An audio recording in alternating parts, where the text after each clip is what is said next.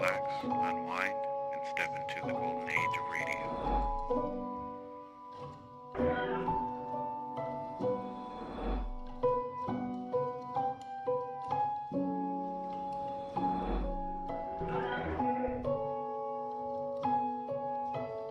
You're now listening to Golden Radio Hour.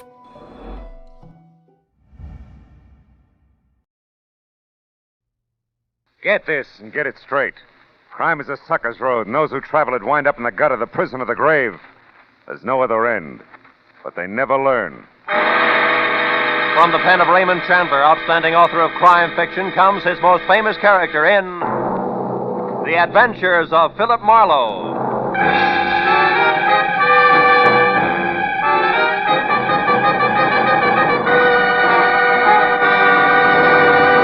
Now, with Gerald Moore, starred as Philip Marlowe, we bring you tonight's exciting story, The Fifth Mask.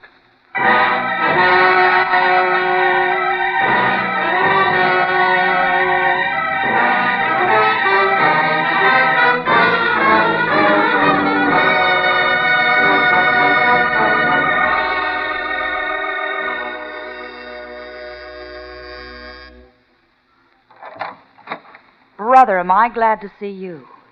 You are Philip Marlowe. Yeah, I'm Marlowe. Well, come on in. You're not exactly what I expected, Phil. No? I didn't realize private detectives came in the deluxe edition. You'd like a drink, wouldn't you? Now, look, when you called me a few minutes ago, it was strictly panic because your life was in danger, Miss Barr. Vivian'll do, Phil. Yeah, well, okay, Vivian. What's happened in the meantime? Happen? Nothing. Why? Well, you seem pretty well balanced for somebody on the edge of being a homicide statistic. Well, I'm doing my best to hang on to myself, that's all. Oh. But now that you're here, I can breathe again. You just sit down, won't you, over there? I'll fix the drink. Uh-huh. We're going to get along fine, Phil, I can tell. Yeah, well, could be. There. Now we can be more comfortable. Your health, Phil. Your health is supposed to be the point, baby. You said a man threatened your life. Yes, a man named Fred Sears. A character I used to know. He was hurt in a hotel fire 6 months ago. Oh? Must have been his head. He thinks he wants to kill me, and he's come to town to do it. But now that you're here... I suppose he's got reasons, huh? Do they matter? Yeah. To me, at least. I like to know which end of the stick is short before I grab. Well, I'm not even sure myself. I only knew Sears briefly. Here's his picture, Marlowe. Mm-hmm. Oh, the whole affair was stupid. So you brought it to me instead of the police, huh? I brought it to you because I need private help, and I'm willing to pay for it. Pay very well, I might add. Oh, look, Phil, you don't have to bother about the reasons why. Just see that Fred Sears leaves me alone tonight. It shouldn't be hard. Is your drink all right? Delicious. Too bad I can't stay and finish it. What? Oh, Marlowe, wait. You mean you won't help me? Not on guesswork, baby. But don't you realize my life's in danger? I'm scared. Oh, sure. Speechless. You can get yourself another boy, Vivian. Woods are full of guys with no curiosity at all. Oh, Marlowe, please be reasonable. Good night, baby. I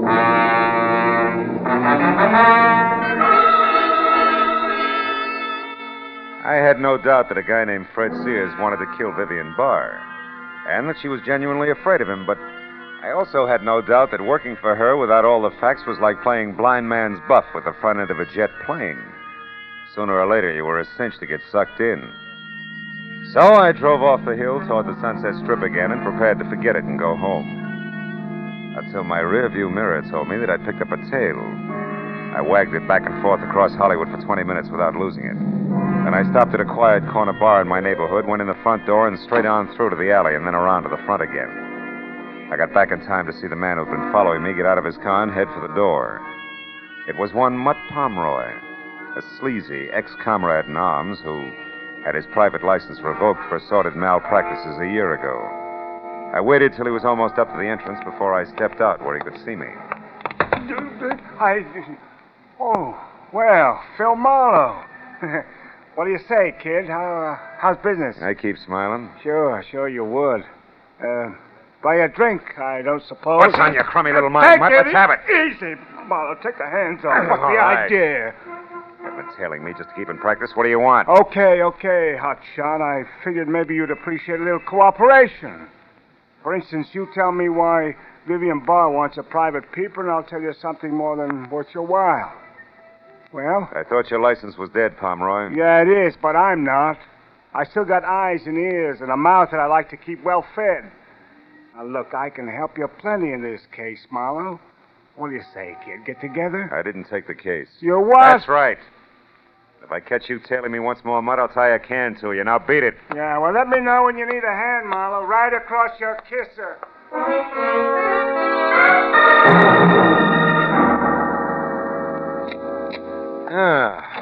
Be it ever so humble. Oh, no. Hello, Marlowe speaking. Oh, Phil, I've been calling ever since you left. This is Vivian Barron. Now, look, baby, I told you a few minutes... listen to me. I've got to have your help. I'll tell you the truth, all of it. Anything you want to know, only come back, please. Oh, will you listen? I'm trying to tell you. I've seen someone outside here, Marlowe. I'm almost sure it's Fred Sears. Hurry, will you? I'll tell you everything. Hurry. 3 things I could never resist. Beer with a head on it, moonlight, and a beautiful dame. So I headed again for the parking terrace at Vivian's apartment house and made it in about 15 minutes. I was out of my car and halfway across the terrace before I noticed the changes. First, her apartment was dark. Second, a man who had just pulled a key from her front door lock froze when he saw me and then turned and bolted through a clump of hibiscus and cornered himself in an enclosed patio. He tried to make it over the wall, but the second time he fell back, I nailed him. No, please, let me go. I gotta get away from You're here. trying it the hard way, Buster, believe me. No, it'll be easier by way of Vivian's apartment first. Come on your feet. Now, who are you? I'm Douglas Peck. Douglas what? Just Douglas. Okay, just Douglas. We'll also straighten that one out inside. Go on, open the door. No, it's locked. Sure, it's locked. Take the keys out of your pocket and unlock it. Hurry up. Who are you? Name's Marlowe. Go on inside. No, please, Marlowe. Listen, I can't go in there again. What's the matter? Afraid of the dark? Go on! Turn on a light. All right, then, all right. There. Vivian Barr's eyes were still open. But all the life had gone out of them. She'd slid half off the blue velvet divan onto the floor, and a gleaming gold satin she wore was stained red by a dark, stiffening smear on her chest. Her purse was open on the coffee table, and spilled out of it was a note addressed Dear Vivian and signed Fred Sears. What is it, Marlowe? What are you looking at? One good reason why Vivian Barr ended up like that. Here, read it. Dear Vivian, the broken back you handed me 6 months ago wasn't as hard to take as the broken promises. Count on seeing me real soon. Fred Sears. Yeah. Now, Douglas, at address, assuming you didn't kill her and it was this Sears, what was your connection? Oh, I was just a friend of hers. Business associate. Well-heeled business associate, judging by your wardrobe. She mentioned your type, but not your name. Let's get on with that, shall we? Marlowe, listen, I had no idea that Vivian was mixed up in it. Marlowe, look. Huh? There at the window at Sears. Kill the light. Keep down, Douglas. I'll be right back. Sears ducked as I ran for the door, and when I got outside, he was rounding the corner and heading for the enclosed patio. He was up on the wall by the time I got close enough to grab for him. No, you don't. What? Oh!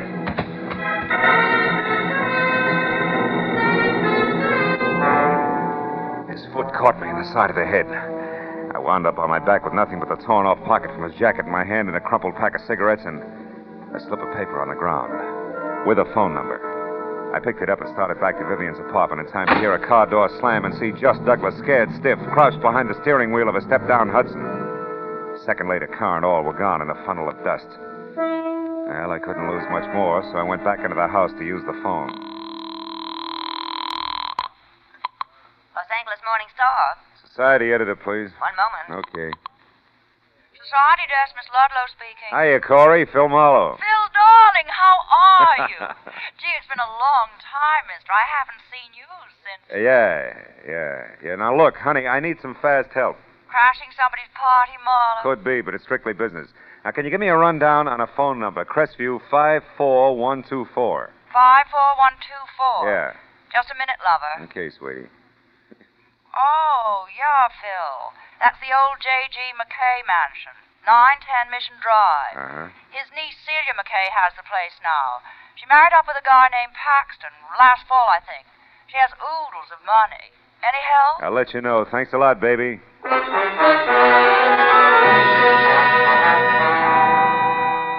Before I left, I called Lieutenant Matthews at Homicide and told him what happened.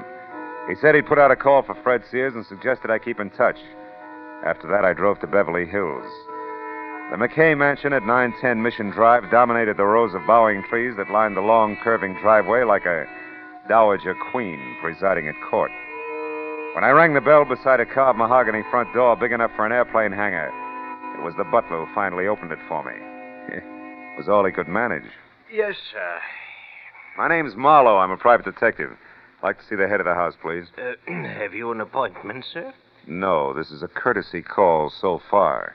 There's been a murder, Buster. Now, please get Mr. Paxton, Celia McKay Paxton, or any reasonable facsimile thereof, huh? Never mind, Cartwright. You can run along. I'll take care of this, whatever it is. She was, friendly. Red-headed and hefty, but wore a dress so well draped it would have made a Notre Dame tackle look good. It was all held together at the neckline by a big, dazzling brooch made up of items on a Mardi Gras motif, and each covered with enough jewels to retire a family of 5. Except for a space in the center, shaped like a mask, which was dull, black, and empty. I must have been staring because that's where she picked up the conversation. If you've finished making your estimate now, Mr. Marlowe, maybe we can get down to business. I'm that reasonable facsimile you mentioned, Mona Paxton, Celia's sister-in-law. Oh? And Mr. Paxton's your brother, huh? Same thing. Yeah, well. You said something about a murder, I believe? That's right. A woman named Vivian Barr. Is that supposed to mean something to the members of this household? Maybe we better ask them. I don't think so, Mr. Marlowe. We're all quite busy here. Now, look, just Mona, I and- followed a lead that started at the body of a dead woman, ended here at this house. You people can talk to me now or the police. In a few minutes. Make up your mind fast. Police? What about the police? Mona, what is this? Celia, my dear, I'm sorry. I'd hoped you wouldn't be bothered by Mr. Marlowe here. In his opinion, we're all murderers or something. I see. And why do you say that, Mr. Marlowe? I don't. It isn't quite that bad. And specifically, how bad is it, if you don't mind? I don't mind at all. I'm looking for a man named Fred Sears in connection with the killing of my client, Vivian Barr. I'm here because there's a definite tie with somebody in this house. Now, at this point, I'm still asking for cooperation. This has gone far enough. It's preposterous. Mr. Marlowe, until you mentioned their names, I never heard of either of those people. Mona? No? They're still my husband, Mr. Marlowe. Dear, will you come out to the door, please? What's going on? What's the matter? There's a person here I want you to meet. Mr. Marlowe, my husband, Mr. Paxton. Why, how do you do, Mr. Marlowe? I'm doing better, Mr. Paxton. Oh, Douglas, Mr. Marlowe here wants to know if the names Vivian Barr or Fred Sears mean anything to you. why, I don't think so. No. No, they don't. Why? You may leave now, Mr. Marlowe. We've given you all the cooperation we can. If you come back, you'd better have a warrant with you. Okay, Celia, I will. Because one of you 3 is a liar, and I can prove it. So if you want to talk it over before I call in the cops, I'll listen for a while. Hey, Cartwright. Yes, sir. You called, sir? Yeah, you look like a fairly honest man. Where can I get a good cup of public coffee around here? Oh, why, there's a little shop 2 blocks down, sir. Thanks. And to you, Cartwright, good night.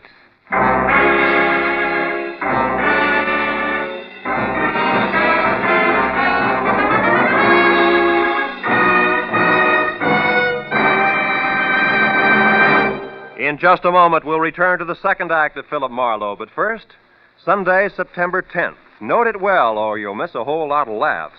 For that's the day Jack Benny checks in again at CBS The Star's address. Yes, this Sunday is the day Jack, Mary, Dennis, Phil, Don, and Rochester return for another great season of top-ranking comedy. Be sure you're on hand this Sunday and every Sunday when CBS brings you the one and only Jack Benny Show. Now with our star, Gerald Moore, the second act of Philip Marlowe, and tonight's story, The Fifth Mask.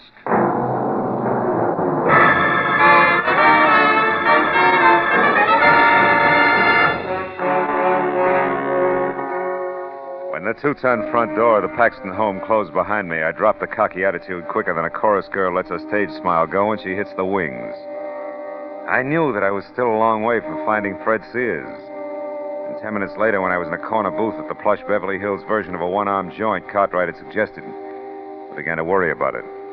Until the front door swung open and admitted Mrs. Celia McKay Paxton. She threw a stern eye and a sharp semicircle that nearly sliced the place in two and then bore down on me. Mr. Marlowe, I want to talk to you. What do you mean Why don't by... you sit down, Mrs. Paxton? Well, Very well. Now, Mr. Marlowe. Coffee, Mrs. Paxton? No, thank you. Mr. Marlowe, specifically, what did you mean when you said that one of the three of us was lying? Specifically that, Mrs. Paxton. I don't think I could have been more blunt, but I'll try. I'm after Fred Sears and anybody or anything that can lead me to him. Now, you. Why are you here, Mrs. Paxton? Well, it's, Mr. Marlowe, it's, Hard to say, maybe? well, Hard like I'm suspicious of my husband's connection with all this, Mr. Private Detective. Will you go to work for me? Is that it? oh, no. No, not that. But, Mr. Marlowe, I'm no fool. I know that I'm a plain-looking rich woman who loves her husband. And well, sometimes men are silly. And if there is anything, I'd... Mrs. Paxton, I can't go to work for you. I don't take that kind of a job. Besides, I'm already working on your problem insofar as it concerns the late Vivian Barr. I don't understand that. You say you're looking for a Fred Sears. But not overlooking anything else, Mrs. Paxton. Like the outside chance that Sears didn't kill Vivian Barr. I didn't see it happen, you know. It could have been somebody else. Who? You. What? After all, you just implied a good motive. No, I didn't. I only gave you a suspicion. A dark, ugly thought I'm ashamed I ever had. That's all. And I didn't kill that woman, Mr. Marlowe. I know you didn't. It was only bait, Mrs. Paxton. I hope you'd snap at it and come back with an answer that would get me to Sears. Mr. Marlowe, I never heard of these people before tonight. I know, that's what you said. But you see, Mrs. Paxton, even as you, I, too, sometimes have dark, ugly thoughts that I'm ashamed of. Only in my case, it's business. And tonight, the business is Vivian Barr's murder. Good night, Mrs. Paxton.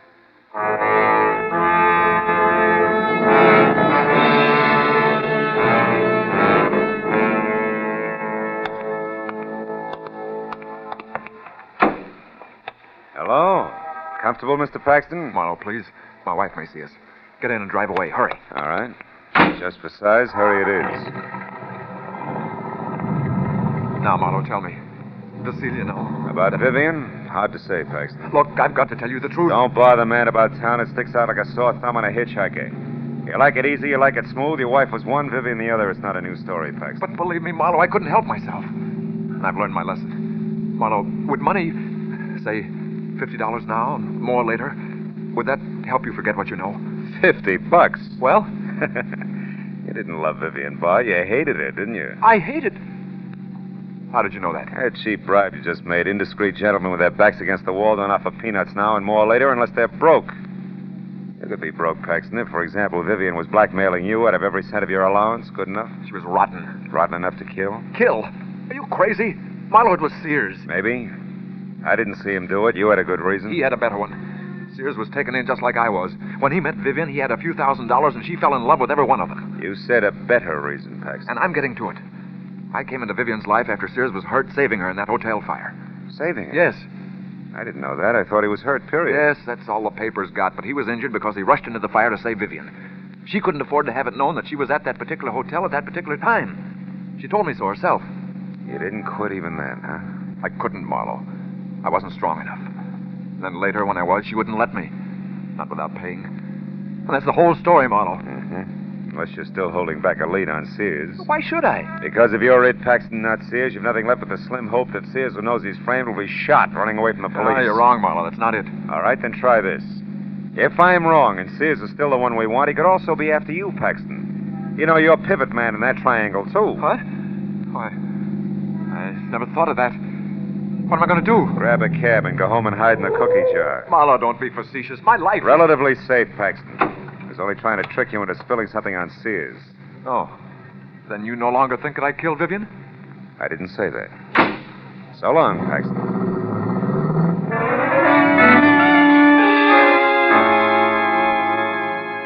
My apartment was only a few minutes from Beverly Hills, so I decided to call the police and fill them in. Also, a little all-alone straight drinking might burn the bad taste out of my mouth. But when I was in the hall there, I knew it was going to be a little while before I got a chance to do either one. After all, there was still a Paxton to go. Mona, the lady with the beautiful Mardi Gras brooch, and the not-so-beautiful mind for business. I've been waiting for you, Mr. Marlowe. That figures. Come on in. I'll get the lights. You don't seem surprised you expected me. Yeah, as much as the others.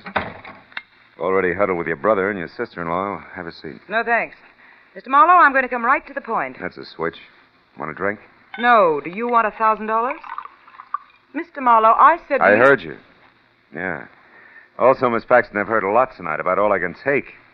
I'll make it fast, will you? All right, the 1,000 is yours, Mr. Marlowe, if you'll do one thing. When you catch up with this Sears, if you haven't already done so... I haven't. Keep my brother's name out of this, that's all. Oh, it's a little too much. Also, you're a little easy, Mona. Your brother isn't worth covering up for. That's not news, and it's beside the point. The 1,000 is to help me, not him. I've spent 5 very difficult years getting the rights to a cosmetic formula that can't be beat. The point, Mona, the point. All right, the point, Mr. Marlowe, is that all I need now is backing. Just yesterday, I got the promise of it. $150,000 worth of promise from my sister-in-law, Mrs. Celia McKay Paxton. And I'll lose that promise, Marlowe, if Celia gives my brother his walking papers. And she will if she finds him out. Will you take the money, Marlowe? No. No, will I go out of my way to whisper in Celia's ear? You're practically safe, Mona. Who else is there? Sears. If the police take him alive, there's a good chance he'll make a lot of embarrassing statements about your brother killing his girl and... You expect someone? Oh. Unless the police are tired of waiting to hear from me. I shouldn't be seen here, not if you're going to keep Doug's name out of Easy, this. honey. Get in there, the kitchen. Oh, yes, thanks, Marlowe. Thanks a lot. Okay, coming. Keep your shirt on. Oh, no. Well, didn't expect to see little old Mutt Pomeroy so soon again, eh, kid? Mind if I come in? Very much. What do you want, Pomeroy? To show my wares, Phil, boy. You know, like the jewel tea man. Skip the funnies. What is it? Fred Sears. I know where he is. You sure about that? Sure like I don't take $3 bills. I followed him tonight when he got away from you. All right, come in. Hey, nice place, Phil. What's your price, Mutt? $200. I'll pay $1. The address. The money. Okay. Here. 15, 16, 80, 90, 100. Yeah. Thanks, Phil, boy, thanks. The address says 31 Bayfront Drive, Santa Monica. It's an all-alone beach joint, kind of neat. Belongs to a friend of Sears who's out of town. Oh, he's using his car, too. I overheard him explaining to a neighbor. Yeah. Good night, Marlowe. See you around, huh, kid? Mm-hmm. Oh, Pomeroy. Yeah? Yeah. What is it, Phil? 2 questions. Uh-huh. First? Your connection with all this, what is it? Oh, a hunch that I could pick up a little extra. You see, I spotted Paxton out with that Vivian babe once, and well, I knew who he was. Also, I knew who his wife was, so I figured... Yeah, I know how you figured. Okay, but you said 2 questions, kid. The other. This! Whatever made you think I do business with a louse like you? Marlowe, he's unconscious? Yeah. If you ever saw you here, your mailbox would get nothing but extortion notes for the next 6 months. He'll get out now. All right, Marlowe, but won't he ruin everything anyway? Don't worry, Mona. I'll convince him one way or another. Yeah. Let's see now. Hey, Marlowe, you crossed me. Sure, I'll do it every time, Pomeroy. We're conflicting personalities. Police headquarters. I'd like to speak to Detective Lieutenant Met. Holy cow. Hello. Police headquarters. Hello. Police. Never mind. Pomeroy, that little hunk of jewelry there on the rug just fell out of your pocket when I frisked you, didn't it? Didn't it? Yeah, sure it did. So what? So before I beat you senseless, get up and tell me where you got it. Come on, where'd you lift it? Come on, Pomeroy. Gotta get your hands off. All right.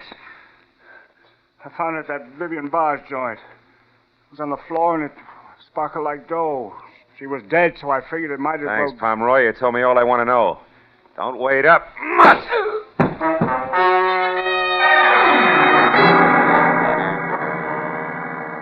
Outside, I piled into my car and drove fast for the beach house at 31 Bayfront Drive, hoping hard all the way that either I was making a fat mistake or if I was right, I was going to be on time.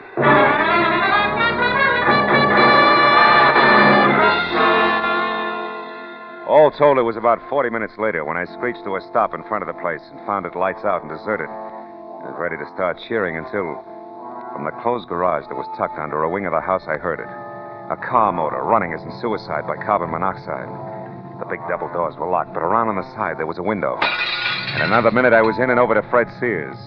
He was slumped over the front wheel, his face the color of wet ashes. I cut the motor, then dragged him out of the place by a back door that led to a patio. There I stretched him out on the ground and took a good look. A long look that left no doubt in my mind. I turned away from him when I heard a woman's footsteps on the walk outside near the window I'd broken. It was Mona Paxton. Marlowe. Marlowe, what is it? Marlowe, are you all right? Yeah, but don't come back here, Mona. It's not a very pretty sight. It's Sears. Sears? Yeah, I dragged him out here. He left the motor running, carbon monoxide. Oh, no. What a terrible way to go. No worse than Vivian Barr. How'd you turn up here, Mona? Follow me? Yes. Because I was worried about that man in your apartment. I wanted to ask you who he was. When I took off coattail flying, it looked like something important, huh? Yes, it certainly did. And it certainly was. Yeah. Well, I'd better get through to the police now. There must be a phone inside. You can go wait at my car, huh? Quit shaking. After this, you haven't got a thing to worry about. Business, I mean. Yes, I know, but I just can't stop smiling. I'll be at the car, Marlowe.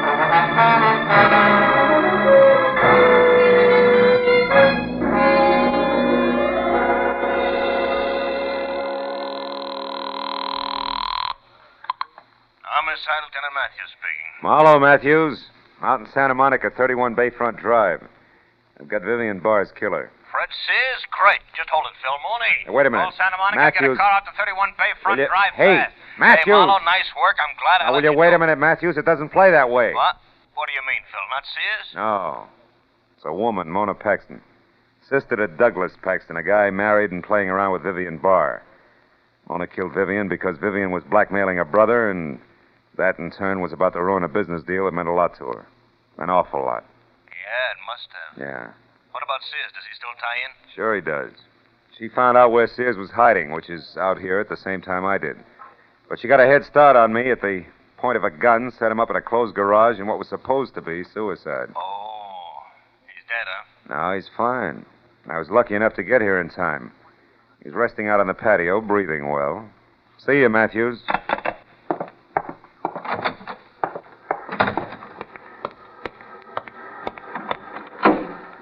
Everything's taken care of, Marlowe. Mm-hmm. Just about, Mona. Well, the police will, Correction. The police are here. Yeah. Doesn't take them long, does it, huh? No. I, for one, am glad of it. Just as soon get all this over with. You too, I guess. Yeah. Me too, Mona.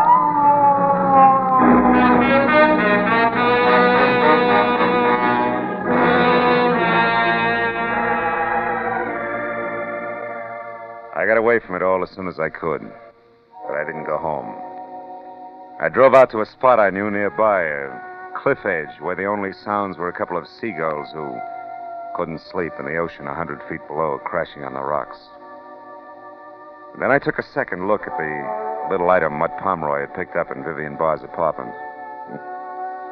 A collection of tiny stones, diamonds, emeralds, rubies, all in the shape of a small mask. A mask that I knew would fit in place exactly over an empty spot on Mona Paxton's Mardi Gras brooch. The proof that Mona had been to Vivian's place. Yeah, a little mask. We all wear them one way or another. We've all got something to hide. Maybe that's what's wrong with people, huh? They all think they've got to hide from each other and from themselves. Yeah, so I threw the little mask into the ocean, and then I went home.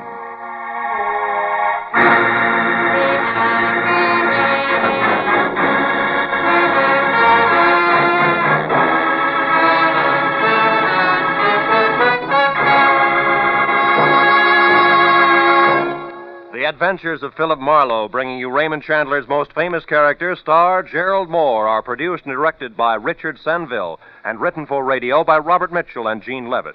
Featured in the cast were Frances Robinson, Betty Lou Gerson, Ann Stone, Olin Soule, Jay Novello, and Larry Dobkin. The special music is composed and conducted by Richard Durant. Be sure and be with us again next week when Philip Marlowe says...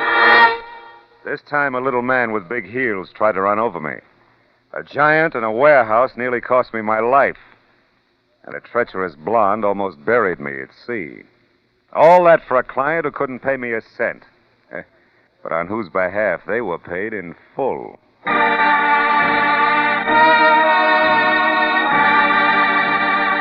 This is Roy Rowan speaking for CBS, where you enjoy the Contented Hour every Sunday night, the Columbia Broadcasting System.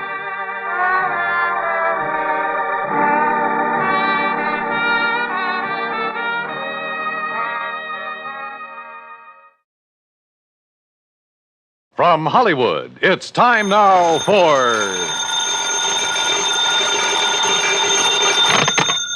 Johnny Dollar. Johnny, this is Ed Barrett at Tri-State Life and Casualty in New York. Oh, hi, Ed. How are you? A little sick at the moment. Oh, what's the matter? I was planning to go up to the fishing lodge of a friend of mine over the weekend, Tommy Hargrave. Oh, but now you've had to call it off, and, brother, I know exactly how you feel. No, Johnny, I don't think you do. Look, Ed, I'm a fisherman myself, and when something interferes with going... What was that? I just received word that Tommy had a car accident up there. Car rolled over on him. He was killed instantly. Oh, I'm sorry, Ed. Yeah. And company policy being what it is, since he carried $70,000 in insurance, double indemnity, since there was an accident involved, well, I got to order the usual investigation. Yeah, sure, I see. Who's the beneficiary? His wife, Mary. They get along all right? No, as a matter of fact, Now, look, Johnny, don't get any crazy ideas. Just go on up there and help her all you can. Oh, sure. Where, Ed? The place is called Shadow Hill, near the little town of Bethel. New York? Yeah, up in Sullivan County. The police department is a man named Skinner. Police? If everything's okay? It was Skinner who called me, that's all. Oh, yeah. Okay, Ed, I'm on my way. And if I dig up anything... Johnny, I assure you that everything's all right about this one. Oh, sure. You say that as though you don't believe it. Well, just my suspicious mind showing, I guess. Forget it.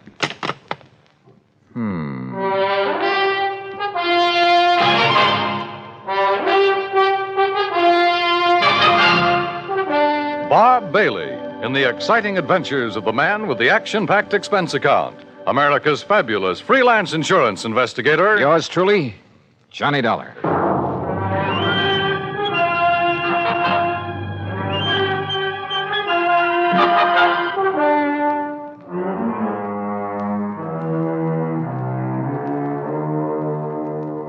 Expense account submitted by Special Investigator Johnny Dollar to the Tri-State Life and Casualty Insurance Company, New York, New York. Following is an account of expenses incurred during my investigation of the gruesome spectacle matter. Expense account item 1, $620, fare and incidentals, Hartford to New York. Item 2, $50 deposit on a rental car. I swung north, crossed the George Washington Bridge, then picked up Highway 17 through Goshen with its famous racetrack, through the summer resort town of Monticello, then past White Lake, a good fishing spot, to the little town of Bethel. It really isn't much more than a crossroads, a couple of filling stations, a general store and post office, and Emmer's Hotel, where I park my bags. Shadow Hill, however, turned out to be a beautiful summer lodge sitting high above the edge of a nearby private lake. From the highway, I could see the narrow, winding road that led from the lodge down to the lake shore. I could also see the spot where a car had apparently taken a corner too quickly, skidded, and rolled over to where it lay on its side.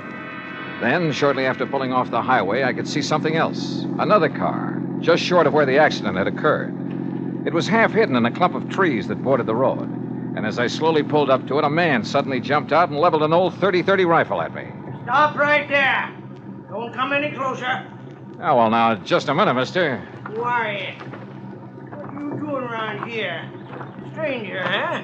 Yeah, I guess you'd call me a stranger, but look, Then maybe you're the stranger I'm looking for. Get out of that car with your hands up over your head.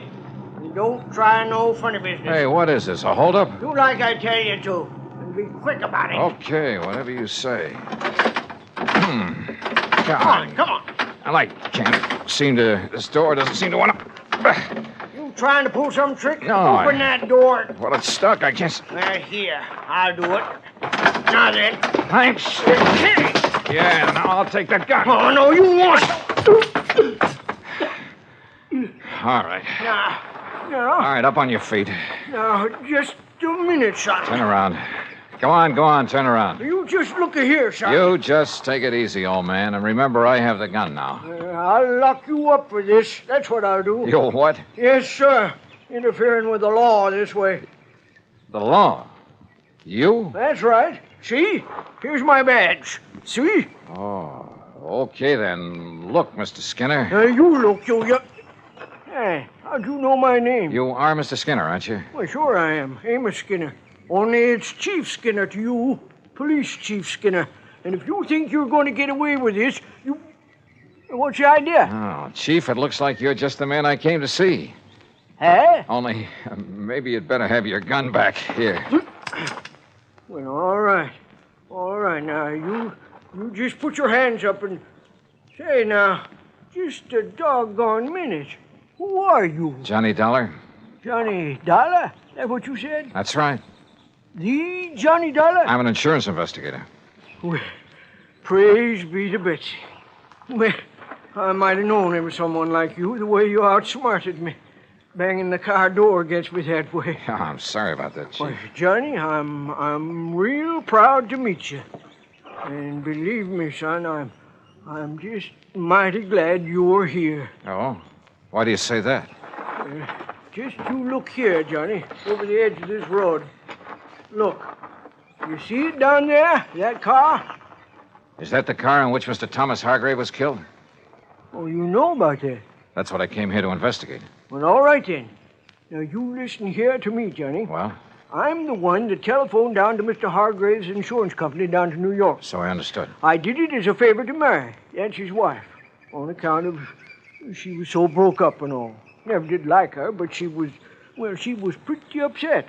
Very considerate of you, Chief. And I told the insurance company just what I told everybody else. That Tommy Hargrave took this turn in the road too fast. Now, you see the turn right above here? Yeah, that's a sharp one. Well, he took this turn too fast and skidded off the side, and the car went over and pinned him underneath it, and that was it. Killed him. Well? Well, all right. Now, Johnny, I just come over here from old Doc Walton's. It was down to Doc that I took Tommy's body yesterday just after it happened. And you know why I come back here? Well, I can think of one good reason. Yeah. From something you just told me. Yeah. And from what I can see of the car down there. Yeah, well, it was because I suddenly started thinking, how could a man who knows this road so well ever make a mistake of... Hey, what were you going to say? Well, Chief, that car was coming down the road, down from the lodge, wasn't it? Yeah, that's right. That means he made a left-hand turn right here. Correct. The car went off the road, fell on its side, and leaned right where you landed, right where you see it, right on top of Tommy Hargrave. That car is a sedan.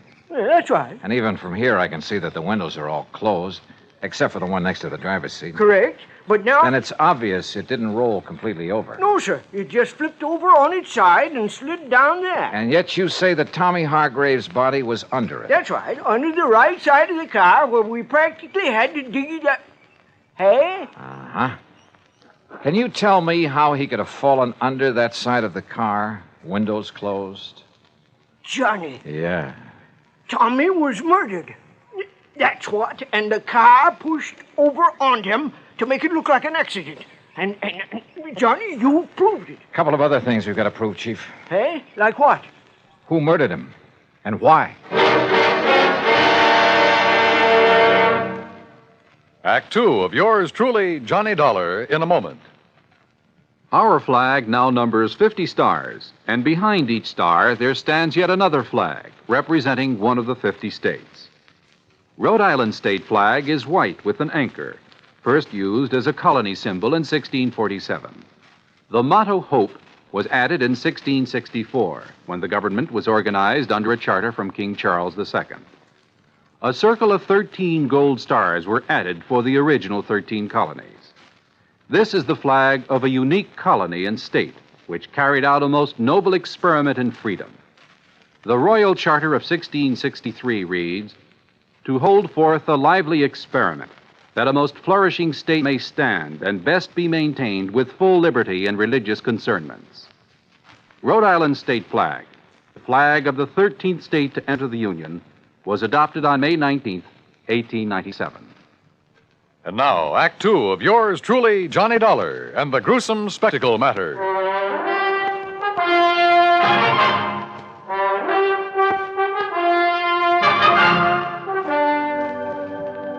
All right, Chief, tell me this. When and how did you learn of this so-called accident that killed Tommy Hargrave? Well, from Mary, his wife. Oh?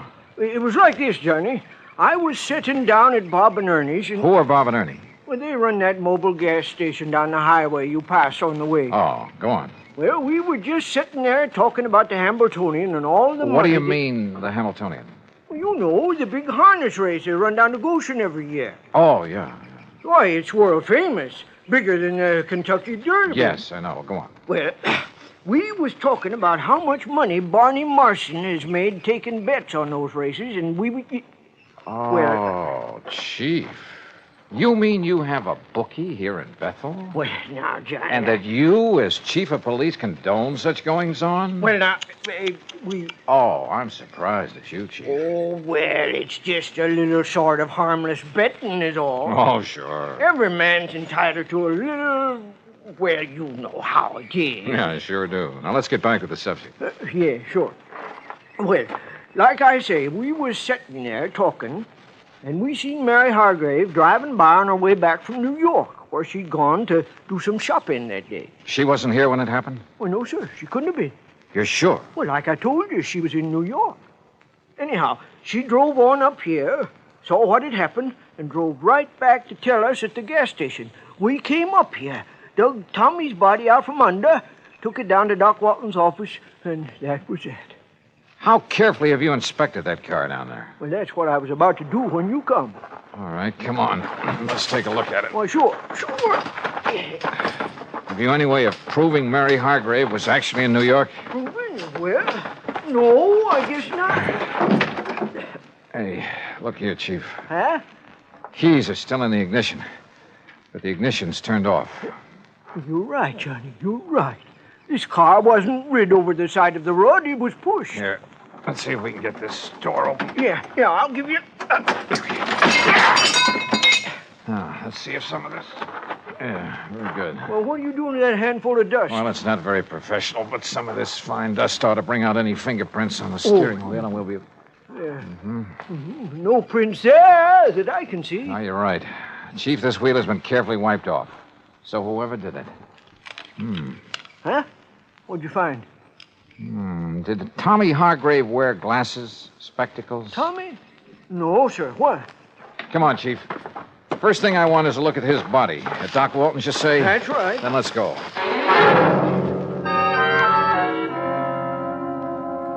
Well, as a matter of fact, it was I who suggested to Amos, to Chief Skinner, I should say, that he go back and have another look at that car, Mr. Dollar. Just why, Dr. Walton? Because a couple of things about this body made me wonder. Look here, the way the clothes are torn, as though he'd had some kind of a struggle. Scratches and contusions on his hands. But more important, here. Yeah? Here at the base of the skull, this mark. Up where that car is, there are no rocks, no stones, no anything that could make a mark like this. And there's another on the face below the eye. You know what that looks like to me, Doctor? Oh, what's that? The mark from the butt of a .38 automatic. And I've seen plenty of them. My Betsy, Johnny, you're right. Then that would indicate Hargrave was murdered. And the car pushed over on him to make it look like Yes, sir. And Johnny and me found a few other things around that car that would indicate the same thing. Doctor, I understand Tommy Hargrave did not wear glasses. No, not that I know of. Of course, Mary, his wife... She wears them? Yes, she does. Can't do without them. What kind? Well, just regular tortoiseshell, you know. Something like these, maybe? Well, no. Granted, one lens is smashed and part of the frame is broken, but is this the kind she wore? Yes, Mr. Dollar, I'd say so. Of course, a great many Johnny, surely you don't think his own wife... They didn't get along too well, did they? Well, no, but after all, when any couple's been married 10, 11 years... Also, she just happens to be the beneficiary of his sizable insurance policy. Good heavens, Mr. Dollar. Yeah, I think we'd better pay a little visit to Mrs. Mary Hargrave.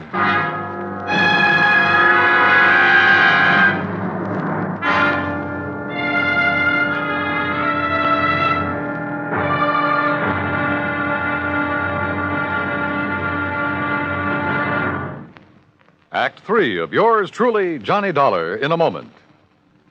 Many times in the history of mankind, nations have pooled their forces to exert a greater strength against a common aggressor.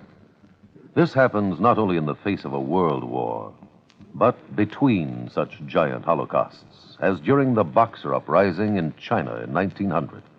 6 nations combined their forces to come to the aid of their citizens. In the thick of the fight, undaunted by devastating enemy fire, Chief Bosun John McCloy of the United States Naval Contingent distinguished himself by meritorious conduct above and beyond the call of duty. For his valorous action, he was awarded his first Medal of Honor. But a man of action doesn't get the job done because of possible awards. It is the spirit of his code of conduct that guides him. John McCloy was guided by that code again and again. In June 1914, during the Mexican campaign, when the government of the United States was put upon once more to aid its persecuted citizens, Chief Bosun John McCloy was constantly risking his life. Our landed troops were in danger of being annihilated on the beach at Veracruz, when McCloy voluntarily filled 3 picket launches with riflemen and led them along the seafront to draw the enemy fire. Though badly wounded, he remained at his post and gallantly directed his part of the campaign. For this action, Chief Bosun John McCloy was awarded a second Medal of Honor. But he hadn't been concerned with medals. His only concern was conducting himself as a man should, and that is according to the code of the American fighting man. And now, Act 3 of yours truly, Johnny Dollar, and the gruesome spectacle matter. The 3 of us, Dr. Walton, Police Chief Amos Skinner, and I, drove up to the lodge outside the little town of Bethel, New York, to see why Mrs. Mary Hargrave had killed her husband, made it look like a car accident. That is, if she did it. And what little evidence we had pointed right straight at her. The obvious fact the car had been pushed over on him after he was killed. The marks showing he'd struggled for his life, had been struck with the butt of a pistol. The fact he and his wife hadn't got along too well, that she was his beneficiary. And finally, there were the glasses I'd found in the car. My Betsy, I wonder if she found out you were here, Johnny, and has flew the coop. Isn't that her car in the yard? Yes, Mr. Dollar, it is. All right, then. If she is here, well, sir, I'll arrest her right on the spot. No, let me handle this. But, Johnny... I said please, let me handle it. Yes?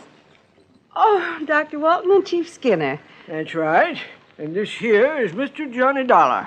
Oh, yes, Mr. Dollar. Mr. Barrett at the insurance company phoned that you'd be here. Won't you come in? Well, surely. Thank you. I'm sorry to have been so slow in answering the door, but I seem to have mislaid a pair of my glasses. Yeah, that, Johnny? I'm blind as a bat without them. Won't you all sit down? Thank you. Yes, thank you, Mary. I've been using an old pair of steel rims with an old prescription, but they look so terrible. When did you lose your glasses?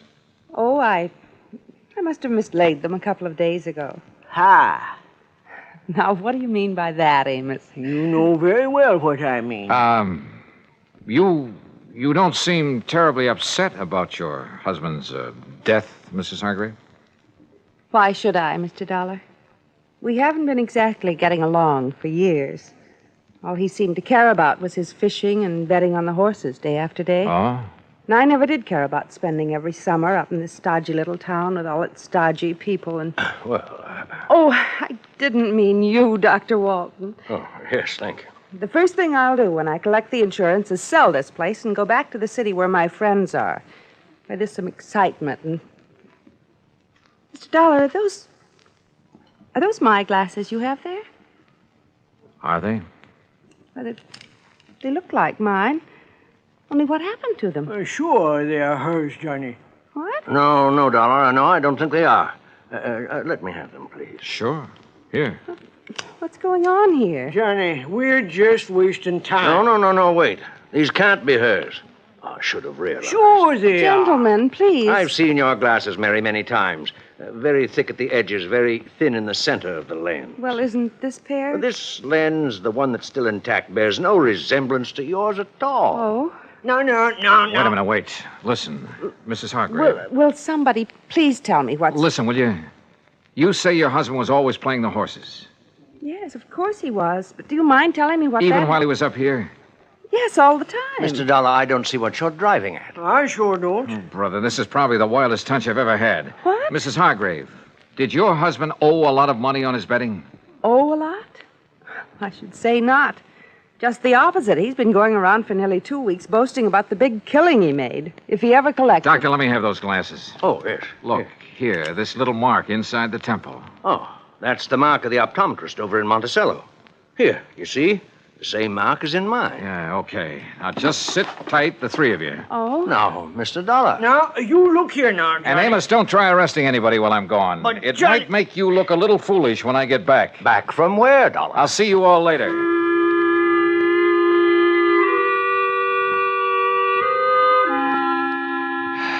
Well, that's really just about all there is to this case. Oh, except, of course, for the fact the optometrist in Monticello had no difficulty at all in matching the glasses I'd found with the prescription of... Yeah, you guessed it. They had belonged to the bookie Chief Skinner had told me about, Barney Marston. Of course, Barney wanted to put up a fight when we faced him with the facts. But then he couldn't seem to explain the various and sundry bruises he was carrying around. Until we reminded him of the fight he'd had with Tommy Hargrave. Yeah, he'd killed him and pushed the car over on top of him. The reason for it all? Simple. Tommy had won a cool $25,000 from him. Had threatened to put him out of business if he didn't pay, which he couldn't. So, Barney killed him and tried to fake the accident. And you know something? I have a sneaking suspicion Chief Amos Skinner isn't going to stand for any bookies operating in Bethel, New York from here on out. Oh, and Mary Hargrave found the glasses she'd mislaid. Expense account total, including mileage on the rental car and the trip back to Hartford, $148 even. Yours truly, Johnny Dollar.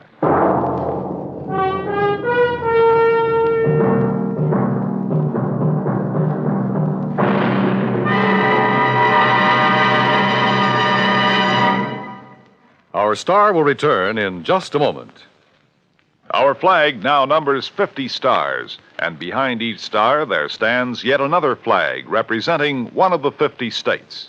Kansas' state flag is dark blue, and in the center is the state seal, surmounted by a large sunflower, the official state flower. The seal reflects the history of Kansas, the train of ox wagons going west, for most of the great roads passed through Kansas. An Indian is depicted chasing a herd of buffalo, recalling the words of the official state song, "Oh, give me a home where the buffalo roam." For this truly was the home of the buffalo and Indian. The East is represented by a rising sun, and the promise of future prosperity is indicated by the steamboat on the river and the farmer plowing the field. Above a mountain range are 34 stars, for Kansas was the 34th state admitted to the Union. Over all is the state motto, Ad astra per aspera, to the stars through difficulties. Kansas state flag, the flag of the 34th state to enter the Union, was adopted on March 23, 1927. Now here's our star to tell you about next week's story. Next week? Well, listen. I promise you the most unusual case and some of the most unexpected people you ever... Well, join us, won't you?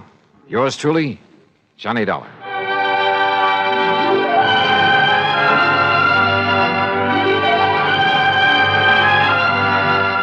Yours truly, Johnny Dollar, starring Bob Bailey, originates in Hollywood and is written, produced, and directed by Jack Johnstone. Heard in our cast were Virginia Gregg, Harry Bartell, Junius Matthews, and Joe Kearns. Be sure to join us next week, same time and station, for another exciting story of yours truly, Johnny Dollar. This is Dan Coverly speaking.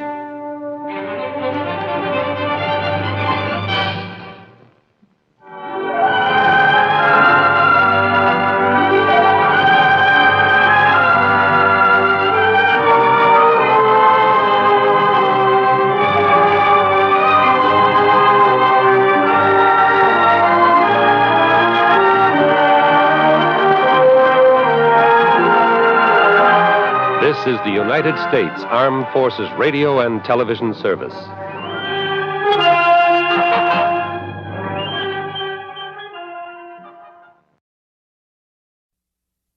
Get this and get it straight. Crime is a sucker's road, and those who travel it wind up in the gut of the prison of the grave. There's no other end. But they never learn. Let me give you an example. I was hired to find a thief, and I did, 1,000 miles from home. But first I found a lush with a Luger, a fresh corpse in the closet, and all because the only woman in sight wouldn't play fair.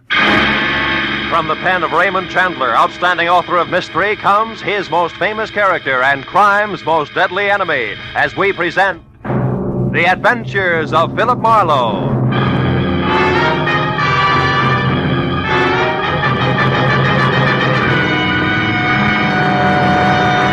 Now, with Gerald Moore, starred as Philip Marlowe, we bring you tonight's exciting story, The Unfair Lady.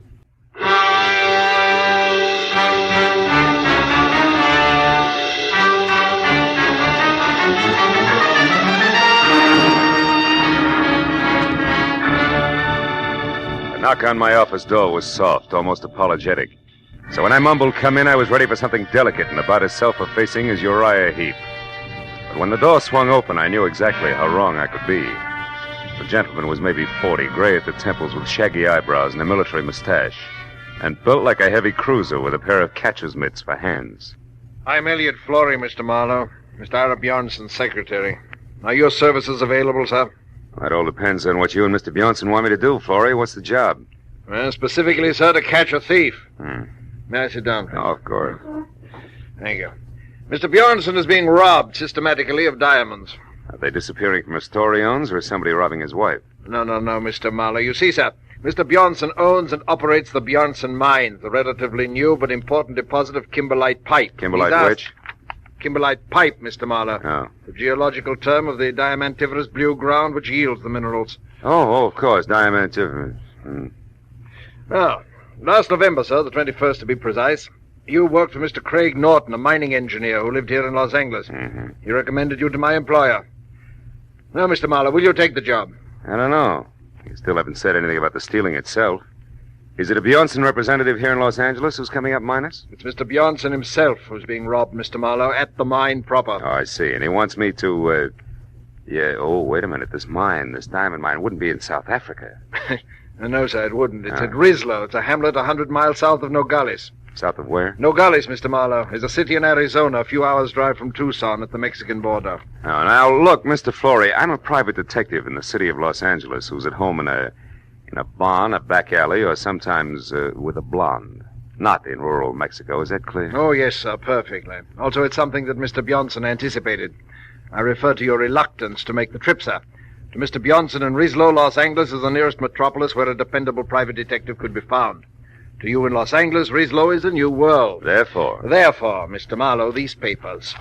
The first is your plane reservation, De Luxe Passage, leaving tonight for Nogales, where you will be met and chauffeured across the border to Rislo. You know, you tossed that off like it was transferring from the red bus to the E-car downtown. It's less complicated, sir, I'm sure. It is? Now, these other papers, Mr. Marlowe, are both checks, each for $500. One is your fee, and the other for expenses, not including your air travel. Your decision, sir. Oh, well, my decision, Mr. Flory, is that for $500 plus, Rislo is plenty cosmopolitan for me. I'll go. You'll go? I'll go.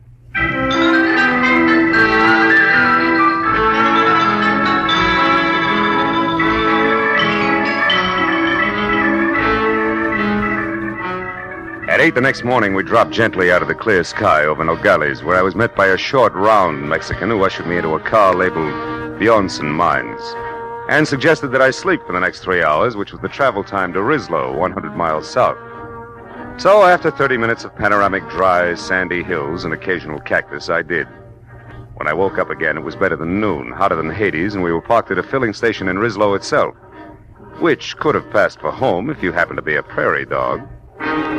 It wasn't until I had my eyes wide open that I realized that the man leaning on the running board inches away and staring at me like my eyebrows were on upside down was not my driver. He was shaggy hair all around an unshaven, unpleasant face that was home to a pair of warted eyes that said he was drinking himself to death. And when he talked, I knew it was on cheap rum. You're the new mining engineer, maybe? Yeah, I didn't know it showed. Since you're an American, that means you gotta be an engineer. Oh. No other Americans come out this way. I'm an American myself, you know, from Philly. Good old Philly. Yeah, it's a great town. What's for sale? Hot transits? No, just being friendly. Name's Calder, M.J. Calder. I'm staying over at the Granada Hotel for a while, first floor rear. Why don't you look me up some night, any night along about 8? I used to be an engineer myself. Might chew fat a while. Yeah, we might do that. So, well, I'll look forward to it. So long, pal.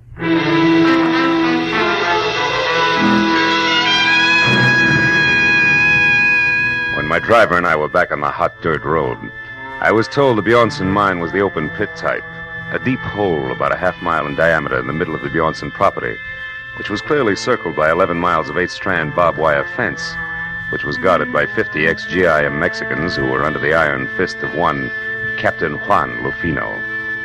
20 minutes later, when we entered the main gate and were slowly driving up a neatly landscaped white pebble road, I got a different picture of life at the Bjornson mines. It was the residential side, plush and strictly Beverly Hills, and the sprawling red brick house past the green and white tile swimming pool to the guest house beyond. Inside, I found the multimillionaire himself. It was a bald 50, perspiring and shaped like a bowling pin. At 10 o'clock last night, Marlowe, it happened again. $5,000 worth of stones. The 7th robbery in as many weeks, excluding, of course, the usual trickle. The usual trickle? $1,000 or maybe $2,000 worth a month. That stealing nobody can stop. The natives, the guards, visitors, everybody. But most of them we catch, Marlowe, because in the first place, our policing is very thorough. And second, to steal a rough diamond is one thing, but to get rid of it is something else again. Well, tell me, Mr. Bjornson, these big thefts you're concerned about, do they all have anything in common? Yes. 2 things, Marlowe. They always occur at night, and they are the work of somebody who knows my habits and has a good knowledge of the inside of my house. The big safe is never bothered. It is always some drawer or cabinet where I am keeping stones temporarily. I see.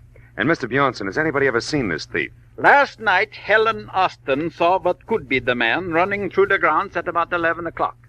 She said he was tall with a lot of wavy hair. She said that he was not the Mexican.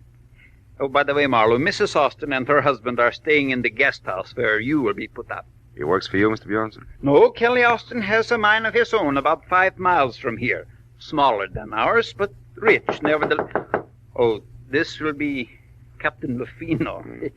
Don't mind if he appears unfriendly, Marlowe. He considers your presence here a personal insult. Come in. You wish to see me, Senor Bjornson? Yes, Lufino. This is Mr. Marlowe, the detective. Ah. When Senor Flore came back this morning, Senor Marlowe, he spoke very highly of your reputation in Los Angeles. Mr. Flore only talked to my friends in Los Angeles, Captain. Now, Mr. Bjornson, you were telling me about the Austins. Yes, they have been with us for 2 or 3 months now, while their new house is being constructed at their own mine. Their last place burned to the ground. I would suggest, Marlowe, that you speak to her as soon as possible. Also, the captain here will tell you of some evidence that he found here on the ground last night. No, Senor. It turned out to be nothing. What kind of nothing, Captain? A fountain pen, yes. It belonged to one of the office workers. Senor Barron. Yes? Did you tell him about that Nat Campbell? Oh, no. Marlowe, the International Diamond Exchange keeps us advised of the movements of the bigger black marketeers whenever possible. 3 days ago, we were told that a man named Nat Campbell, an American who was at one time an engineer, has been operating in Mexico close to the border. Is there an accurate description of him? No. Anything else you have to know, Captain Lufino will take care of you. Also, I am sure that the captain will be glad to show you to your room at the guest house. Sir, it will be my pleasure to assist Senor Marlowe in any way I can. This way, Senor, please.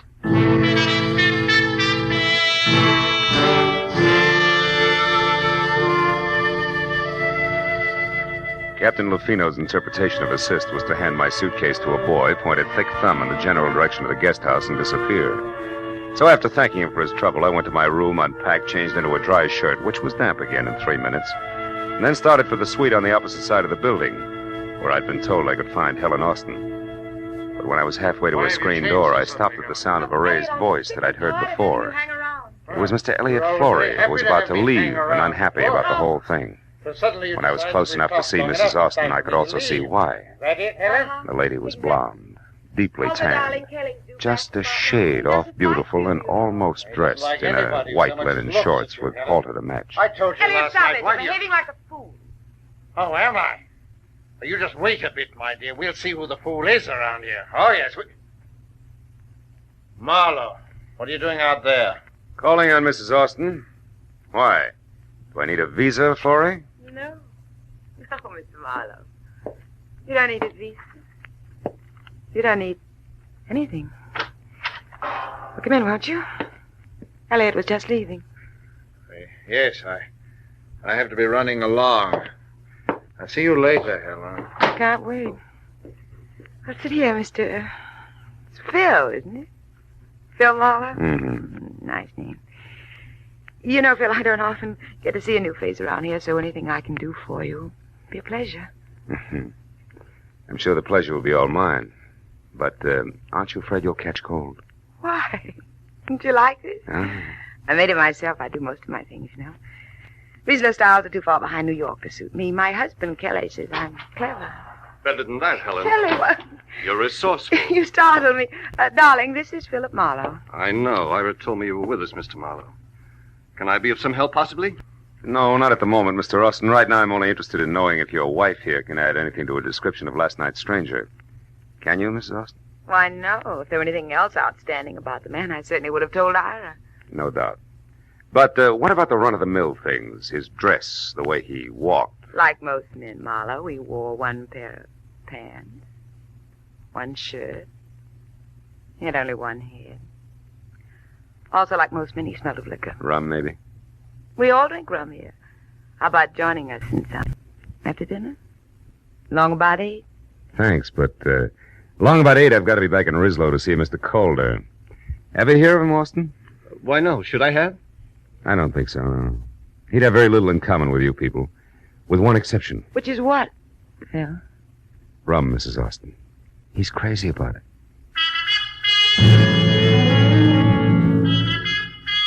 After I left Kelly in what with one healthy cloudburst ad, it would make a great Sadie Thompson, I found Ira Bjornson and told him that I thought last night's stranger, one M.J. Calder and Nat Campbell, could be all one and the same, and that I would like to go into Rislow and check on just that, which suited him fine. So after apologizing for having just let Captain Lafino go off for the evening in his car, he gave me the keys to a battered station wagon and wished me good luck. 4 hours later, when it was dark and I was in Rislow and walking the dirty length of the ground floor corridor of the Granada Hotel, which was darker, I had a feeling I was going to need it. Yeah? Who is it? Marlowe, Calder, the new man at Bjornson's mine. Oh, fine. Be right with you. Yeah. Hey, didn't expect you to take me up so soon. Yeah, well, you know the mines, Campbell. One's just as dull as the next, huh? That's right. What did you call me? Campbell. That's it, isn't it, Nat? No. The name's Calder, M.J. I told you that today. Yeah, and at the time I believed you, good old Philly included. Come on, Rummy, uncover the masquerade's over. Open up while you still can talk. What do you say? Okay. Okay, ain't the biggest secret in the world. Here, sit down. For keeps! Why, you lousy lush! You don't aim any better than you lie! I had enough, I tell you. All right, we'll see. Now, come on, get up. We'll start all over again after we check you once. Your kind usually has a nasty Luger tucked away someplace. All right. Now, what do you know about... Hey, Campbell, that stuff over there seeping under the closet door. The color isn't right for rum, brother. It's too red. Well, Captain Lufino. Yeah, he said, Marlowe, so don't move. You'll be right with him. Yeah, you see, I was right, Campbell. Your kind always has a nasty Luger someplace. Marlowe, I didn't do that. I didn't kill him. Oh, yeah, sure. He committed suicide in your closet and closed the door as a gag, I suppose. That's enough. I don't try to be funny. I didn't even know he was here. I was out. When I come back, I found him. Campbell, that line retired with a flintlock rifle. If you hadn't parboiled your brains in fusel oil, you'd realize it. But it's the truth. I'll tell you what the truth is, cousin. Lafino had a piece of evidence that tabbed you as being out at Bjornson's mine last night at 11 o'clock. But he passed it off as a fountain pen that meant nothing because he resented me horning into his territory. Then he came here alone to put a pinch on you and get the credit. Only you dropped him instead. That's a lie. And I can prove it with the best witness in Mexico, next to Bjornson himself. Who are you talking about? One Mr. Elliot Flory, that's who. I was in the Cafe Quilota last night at 11, and Flory saw me there. No dice, Campbell. Flory didn't get in from no galleys until this morning. You're pretty seedy for a big city boy. Yeah? You can check the bartender at the cafe and see if I'm not right.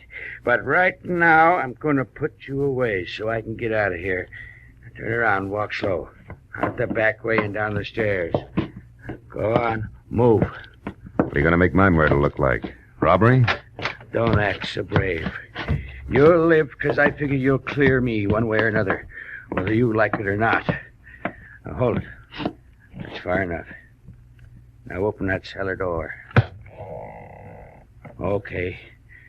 When you get out, don't waste time looking for me. I won't be around. So long, countryman. Don't hurt yourself. Go now!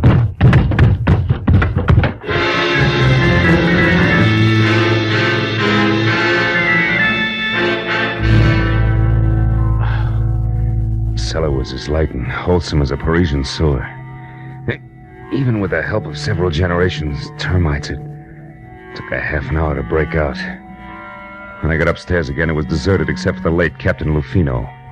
I went through his pockets, but they held nothing more exciting than battered cigarettes and some small change, but under the tight sash around his waist was a small green suede pouch containing 3 minute diamonds in the rough. I began to see what Bjornson meant by the usual trickle. Everybody, including the chief of his own guard, seemed to be in on the act. I dropped the pouch in my pocket and headed for the Quilota Cafe, where 2 American bucks and a nasty snarl at the bartender brought me the fact that Elliot Flory actually had been there last night. Had waited 2 hours for somebody who didn't show up, and then left. That made my next stop the mine. So I bounced the station wagon out of town, back to Bjornson's house, and started in. But a pair of bare shoulders above a snug linen halter intercepted me. Hello. You're back safe, I see. Enjoy all the sights in our filthy, stinking little town? Not much, Mrs. Austin. You should have taken me along as a guide. I could show you lots of interesting things. Like what, for instance? Like the sky and the moon. I like things clean, soft. I like lights and music and people. I like you, Marlowe. Save it. That buttons and bows routine is strictly your own problem. I've got work, and it starts with Elliot Flory. Where is he? What makes you think I'd know that? Because you two have been keeping close track of each other for some time. You're anxious to drop it, but Flory isn't. And now he's got a hold over you, and you're worried silly. Well, and you skip did... that, too. From what I know, I can fill in a very unpleasant yarn, and I will if I have to. So come on, baby, no dramatics. Let's have it. Where's Flory? Marlowe, you're a louse. But at that, you're better than he is. Went over to our place to mine about half an hour ago. I don't know why he wouldn't tell me. Just wanted me to keep my mouth shut and left. That doesn't make sense. Where's Mr. Austin? My good husband is off somewhere checking on supplies, he said. Okay, I'll pay a call on Flory right now. When I get back, baby, I'll have a lot of answers, so I advise you to wait up, huh? Sure. When you're all through with him, do me a favor, will you, Mr. Tough Detective? What, throw him back? No, kill him. After she said it, she stared at me for a moment and then turned and walked away, and from the bitterness in her face, I figured she had more on her mind than she told me about. But as I beat it around to the driveway where I'd left the station wagon, climbed in and wheeled out the gate, I forgot about theories and headed for the Kelly Austin mine and a big-scale diamond thief as fast as the rutted road and loose body bolts would permit. I'd barely gotten out of sight of Bjornson's house, where from somewhere out of the truckload of shadows I was hauling in the rear end of the station wagon, the muzzle of a gun was shoved hard against the back of my neck and held there. Pull over and stop, Mr. Marlowe, but don't take your hands off the wheel. Austin, you're off your rocker. You've been working too hard. Not so hard that I didn't get back in time to see you kissing my wife. You don't deny it, do you? Well, for what it's worth, you got your subject backward, but never mind Don't that. turn around, Marlowe. I'm sorry about this. I liked you when we met today. Now, listen. We'll take this up later in detail. Right now, I'm after a guy who's been biting into Bjornson's diamonds, and I'm sure it's his own secretary, Elliot Flory. Flory? Well, that's absurd. Yeah? And what's more, he's currently up to something cute at your mine. He's at my mine, Flory? That's what I said. Now, after I've seen him, Buster, I'll be indignant with you all night if you like. You're a clever liar, Marlowe, but it won't work. You're not getting out of this that easily. I'm going to tell Bjornson what you've done, but first, you cheap masher, I'm going to get some satisfaction out of you personally like this. Oh!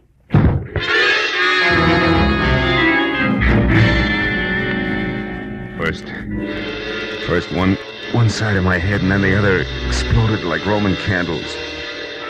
I fell a long way out of the car door to the road. And I finally stopped falling and started back to my feet. I had a double handful of Mexico in my mouth. All the rest of it I could see looked big and black and deserted. The station wagon was gone, and so was my enthusiasm, and the picture of Marlowe on foot in the middle of the Mexican mountain looked pretty stupid. I trudged back toward the house. But I stopped as a pair of headlights swung out the gate and slashed down the road at me. Came to a sandstorm halt. Marlowe! Marlowe, what happened to you? It's a long story, Mrs. Austin. The less you hear about it from me, the better for all of us. What do you mean? That Kelly, your husband, was watching when you wanted to show me the Mexican sky and the moon. Up there at the house. He was just a teensy bit irate about it. Oh, is that all? That's enough. What about Florrie and the mine, Marlowe? How should I know? I got tangled up as a heavy in this corny gaslight melodrama. Wait a minute. Did you put that jacket on since I saw you last? No, what's the matter? Come over here in the light. Come on! Sure. Now, listen, Helen. You told me once sewing was your hobby. Did you happen to make this item yourself? Yes, Simon. What's so important about that? It's your long shot, but if it pays off, I'll catch both a killer and a diamond thief. I'm going to borrow your car, beautiful. Wait a minute. I'm coming with you. No, you're not. I've got to get Florrie and stop a murder, and that takes a different kind of speed than you've got. So long, baby.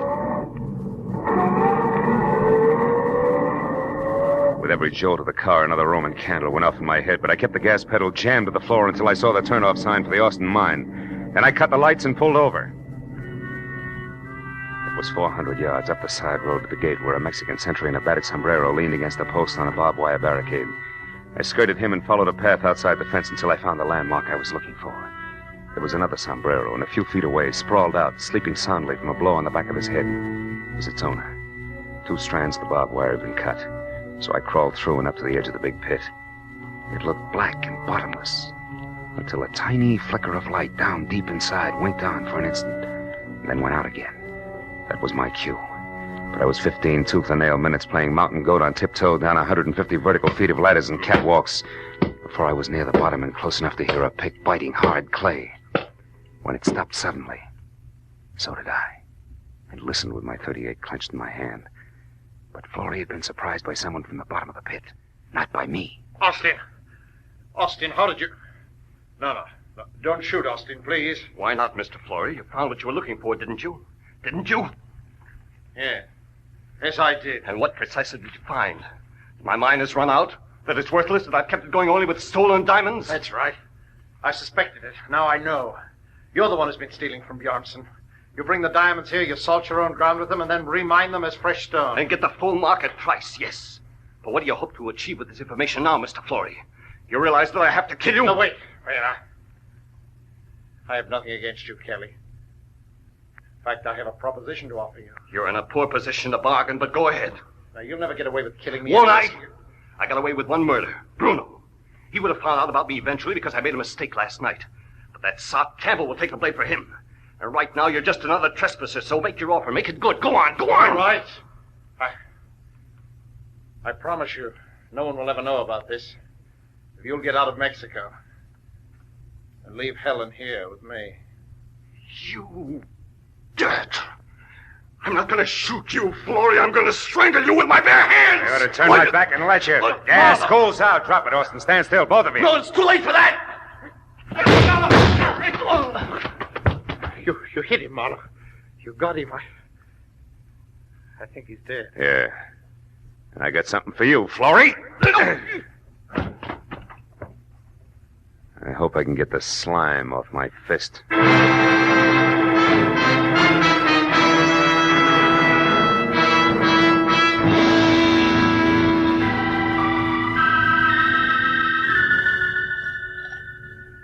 Please, Marlowe, pour yourself another here. It'll help your headache to go away. Oh, thanks, Mr. Bjornson. It's cooler out here than it was inside. It's better now, thanks. I don't know. I am happy and I am sad both. You found me my thief, all right, but you lost me a friend in the bargain. Mm-hmm. And the way we live out here, our friends are as dear as our diamonds. Well, there's one thing about diamonds, Mr. Bjornson. They won't go bad on you. You're right there, my boy. It's hard to realize that Kelly Austin was our man. Yeah, I imagine it is. You said it was Helen's jacket that gave you the answer. How was that, Marlowe? Well, Lufino was carrying a little green suede pouch. I thought it was his. But actually, that was a piece of evidence that he found last night. It wasn't until I saw Mrs. Austin's jacket of the same green suede. But I realized the pouch must have been made from the scraps left over from the jacket. I see. And since the wife sewed the jacket herself, that made the husband the logical owner of the pouch. That's right. You know, in a way, you might say Helen's responsible for the whole mess. How do you mean, Marlowe? Well, it all adds up like this. Helen wanted diamonds bad. Her husband started stealing for her. Things went well until he almost got caught. That was last night, huh? That's right. Running across the lawn, Kelly dropped the little pouch. Lafino, who caught sight of him, followed and found the pouch with the 3 diamonds. But Captain Lafino thought Campbell was the thief and went to Campbell's quarters in Rislo to force a confession out of him. Mm-hmm. Kelly followed him, killed him before he learned too much, knowing that the rum-soaked Campbell would take the rap. That Austin woman, she's got no business here in this desolation. She loves diamonds, but not in the rough. No. She wants them around that beautiful neck of hers, with big city lights bouncing off them in all directions. But the lady wouldn't play fair to get them. She's packing now. And Mr. Flory has already left bag and baggage. Even Lafino is gone now. You know, it's going to be lonely around here, Marlowe. I couldn't prevail on you to stay over a while. No, Mr. Bjornson, I'm afraid not. I'd probably catch myself picking little pebbles out of every clay bank I found. And the first thing you know, I'd be stuck here, too. Besides, what would Hollywood Boulevard do without Marlowe? And vice versa.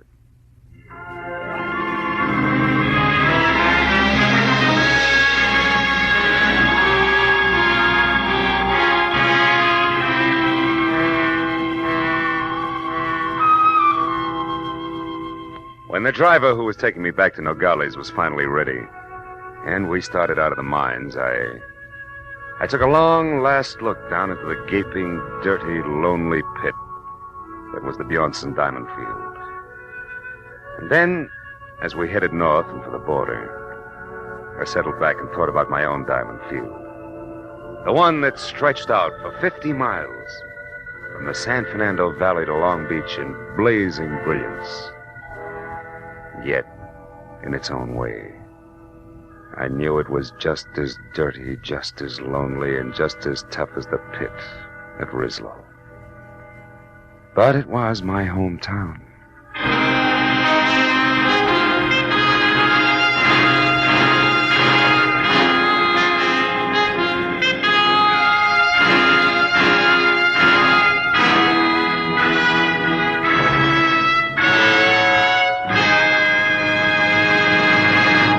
The Adventures of Philip Marlowe, created by Raymond Chandler, star Gerald Moore, and are produced and directed by Norman MacDonald. Script is by Mel Donnelly, Robert Mitchell, and Gene Levitt. Featured in the cast were Parley Bear, Betty Lou Gerson, Hans Conried, Paul Dubov, Wilms Herbert, and Nestor Paiva. The special music is by Richard O'Runt. Be sure and be with us again next week when Philip Marlowe says... She had soft brown eyes and an accent, and she came to town with a job to do. But before it was done, death had struck 3 times. Then she was gone. And all because of 30 drops of pigeon's blood worth $50,000.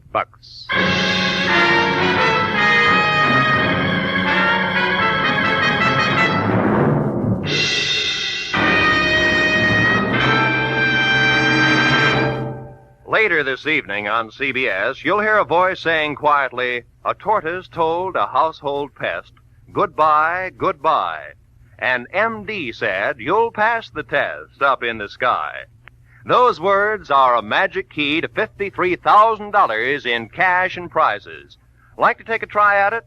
Then be waiting for Sing It Again, CBS's hour-long fun fest of music, laughter, and wonderful songs, later tonight on most of these same CBS stations. This is Roy Rowan speaking. Now, stay tuned for Gangbusters, which follows immediately over most of these same stations. This is CBS, the Columbia Broadcasting System.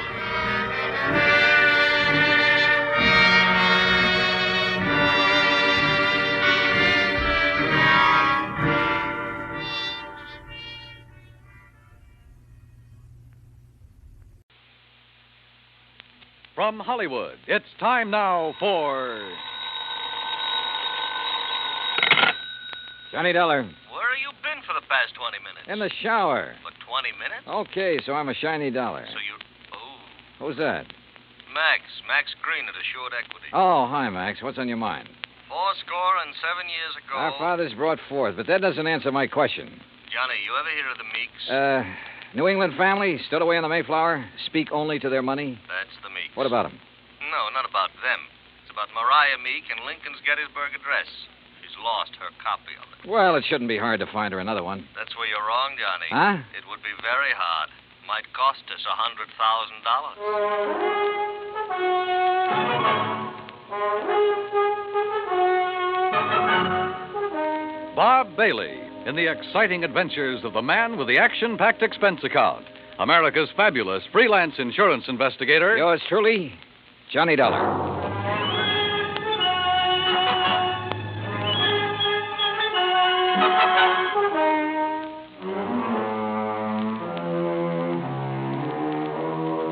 Expense account submitted by Special Investigator Johnny Dollar to the Assured Equity and Trust Company, 325 Scott Avenue, Hartford, Connecticut. The following is an account of expenses incurred during my investigation of the Meek Memorial matter. Expense account item 1, $1.90, cab from my apartment to Max Green's office. He was standing in a haze of cigar smoke, ashes on his vest, and a worried look on his face. Oh, good morning, Johnny. Oh, you want a cigar? Oh, no, thanks. Then sit up. Excuse me. Listen, Johnny, what do you know about that speech that Lincoln made at Gettysburg? Well, I had to memorize it in school like every other kid. All right, you know how many words are in it? Maybe a couple of hundred. Why? Wait a minute, it's in this book. Here, it's page 143. Speech is printed here exactly as Mr. Lincoln released it to the newspapers after the Gettysburg Address. You find it? Yeah, but now what do you... Okay, total number of words, 268. Oh. But the first two drafts of that speech, including the one he read that day, contained only 266 words. So he padded his part. That's right. 2 more words. Mm-hmm. How come? Oh, according to the historians, Lincoln ad-libbed the 2 additional words at the time he read it. Later on, when he made 3 new copies of the speech, he included those 2 words. You with me so far? Keep going, Max. Yeah. All right. Right down at the end of it, just before of the people, by the people, where he said that this nation under God shall have a new birth of freedom, the words under God do not appear in the first 2 drafts you wrote. Yeah. Well, this is all very interesting, Max, but I still don't see what it is or what it has to do with me. Well, Mariah Meek's copy has disappeared. Oh? And, Johnny, that copy happens to contain just 266 words. You mean she owns one of the first 2 original drafts? Handwritten by Mr. Lincoln himself while he was on the train riding to Gettysburg. Wowee. Yeah. Which is, of course, why we insured it for the full amount it cost her, which is $100,000 even. Of course, you made sure it was authentic before you issued the policy. Oh, naturally. Well, who'd she buy it from? An antique dealer down in Richmond, Virginia, a fellow named Jason Penrod. Uh-huh. Well, where's she been keeping it? Under glass, in the Meek Memorial. What's that? Well, she collects Americana, so she had a museum built to keep it in, and she calls it the Meek Memorial. Follows? Follows. Also follows the most expensive item in the collection, the Gettysburg Address, would be the one to disappear. Oh, you're just an old pessimist, Max. You think somebody lifted it? What do you think? It walked out by itself. Okay. So what are you going to do about it? Well, we're going to run newspaper ads. We're going to offer a $10,000 reward for information leading to its return. If anyone answers it, you let me know where you'll be, and I'll refer them to you. Good. When was it taken? The night before last. Is there any kind of market for something that rare? It's hard to say, Johnny. A hot camera would be easier to peddle, sure. But a good many wealthy people, like Mrs. Meek, they make a hobby of collecting things, antiques, objects of art, etchings. But whoever took this, or buys it from the thief, couldn't just let everybody see it. Well, it wouldn't matter to some people. They take it and put it in a vault and keep it there. Then what's the point in having it around? Pride of possession. You got something no other collector could own. And, of course, it might not have really disappeared at all. You're thinking of fraud? $100,000 is a lot of cash.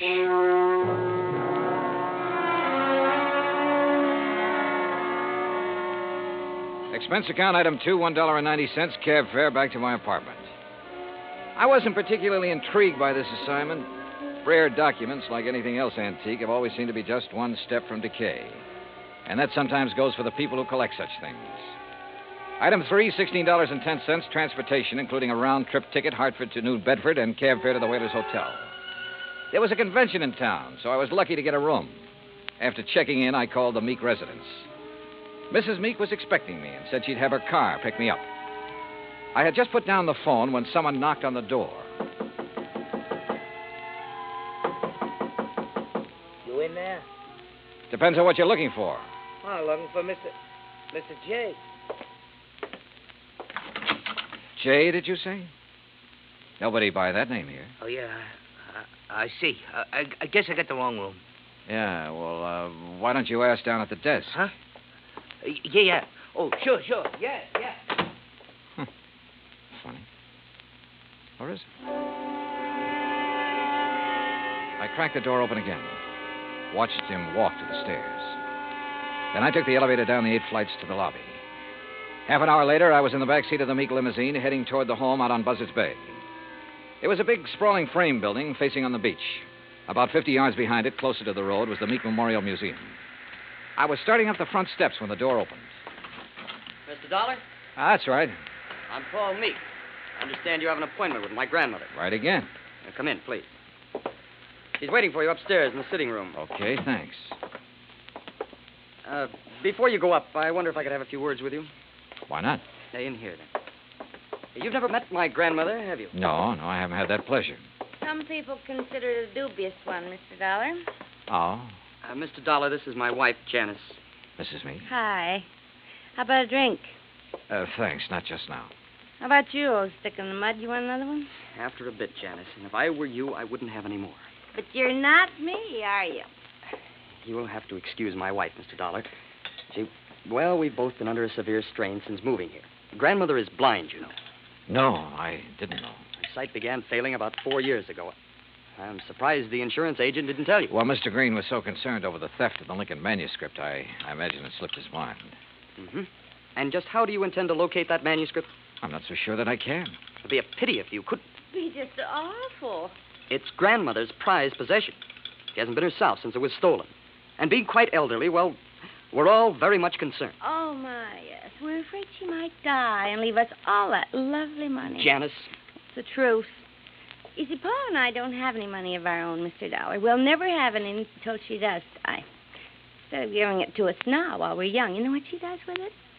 Spends it buying junk for that silly old museum. Now, look. That's gratitude, isn't it? I bathe her, feed her rubber feet, and do all her dirty work. Janice, you've said quite enough. Mr. Dollar isn't interested in our personal problems. Oh, stick in the mud. All right. I'll be in the den if you want me. And that's the funniest thing I've said all day. If you want me. I'm sorry. She doesn't mean half of what she says. Oh, that's grandmother's signal. Then hadn't we better go up?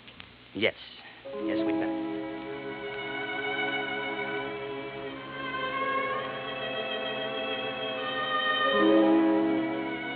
We went up the broad staircase, through a hall, and into a bright, sunny room. Wrapped in an old kimono and shawl, Martha Meek sat in an invalid chair, facing the ocean. Paul introduced us, then sat down quietly near the door. Paul? Paul, I know you're there. Now answer me. Yes, grandmother. You go on downstairs. I want to talk with Mr. Dollar in private. Whatever you say. And close that door. Don't mind my back, Mr. Dollar. I couldn't see you if I looked into your face. Now then, when are you going to arrest that crook and bring my Lincoln speech back to me? Well, I'm going to need a lot of help and information, Mrs. Meek. Mm-hmm. What kind of information? Mostly about the museum. Like what? Well, do you know who was in there the night the manuscript disappeared? Certainly. That dirty robber was. Anyone else? Well, old Pete's always there. Supposed to be guarding the place, but he didn't do a very good job the other night. Got himself slugged. Does he live on the grounds? Yes. I brought him over from Naples 10 years ago. He was my guide in Italy. Showed me around so nice I decided to bring him back. Tell me, is the memorial open to the public? It was going to be. I intended it to be once. But when my eyes... No, Mr. Dollar, I keep it locked most of the time. Uh-huh. And who discovered the manuscript was missing? Pete did, I guess. At least when he recovered, he ran yelling bloody murder up here to the house. Everybody went down to see what had happened. Everybody but me. They left me all to myself. Were there any strangers here in the house that night, Mrs. Meek? Anyone beside the servants and your grandson and his wife? One person, but he's no stranger. Who's that? Jason Penrod from Richmond. He's an art dealer. We were discussing some business. May I, ask what kind of business? No, it has nothing to do with you or the people you work for. Sorry. Where can I find Mr. Penrod? He's staying here now. If he isn't in his room, then he's most likely out in the memorial. Now, that's enough questions. You, give me a cigarette. Ma'am? What's the matter? You deaf? Give me a cigarette before Paul with that snoopy wife of his comes prowling around. All right, sure. Light me. Yeah. Well, you want any more information, Pete's the one to talk to. All right, thanks. But what about your son and daughter-in-law? Were they inside the house at the time of the robbery? You don't suspect them, do you? Right now, I suspect everybody, Mrs. Meek. Even me? Yes, ma'am. Even you. Well, bless you, boy.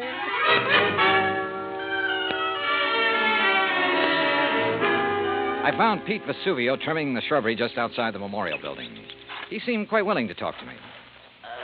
How you say what happened to me, mister? I'm hit out? Knocked out, Pete. Si, senor. And because of this, I do not see anything. Nothing at all, huh? Please, mister, do not use the insult. I am American citizen, first papers. And because of the kindness of my patron, I will soon be second papers. I know by heart the Constitution, United States, the Gettysburg Address, pledge allegiance to my work in a place where great papers are for me to read. Because of her, I would not hide anything, mister. Okay, Pete, okay. I'm convinced. But I'm sorry I cannot help you, mister.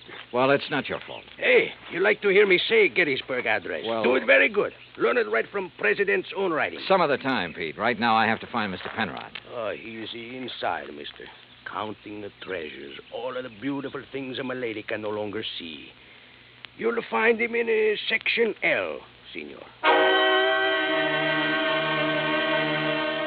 I found the small, neat-appearing art dealer just where Pete had said he'd be, peering into a glass case crowded with Derringer pistols. He had a notebook under his arm and seemed to be making some sort of inventory. Oh, dear. You gave me quite a fright, sir. Oh, I'm sorry. Well, I wish I could concentrate like that. Oh, well, there's nothing more interesting to me than these fine old pistol things. What histories they must have, Mr. Dollar. Johnny Dollar. Oh, yes, the insurance investigator. Paul told me you were wandering about the place. I suppose you'd like to ask me some questions, hmm? If you don't mind. Oh, no, goodness, no. I understand you were with Mrs. Meek the night of the robbery. That is correct, sir. We heard the shouting. We ran out here just as fast as we could. I was the one who discovered the manuscript was missing. You have any idea how the thief got in here? No, sir, no. Unless someone forgot to lock the front door, or unless he had a key. Well, has Mrs. Meek given out many of the keys? Well, in my opinion, too many. Even I have one. What about Paul Meek and his wife? No, I don't think so. Well, they really aren't interested in the museum at all, Mr. Dollar. Oh. Mr. Penrod, I understand you're quite an authority on antique art and things like that. Well, Isn't taking inventory a little beneath your position? Well, I suppose it is, Mr. Dollar. Last week when I received dear Mariah's wire asking me to do it, I simply couldn't refuse. She's been such a good customer of mine. Well, yes. You have any idea who might have wanted the Lincoln manuscript? Well, I know several persons who'd love to have it. Give most anything, but I don't know anyone with the nerve to break in here and take it by force. You remember where Paul Meek and his wife were when you heard Pete shouting? They were right in here when I arrived. I see. Well, thanks for... Oh, just one more thing. Oh, yes? If you'd stolen the manuscript... Mr. Dollar... A hypothetical question, Mr. Penrod. But if you had, and you wanted to sell it at a good price with the least danger of being caught, how would you go about it? Well, I'd take it abroad, of course. I'd put it on the open market over there. Huh. You aren't planning on going abroad soon, are you, Mr. Penrod? Oh, gracious, no. You know anyone who is? Anyone who, Well, didn't Paul and Janice tell you? Oh, they're flying to Paris Wednesday night.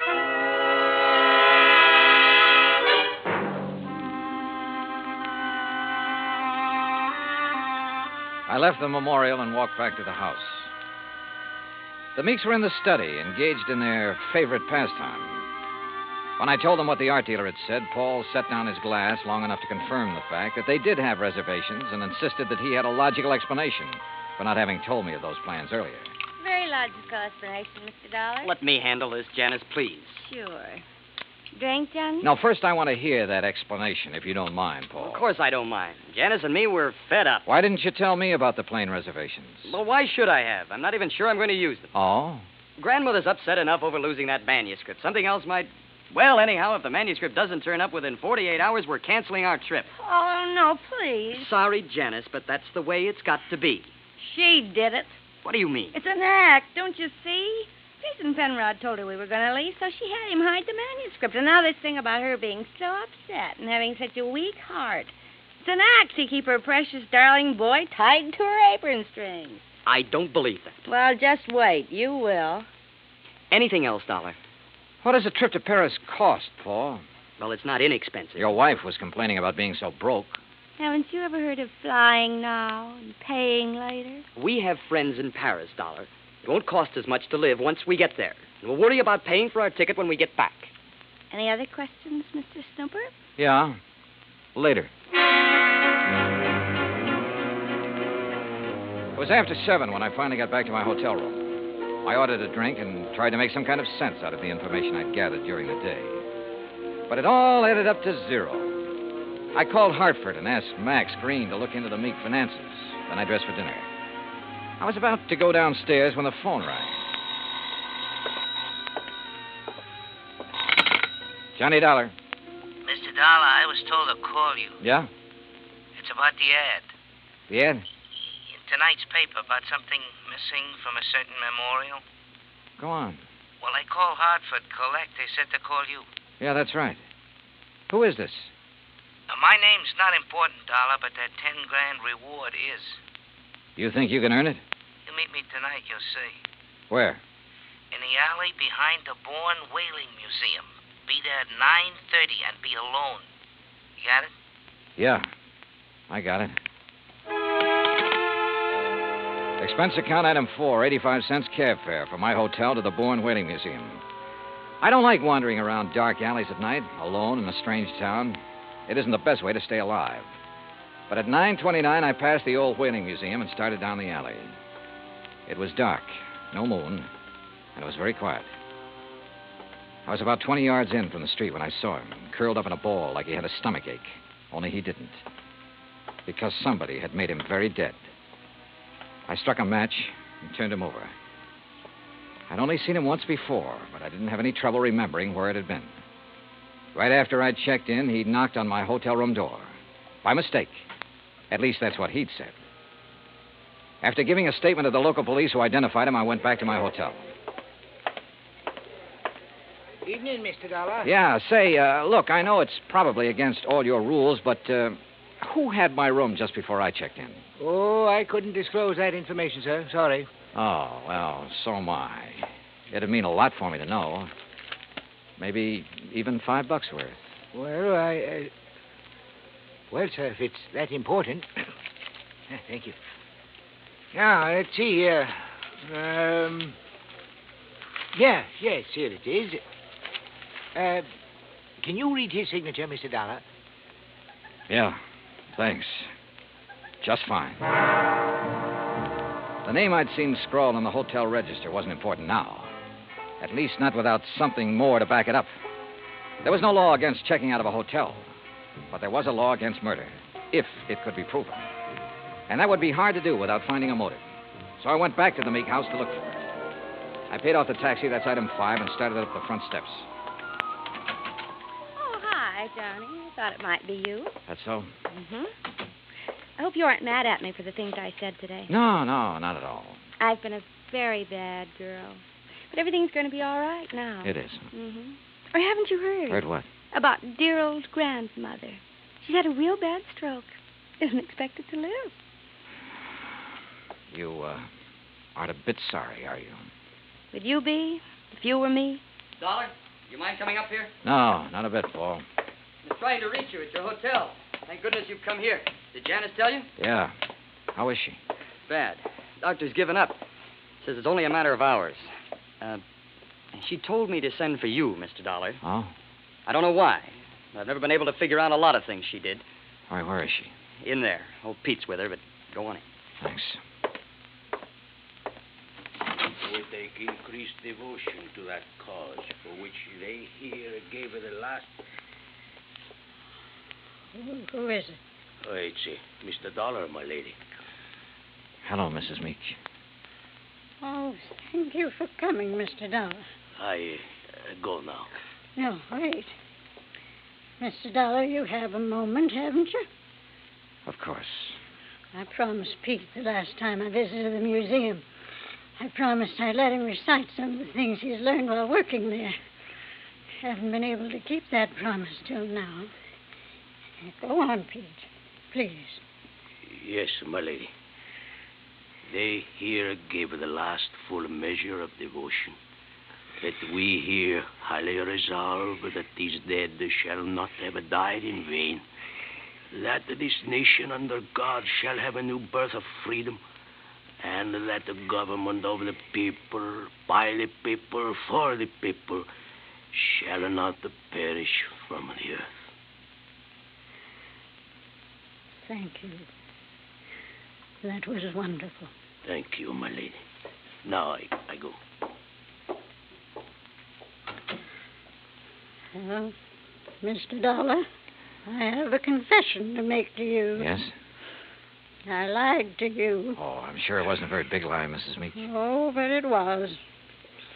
I told you the business Mr. Penrod and I were discussing the night of the burglary. Yes? I told you it had nothing to do with you or the people you work for, remember? Yes, ma'am.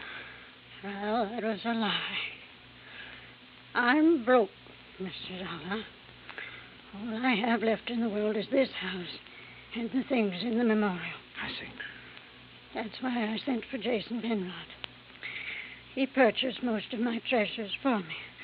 He's evaluating them now, so Paul and Janice will know what they're worth when they go to sell them, which they'll do immediately. Mrs. Meek, don't you think you should try to rest now? Will you give me a cigarette? No, ma'am. Sorry. And you must rest. There isn't much else to do, is there? Good night, Mr. Dollar.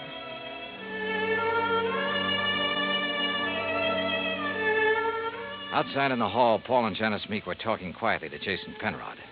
Off in the corner, standing with his back to the others, was Pete Vesuvio. Mr. Dollar, is she... She's resting quietly. Oh, Dio grazie. Why did you lie to me, Pete? What? I never lied to nobody. Who say I did? I say you did. You're crazy, mister. What lie I tell you? You said you learned the Gettysburg Address right from Mr. Lincoln's own writing in the museum. That's no lie. What's the matter? You don't believe that, mister? I believe you, Pete. But I just had to be sure. Come on, let's join the others, shall we? See. Well, good evening, Mr. Dollar. Mr. Penrod? Tell you any of the family secrets, Johnny? Not too many. You learn anything in there you didn't know before? Yeah? I know which one of you stole the Lincoln manuscript. One of us? Why, you're crazy, Dollar. We were all in the house at the time it happened. That's right. But one of you hired a little man named Leo Jones to do your dirty work. Jones called me earlier this evening. He was going to tell me which one of you it was. Evidently, he didn't like the deal he was getting. What was he doing, Penrod? Trying to blackmail you?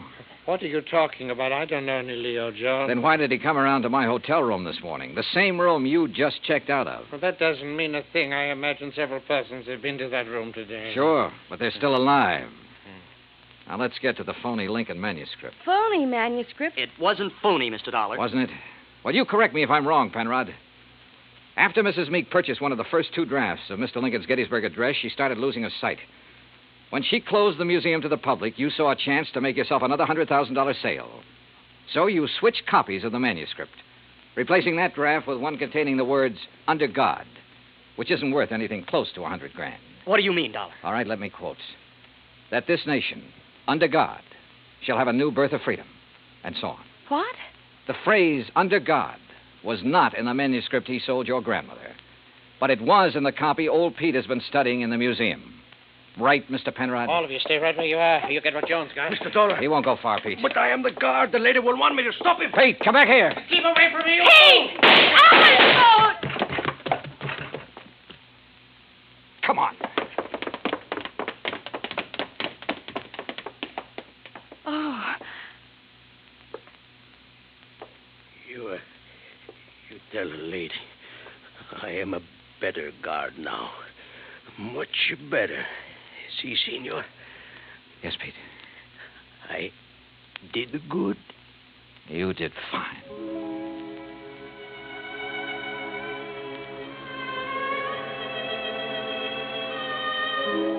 Pete Vesuvio will live to apply for his second papers. And in time, probably open a spaghetti joint in New Bedford. Penrod will be tried for murder. As yet, he hasn't disclosed the name of the person who purchased the stolen manuscript. But in time, I'm sure he will. As for the Meeks, well, Mariah passed on later that night. But as she said, there was nothing left for her but to rest.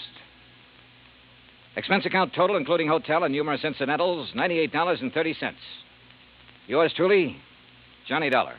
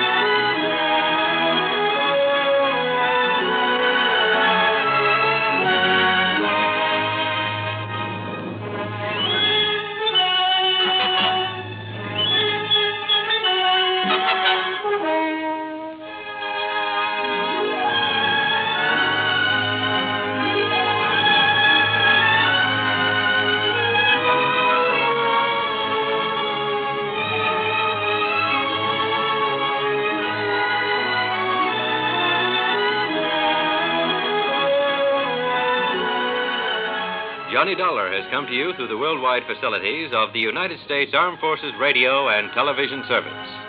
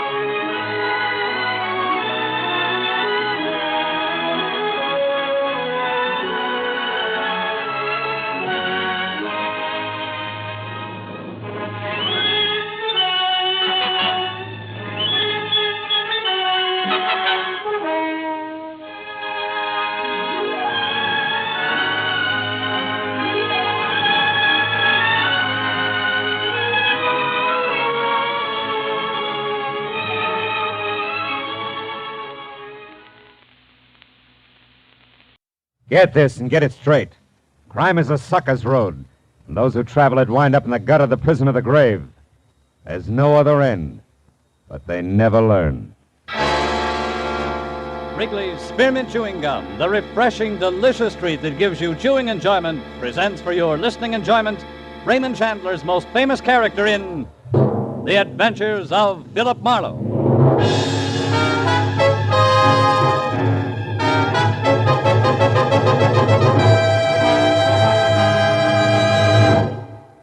To make every day more enjoyable, treat yourself often to refreshing, delicious Wrigley's Spearmint Chewing Gum.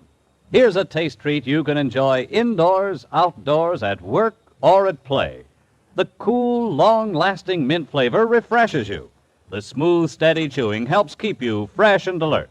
Adds enjoyment to whatever you're doing. Wrigley's Spearmint Chewing Gum. Healthful, refreshing, delicious.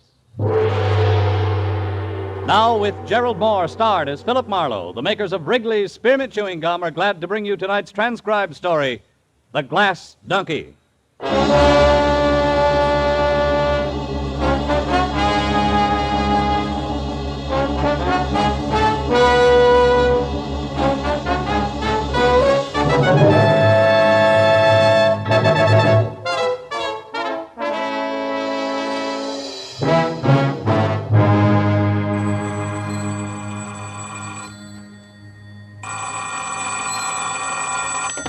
Hello, Philip Marlowe. Oh, this is Matthews, Phil. Hi. Listen, Phil. Yeah? Didn't you once go around with a brunette named Helen Lofton? Helen Lofton? Sure. Still do now and then. Why, Lieutenant? Monday your night off? Not so as you'd notice, Marlowe. When was the last time you saw her? Oh, maybe a month ago. Hey, what is this? You sound real official. Yeah, I know. Sometimes I don't like it any better than the next guy. Look, Phil, did Helen have any big problems on her mind at that time? Just me. Hey, wait a minute, Matthews. Is Helen in trouble? Not now, but she was in lots of it 3 hours ago. At about 5 o'clock this afternoon, somebody put a bullet in her neck, Phil. Oh, no. It's down here at the morgue. If you think of anything, let me know, will you?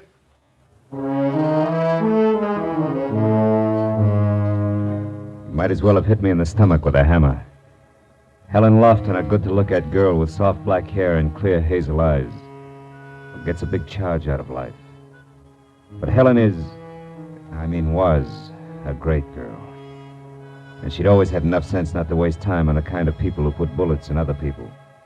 For a long few minutes, I just sat in my apartment and felt sorry. But then I began to want to get my hands on whoever had pulled the trigger. By the time I got downtown and walked into the morgue attendant's office, that urge had become a big hot lump in my chest. Well, Mr. Marlowe. Hello, Chester. Yeah, stranger around here lately. You got a Helen Lofton? I'd like to pay my respects. Yeah, can't stop you, boy. Lofton, huh? Oh, yeah, she's still on the table. You'll have a little company back there, Lieutenant Matthews. Oh, he's still here? Oh, he's been in and out all evening. Can you find your way all right? Yeah, thanks, Chester. I didn't expect you in person, Marlowe. You could have called. Got something to offer on the Lofton girl here? Yeah. My services, Matthews. How much did she mean to you, Phil? Enough to make this real personal. What have you got on it, Matthews? Nothing. A neighbor reported the shot.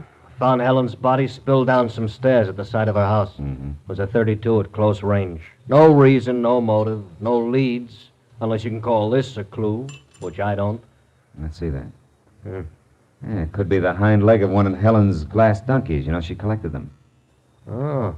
I was on the stairs near the body. Uh-huh. Hey, look, Matthews, you don't mind me sticking my 2 cents in this, do you? It'll do me a lot of good. No, I don't mind. Just keep me posted, huh?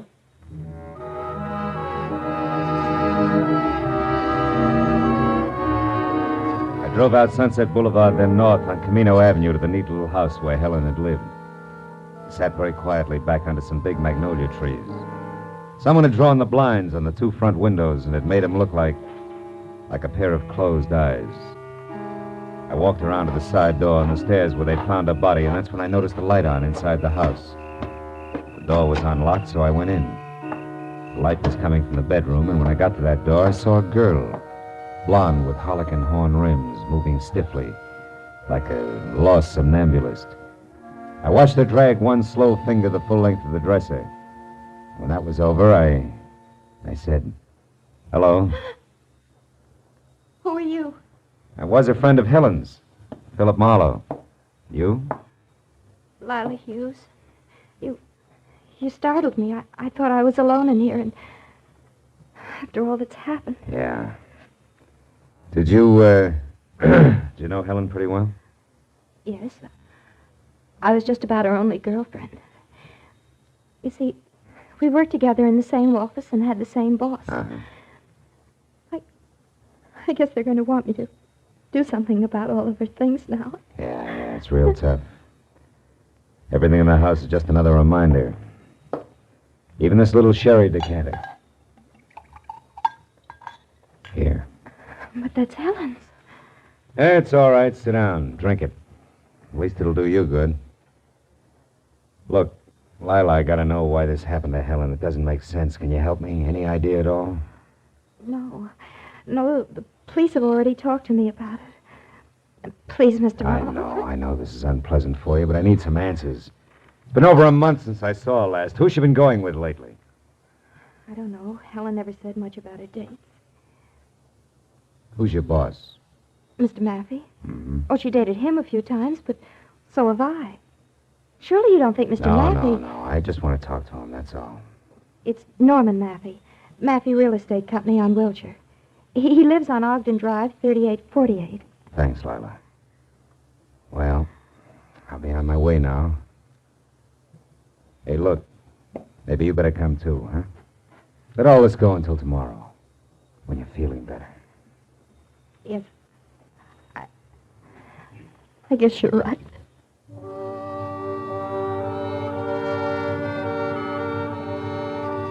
I turned out the light and snapped the lock as we left.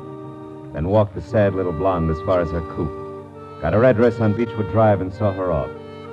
After that, I went to my own car, but before I got in, I looked back at Helen's house once more and tried to shake the empty, loose ends feeling it had given me. I was snapped out of that mood in a hurry. The man with a half an acre of forest had just twisted out of sight behind a tree trunk in the backyard. I started for him, and he broke and ran toward the wall in the alley. It was a 6-footer. He rolled across the top and fell over. When I got there, he was up and gone. He hadn't had time to get out of the alley, but it was empty, which could only mean he was laying for me. Come here, you! You don't, mister. This time, anyway. Oh! Trash in good neighborhoods is no softer than trash anyplace else. When I finally got clear of it, the forehead was gone. I figured all I had to show was one of his patch pockets, which I still had clenched in my hand. But there was something else. Glittering on the ground was what had been in that pocket. A little glass donkey with a hind leg missing. On the way back, I stopped once and tried to call Matthews, but he was out. So I drove on down to Ogden Drive as far as number 3848. A gray at the temples type in blue flannel opened up. Yes? Mr. Maffey? Are you a reporter? No, I'm a friend of Helen Lofton's. Also, I'm a private detective named Marlowe. I'd like to talk to you. A private detective? Mm-hmm. Who hired you, Mr. Marlowe? Who are you working for? Myself? Like I said, Helen was a friend of mine. Well, I'm quite busy, Marlowe, but come in. Uh-huh. Back this way, to the den. I've already been interviewed by the police. You may be again. It's not quite like being vaccinated, Mr. Maffey. Now, just why have you come here to see me? Because I intend to find out who shot Helen. What makes you think I'd have the remotest idea? Nothing special. She worked for you, didn't she? So do several other people. You dated her? Yes, I did. She was a very attractive girl, but that was no reason for me to kill her. There was no reason for anybody to kill her. Mr. Maffey, suppose I was to tell you that I'm acquainted with your wife. Oh, so that's it. You cheap blackmailer. Get out. And you do have a wife, huh? Now, look here, Marlowe. You don't have to be sly with me. I'm not hiding anything. Ask me what you want to know and get out of here. How come Mrs. Maffey doesn't object when you dine and dance the office help? Because we've been separated for several years. Separated, but not divorced, huh? That's right. She lives in San Diego, and we have as little as possible to do with each other. My bank takes care of our only mutual interest. She refuses to give me a divorce. Did you tell the police all this? They didn't ask. Did they happen to ask where you were this afternoon about 5? As a matter of fact, they didn't. I wasn't being treated as a suspect then, and I don't intend to be now. Okay, Mr. Maffey, where were you? Now, look, I'm a private detective. Remember, I'm not even taking notes. All right, Marlowe, all right. Been having business troubles lately. A lot on my mind. I was out driving in my car, trying to relax. Can't prove it, can you? No, probably not. I don't expect to have to try. All right, tell me something else. Do you happen to know anything about a man with a very high forehead, a young guy, maybe 30, about 6 feet tall? Yes, I do. Helen went out with a fellow like that recently. What's his name? Victor Semra, I think. Why? Well, I ran across him tonight, and I didn't like his attitude. Sure, that's it. I'll bet on it. What? What are you staring at? This ashtray? No. That little donkey in front of a betting window. Thanks for everything, Maffey. I'll see you.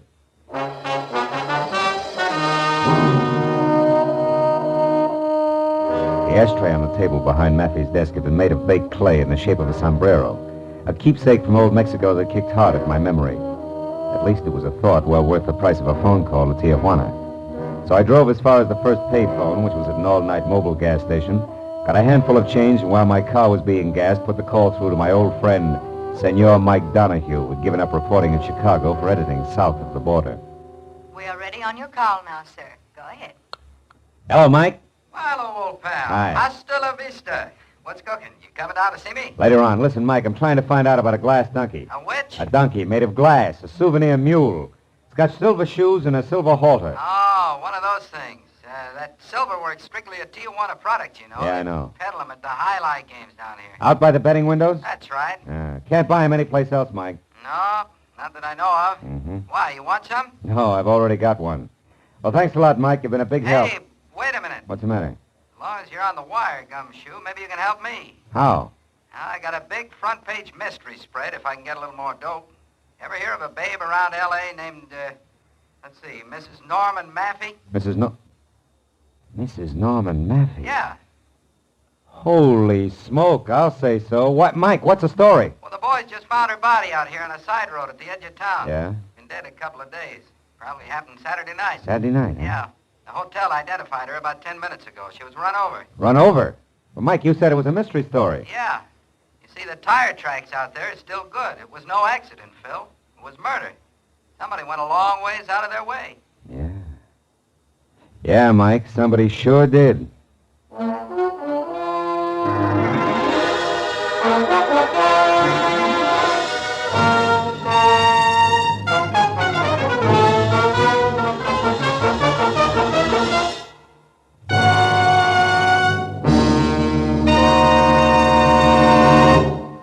To make every day more enjoyable, treat yourself often to refreshing, delicious Wrigley Spearmint Chewing Gum. The lively, full-bodied, real mint flavor cools your mouth, moistens your throat, freshens your taste. And the chewing itself gives you a little lift, helps you keep going at your best. So for real chewing enjoyment that's refreshing and long-lasting, always keep Wrigley Spearmint Chewing Gum handy.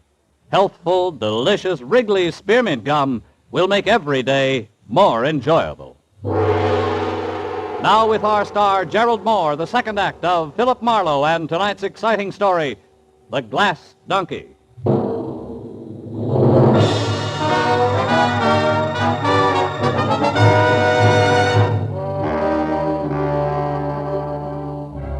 When I hung up on Mike Donahue in the news of Mrs. Maffey's violent death on a lonely road outside of Tijuana, I postponed trying to figure it all out until I had called Lieutenant Matthews at Homicide. I'd asked him to meet me at the bar I was at. 10 minutes later, Matthews was sitting opposite me and chewing on a cold pipe while I filled him in. Oh, now, easy, Phil. I'm a slow and steady boy. Now, question, who killed Helen Lofton? Answer, whoever killed Mrs. Norman Maffey. Why? Where's the tie? The glass donkey I just told you about. It came from Tijuana. So? So I figured that whoever sent it to Helen was, one, a friend who knew she'd get a kick out of a trinket like that. Yeah? And two, sent it before he or she decided to kill Mrs. Maffey. Oh, and therefore said friend had to get the glass donkey back because if traced, it would place the killer in Tijuana where sooner or later Mrs. Maffey's body had to be found. Is that right? That's so very right. And all that brings us back to only one thing. Mrs. Maffey's killer also got Helen Lofton. Was forced to. Yeah, it could be. But look now, Phil, the tough one. What'll it be, chum? You look lonely. Forlorn, maybe. 2 beers. 2 beers, huh? Any special vintage? Yeah, the kind with suds on top. Goodbye, comic. Okay. No offense intended. Oh, what was I saying? Oh, yeah, I was saying, Phil, the tough one. Now, who killed Mrs. Maffey? Mr. Maffey. The motive? He had the best motive. He hated his wife. Also, Matthews, when I talked to him, he was real vague about his whereabouts lately.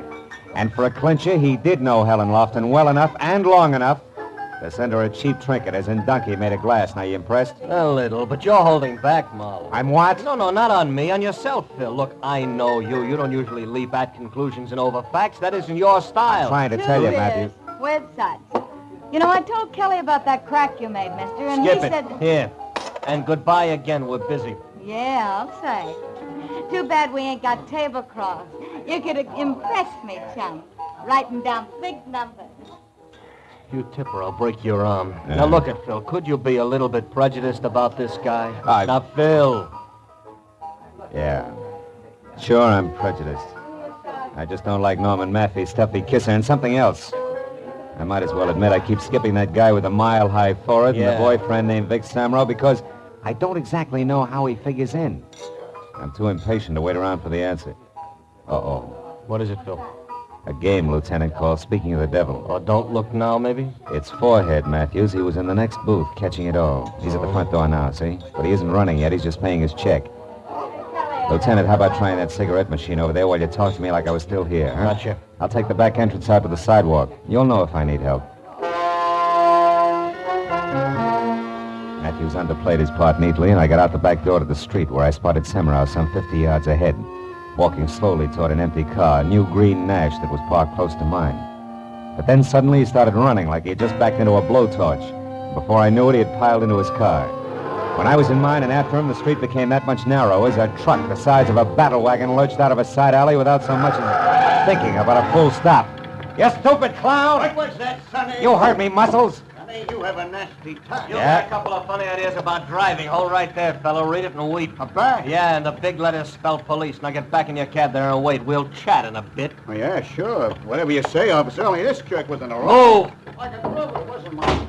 Marlowe, that still leaves us a big blank to fill in. Yeah. But while we're trying, Lieutenant, do you mind if I drop in on Mr. Maffey again? Alone, I mean? I'd like to try pinning the leg of the ducky on him. All right, Phil, but be careful, huh? It's fragile, you know, made of glass.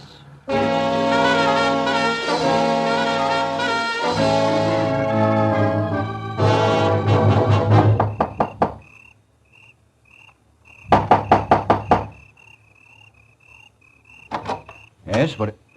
Oh, you again. Yeah, do you mind if I come in again, Mr. Maffey? Frankly, I do, Marlowe. I don't feel very well Your tonight, wife and I was just... murdered, Mr. Maffey. My wife? Murdered? Still mind if I come in? Where did it happen, Marlowe? In San Diego? Marlowe, I asked you where it happened. In Tijuana. Ever been there? Yes, of course. Marlowe, what are you looking for? Just looking. When were you last there, Maffey? Oh, I don't know. Maybe a month, 6 weeks ago? Not Saturday night, huh? No, not Saturday night. Marlowe, what are you Maffey, getting... did you ever send Helen Lofton a present? See here. Who do you think you are? And exactly what are you looking for? A wastebasket that isn't empty. You keep a very tidy place, Mr. Maffey. Which has what to do with my wife being dead, Marlowe? Are you out of your mind? Maybe. But also maybe not. Maybe I'm real smart. Maybe I've come to the right place to look for an empty package and a piece of wrapping paper that would be addressed to Miss Helen Lofton. In your handwriting and postmarked Tijuana, Mexico. Tijuana? A large piece of wrapping paper and a large package stuffed with Excelsior. It was once home to a glass donkey in which you had to get back from Helen Lofton before she got it. Or if you were too late for that killer and then get it back before anyone else knew about it. Does that still leave me out of my mind, Maffey? Absolutely. We'll see. After we try the backyard and your incinerator. Now, wait a minute. You know, the law says you can't light it after 10 in the a.m., Maffey. If you're the one stamped guilty, you wouldn't want to arouse suspicion. Stop, Marlowe. This has gone far enough. You're not the police. Which means I don't need any more of a search warrant than this.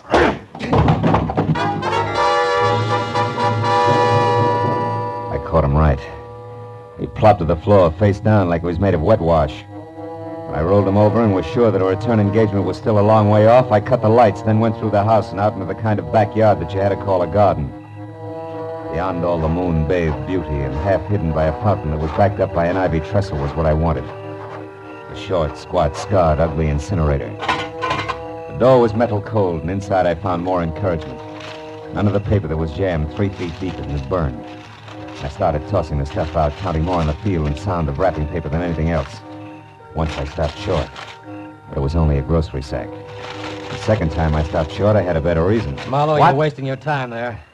Well, Mr. Victor Semrau. Yeah, or as you put it, the guy with the mile-high forehead. I wouldn't get touchy, Semrau. You were swinging the dock ahead, remember? I'm sorry about that, Marlowe. I didn't know we were both on the same side there. Both on the...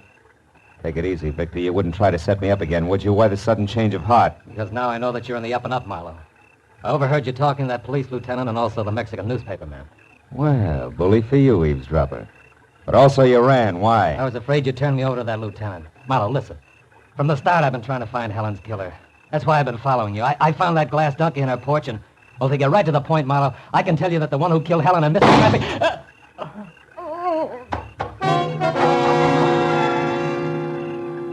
The shot that had come from the shadowed driveway close into the house spun Semrau in a half circle, and by the time he'd corkscrewed to the ground, I had my .38 in hand, and it covered the distance across the garden. But I was too late to do anything, except identify the figure I saw take off in a sedan as Mr. Norman Maffey, which was some help. But not the Victor Semrau back in the garden.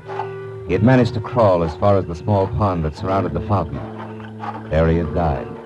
one hand half submerged in the dark, cold water, the other clutching his chest, blood-soaked and discolored another way. I must have stared at it for a full 30 seconds before it suddenly began to add for me. Add fast to the only backyard left in the spot where I could get to Maffey and maybe stop a third murder. Lila Hughes' place on Beechwood Drive. It was all the push I needed.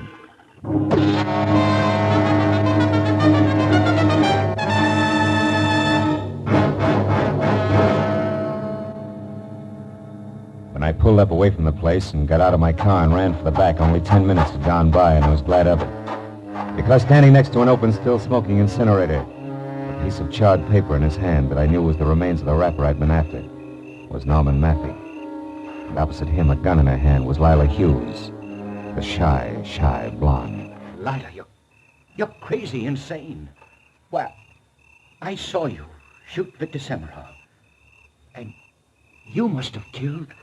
Of course it was me, honey. I killed him. I killed Helen. I killed your wife. Well, about her, I'm not sorry. I'd do it again. Lila, how could you plan an ugly, I didn't ruthless... plan anything, darling. I ran into her by accident. Tijuana's a small place. We started sociably. We had a few drinks, a drive to the outskirts in my car, and then talk. Talk of you, darling. I knew I could have you with her out of the way. Helen was no threat. You gave her up, so there was no one else to stand between us. And, honey, you hated your wife. But, Delilah... But nothing. It was all very simple, darling. Helen was different. You see, I had to kill her. That piece of wrapping paper there that you just snatched from me, the paper I sent Helen a little gift in. That's the reason, Norman. I did have to kill her. And now you do have to kill me, too. Don't you, Lila? Oh, no. No, darling. Now the killing's done. I did it all for you, darling. Don't you understand? You devil. You she-devil. Oh, Norman, dearest, you don't know what you're saying. Honey, I tell you, I did all this for you. Remember that, darling. How can he ever forget it? Don't move, Lila. Don't breathe. Drop your gun there at your feet. No. No, I think I'll use it again. Even if you shoot, I'll use it. We belong together, Norman and I, and we're going to beat it.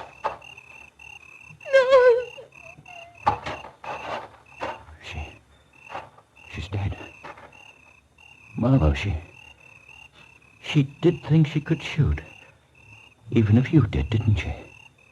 Yeah. That's what she thought, all right, Maffey. Call the police. They know where they can find me.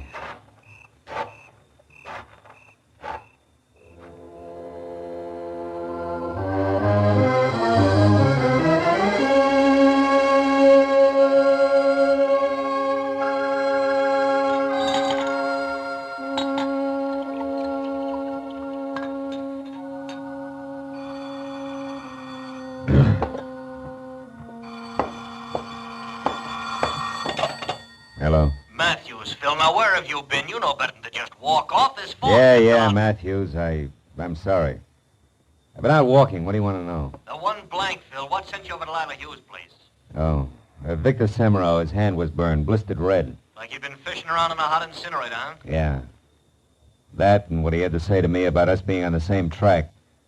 Lila Hughes was the only other one who was both close enough to Helen to send her that glass donkey and at the same time even remotely connected with Maffey. Uh-huh. Any idea what sent Semmerau to her backyard? I guess his tack all night was to follow me. When he tried to pick my trail up again after running from the bar, he thought Lila Hughes' place might be the answer. Turned out he was right. Real right. Yeah, he must have seen her around her incinerator lighting it, and then decided to get to you when he couldn't reach in after the wrapping paper. Yeah, something like that. With, of course, her taking off after him. Look, anything else, Matthews? Phil. Hmm? Phil, you weren't in love with Helen Lofton once upon a time, were you? No. No, Matthews. I wasn't in love with her. Yeah. Well, so long, Phil. And, look, I'm sorry about Helen. I mean, it's a crying shame. Yeah. Good night, Matthews. I'll come down to headquarters in the morning.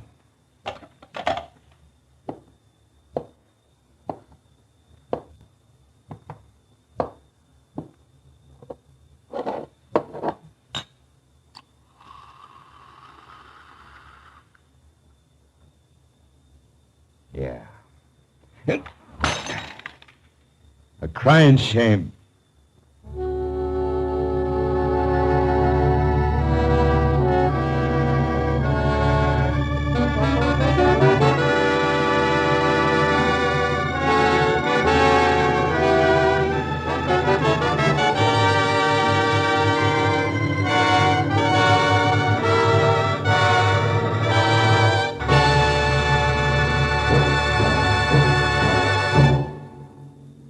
Remember, friends, to make every day more enjoyable, treat yourself often to refreshing, delicious Wrigley Spearmint Chewing Gum.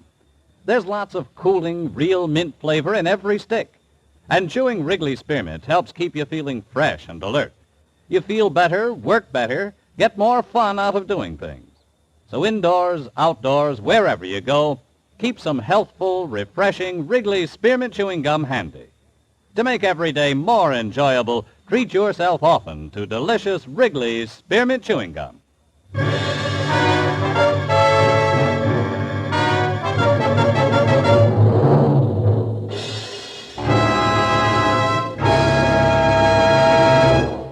The Adventures of Philip Marlowe, presented by Wrigley's Spearmint Gum, bring you Raymond Chandler's most famous character and star, Gerald Moore.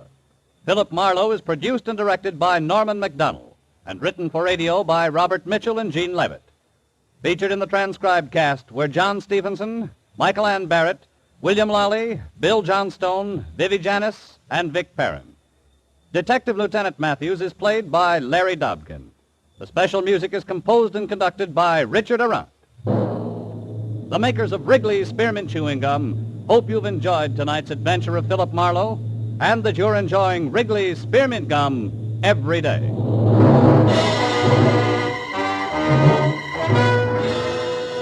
We invite you to be with us next week when Philip Marlowe says... This time it got off to a swashbuckling start at a pirate's cove. A map to a fortune in black pearls ran past a beautiful island girl, a conniving Malayan merchant, and stopped at a wild man from Borneo dead in a rusty hulk. All in the quiet outskirts of Los Angeles. Bob Stevenson speaking. This is CBS, the Columbia Broadcasting System.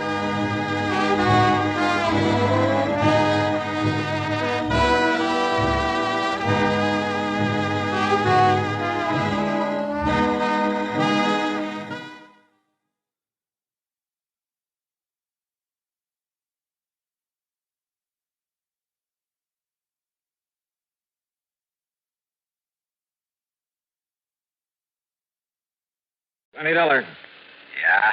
What? Who's that? Smokey. Smokey? Smokey Sullivan? Yeah. Holy... Do you always call people at 5:30 in the morning? Oh, hiya, Smokey. How are things down in New York? I'm living out here in Frisco now. Oh? You know about the big fire out here? Now, Smokey, don't tell me you've been up to your old tricks. You know I wouldn't do nothing like that, Johnny, after the good way you've been treating me. Well, I hope not. But what about this fire? Big warehouse. They're in San Francisco. The Barnwell warehouse. It's still burning, Johnny. Arson? Yeah. I know who did it. There must be insurance in a big warehouse. Yeah. So as soon as I can check it out, I'll... Look, where'll I find you? Where'll you stay, Johnny? Let's see. At the Huntington Hotel up on Nob Hill. Me? In a nice place like that? Oh, unless I know where to call you. It's okay, Johnny. I'll call you. And you're sure it's arson? I'm sure. Then I'll see you.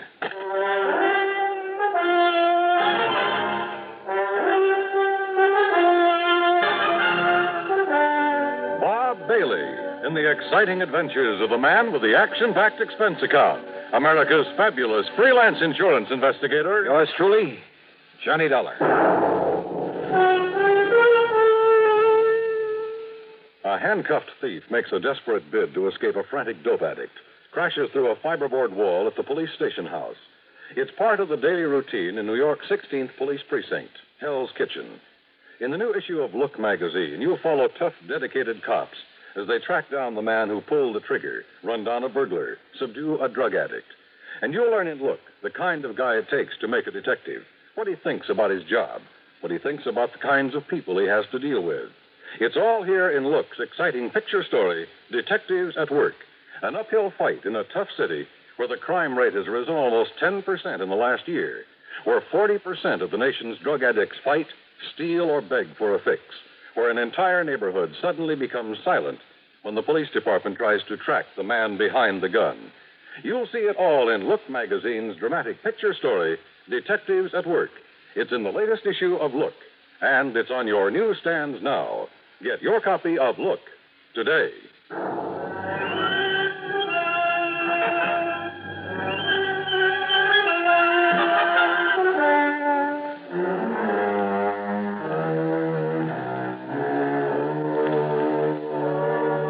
Expense account submitted by Special Investigator Johnny Dollar to the Greater Southwest Insurance Company, San Francisco office.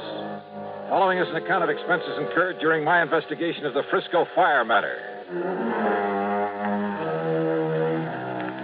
First of all, I had to make sure my expenses to the West Coast wouldn't have to come out of my own pocket.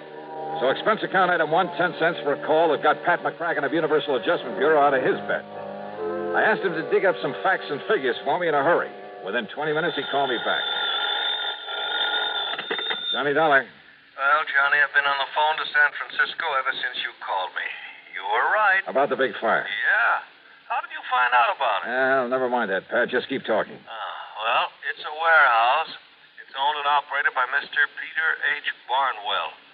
And he has an office at 1427 Camac Street. 1427 Camac. Got it. And the insurance? $340,000. Wow. Carried by Greater Southwest Insurance Company. Pat, if I hurry, I can just make plane connections. No, wait a minute, Thanks, Johnny. Pat. Thanks a lot. Item 2, 20188 plane fare, Hartford to New York to San Francisco. And believe me, those jet flights on American get you there in a hurry. I left New York at 8 a.m. and pulled into San Francisco before noon. Pacific time, of course.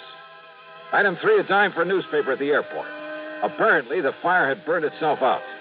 Item 4, 675, taxi to Peter H. Barnwell's office on Camac Street. The reception room was jammed. No, there's no point in sending anybody over here because he won't see them. No. Listen, chick, I'll get you tickets for any show in town if you just... No! I tell you, he won't see any of you. Not even me? No. Now, why don't you reporters just go back to your papers and wait until Mr. Barnwell's ready to talk to you? My card, miss. It's no use, mister. Will you read it, please? But he doesn't want to see any reporters, right? Oh. Yeah. Just a minute, Mr. Dollar. Now, how do you rate that, buddy? What paper you from? The Bingville Bugle. Huh? Yeah, that's out near Bum Spung, Oklahoma. Oh, now look, wise guy, look. Mr. Dollar. Mr. Dollar. Dollar? Will you come in, please, Mr. Dollar? Sure. Thanks. Now, wait a minute. You Johnny Dollar, the insurance dick? Right in here, sir. Thanks. Hey, wait a minute. Sit down, Mr. Dollar. Make yourself at home.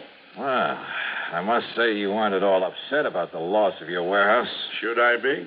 Sit down. Sure. Mr. Dollar, that building's been a losing proposition for years. Because of its bad location, because of zoning restrictions, and the cost of tearing it down. I've done nothing but lose money on it. Oh. But I've been very careful to keep up the insurance. So, now that it's gone up in flames, I shall at long last collect on it. $340,000. That's right. And with whatever I can get from some other misguided investor for the land itself, I'll be sitting pretty. I see. Now, don't get any funny ideas, Mr. Investigator. The police have found nothing whatsoever to suggest arson. Nor will they. You sound pretty sure of that. I'm sure of it. Even if it were a job that you didn't have done? I'm sure of it. You know something, Mr. Barnwell? I'm not. So if you can be of any help in putting through my Did you hear what I said? I heard, Mr. Dollar. Doesn't worry me a bit.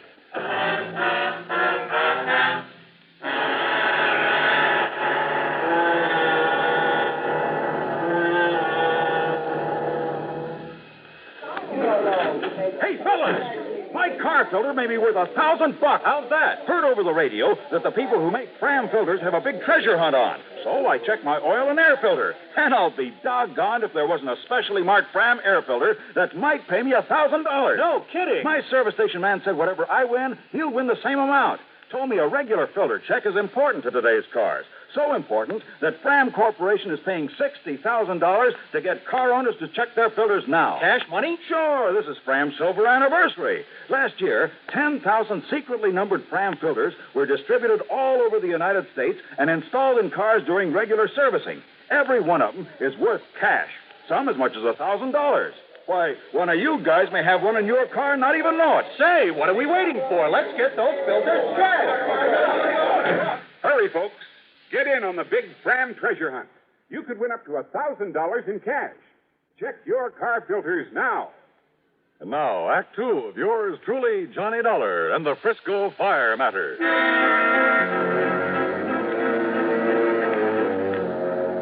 Expense account item 5, $2 for a taxi. In my opinion, Peter H. Barnwell had the warehouse fire set. But opinions don't count in my business. You gotta have proof. And I hadn't yet got together with my informant, Smoky Sullivan. Smoky, once a clever arsonist himself. Later a counterfeiter, bootlegger, just about everything in the book.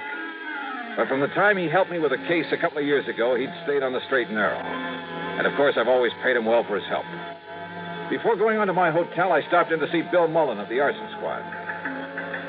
Yeah, the papers say you're in town, Johnny. Glad to see you. Yeah, how are you, Bill? But there's no reason for you to be here about that fire. Well, that's so? We've already found out how it started. How, Bill? Some old derelict, name of Stumpy Moran. He used to sleep there every night. Had an old iron bed and a little sort of shack on one side of that warehouse. Yeah? So last night, like a lot of the darn fools all over the country every night, he went to bed loaded and lit a cigarette. Result? No more mattress, no more shack, no more warehouse. Well, are you holding him? Also, no more Stumpy Moran. He died in the fire? Yep. And you're sure that's how it started? Johnny, when you've combed through evidence on as many cases like that as I have, there's no mistaking it. But now, Bill, listen, all the way from the source of the blaze to the empty bottle. The carbonized paper from the cigarette. The foil from the cigarette package. The hair from the mattress. 1,001 little things that the ordinary person wouldn't even think to look for. So listen. Yeah? Be a nice guy and call off the papers, will you? Why? Because they saw you over in Barnwell's office, they've decided it was arson, and they're calling us a bunch of bums. The only reason they do it is to make headlines. So call them up and tell them to lay off, will you? Set them straight. Not until I'm sure they aren't right, Bill. Huh? Now, wait a minute. What's that mean? I'll see you later.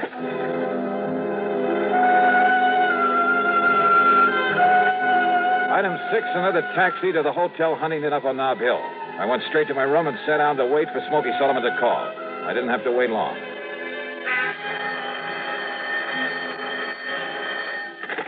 Smoky? Yeah.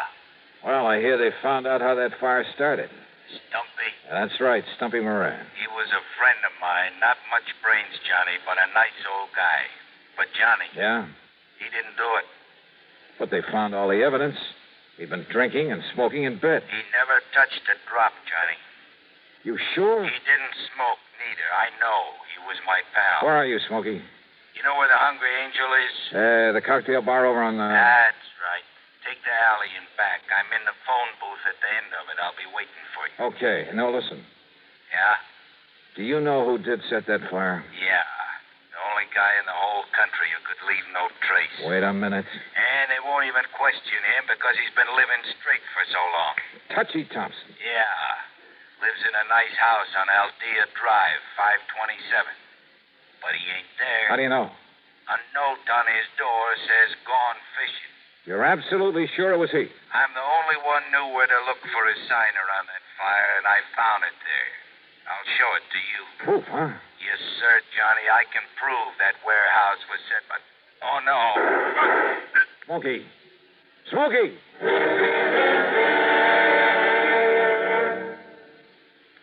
Sociable, up-to-date, debonair. What's this, a new word game? No, I'm just mentioning the qualities that people admire in other people. Oh, I see. If you're sociable, up-to-date, and what was that other word, debonair? Yes, debonair. But listen to it this way. Be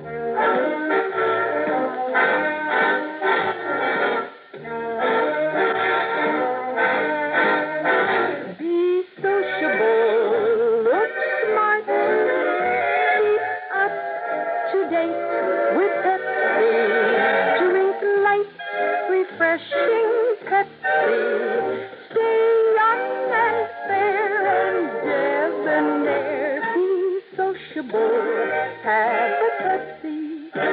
Notice how many of your friends are serving Pepsi-Cola these days. It's the up-to-date refreshment. Be sociable. Serve Pepsi. In the alley behind the Hungry Angel, I found a couple of policemen carefully going over every inch of the phone booth where Smokey'd called me. Yeah, that's right. Conroy heard the shots and came running back here. You get the angle of that bullet, old Conroy? Hey, listen. What about Smokey? City hospital, but he isn't going to live, Dollar. Not a chance. And you have no idea who shot him? No. But you're a smart dick. Why don't you find out for us? All right, now look. And let me tell you something else, too, Dollar. If that warehouse fire had been a torch job, which it wasn't, like you're blabbing it out to all the papers, your dear pal Smokey Sullivan is the only one who could have done it. So his being knocked off is good riddance. Why Smokey? Because we got every other firebug in this town nailed down. That's why. Want to bet?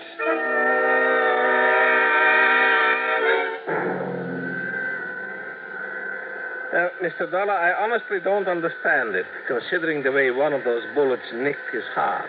But it looks as though that man Sullivan will live. Now, the point is, Doctor, can I talk to him?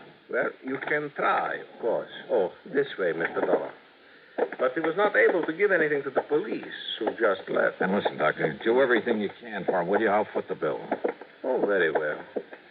Right in here. Okay. You, mind if I talk to him alone? If you like. And if you can. Thanks.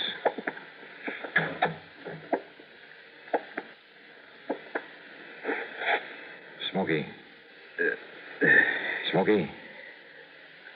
Hi, Johnny. Oh, hi. Yeah, the doc says you're going to be okay. Yeah. Can't get rid of me. Attaboy, Smokey. I didn't talk to the cops. Just looked at them like I was dead.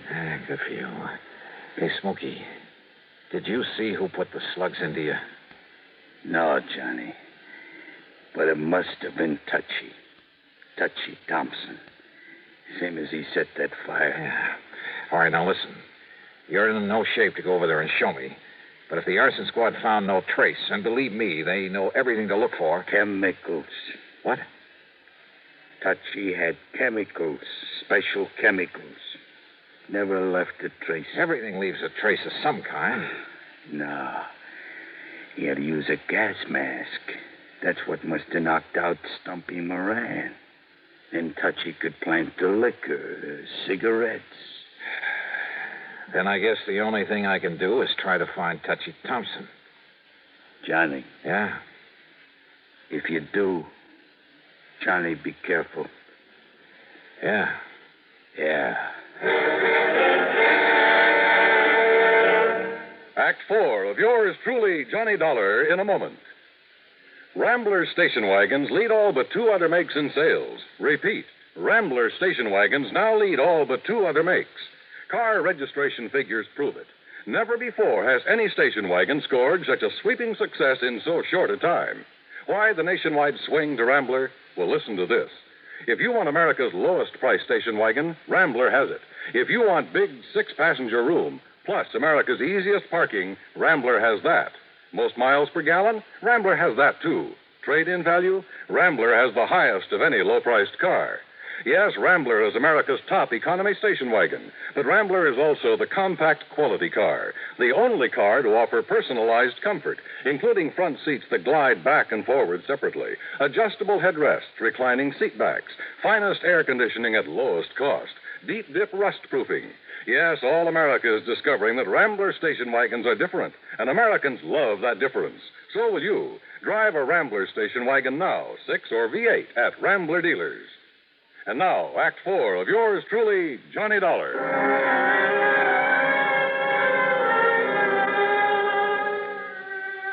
Expense account item 7520, more taxi fares. There was nobody home at Touchy Thompson's place. Only the note on the door Smokey had told me about. Gone fishing. Fishing, huh? He was probably hiding somewhere around the town, waiting for the atmosphere to clear. But how to bring him out in the open? Then I suddenly remembered an old friend of mine, Maury Webster, head man at station KCBS. Item 8, $1 even for a cab to the Sheraton Palace and the KCBS studios. Johnny, this is a pleasant surprise, although I had heard you're in town. How are you, Maury? Up to my neck. We're in the midst of a big celebration. You know, our 50th anniversary. Oh? Yes, sir. We were the first broadcasting station in the country, and we're kind of proud of it. Well, I should think you would be. Let me add my congratulations. Well, thank you, Johnny. What brings you here? Maury, when is your next news broadcast? Well, let me see. Well, Don Mosley will hit the air in just about 7 minutes. That'll just give me time to knock out a news item for him to read on the air. Oh, what kind? Tell you while I'm scribbling it, if you don't mind. Well, yeah, go ahead. And Maury, I have a sneaking suspicion it'll flush out an arsonist. Oh? Yeah, and killer. As briefly as possible, I told Maury Webster my plan, the why of it. I handed him the news item I'd cooked up. He penciled in a couple of minor changes, then gave it to his top man on the news bureau, Don Mosley. A few minutes later, there in his office, we listened to it being broadcast over the powerful facilities of KCBS. The international situation.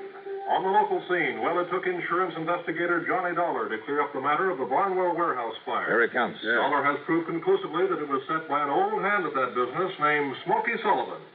His reason? To kill another man by the name of Moran, whose body was later found buried in the embers. Incidentally, Sullivan himself has just died as a result of bullet wounds, no doubt inflicted by some friend of Moran's, who sought to avenge his murder. Well, as for the holdup that occurred early this morning on the Embarcadero... Well, I hope it does the trick, Johnny. What are you going to do now? Maury, there's going to be a stakeout at the home of one John R. Thompson, formerly known as Touchy Thompson, out on Aldea Drive. Oh, then you're turning this whole thing over to the police. That stakeout will be me.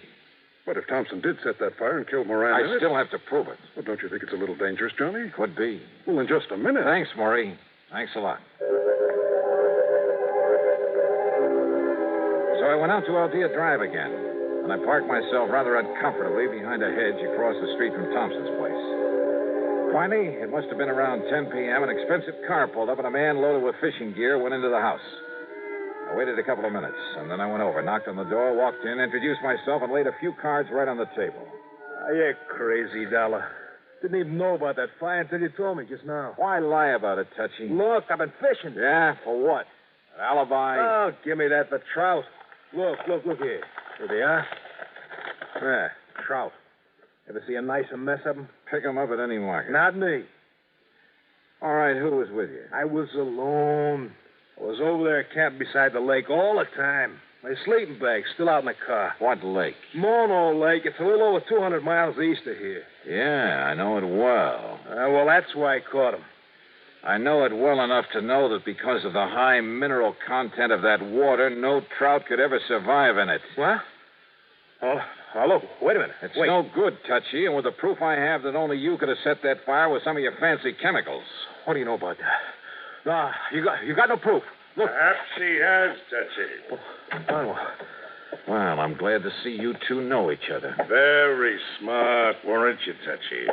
What do you mean? I mean the way you fell for that phony news broadcast and came back here. Phony? And Dollar, thanks for setting the stage for me. Yeah?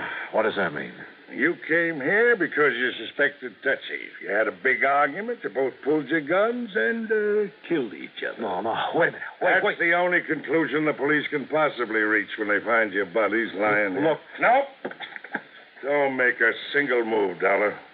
Neither of you will do anything because 5 seconds from now you'll both be dead. Well, you're wrong. What? Pull that trigger, Barnwell, and it's the last thing you'll ever do. Bill. Climb in this window, boys, and take care of it. There isn't any need for violence, officer. That's right, Barnwell, there isn't. All right. You too, Tom. Well, Johnny? Now, just what under the sun ever led you to come out here, Bill? Your old friend Smoky Sullivan called me to the hospital. He was a little worried about you. You mind? Mind? You've got to be kidding.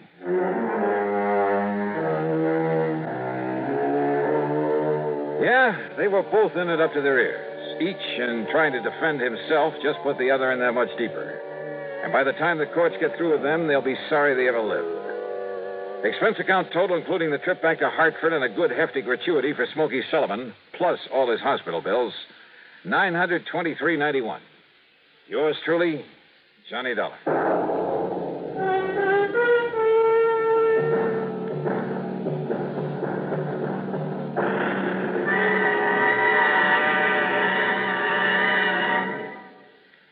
star will return in just a moment.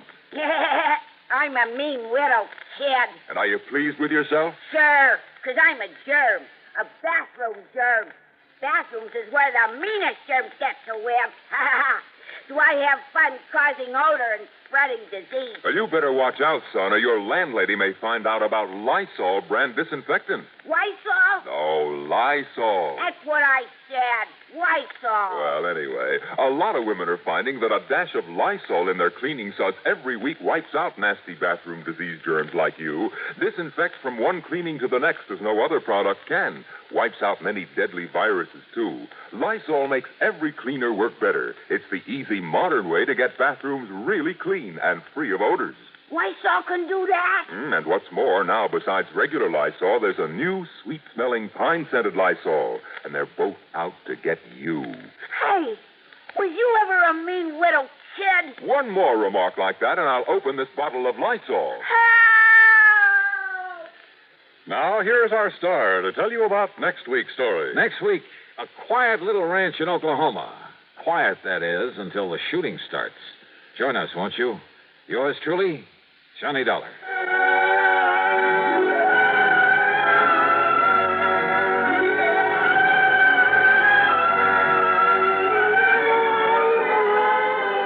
Yours truly, Johnny Dollar, starring Bob Bailey, originates in Hollywood and is written, produced, and directed by Jack Johnstone. Heard in our cast were Virginia Gregg, Vic Perrin, Larry Dobkin, Alan Reed, Gil Stratton Jr., Paul Duboff, Bartlett Robinson, Don Mosley, and Tony Barrett. Be sure to join us next week, same time and station, for another exciting story of yours truly, Johnny Dollar. This is Dan Cumberly speaking. This is the CBS. Get this and get it straight. Crime is a sucker's road, and those who travel it wind up in the gut of the prison of the grave. This time, a friend with millions, a myopic chemist and a long-haired piano player, were thrown into panic because a brilliant young lady with a gun was taking a big step in the wrong direction. It happened like this. From the pen of Raymond Chandler, outstanding author of crime fiction, comes his most famous character in The Adventures of Philip Marlowe.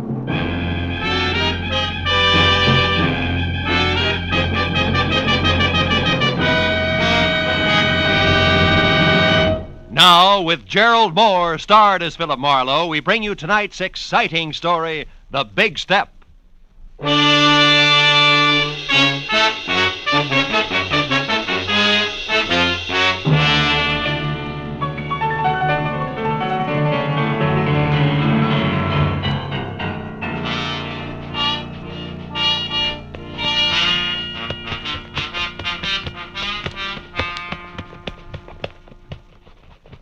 Yes, sir, Mr. Marlowe. I always figure shoes are just like faces. How's that, champ? Well, they make it old and they make it wrinkled, but they're still okay as long as they got a shine on them. Yeah, it keeps that right in condition, huh, champ? Yes, sir. Hey, let me just spank up this one again, huh? Sure. Oh, come in. Mr. Marlowe? Yeah? Oh, excuse me. I didn't know you was busy. That's all right. Okay, champ. I guess that does it. Here you are. Oh, thank you, Mr. Marlowe. I'll see you tomorrow. Right. Well, now that my shoes have a new lease on life, won't you sit down? Miss, Cantor. Mrs. Betty Cantor. Oh. I'm a waitress at the Shelton Cafe. I need your help, Mr. Marlowe. There's something you could do for me.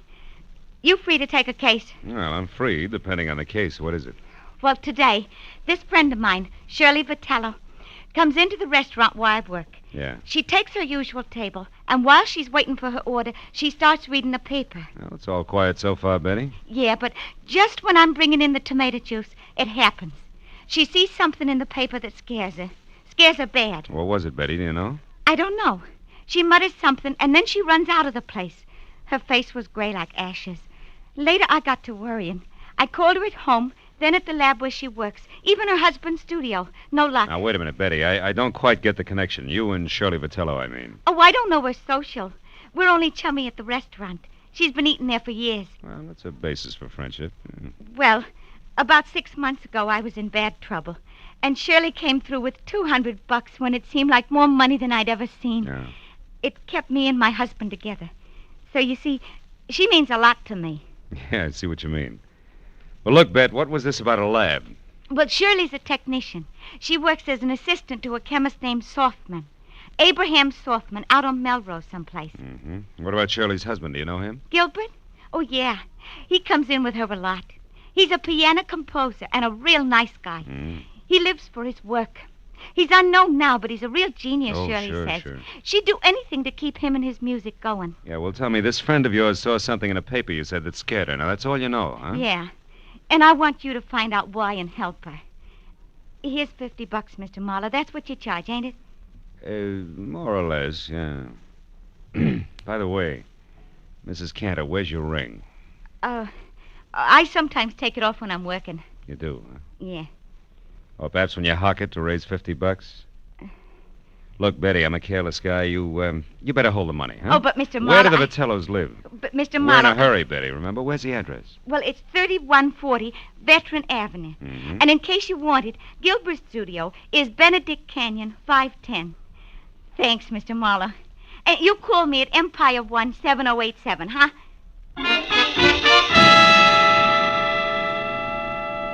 When Betty Cantor was gone, I got in my car and drove out to Veteran Avenue. You know, she was a pathetic little creature. And with a little effort, she could have that touch and glow look. Oh, well. 3140 was one of those small but neat houses that grow like mushrooms overnight on the post-war California landscape. And it was locked, dark, and quiet. I went around to the back and started on the windows. The third one opened when I tried it. I climbed in, turned on some lights, and made the grand tour, then entered in the den. The only indication that anyone had been there all day was a current issue of the L.A. Star crumpled in the wastebasket. I pulled it out and started through it. On page 5, I found the hole where a 2-column story had been clipped out. And then somebody was at the front door. I started toward it, but changed my mind at the sound of the key in the lock. And instead moved back into the den and watched. A head that belonged on a gopher wearing a battered fedora and inch-thick glasses above a fur-collared coat peeked in. Gave the place a myopic once-over and headed straight for the den. So I stepped out where he could see me. I have never seen you before. What are you doing here? You tell me first, Pop. I'm bigger than you are. I'm Dr. Abraham Softman. Softman? Oh, the chemist Shirley Vitello works for. Is that why you have a key? Yes, she leaves unfinished. She leaves work here for me to pick up. It's a convenience for both of us. But now you can also explain, maybe? Well, a friend thinks your assistant's in trouble. I'm trying to find out. The name's Marlowe. Aha. I suspected now I'm right. What? Shirley came to the laboratory late from lunch today and very much upset. She left again soon, right in the middle of our most important crimson test. Your what? Our crimson test. Oh, yeah. Without one word to me, she left. Never does this happen before. In all the 5 years, she has been my loyal right hand. Well, tell me, what's the nature of your research, Dr. Softman? We are developing new commercial dyes. Oh, such a beautiful crimson we have now. Really? Shirley knows as much as I do about all of it. Mr. Marlowe. Was it you who opened the desk drawer there? No. I didn't notice it till now. 2 boxes of .32 caliber ammunition. 9 shells gone from the top one. She kept a gun there. I've seen it before. That's gone, too. What kind of trouble needs a gun, Mr. Marlowe? Oh, I could think of a few. And they all say we better locate Shirley, and soon. Now, look, Doc, I want to ask you... Just one moment, what? Please. Maybe you will know if this means anything. I found this under her work table after she left this afternoon. Is it maybe something? I don't know. Let me see.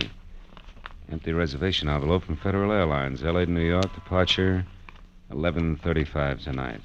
Made out to Ruth Britton. Ruth Britton? Who's that? Well, I don't know her, but she must be something to Shirley. Perhaps this Ruth Britton is the trouble. Well, the airline number's here. Where's the phone? It's out there in the other room, Oh. there on the table. Yeah, I got it. Hudson 28610.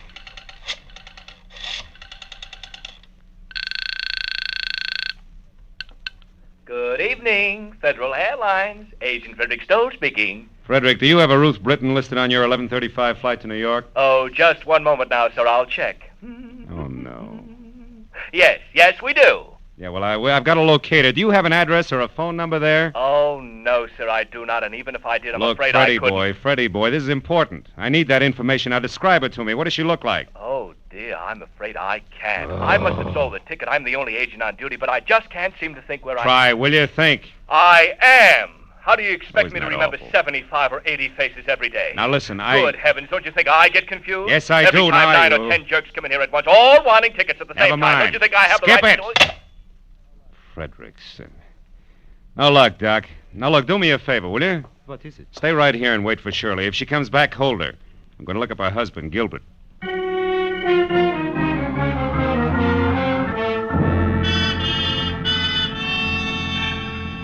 The first stop was a newsstand.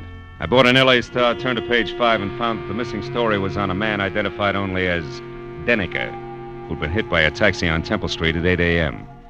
The only reason it rated 2 columns was that before he lapsed into unconsciousness, he told the ambulance crew from the Citizens Emergency Hospital that he knew he was going to die and wanted to clear his conscience by confessing a crime he'd committed. It ended with police standing by. I drove on into Benedict Canyon, wondering what kind of a bridge it was going to take to span the gap between a female chemist and a downtown traffic accident.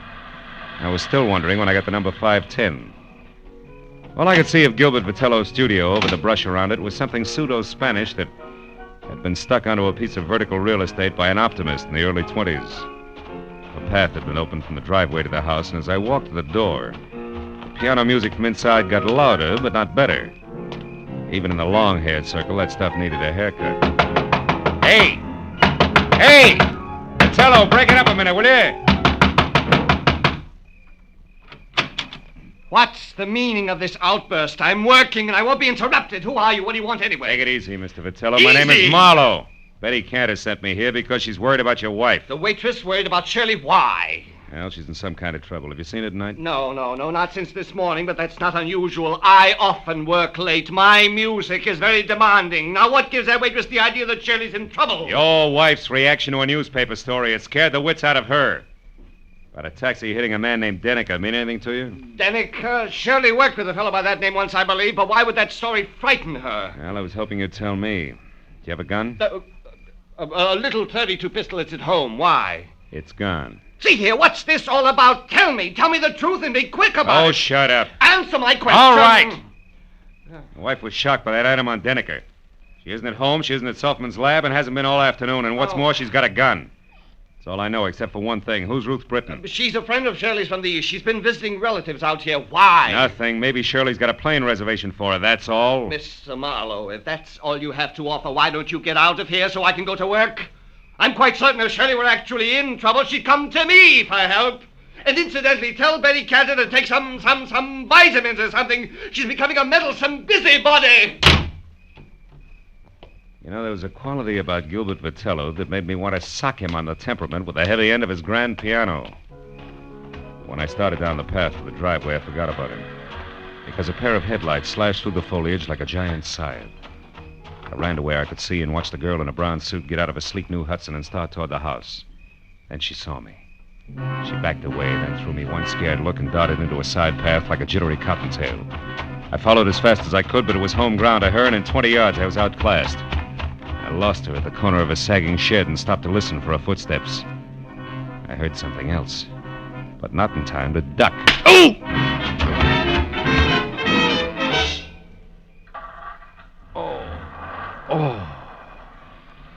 Oh. You there, you.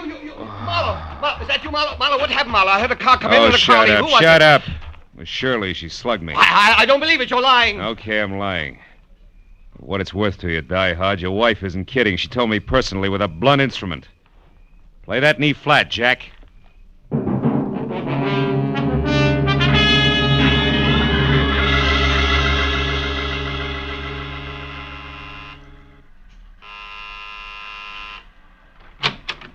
Mr. Marlowe, did you get something? Lumps. Oh, look at... How about you, Dr. Softman? No, nothing. Come in. Yeah. No one has come here. You found out something? Ever hear of a guy named Deniker, Doc? Me hear of Morris Deniker? 5 times in the past 3 years, Morris Deniker in Chicago has beaten me by introducing a new dye substance or a new process just days ahead of me. 5 times this happened. He's a dye chemist, too, huh? A brilliant one. I admire him. But why do you Listen, ask this me? is beginning to fit like a rubber glove. Deniker's in a hospital right here in L.A. He may not live, and he wants to confess to a crime. Here, look. What's Now, read it this? yourself. When Shirley saw that story, it threw her into a panic, and now it only figures one way. Your assistant has been selling your new developments to Denneker before you released them. No, it is not true. Shirley would not do this thing, not to me. Okay, Doc, we'll see. Now, look, why don't you go back to your lab and wait? I'm going to the hospital now and do some more fast addition. If it comes right, just don't forget you're a scientist, will you? Oh, I would not forget. Now, you remember something, Mr. Marlowe. 2 + 2 does not always make 4, especially when you are adding up human hearts.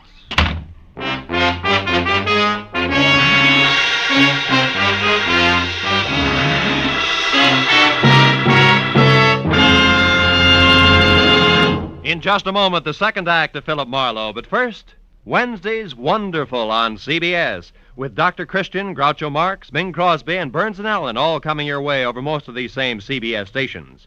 This Wednesday, Brother Bob Crosby visits Bing. Gracie Allen stumps the income tax experts. Groucho will be on hand with his ad-libs and teams of opposition. And Dr. Christian makes a wily grandmother stick to the truth for once. So be listening this Wednesday, won't you? Now, with our star, Gerald Moore, we return to the second act of Philip Marlowe and tonight's story, The Big Step.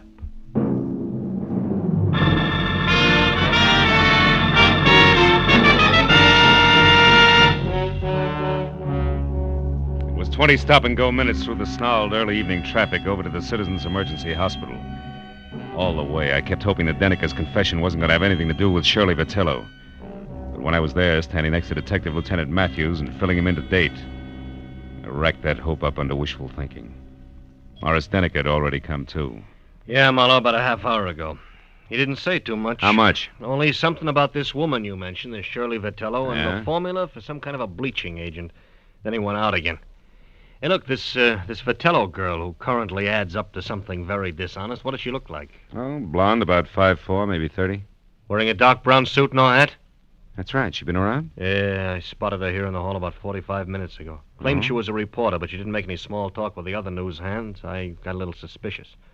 Just then Denneker came too, so I went in there. When I came back out, she was gone. Hey, Marlowe, you know where we can pick her up? No, I don't, Lieutenant. Doesn't look so good for her. She could be pretty desperate right now. Like a quick trip to the country. Or like worse, she's got a gun, Matthews. And now with Denneker starting to talk, very little hope left. I better be going. Where? Just going, Matthews. Hey, wait I'll a keep minute. in touch. Wait a minute. Look, we have a big organization, Mr. Marlowe. We're equipped to handle all kinds. We could do almost as good a job as you. Just keep that in mind, will you? Yeah. And I'm glad you said almost. So long.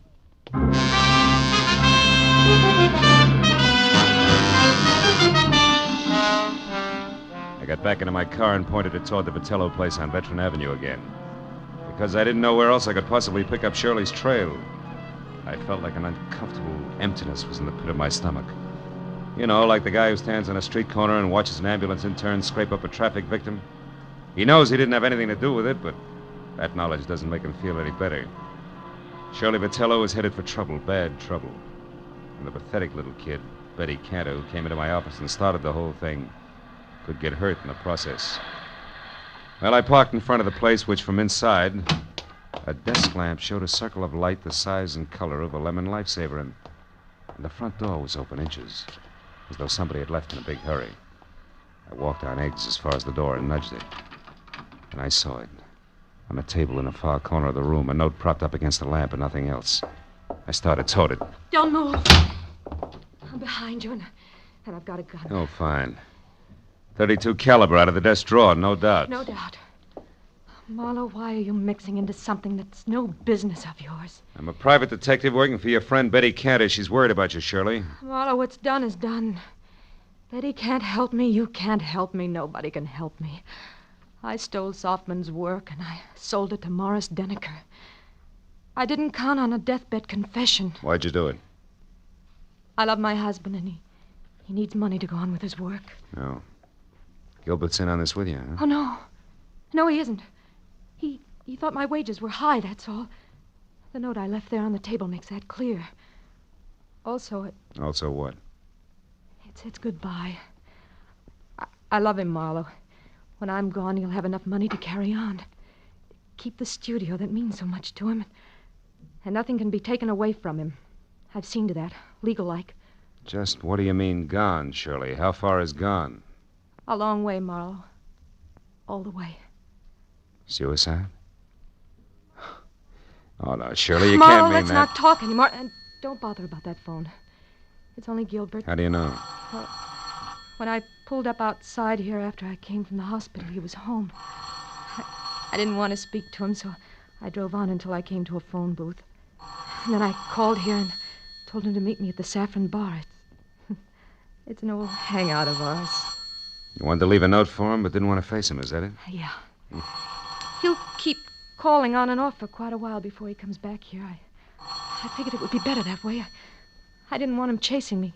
The sea air might give the big lug a cold. It always did. Well, Marlowe, it looks like it's about time to put you away for safekeeping. I don't think so, Shirley. I think the phone is about... No! Next time, Marlowe, it'll be more than a vase, but just as fragile. Now, the closet's cedar lined and strong. It should hold you long enough. Get in, Marlowe. Go on. Okay. And it is, baby. But first... What? The step you're about to take, Shirley, yeah, listen... I know all about it. It's a big step, isn't it, Marlowe? We'll save your breath. I wouldn't be any happier in prison or running away, believe me. Not a bit happier. So long, Marlowe.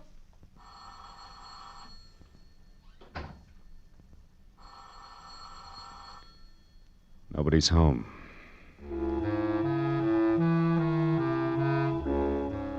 Shirley Vitello was mixed up about a lot of things in life, but that doesn't include closets, because the one she put me in was strong.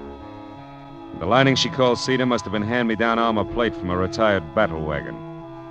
So all in all, I was 45 minutes alternately kicking and resting while the insistent telephone marked the 5-minute intervals for me.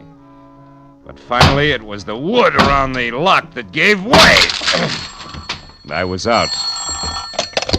Hello? Hello, sir. Who's this? Marlowe Vitello, and save your questions till you hear what I have to say. Marlowe, where's my wife? She was supposed to meet me here at the Saffron Bar. I and said she's save not... it. Now listen. Your wife's out to kill herself. No, Marlowe, no! Yes, tell me, did you two have a favorite spot out near the ocean? I don't see what I that don't has... care whether you see or not. Did you or didn't you? Yes, the Redondo fishing pier below Santa Monica. Good. Now keep listening, Vitello, and do as I say. Come straight home. But, Marlowe, it surely... Do as I say, Vitello. Come back here and sit tight with fingers crossed. I'll worry about the pier. Goodbye. Second the connection was broken. I picked up the phone again, dialed 116, got through to police emergency operator, and from there to Matthews, who was still at the Citizens Hospital. I told him to pick me up in a squad car and get ready for a fast 10-mile drive to the Redondo fishing pier, where Shirley Vitello was going to kill herself.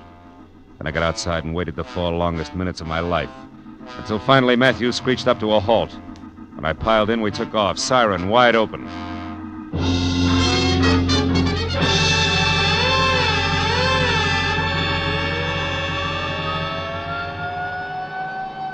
It'll be less than a minute now, Marlowe. Pier's only a couple of blocks away. Good. Better have Mooney kill that siren, Lieutenant. Jack, we want to come in quiet, Mooney. Okay, Lieutenant. Well, there she is. That power's out on the pier. Yeah, Mooney, pull up here, will you? We don't want to scare her into something. Matthews. What? That crowd there, halfway out on the pier. There's a cop with her. Yes, so there is. You better drive right up, Mooney. Looks like we're too late, Phil.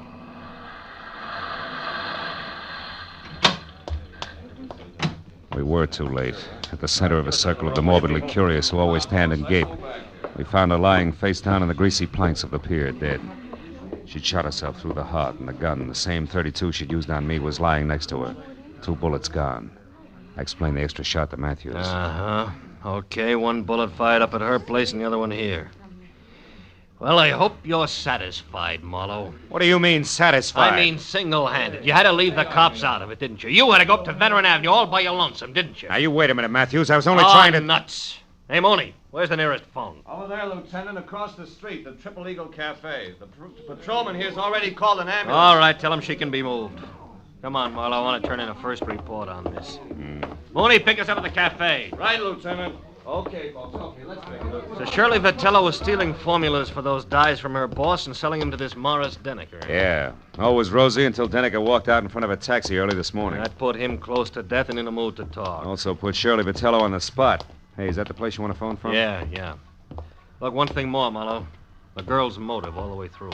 She loved her husband. He loved his work. Yeah? Her, too? Yeah, after his work. So since he didn't make any dough, she stole to keep him going and close to her. There's the phone, Phil.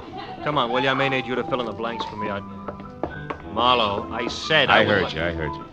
The phone can wait, Lieutenant. Come on over here. What? I want to talk to that piano player. Piano player? What about? The tricky way he has of playing Blue Skies. What? Yeah. Hey, Bud, that's all right. You got a mean left hand there. Yeah, I open in Carnegie Hall next week. Don't miss me. I'll try not to.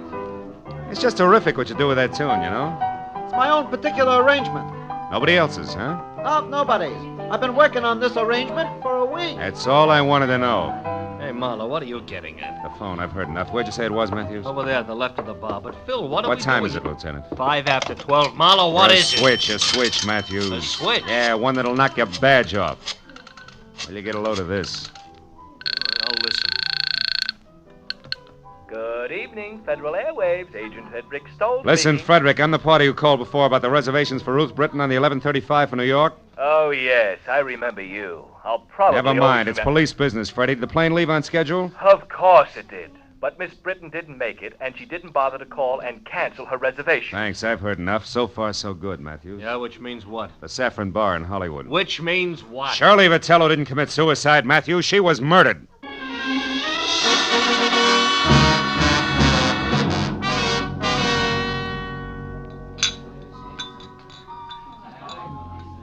Okay, Phil.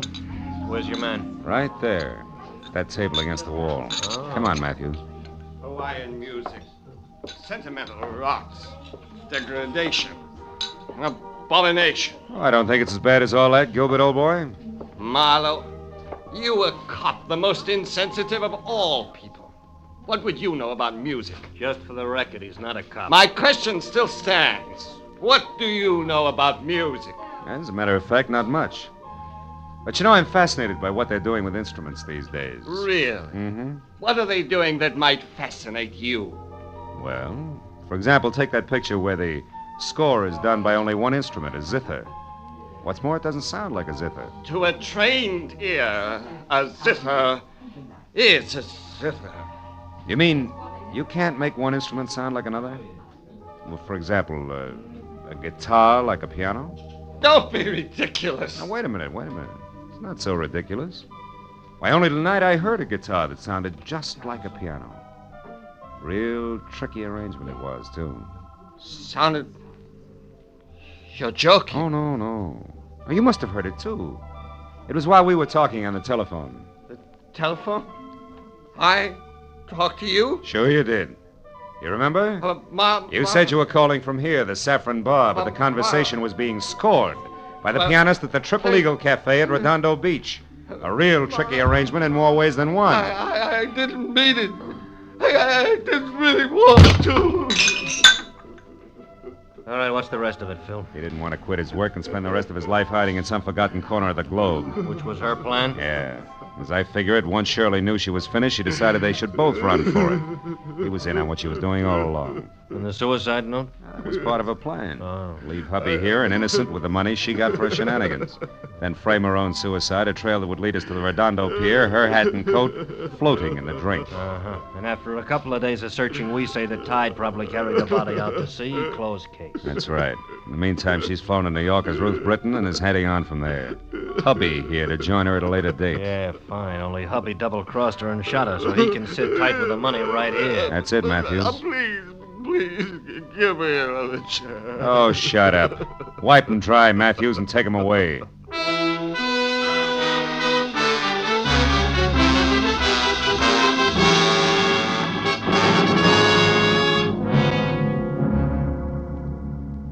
I didn't go along with Matthews. I didn't even bother about my car, which I'd left in front of the Vitello place. I'd had enough for one night. Enough of the kind of person who'd hitch his wagon to a star only if the twinkle he saw on the horizon was the reflection of a dollar sign. Oh, yeah, they were a pair, all right, the Vitellos. A pair who finally canceled each other out. You know what? I'm glad of it.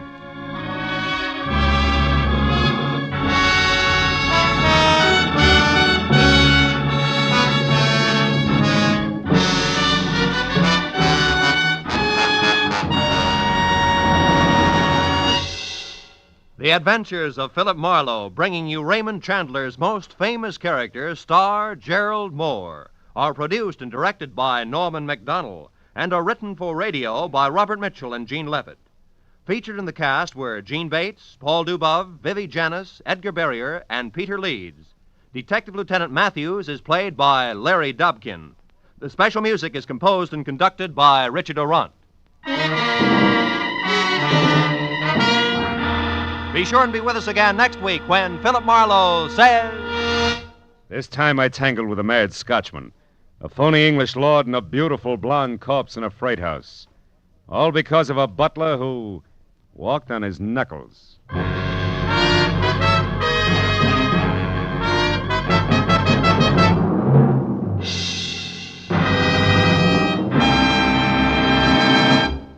How about tying a mental string around your finger today to remind yourself to file your 1949 income tax return as soon as possible?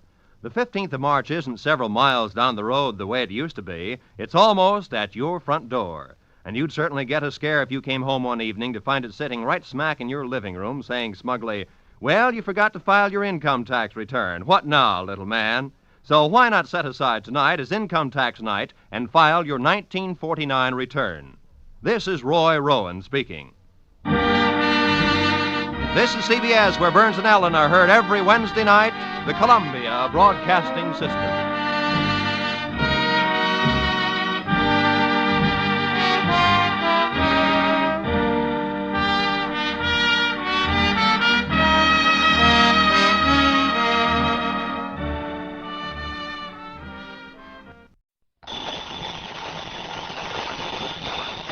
Johnny Dollar. George Reed here. Georgie, how's Floyd's of England holding up this hot weather? Fine, Johnny, fine.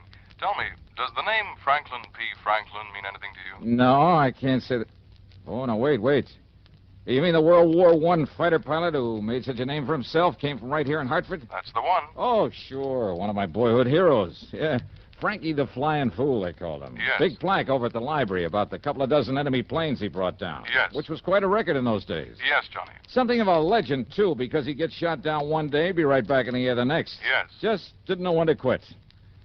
Well, he isn't still alive, is he? No. Well, I didn't think so. No, Johnny, Mr. Franklin died a few days ago. Only a few leaving days? a considerable amount of life insurance. With our company, of course. Oh, I see. Over $110,000 that's to be divided equally between his two sons, Randolph and Philip. Or, of course, the survivor. Well, what's your problem? Well, Randolph is no problem. He lives right here in Hartford. As a matter of fact, he buried his father. But we need to find Philip. If that is, if he can be found. Now, what do you mean by that? Well, suppose you come on over here to the office and I'll tell you what I know. Sure, why not?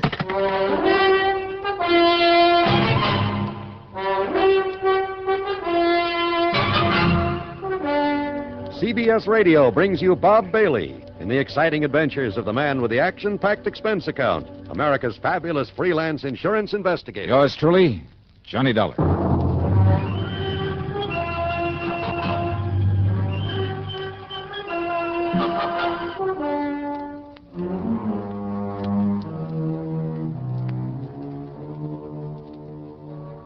Expense account submitted by Special Investigator Johnny Dollar to Floyd's of England, North American Office, Hartford, Connecticut.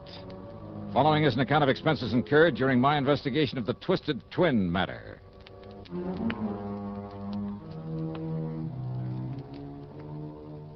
Floyd's of England hands me some pretty screwy cases, but I love them because they always put money in my pocket, sometimes plenty. So, expense account item 1, $1.10 for a taxi over to George Reed's office in the big new building on the square.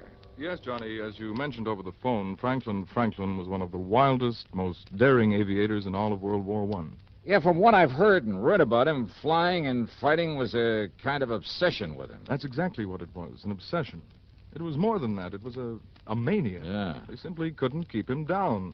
They could blast his plane out of the sky, fill him full of lead, but within a day or two, he'd be back up there fighting again. Yeah, must have been a real nut about it, huh? That's almost an understatement. So what about him, George? Well, a few days before that war ended, flying through a storm on the way back from a mission over Germany, he crashed into a mountaintop. Not from enemy fire, mind you. He'd shot down 3 Fokkers that day single-handed, but because of his own wild miscalculation. Yeah, but it didn't kill him. No, but he was badly injured. Very badly. Didn't regain consciousness for days. When he did, when they told him he'd never be allowed to fly again, well, Johnny, the man literally went out of his mind. No kidding. Well, if it hadn't been for his family's money, Franklin would probably have spent the rest of his days in a mental hospital. Kind of a shame for a man like that. Well, you must remember that even from childhood he was a pretty erratic... Well, anyway, after a few years of expensive medical and psychiatric care, he apparently recovered, both physically and mentally. Good. He was able to manage the estate his parents left him and marry and raise the two sons I mentioned, the twins, Randolph and Philip, now his sole heirs. Mm-hmm. What about his wife? Their mother, Grace Franklin, died when they were born. Oh, I see. Twins, you say? Yes. Identical? Absolutely identical, in appearance. What do you mean by that? Well, Johnny, they both inherited some of their father's instability. Now, you'll see what I mean when you meet them. That is, if you do meet them both. Yeah? Now, Randolph, living here in Hartford, is a salesman. He's on the road for a big machine tool manufacturer, and so far as we know, doing all right. And Philip? Well, from what little we know about him, Philip, the stupid one, well, the last we heard, he was a henchman, I guess you'd call it, of a man named Carlo Fazzetti. Fazzetti? Yes. The mobster out Yes. in Chicago? Yes. I had some mighty unpleasant dealings with Fazzetti one time. Well, have you contacted him, ask him what he knows about Phil? No. Gee, Carlo Fazzetti. Yes.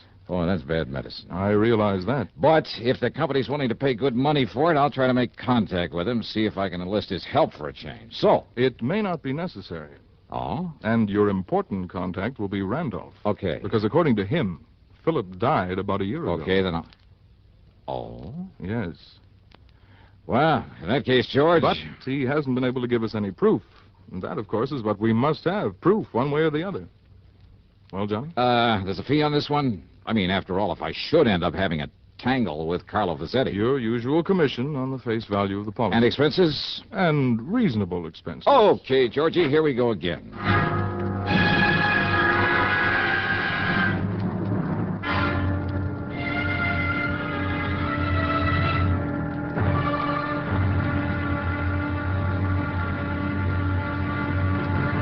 Now, Act Two of yours truly, Johnny Dollar.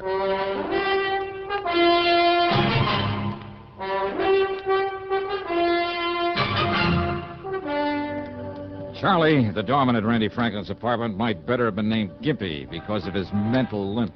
Is that Mr. Franklin? Geez, I don't know. You don't know? Well, how should I? Well, he does live here, doesn't he? Sure, part of the time. Huh? Sure, he's a traveling salesman, some tool company. Yeah, well, ring his apartment. Mister, he's out of town just as much as in. Sometimes a couple of days, sometimes a month away to time. Okay, now, will you please... Man, what a life. That's what ought to get me, a job like that, traveling all around. Ring his apartment, please. You See if think he's I in... like this? This standing around this fancy dump in this hot uniform? You think it ain't hot this kind of weather? I'm sure it is. Now, please, Boy, if you'll just... When I think how I could be traveling around all over, seeing the sights, meeting a lot of good-looking dames, showing them all a big time... Charlie, would you ring Mr. Franklin's apartment and see if he's in? You think I ain't responsible enough to get as good a job as Mr. Franklin or anybody else? Huh? Ring up his apartment? That's right. I can't do it. Can't do it. What do you mean you A can't? phone got busted a couple of days ago, and I forgot to call the repairman. But like I was What's the number saying, of his apartment? 4A on the 4th floor. But like I started to Okay, say... thanks. Yeah, well, like I was saying, me, I could be... Wow. Wait.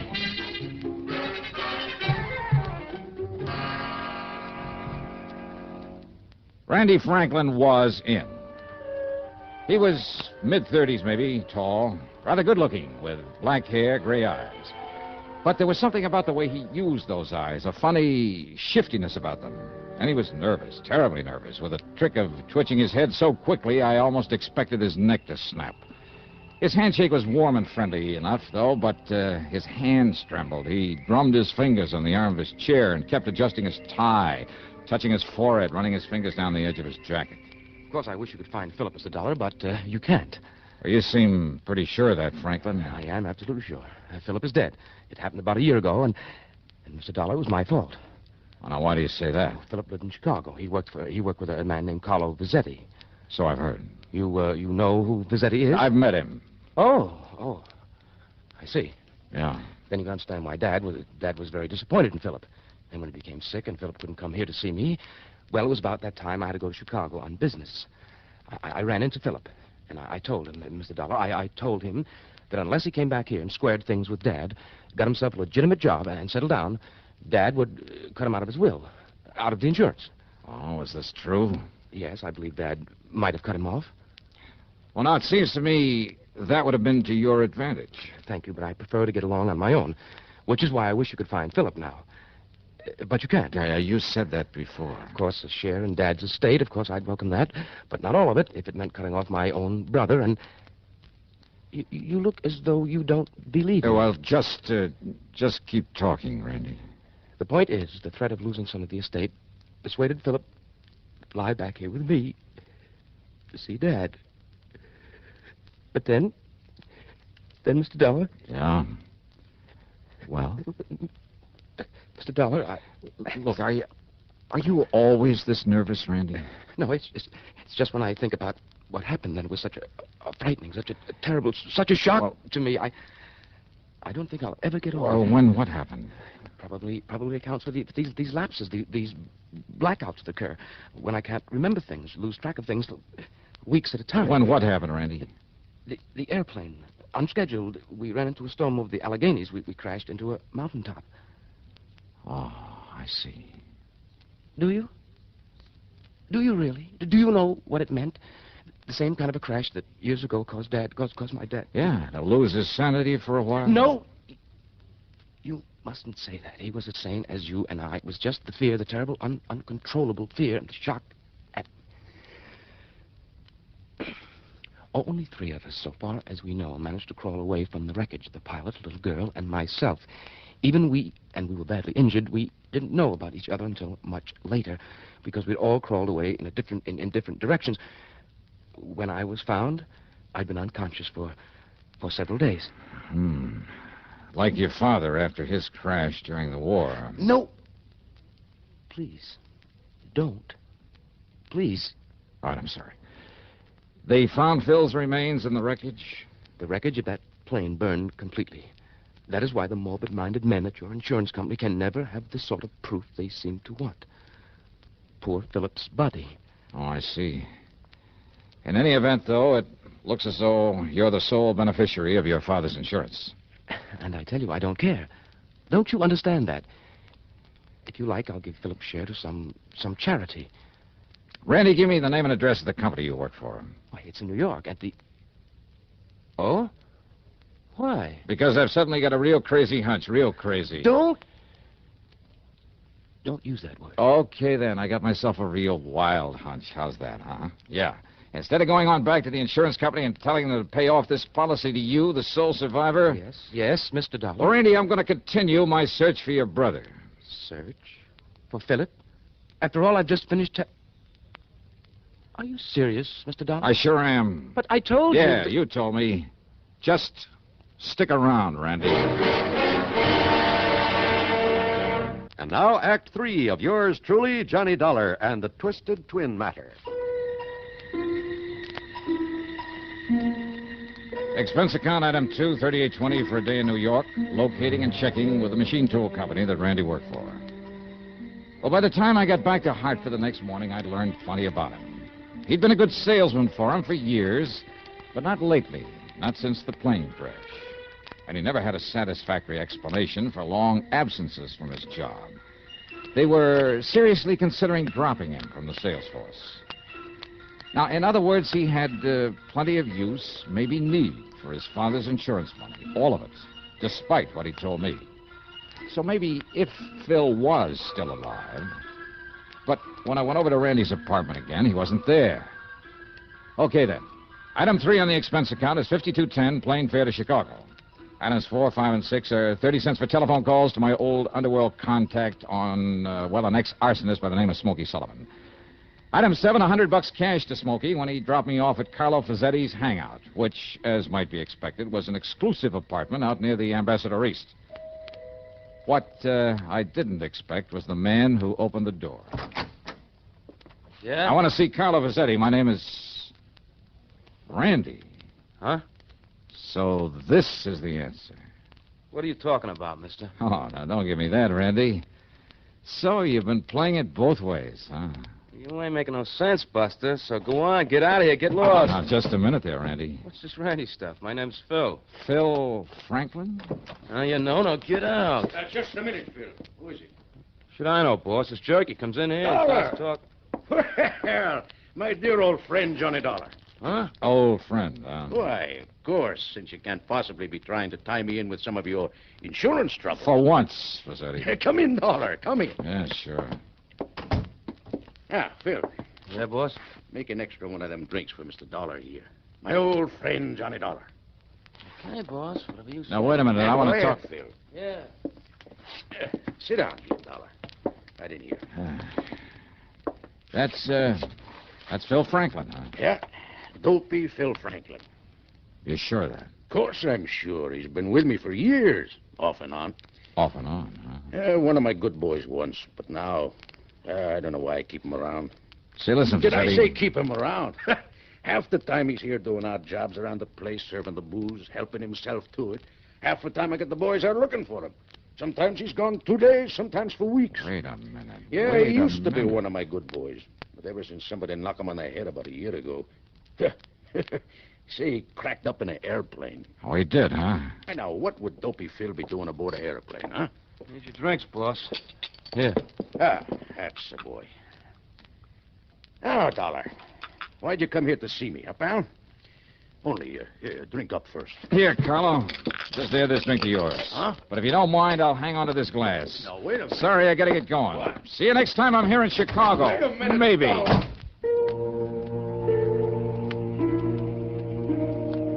I wrapped the highball glass carefully in my handkerchief, stuffed it into my pocket, then spent item 8, $4.90 for a taxi. Item 9, another $52.10 for a plane ticket back to Hartford. Item 10, $1.50 for a cab to my apartment. Well, there I picked up my car and drove over to Randy's place. He wasn't there. Item 11, $10 to the doorman, Charlie, to keep his eyes open for once and to phone me when Randy came in. And to keep his mouth shut. Well, as I might have expected, Charlie's call didn't come until 5 days later. Item 12, $4.85 for a tank full of gas. At police headquarters, I picked up Lieutenant Tim Waverly, who spends most of his time in the lab, not in uniform. I gave him the highball glass, some instructions.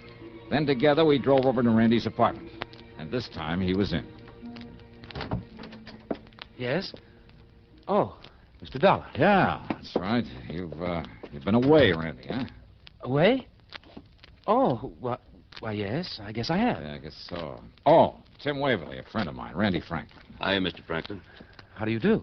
Just where were you, Randy? Does it make any difference? Where? Well, Mr. Dollar, I don't know. No, I'll bet you don't know. All right, let him see it, Tim. Sure.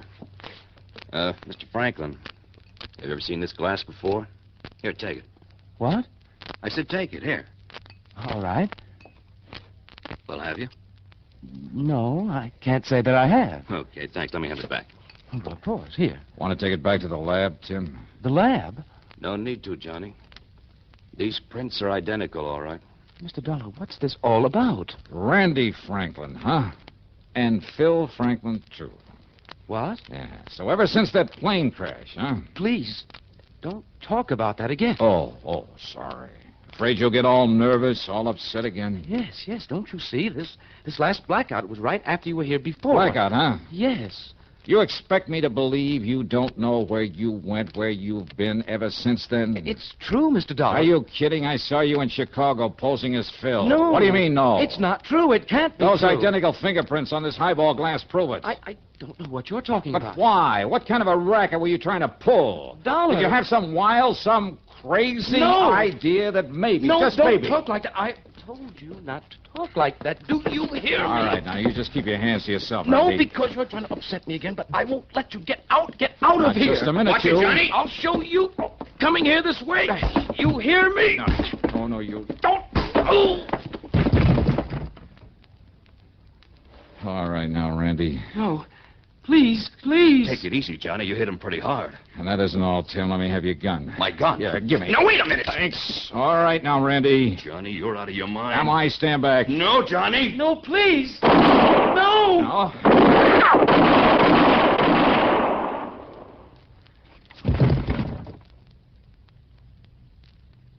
Johnny, if I didn't know you...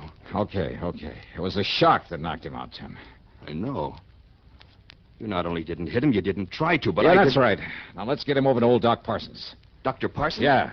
The psychiatrist? Yeah, come on. Give me a hand with him.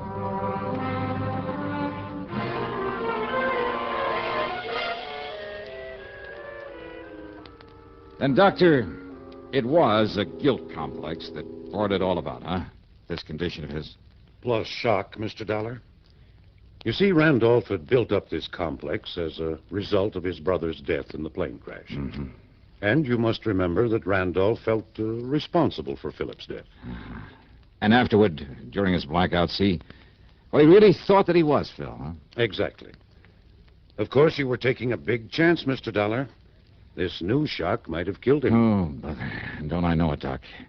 But, when I suddenly realized what it was all about, Well, fortunately, it worked. His intense excitement, which ordinarily might have resulted in another one of his blackouts, sent him back into the Phil personality. Well, that excitement, plus the shock and pain when you struck him, then his overpowering fear when you stood over him, pulling that trigger, apparently trying to kill him. Well, Dollar, they were a perfect match for the pain and the terror that existed during the plane crash that made him the way he was. But now, Doctor? Well, I'm convinced that with proper care, Randolph will now be all right. Will be himself, entirely. Good. Just, don't you ever try anything like this again, young man.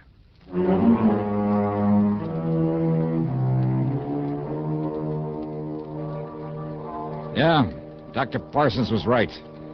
After this, I'll leave the shock treatment bit to people like him who really know what they're doing. All right, let's see now. Expense account total comes to $196.55. There'll be no fee on this one. Yours truly, Johnny Dollar.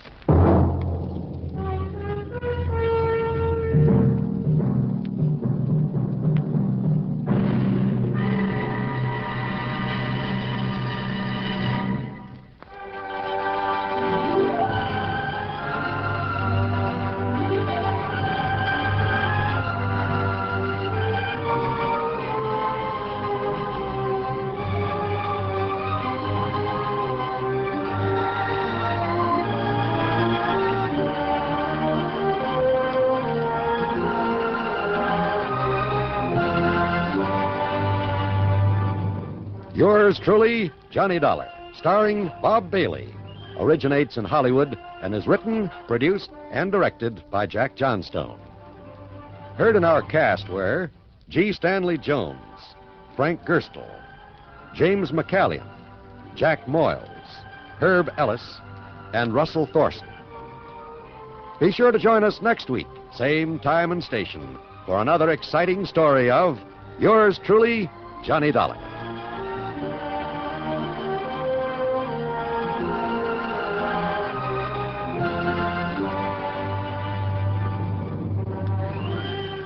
This is John Wald speaking. Johnny Dollar has come to you through the worldwide facilities of the United States Armed Forces Radio and Television Service.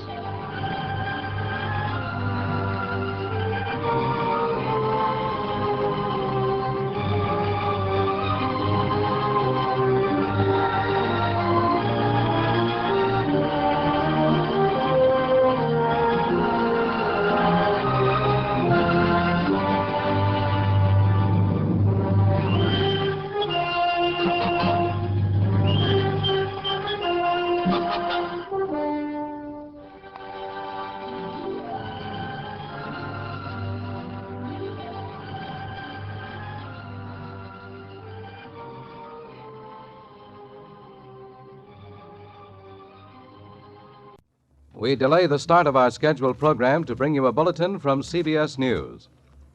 The Associated Press quotes an authoritative source in Tokyo as saying that some United States combat troops have been alerted to go into action in South Korea at a moment's notice.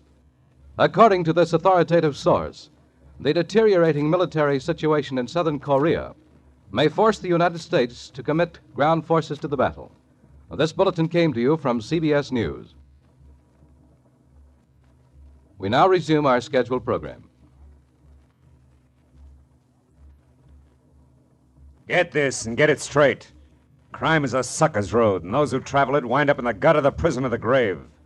There's no other end, but they never learn. Wrigley's Spearmint Chewing Gum, the refreshing, delicious treat that gives you chewing enjoyment, presents for your listening enjoyment Raymond Chandler's most famous character in The Adventures of Philip Marlowe.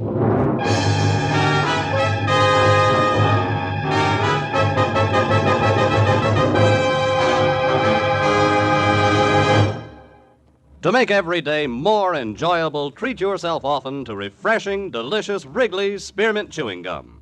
Here's a taste treat you can enjoy indoors, outdoors, at work, or at play. The cool, long-lasting mint flavor refreshes you. The smooth, steady chewing helps keep you fresh and alert.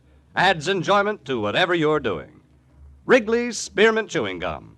Healthful, refreshing, delicious.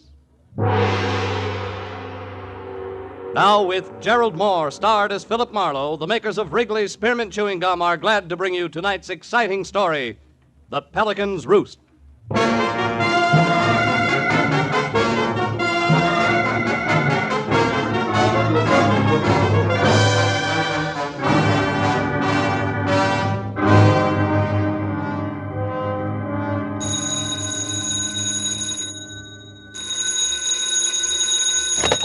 Hello, Marlowe speaking. Phil, thank heaven you're home tonight. Lynn? Yes. Lynn Russell? Uh-huh. Oh, baby, when did you get back to town? Yesterday. Phil, listen, I'm at Eugene's. It's a beauty salon in Wilshire just west of La Cienega. Yeah? Come over here right away, will you? Me? To a beauty shop? You've got to help me get out of here. Oh, what's the matter, kid? Got your head caught in a dryer? Phil, please, I'm serious. I'm scared. There's a guy waiting for me outside, and when I leave here, I'm afraid he's going to try to kill me. Now, look, this isn't just for laughs, huh, baby? Phil, this time I'm not fooling. This man's crazy. His name's Ward Erling. I had a few dates with him once. He was in an accident 3 months ago, just before I left on my cruise. He's supposed to be in the hospital right now, but he isn't. He's here, just waiting for me to leave. Yeah, but Lynn, Look, I'm not asking a favor, Phil. I'm hiring you. Okay, baby, it'll take me 15 minutes to get there. Oh, thanks, Phil. I'll wait till I see you walk by.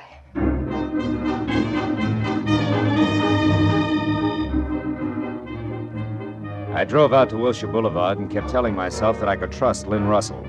Why? Because I like her. She was a glossy brunette, born with all the natural equipment of a top model and a covey of oil wells in her own name. She rushed at life, but she'd always been smart enough to stop short of real trouble. Well, it was 9:30 when I got to the section of Wilshire's Miracle Mile that housed Eugene's beauty shop. I drove by, saw no one outside, so I pulled into an alleyway, parked, and walked back slowly. As I passed in front of the show window, I winked at a gilt mannequin with purple hair. And when I heard the door open behind me, I stopped and lit a cigarette. Lynn Russell hurried by without a word, ran to a cab at the corner, and drove away. And that was all there was to it. I turned around, headed back to my own car, and got as far as the handle on the door. Oh! I fell against the car as the blow came again. Oh! It made syrup of my legs. I oozed down onto the pavement and stayed there. I know you. You're Marlowe, the private detective. Okay. So I'm Marlowe. Well, let me tell you something, Marlowe. I've spent 3 months flat on my back because of an accident that wasn't an accident. I'm going to get even with her, you understand? I don't care what it costs. Palmer Sloan or anybody else can hire a dozen like you, and it won't stop me, so stay out of my way. I climbed up my front fender hand over hand, got back on my feet. In time to catch a glimpse of a new convertible emerald green with what must have been Ward Erling at the wheel. Well, there was no use trying to follow in the condition I was in, so I headed for Lynn's place with all my windows open. The cool air helped. I pulled up in front of a wrought iron arch labeled Garden Court Bungalows and followed a flagstone trail back to number 4, which was Lynn's. I felt almost normal again, until I saw her front door. It was standing half open, framing a man against the dark interior who was trying his best to see inside. This time the advantage was mine, and I took it. Take your hands off me. Get inside. Oh, just a minute. Get in. Now turn on the lights. Lynn. I doubt she's home. Miss Russell is not in the habit of sitting around in the dark. Oh, you know her habits, huh? I do. And you? I know she has bad taste in men. I wonder if I should resent that. You don't qualify. What are you to Lynn? When she wants someone to help her lift a martini glass, she calls on me. We've been going on like that for years. Just tell me your name, Junior, and he's off on the small talk. My name is Sloan, Palmer Sloan. Now it's your turn, Mr. Muscles. Never mind. Lynn! Lynn! what right are you snooping around like this? Just who are you, anyway? Here. Here's my card. Lynn hired me tonight. Oh. So you're Marlowe the detective? Yeah. Marlowe the detective. Any idea where she is? It's important. None whatever. I had a date to meet her here, which never means very much to her. Why did she think she would need you tonight? Because she was afraid of a guy. One who gave me a crack on the skull, and incidentally, doesn't think much of you either. Oh? Ward Erling. Ever hear of him? Erling? Yeah. Well, yes. But Erling's still in the hospital. He met with an accident, you know, something about brakes slipping on a car, and he was crushed. Accident's not what he calls it, and he's got a gun, just for emphasis. What's his connection with Lynn? Oh, help yourself, Marlowe. Lynn won't mind. Get your snoot out of that glass and answer me. She discovered him, like all the others. That sculptor 2 years ago, and the cowboy, Tex Harrison. Early last year was the fellow with the racing boats, and so on. They are hobbies, fun and games to Lynn. She's got too much energy, far too much. What's the difference with Ward Erling? Well, he fell in love with her. Oh. It was charming. And then he wouldn't be brushed off, told off, or bought off. She tried them all. So? She left. Ran out, took a cruise. He wanted to marry her, simply wouldn't take no for an answer. Imagine that. Those two belong together like scotch and kerosene. You know, you sound a little like you're in love with her yourself. Maybe I am. Oh. But I know my quaint little position in her life. I'm her errand boy, Marlowe, nothing else. And you don't care how dirty your hands get? What do you mean? Skip it. Now look, errand boy, her life's in danger. Right now, I've got to find Ward Erling in a hurry. Any good ideas? You might try the 4-bell jump in Santa Monica. What's that? It's a jive joint on the waterfront at Surf and Wilshire. That's where Lynn dug that character up originally. He's a musician? If you want to call it that. Some do. He was the piano player and leader of a small and for some reason successful combination that's still there as far as I know. Yeah, and one more thing. Lynn left here in an awful hurry. She might be looking for you. And I might later, too. Now go home, wherever that is, and wait. Why not? Oh, it's 210 in the Beekman Plaza. 210, huh? And if my apartment doesn't answer, try the bar.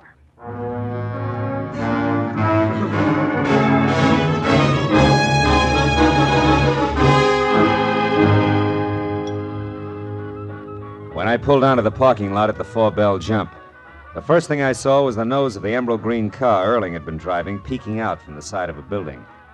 I checked it and found out it was registered to one William Freeman. Well, that meant nothing, so my next stop had to be inside. The club was a low-ceiling mixture of dusty fishnets, the smell of bad bar whiskey, and noise.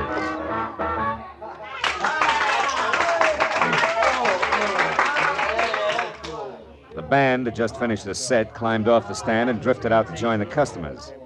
I saw the name Howdy Bub Freeman stenciled on the bass drum. He was a flyweight who carried most of it on an oversized head equipped with a pair of protruding yellow eyes. Stuck out even further when I followed him out into a back room. Hey, Bub. Yeah? Is that your car around the side, the green one? Yeah, brand new. Nice, huh? Too nice to loan out. Better come again. Where's Ward Erling? I thought he was the piano man here. Ward, he used to be. He's in the hospital now. Had a bad accident a while back. Who says it was an accident? What? It was an accident. I say so. Of course it was. I saw it. The brake slipped in his car. It rolled down an incline, pinned him against a wall. Is that so? Who says he's in the hospital? I do. Hey, look, what's your grift? You're a liar, Bub. Erling borrowed your car tonight. Man, you're dragging me. I'll see you around. Come back here! Look, I got no beef with you, mister. Where can I find Ward Erling? Why don't you go off somewhere and drop dead? Where is he? Come on, little man, before I shake it out of you. You look like you shake awful easy. Where's Erling? Wait a minute. I don't know. I swear I don't. I don't care if he used my car. I didn't know it. He's a bring-down, a spook. Keep going. He blew his cork over some society doll. It practically wrecked our combo we've been working 5 years to build up. Also, it broke the heart of one very sweet kid. Maxine's so gone, she'd scrub floors for Ward, and he couldn't see it. I'm disgusted with him. Maxine who? Where can I find her? Now look, little man, do I shake some more? Maxine Majesta. That's better. She's inside at the end of the bar, blonde in a blue dress. Take it easy, will you? She's a good kid. So am I. We'll get along fine. I'll see you, Bub.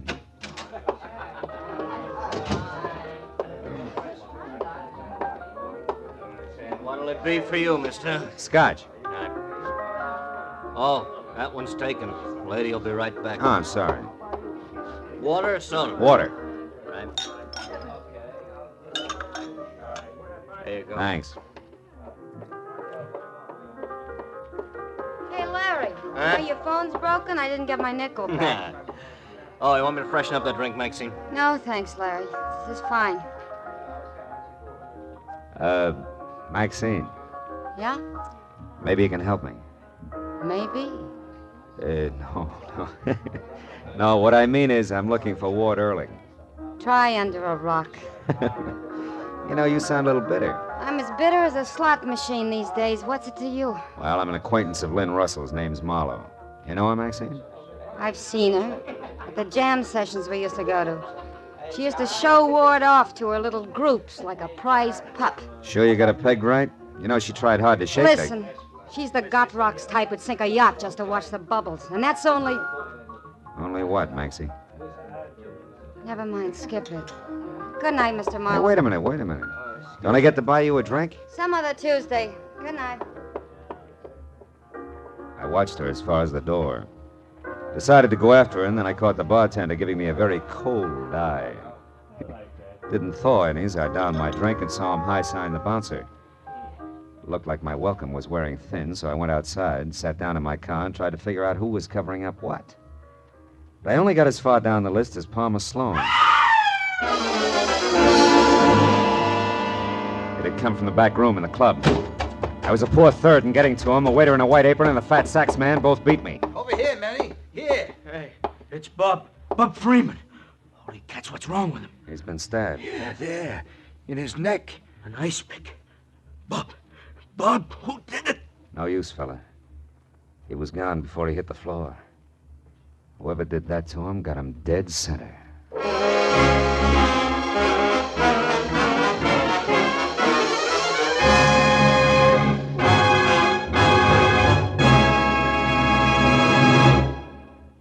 To make every day more enjoyable, treat yourself often to refreshing, delicious Wrigley's Spearmint Chewing Gum.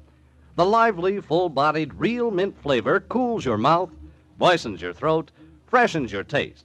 And the chewing itself gives you a little lift, helps you keep going at your best. So for real chewing enjoyment that's refreshing and long-lasting, always keep Wrigley's Spearmint Chewing Gum handy. Healthful, delicious Wrigley's Spearmint Gum will make every day more enjoyable. Now with our star, Gerald Moore, the second act of Philip Marlowe and tonight's exciting story, The Pelican's Roost.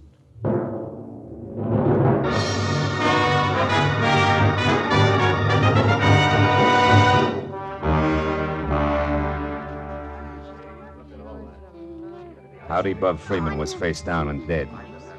The ice pick that had killed him pointed straight up, rigid like an accusing finger. To the right of the dead drummer's sprawled legs was the fat saxophone player, his face shiny with a fine sweat of fear. And to the left, the waiter who had found Freeman's body. For a backdrop, there was the doorway crammed with astonished faces and the funny kind of cracked voices people always have at a time like that. I closed them out. The waiter objected. Now, wait a minute, mister. What are you doing that for? We gotta call the cops. Hey, you ain't the cops, are you? No, I'm a private detective. Name's Marlowe. Well, that ain't good enough. We gotta get the law Shut about up, this. Dave. What? Mr. Marlowe will tell you anything you want to know. My name's Lager, Manny Lager. Bub Freeman was a good friend of mine. Even if he's the reason Ward Earling went to the hospital? What'd you say? That from my corner, Freeman dead only adds one way. He put Ward Earling in splints to keep him from wrecking the band by running off with Lynn Russell on a 90-day cruise. Oh, yeah, sure. And to get even, Earling put an ice pick in his neck. Tossed it right from his hospital window. You don't keep up with the news, do you, Lager? Earling left the hospital this afternoon, probably by way of the fire escape. Water's out? Out. And so that the accident was the kind that's planned well in advance. I know because we've already had a chat. Then you mean that Earling did this to get square? He killed Freeman? It could be. But there's another angle. Yeah, an angle named Palmer Sloan.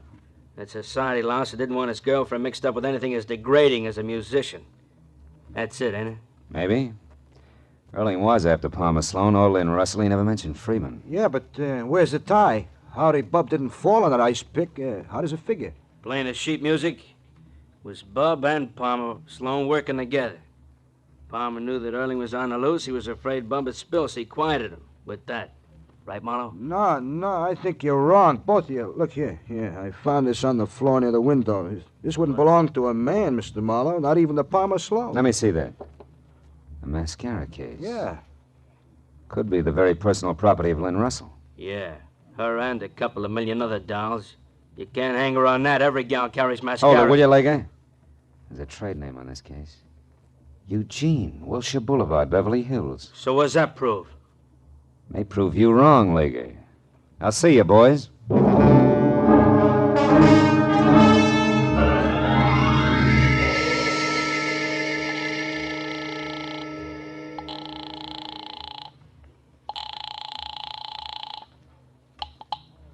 Hello. Marlowe, Sloan, have you heard from Lynn? No, Marlowe, I haven't, and I probably won't, so please let's not call here Save every it for the hour. country club, Palmer, and get a good grip on this.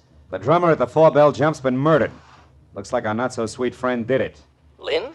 Oh, you're out of your mind. Yeah, I'm out of my mind. Now tell me, if she did this, have you any idea where she would head? No, Marlowe, no, I don't. No. The boat is tied up. Her car is in the garage for repairs. Okay, suppose she didn't take a car or a boat. Would it be by... Hey, wait a minute, Sloan, what was that about a boat? Is it a yacht, maybe?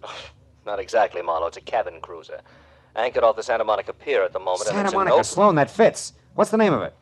Crest of the Wave. Why? What makes you think she'd go out there? Well, among other things, a crack a lady made earlier tonight. A lady named Maxine Majesto who loves Ward Erling and hates Lynn Russell.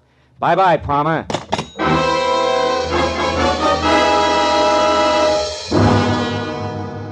I made it to the fog-veiled Santa Monica Pier in less than 10 minutes. Then was another 5 getting out to the breakwater that joined the end at right angles to form a protecting L for the 50-yard boats moored within. Boats that ran from the kind of sleek yachts that good girls stay away from to a leaky rowboat with a rusted outboard labeled Faithless. And all were moored in a series of slips connected up front by a narrow, wet catwalk that did not have a guardrail. Except for a quiet old man with his pipe and pass, the end of the pier was deserted. No light showed on any of the boats. When I'd gone along the catwalk as far as the crest of the wave, a neat chrome-finished 50-footer, I had a clammy, uncomfortable feeling that said I was too late. But that disappeared in the next minute when I spotted Maxine Majesto standing alone on deck. Her blonde hair damp and flat to her drawn, glistening face. A face that didn't brighten at the sight of me. Marlowe, what do you want here? Lynn Russell. Have you seen her, Maxie? Lynn? No, I haven't. But you are waiting for her. No, why would I... You mean you always come out here nights? It's good for a girl's hair, is that it, baby? Marlowe, stay out of this, please. So you can get to her alone? No, Marlowe, so I can get to her alone. What? Don't budge an Fine. inch. I mean that, Marlowe. This thing goes off real easy. Now, where is she, Maxine? I don't know. Oh, Ward, I knew you'd come here after her. That's Never why... mind that. I want Lynn Russell, Maxine. Why? Why, darling? Oh, Ward, aren't you through with her yet? Didn't you do enough to you? She and that Palmer... Stop it. Just tell me where she is. Keep those hands up, Marlowe. I had an itch. I'll ask permission next time. Ward, listen to me. What difference does it make where Lynn is? She doesn't love you. She never did. You were a 5-minute intermission. But us, we're different. We were in love, Ward. We had everything.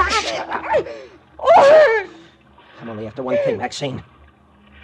Now, where is she? Ward, please forget her. Come here. Get my arm. I'm gonna break it unless you tell me what I want to know. The guy who runs the hamburger joint the other side of the pier saw her here, Maxine. And for the last time, where is she? All right, stop it. She's at Pelican's Roost. Nice going, Adonis. You got your answer, didn't you? Yeah. Just like I'm gonna get Lynn Russell. Hooray. State will be overjoyed. What's that supposed to mean, detective? Something like Lynn Russell just killed Howdy Bub Freeman? You're a liar. Really? It doesn't matter. If it's true, I'll just be a little harder on the fine lady. How hard can you get, kid? Hard enough. Oh!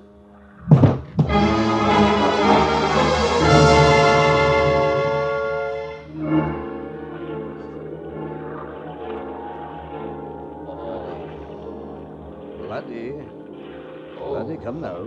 Here we go. Up to the sitting position. Too much blood to the head is bad now.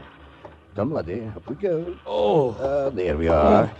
That'll be fine in a minute. Oh, there's quite the blow there. Yeah.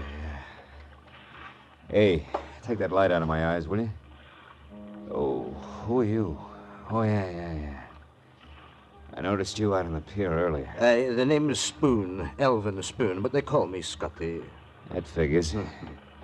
Oh. Scotty, tell me, where's the Pelican's Roost? Was it a nightclub or what? Nightclub? Oh, no. It's far from that. How far? What is it? The Pelican's Roost is the old fishing pier. In Santa Monica?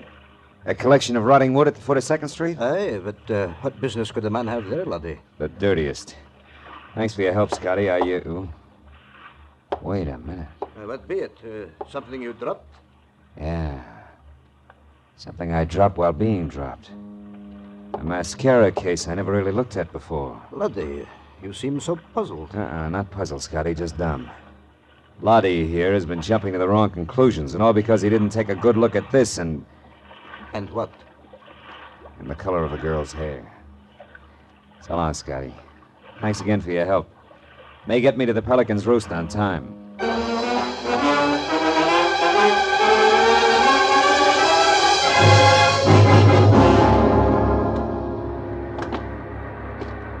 The nickname for the cockeyed assortment of barnacled pilings that complained with every surge of the sea and complained again with the undertow that always followed was no misnomer.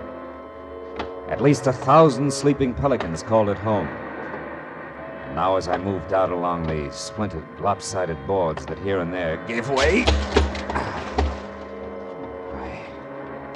I tried to be careful. Not to wake too many of the birds and stir them to flight, because that would give me away. But the heavy, clinging fog and the waves crashing over the jagged, jutting rocks below were on my side.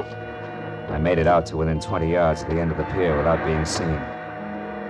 There I slipped my .38 out of my shoulder holster and went forward, a slow foot at a time, until I saw Lynn Russell. Alive and alone, huddled near a slick, oily piling, a face in her hands, a body trembling with her tears. What I didn't see was the man who had come up beside me and taken aim. Oh! My hand! How dumb can one man get, Marlowe? A beating on the sidewalk, a beating on the boat, and now this. 3rd time's a charm, Adonis, haven't you heard? Oh, Phil. Phil, your hand, it must hurt terribly. Don't waste your sympathy, Lynn. The gentleman here thinks you're a killer. He thinks you knocked off Howdy Bub Freeman because you and Bub planned my accident, and you were worried about Bub talking too much. Phil, how could you believe that? Oh, it was real easy, Lynn. You had the motive, and that plus a box of mascara that came from your beauty shop just about sold me. I don't understand. What about the mascara? Well, it was found near Freeman's body. But it wasn't until a few minutes ago that I found something else. The mascara is brown, and that fits a blonde, not a brunette. What are you trying to say, Marlowe? My guess is that Maxine Majesta's that blonde. She happens to use the same brand as you, Lynn. It's a good guess, Marlowe. Maxine. Swell guess. I did kill Bub. We both planned your accident, Ward. Bud because he didn't want you to ruin everything you two worked so hard for, and I because I'd rather have you in the hospital than with her. Stay back, Maxine. He has a gun. So do I, but I'm still a hit. You see, Marlowe, I got here before you did. I've been watching them. He had all the chance in the world to shoot, but he didn't, and he won't. And that's why you only got shot in the hand. He's not a killer. You only hit the killer's temper. And he's just learned that revenge is hollow unless you are a killer. Don't, Maxine! Shut up, both of you! You killed Bub? Yes, I did. He was afraid you'd find out everything. He thought his only chance was to tell you what we did and put the blame heavy on me. You scum. You put me in the hospital, nearly killed me just to keep me for yourself. Yeah, it's called love. Stupid, wasn't I, Ward? Selfish. And I lost. But if I can't have you, nobody...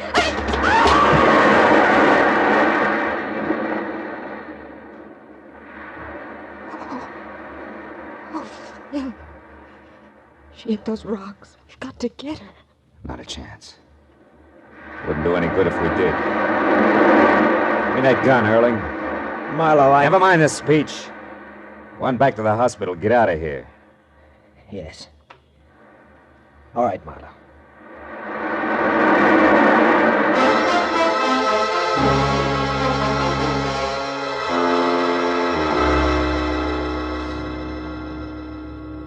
It was midnight when I called the Santa Monica police, and when all the paperwork was done, it was 3 in the a.m. Lynn and I drove by the old pier and sat looking at the rotten timbers. Tried not to talk about the poor kids somewhere underneath them. Lynn, Yes, Phil. how do you feel about everything? I don't. Just numb. Maybe that's the best way. Numb. Anesthetized. Insulate our hearts, our sensibilities. That way nothing can get to you. Yeah. Then just as we think we're all snug in cotton wool, life explodes the insulation, the heart ends the anesthesia, and we're back grabbing at brass rings. Phil, I want to go home. Okay, kid. But remember, there may not always be a way home.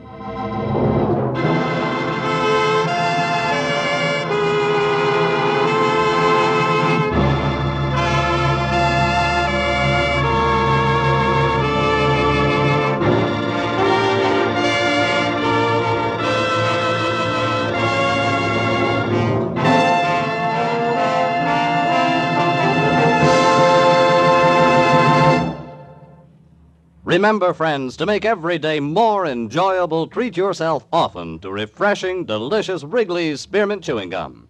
There's lots of cooling, real mint flavor in every stick. And chewing Wrigley's Spearmint helps keep you feeling fresh and alert.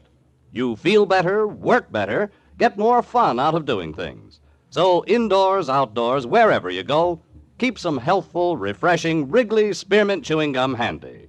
To make every day more enjoyable, treat yourself often to delicious Wrigley's Spearmint Chewing Gum.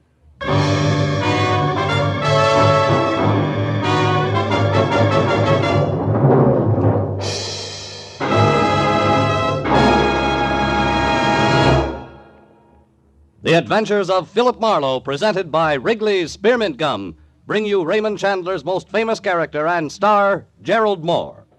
Philip Marlowe is produced and directed by Norman MacDonald and written for radio by Robert Mitchell and Gene Levitt. Featured in the cast were Lillian Buyeff, Larry Dobkin, Georgia Ellis, John Daner, David Ellis, Paul Dubov, and Jack Crucian. The special music is composed and conducted by Richard Arant. The makers of Wrigley's Spearmint Chewing Gum hope you enjoyed tonight's adventure of Philip Marlowe and that you're enjoying Wrigley's Spearmint Gum every day.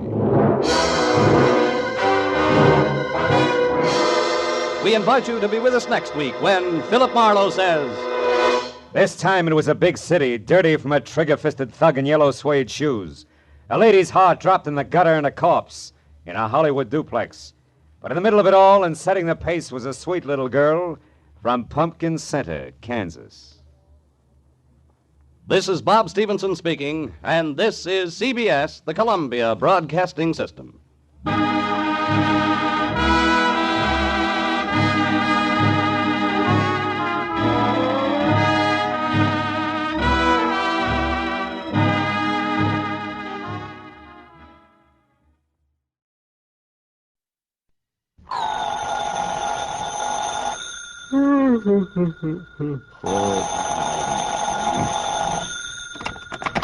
Johnny Dollar. Johnny, listen, I've just looked up the plane schedule. Ah. Yes. Now listen, if you hop into your car and drive on out to Bradley Field, you can just make the point to New York. New York? At this ungodly hour? Listen, will you?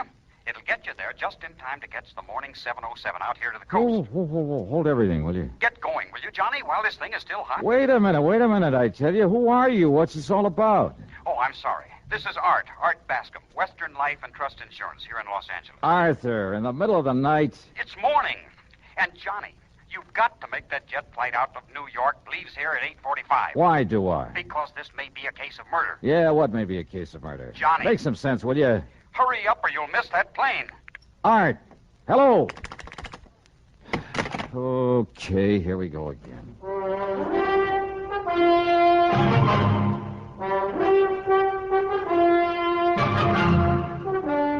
CBS Radio brings you Bob Bailey in the exciting adventures of the man with the action-packed expense account, America's fabulous freelance insurance investigator. Yours truly, Johnny Dollar. And now, Act One of yours truly, Johnny Dollar.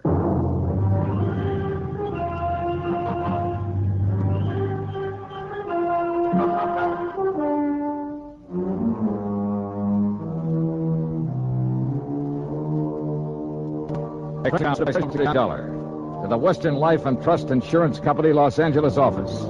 Following is an account of expenses incurred during my investigation of the fatal switch matter.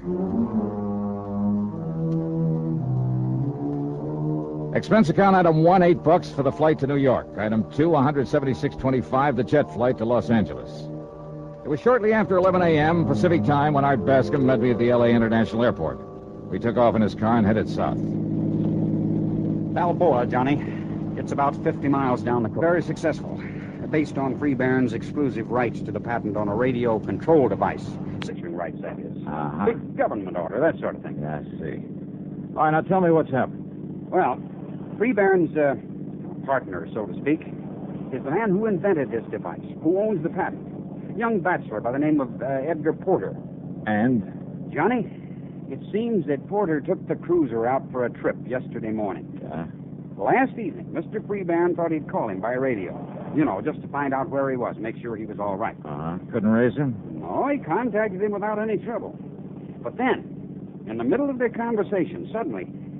Well, Johnny, from what Porter said, his last words over the radio... Yeah? Well, it looks as though somebody killed him. Where's the cruiser now, Art? Somewhere out in the Pacific. The Coast Guard's trying to find it. Well, then he hadn't given Freebairn his position. No. I guess he didn't have time before whatever it was killed him. Uh-huh. Who else was on board the boat with this man, Porter? That's the first thing I asked Mr. Freebairn when he phoned me. Well? No one. Huh? Not even any other boats around. Porter and that cruiser were out there alone. Yet, judging by what he said, someone somehow managed to kill him. Who said? Porter himself. Well, how do you know what he said? Lester Freebairn told me. He and his wife were talking with Porter by radio when it happened. Oh, well, then you only have his word for what Porter may have said. Also, Johnny, Freebairn was making a tape recording of their conversation. Oh, I wonder why. I don't know. But he told me over the phone that he has that recording. And you're sure that Porter was alone out there? That's what he told Freebairn. But if he was murdered... I know. It doesn't make sense. Brother, it sure doesn't. Let's get on down there to Balboa. The Freebairn home on Newport Bay was small compared to some of those around it, but nice nevertheless. A speedboat was tied up at the dock, but there was no sign of the cruiser. Lester Freebairn was a man of 57 or 8, I'd say, but right now he looked a lot older than it. His wife, considerably younger, was quite a dish. A tall, statuesque redhead. She wore an expensive silk housecoat with an ermine collar. A real careful makeup job, too. Her eyes especially were, well, let's say she knew how to use them. And Art Bascom had said that Edgar Porter was a young bachelor. Sit down, gentlemen. Sit down. Yeah, sure. And, Marilyn, will you bring me another cup of coffee? Why, of course. Perhaps Mr. Dollar and Mr. Bascom would like a drink. No, thanks. You can pass me. No, thanks, Mr. Peavy. Excuse me, gentlemen. I just talked to the Coast Guard again. They've got planes and boats, even a helicopter out there looking for the last one, the cruiser. No sign of her. Mr. Freebairn, Art tells me you're certain that your partner, Edgar Porter, was alone out there on that yacht. Because he told me that he was. Now, let me play the tape recording of our brief radio conversation with him. By all means. Just give this thing a few seconds to warm up. How'd you happen to record your conversation with him? I just made some modifications in this machine, and I thought I'd check it out. I'm so glad now I did. Oh. Now, that's a make I don't think I've ever seen before. Oh, I made it myself, Dollar. Like this receiver here, the transmitter. Make all these things myself. That's the reason I'm in the business I am. And it's a lot better than that old chemical plant he started out with. Here you are, darling. Thank you, my dear. Now, let's start the tape.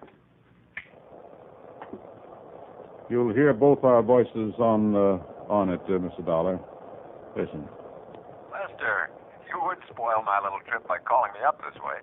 Just wanted to see how you're doing, boy. Is everything okay? Okay. It's great. I'm having myself a ball out here. Hello, Edgar. Hi, Marilyn. What's your position, Ed? Oh, 50, 60 miles out. And believe me, it's great to be away from people and thing, Regine. You're all alone? Nobody within miles. Oh, you're sure of that? Why, of course I am. Not even a girlfriend along? Nah, you know better than that, Marilyn. Nope, there isn't even another boat in sight. Hey, it's kind of chilly out here. Edgar, put on the cabin heater, the gas heater. I put it on just a minute ago. Good. Only, Ed, be sure the ceiling vent is wide open. Oh, yes, Edgar. Be careful. Now, don't worry. I know this old tub just as... What? No. You wouldn't do it. Good heavens, man, you can't do this to... No. Edgar, hello.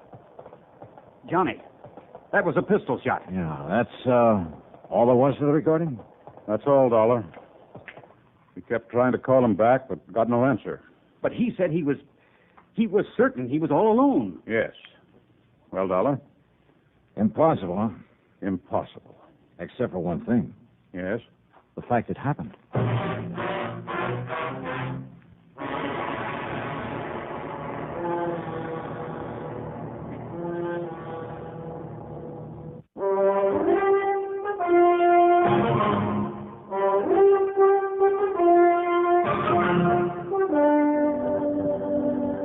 One thing is sure, Mr. Freeburn, there isn't much we can do until the Coast Guard locates that cruiser of yours. They've promised to call the minute they do. Johnny.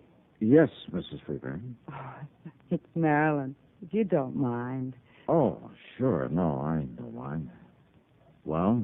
Edgar said he'd already put on the gas heater there in the cabin. Why, yes. And the cabin on the Leslin is rather small.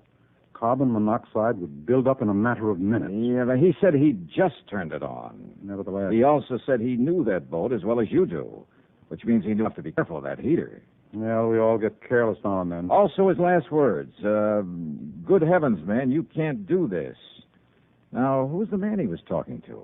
It doesn't make sense, Johnny, because he swore he was alone out there. Yeah, but was he? Oh, Edgar was so painfully honest, even about little things. If he said he was alone, he was. Or at least he believed that he was. Well, if somebody had come out of some hiding place to threaten him, wouldn't he have identified him by name, at least for your benefit? Hiding place? Well, don't forget, he knew that you were hearing every word he said. Yes, of course. But as for anyone hiding there on the boat, no, it's impossible. Edgar was too meticulous. He would have checked over every inch of that cruiser before setting out. Now, you're sure of that, huh? Oh, when we'd all planned to go out together, it used to drive us to near distraction, having to wait for Edgar to inspect every line, every locker, even the engine box, every nook and cranny. Could somebody have got aboard after he left the harbor? Without his knowing it? No, never. What about that shot, just as he was cut off? I wonder. You know about radio equipment, Mr. Freeburn? And I know what you're thinking, Dollar. Yes, it's quite possible that was simply some connection breaking when he fell against the transmitter. Or it may have been a shot. By whom? Suicide? Edgar? Oh, never, Johnny. You sound pretty sure of that. Oh, I agree with the Dollar. Edgar had too much to live for. His invention was about to make him millions, thanks to what I've been able to do with it. Well, then this radio control device will do all right by you, too, won't it? Of course it will. Now, just a minute. What do you mean to imply by that? Incidentally, Art. Yes, John. Just what's the insurance angle on this thing? Oh, I thought you understood. There's a partnership policy between Edgar and Mr. Freeburn. Survivor of the two becomes the beneficiary? Yes. For good heavens, do you think money would ever compensate for the loss of a man, a friend like Edgar? What's the face value? $225,000. Oh, No, dollar. Hey, tell me, if Edgar is dead, Mr. Freeburn, do all rights to this patent revert to you? Yes. After all, I'm the one who... Now, look here, young man. Yes, Johnny. Well, just take it easy now. Oh, and there's one thing I forgot to ask you. Well? How did you get to know Ed Porter? There's no secret about it. Marilyn met him at some yacht club affair, persuaded him to bring the radio control to me. Oh, and there's another thing I forgot to ask. Yes, what's that? Who is your contact over at the Coast Guard? A man by the name of Adam Patrick. Huh? Pat? Why do you say it that way, Johnny? Well, he's an old friend of mine. Gave me a hand when I was out here on the Ellen Deer matter. Ellen Deer? Yeah, name of a big yacht that was being used for smuggling stuff up from Mexico, narcotics and stuff. Well, certainly you don't think our cruiser was being used for... I don't see the connection. All right, let me use your car. Of course, Johnny. Here are the keys. Good, thanks. Where are you going? Well, instead of waiting for Pat to call here, I think I'll run over and see him. I think you're right, Dollar. Why don't we all go on over there? We can get any news of the Leslin and Edgar firsthand. No, thanks. I'll go alone. May I ask why? Because I've suddenly got me a handful of ideas about this whole affair. Oh, Johnny? Like what? I never was very good at mathematics. Mathematics? If I can get there first, well, maybe I can add 2 and 2 together and somehow come up with 5. What? That is, if Edgar Porter was murdered.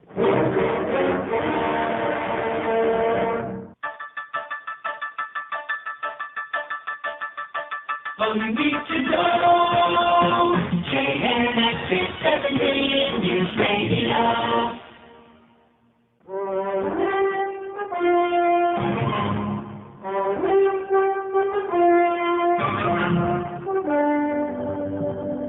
I tore on over Coast Guard quarters. Now that my old pal, Adam Patrick, was just about to take off in a cutter. Okay, boys, cast off and let's get underway.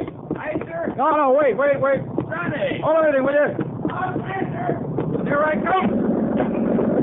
Johnny Dollar, who do you think you are, Superman? Hiya, Pat. I hope you're heading out to the Pleasant. Why, yes, one of our cops has spotted her a few miles out. Think you're working on this one, too? Yeah, kind of a thick one, isn't it? Sure it is.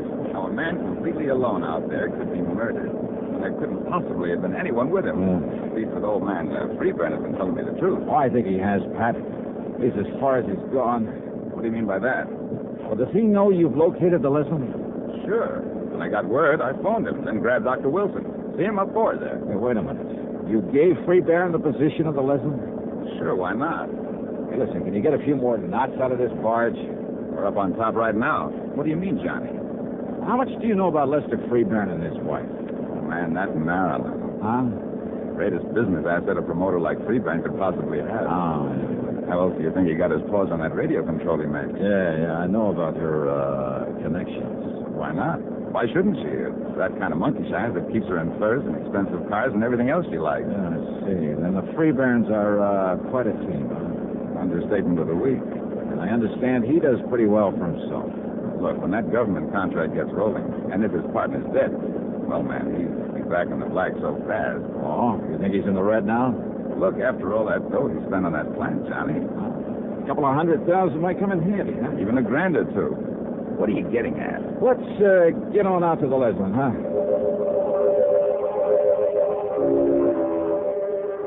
It took us something under an hour to reach the Leslin, where she drifted around on the calm sea untended. If she'd had her engines running, she might have got halfway across the Pacific before we found her. While the crew of the cutter were preparing to tow her into harbor, Pelican, the doctor, and we climbed aboard. I took a good, careful look around, and believe me, I found plenty.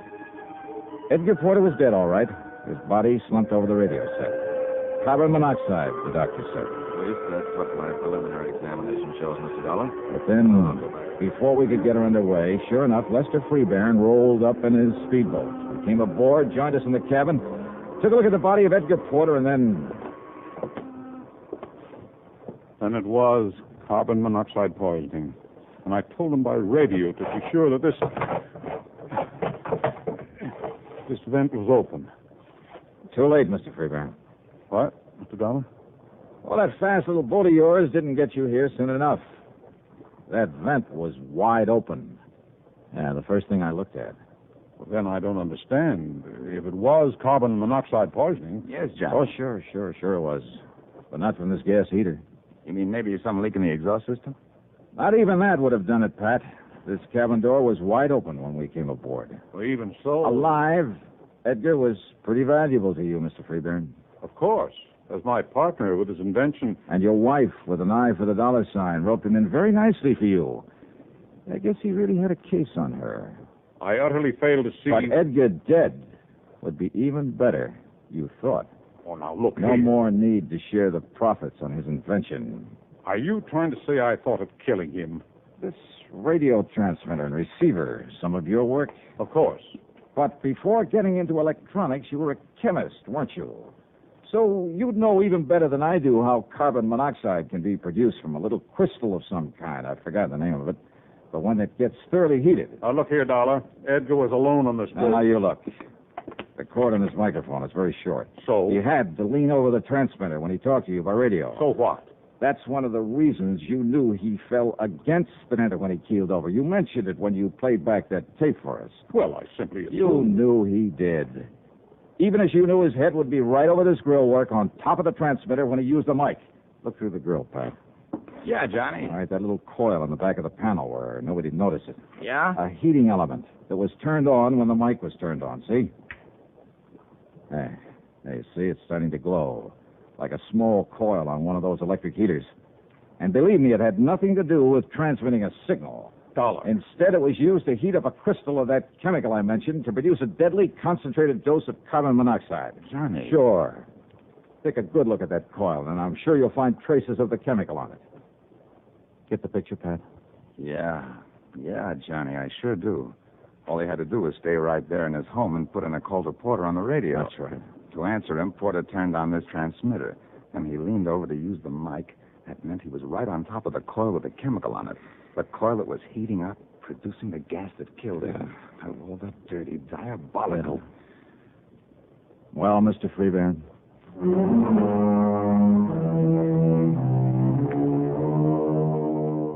Yep. Lester Freebairn had suddenly run out of answers. And I'm willing to bet that the best lawyer in the country can't get him out of this one. Best of all, of course, he won't collect a penny of the insurance on the partner that he murdered. Expense account total, including all the incidentals I could think of, and the plane fare back to Hartford, $386.21. And cheap at half the price. Yours truly, Johnny Dollar.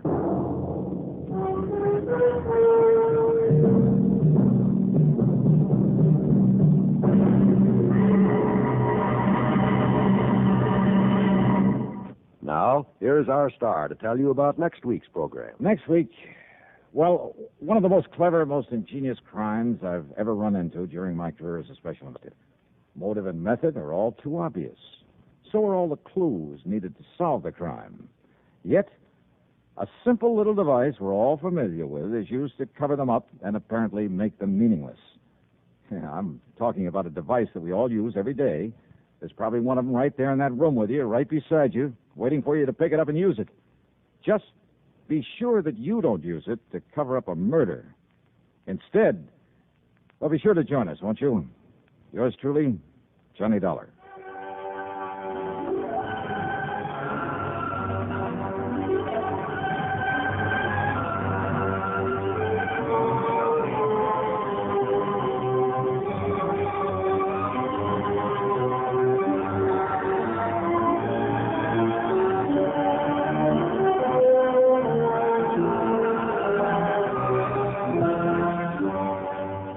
Yours truly, Johnny Dollar, starring Bob Bailey, originates in Hollywood and is written, produced, and directed by Jack Johnstone. Heard in our cast were Virginia Gregg, Olin Soule, Sam Edwards, Will Wright, and Herschel Bernard. Be sure to join us next week, same time and station, for another exciting story of yours truly, Johnny Dollar.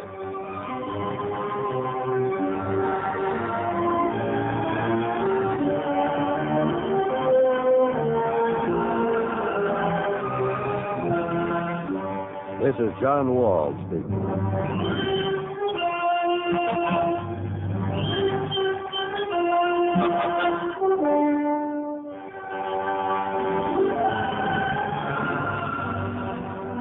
Johnny Dollar has come to you through the worldwide facilities of the United States Armed Forces Radio and Television Service.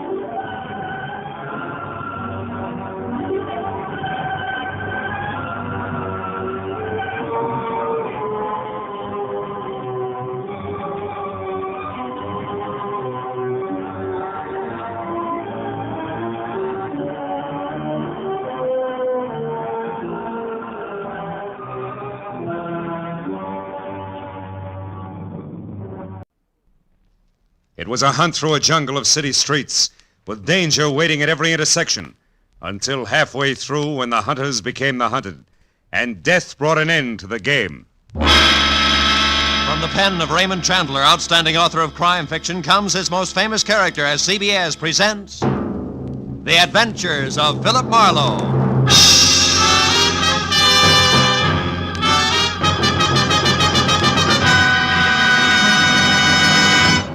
Now, with Gerald Moore, starred as Philip Marlowe, we bring you tonight's exciting story, The Grim Hunters.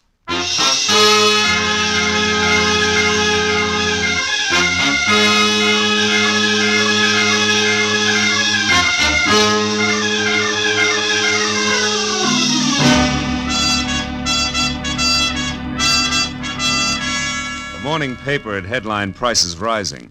My bank statement in the afternoon mail had warned balance falling, and I had wasted the evening on behalf of a client who ran out on me when I tried to collect. All of which added up to the end of the day and me unhappy in my office at 10 p.m., with one hand on my checkbook and the other one raised in almost solemn oath.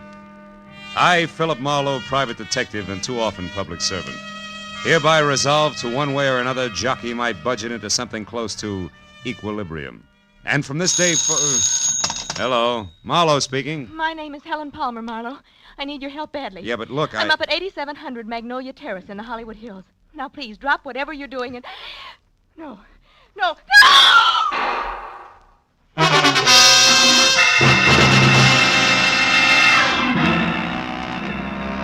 I must have let go of the phone, grabbed my hat and coat, opened and closed the office door, piled into my car outside, and raced up into the Hollywood Hills because...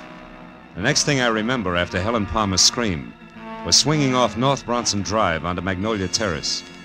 But a minute later, when I scratched to a stop away from number 8700, scrambled out from under the wheel and started on the run for the front door, I was no longer sure of anything. Because the house in question, a stock southern mansion complete with stable boy statue and a gravel driveway, which according to the book should have been as dark and as quiet as the inside of a coffin, was anything else but. And when I got to the oversized bronze door knocker and dropped it hard, I was beginning to doubt that I had the right address. Can I be of some assistance, sir? I don't know. I'm looking for a woman named Helen Palmer who called me at my office. Said she needed help. And a second after that, she... Screamed, huh? Tell me, sir, what is your name and occupation? In that order, Philip Marlowe, private detective. Good for Helen, good girl. Happy, aren't you? What's going on here? What is this? Why, it's a party, sir. A scavenger hunt. It looks like Helen Palmer's the winner. Now, wait a minute, laughing boy. I had a call that was interrupted by pistol shots, and I... All just part of the play, sir. Yeah, Helen Palmer had to bring back one private detective. Yeah, you see, Marlowe, each list, aside from the usual hard-to-find objects, had a human being on it. That's right. I had to bring back a Hoover vacuum cleaner salesman, and believe it or not, he's already sold our good host, Thaddeus Grover, the deluxe model. Yes, sir, he did at that. You see, Mr. Marlowe, Helen Palmer wasn't permitted to actually hire you. That's why she had to pretend to be in trouble. With the net result that I nearly broke my neck getting up here. Mr. Grover, where is Miss Palmer? Well, I don't know for sure, Marlowe. She called just a bit ago and said that she only had to catch on to you and one other item and would be back after that. Which makes her the winner, Mr. Marlowe, because none of us did better than half our list. Oh, by the by, you don't happen to have the breech lock of a 57mm anti-tank gun with you. At the moment, no. Nor do I have time for scavenger hunters. Not even when they most cordially invite you in with the finest serving of party-style Southern fried chicken imaginable? Come on, Mr. Marlowe. No, I'm sorry. Oh, come on. Well, come on. It's delicious chicken. Well, okay, the chicken did it. The inside of Thaddeus Grover's house was also a stock southern mansion from a giant cut glass punch bowl. Belonged to my mother, sir, First Lady of Atlanta, Georgia, sir, to a wide and winding colonial staircase. It left you expecting the descent of Scarlett O'Hara at any moment. There was one strange note in the soft southern surroundings. Piled 3 feet high in the middle of the room were the crazy quilt results of the evening scavenger hunt, including a wooden cigar store Indian, a pair of Hickok suspenders from the local fire chief, one red motorcycle, a stuffed owl, a set of antlers, and more. And behind all that, my counterparts, the bring 'em back alive items from each list. A streetcar conductor in uniform, a waiter bald and under 40, a school teacher red-headed and over 50. But I was the center of attention. But Thaddeus introduced one after another of the guests to the genuine, 100% non-shrinkable private detective. And now, Mr. Marlowe, sir, a very special friend of mine. At 31, sir, the president of Sample and Claiborne, best building contractors in the city of Los Angeles. Oh, that's so very interesting, Mr. Grover. Yeah, moreover, Mr. Marlowe, Sample made it right to the top in the past 2 years. Uh-huh. Yeah, ever since old Joshua Claiborne got killed falling off a scaffold. He did? 'Cause between you and me and the gatepost, some folks say it was suicide. But, oh, Larry, boy, I'd like you to meet Mr. Marlowe, private detective. Mr. Marlowe, Larry Sample. How do you do? Hello, Mr. Marlowe. Glad you're with us. Thaddeus, has Rhonda called in yet? Last time I heard from her was when we split our list in two, and she headed out after a Latin American rumba team. Well, if she went after a boy, she'll bring her back. That's Rhonda Langley we're speaking of, Mr. Marlowe, Larry's lady friend. Oh? Nicest person I know. Except, of course, my fiancée, Helen. Helen is in Palma, my patron, Mr. Grover. Yes, sir. One and the same, sir. Well, we certainly have a lot of fun, even if we don't make much money, eh, Marlowe? Yeah, you certainly... Mr. Grover, did you say money? Most surely did, boy. You know, dollars and cents. Yes. Well, gentlemen, you'll excuse me, please, but I do have to run. Good night, Mr. Sample. And Mr. Grover, sir, it's been a distinct pleasure, sir. I bid you goodbye, sir. Goodbye, sir. You're a card.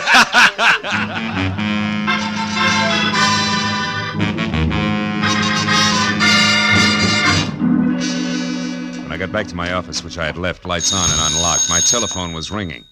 At this late hour, gullible me took faint hope that it could be a client who might still save the day. When I picked up the receiver... Marlowe? I let go of that straw fast. Marlowe? It was Detective Lieutenant Ibarra. Marlowe, do you know a girl named Helen Palmer? Hey, Ibarra, don't tell me there's a pair of somewhat flat feet on the ladies' scavenger hunt list. Very funny, Phil. How do you know her? No, not beyond a panic telephone call that ended in a make-believe scream and a couple of pistol shots. All designed to bring me running to a party at 8700 Magnolia Terrace. Mm-hmm. Well, that adds all right, because the only items not checked off a list are a night watchman's badge and one detective private, which must be you, since your name is circled in the classified directory here in this phone booth. You're in what phone booth? Where are you, Ibarra? At a closed filling station on Van Ness off Hollywood Boulevard. Yeah, but wait a minute. Why is the girl's list there with you? Because it's clenched in her right hand, Phil, and she's folded up on the floor of this booth, dead. Oh, no.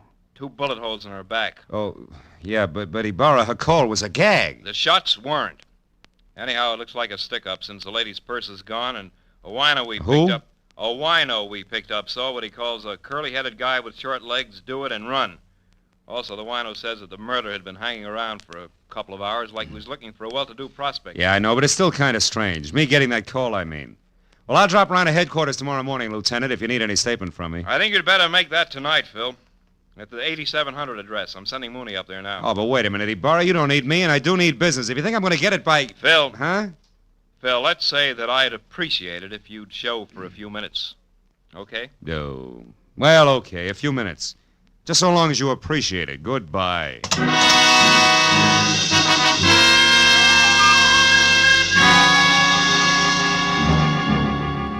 Driving back to Magnolia Terrace, I used Detective Lieutenant Ibarra as an oversized whipping boy for the day's disappointments. So when I finally braked to a stop behind a half-parked squad car, which meant that Police Officer Mooney was already on hand, I was about back to normal. But then in the next quick moment, I forgot all about Ibarra because in the shadows ahead, sneaking away from a side entrance to number 8700, and looking as guilty as Lucretia Borgia leaving a corner pharmacy, was a young lady, brunette and beautiful. She hurried directly to a gray Nash parked in the rear and, without looking back, climbed in and took off. Following her had to be more fun than conversation with Mooney.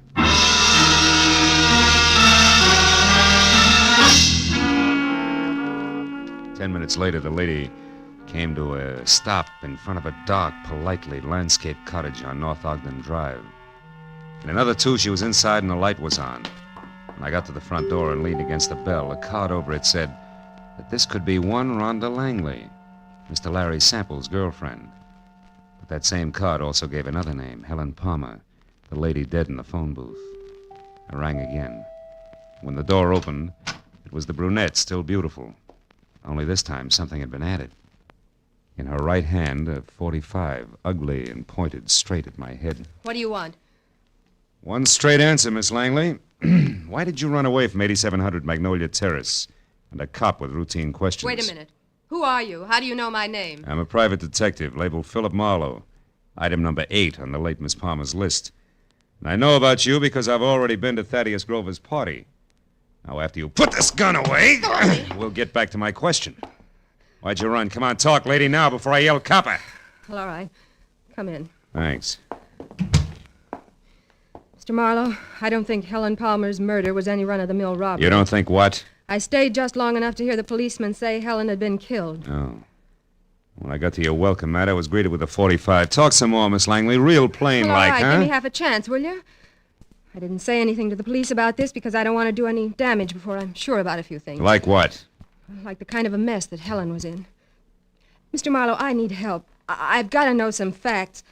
Please, will you work for me? I'll pay you anything. Well, at this point, let's call anything 25 a day in expenses, huh? What about Helen and the mess you spoke of? How much do you know? Very little. Only that I think Helen was blackmailing somebody.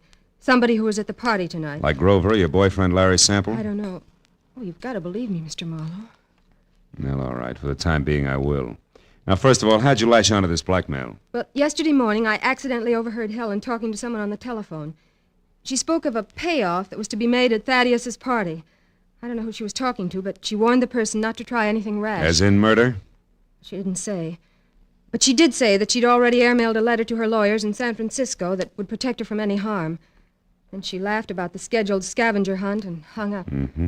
You said nothing to her about this, huh? Well, no, I was afraid All right, the letter to San Francisco. Did you see her mail it?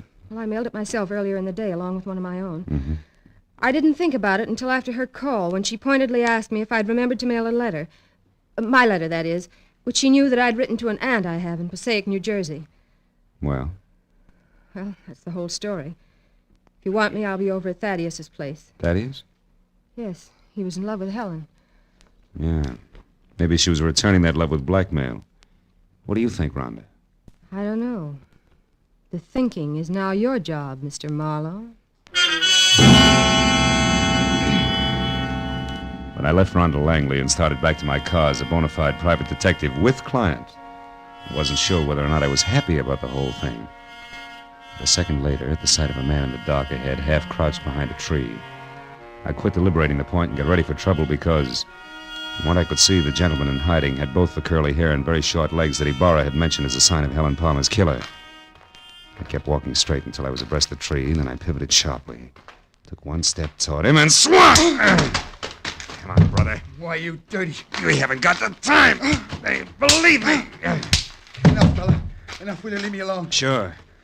Sure I will, after you start talking. Now, get up. Okay. Okay, don't hit me again. I'll talk. I'll tell you everything. Hey, look there.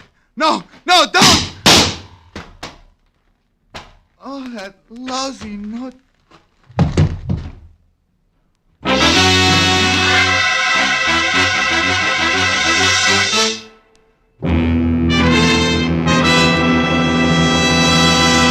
In just a moment, we will return to the second act of The Adventures of Philip Marlowe. But first, you can do a lot of singing for $14,500, so they say. And tonight, some CBS listener may be able to speak with authority on the subject because $14,500 is what's waiting for whoever can solve the mystery behind the new Phantom Voice on CBS's great Saturday night quiz game, Sing It Again.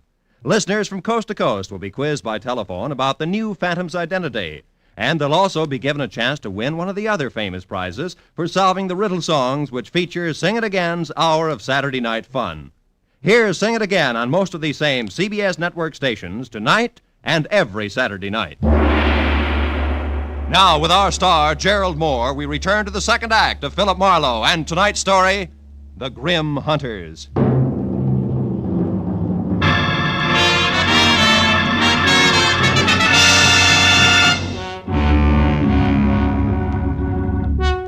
The shots crashed out of the darkness. The life ran out of the little man like air from a kid's balloon.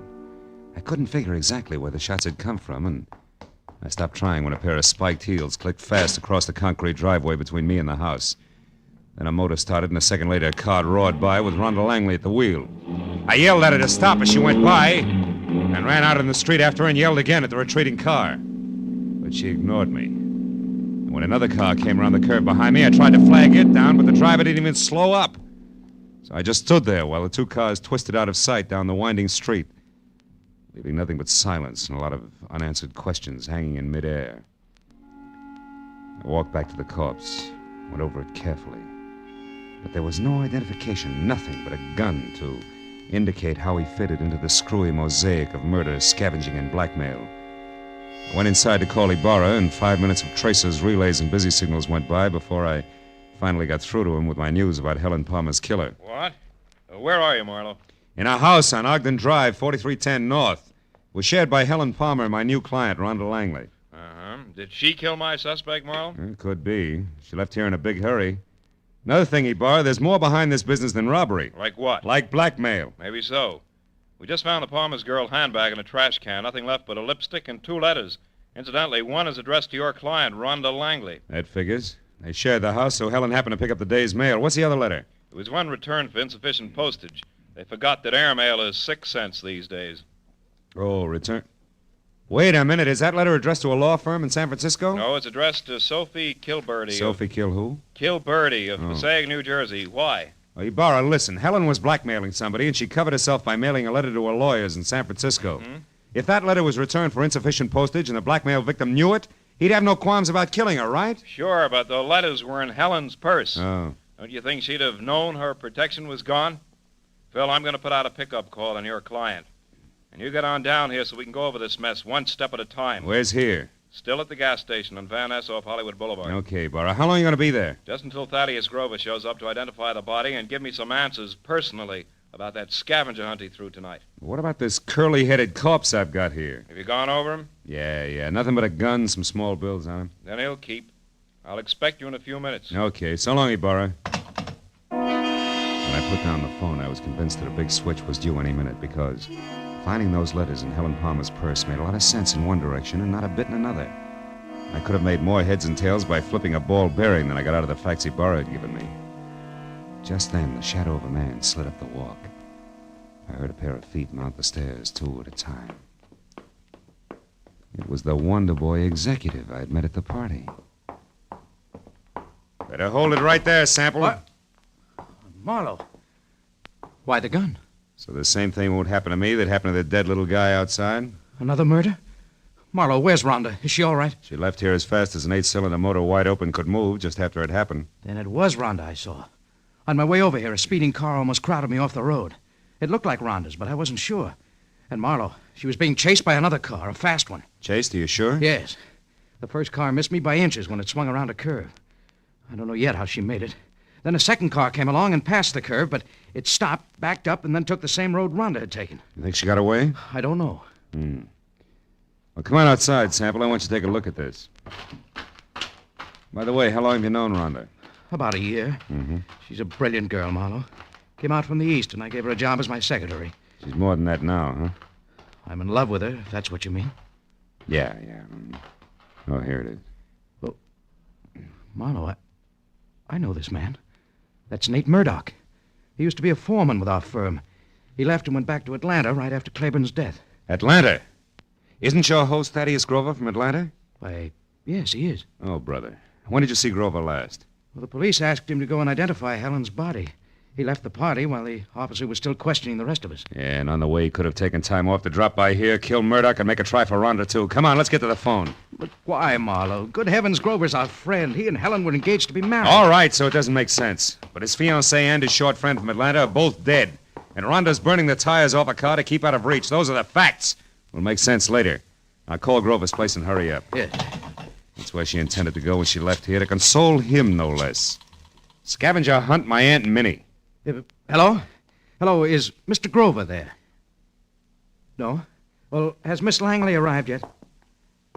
Oh, it's the maid, Marlowe. Mm-hmm. Rhonda had... What's that? She's coming up the walk now? Hold the line a minute, please. She just got there, Marlowe. What'll I tell her? Tell her to leave again. Tell her... No. Where do you live? 4406 Ardmore. All right. Tell her I said for her to wait outside in the back of the house until you can get over there to pick her up. Take her to your place, and I'll pin Grover down. Right. Where are you going now? See Lieutenant Ibarra, and I can get there faster than I can call him on the phone. Good luck, Sample.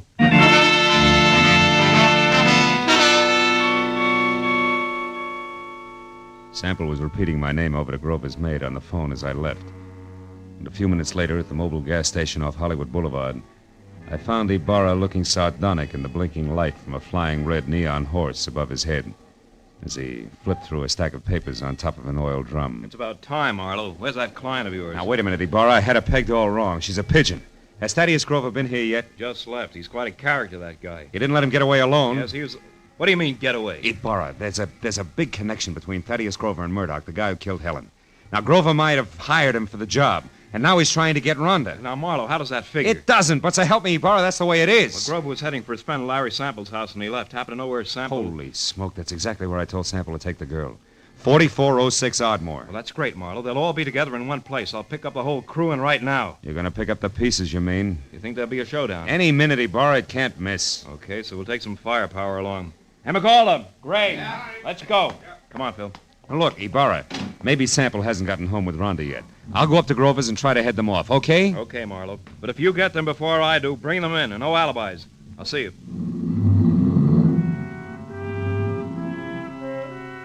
Ibarra was grim as he climbed in his car and drove off fast. I headed for my car. Then, as I turned, my arm swept the scavenger lists Ibarra had left on the oil drum off onto the ground. When I picked them up, Rhonda Langley's name was on top.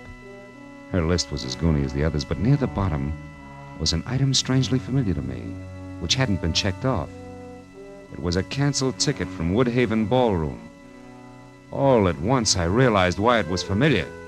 The sign I'd been half conscious of on top of the big squat building across the street read, Woodhaven Ballroom, closed tonight. On a hunch, I dug for Helen Palmer's list. Yeah, Ibarra was right. Everything but a night watchman's badge and one detective private had been checked off. And that gave me half of the switch I knew I had to show up. I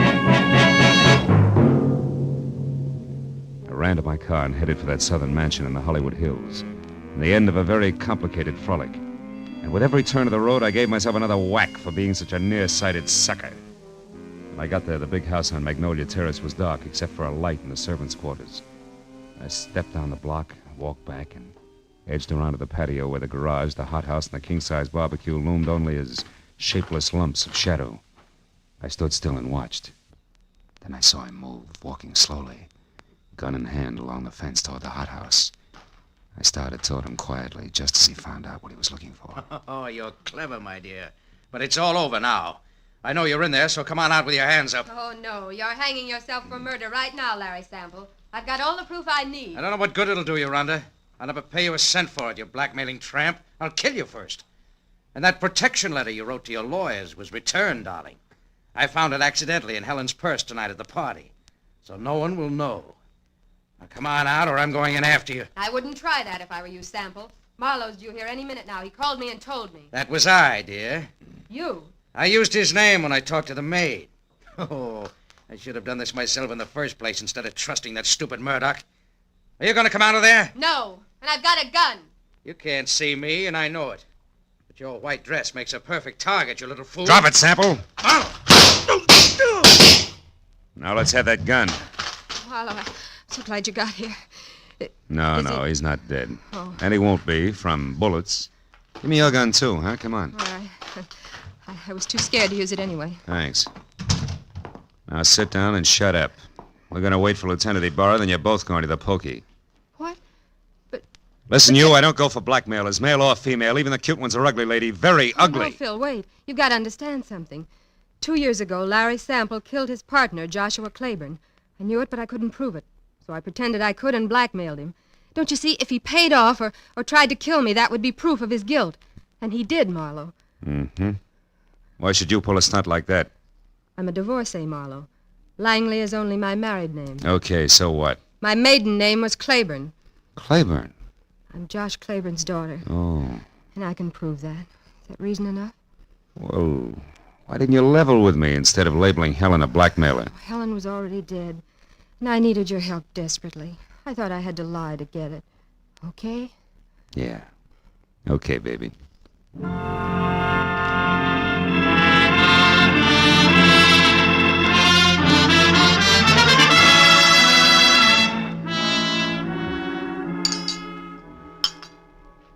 Anyone care for more coffee? How about you, Lieutenant? Oh, no thanks, Mr. Grover. Well, Marlowe, you got it all to come out even anyway. Frankly, that's more than I expected when I left you at that gas station. Yeah, we were lucky, Barron. Guess I owe you an apology, Mr. Grover. Oh, shucks, that's all right, son.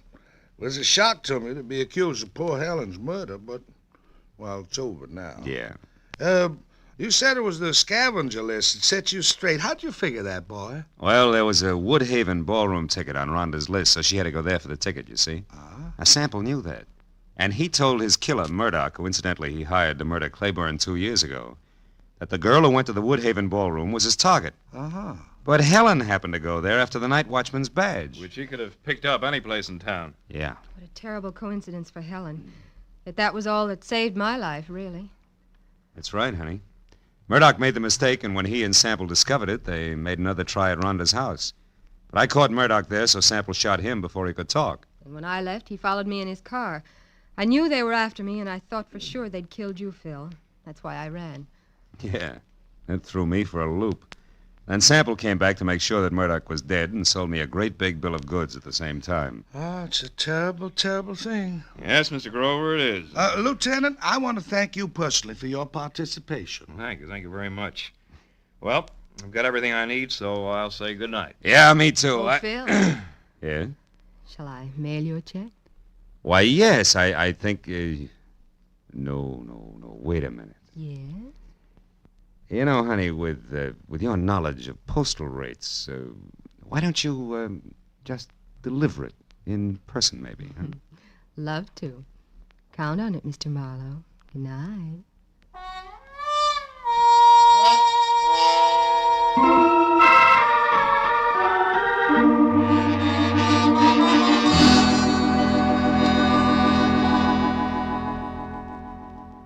I drove down from the Hollywood Hills with a check warming my wallet and the echo of a soft invitation warming my imagination. You know, that was quite a party at Grover's house. Scavenger hunt. People determined to have a good time even if it killed them. You know what? It did. I know another game. Associations. It goes like this. Grover's party. Rhonda Langley. Rhonda... Date. I wonder if she likes baseball.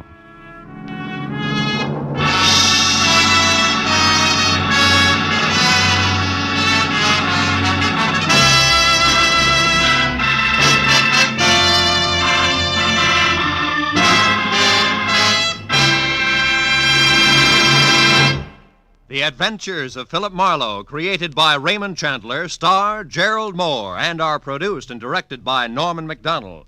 Script is by Mel Donnelly, Robert Mitchell, and Gene Levitt. Featured in the cast were Ellen Reed, Mary Shipp, Jack Moyles, Richard Benedict, and Lorette Philbrandt. Lieutenant Detective Ibarra is played by Jeff Corey. The special music is by Richard Orant. Be sure and be with us again next week when Philip Marlowe says... They were born on the same hour on the same day of the same parents, and they were identical in beauty and talent. Only one was deadly, and the other was not. And I couldn't tell which was which until I found a green purse, a fresh corpse, and a pair of dancing hands.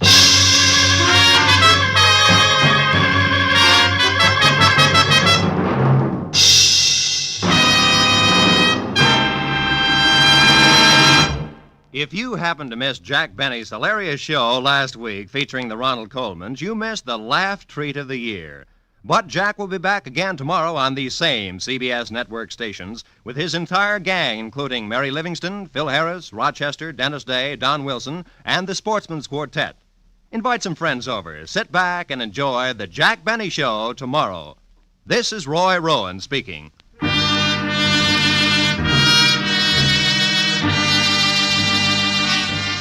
This is CBS, where 99 million people gather every week, the Columbia Broadcasting System.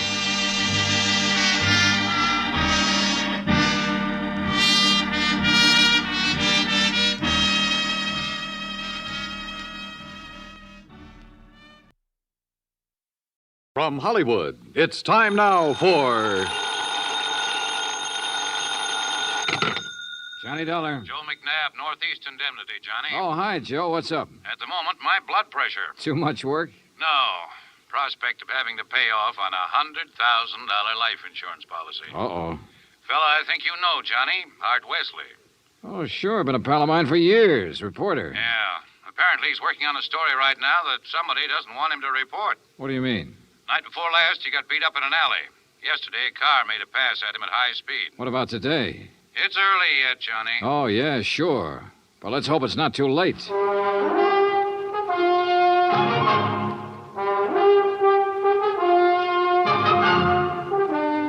Bob Bailey in the exciting adventures of the man with the action-packed expense account. America's fabulous freelance insurance investigator. Yours truly, Johnny Dollar.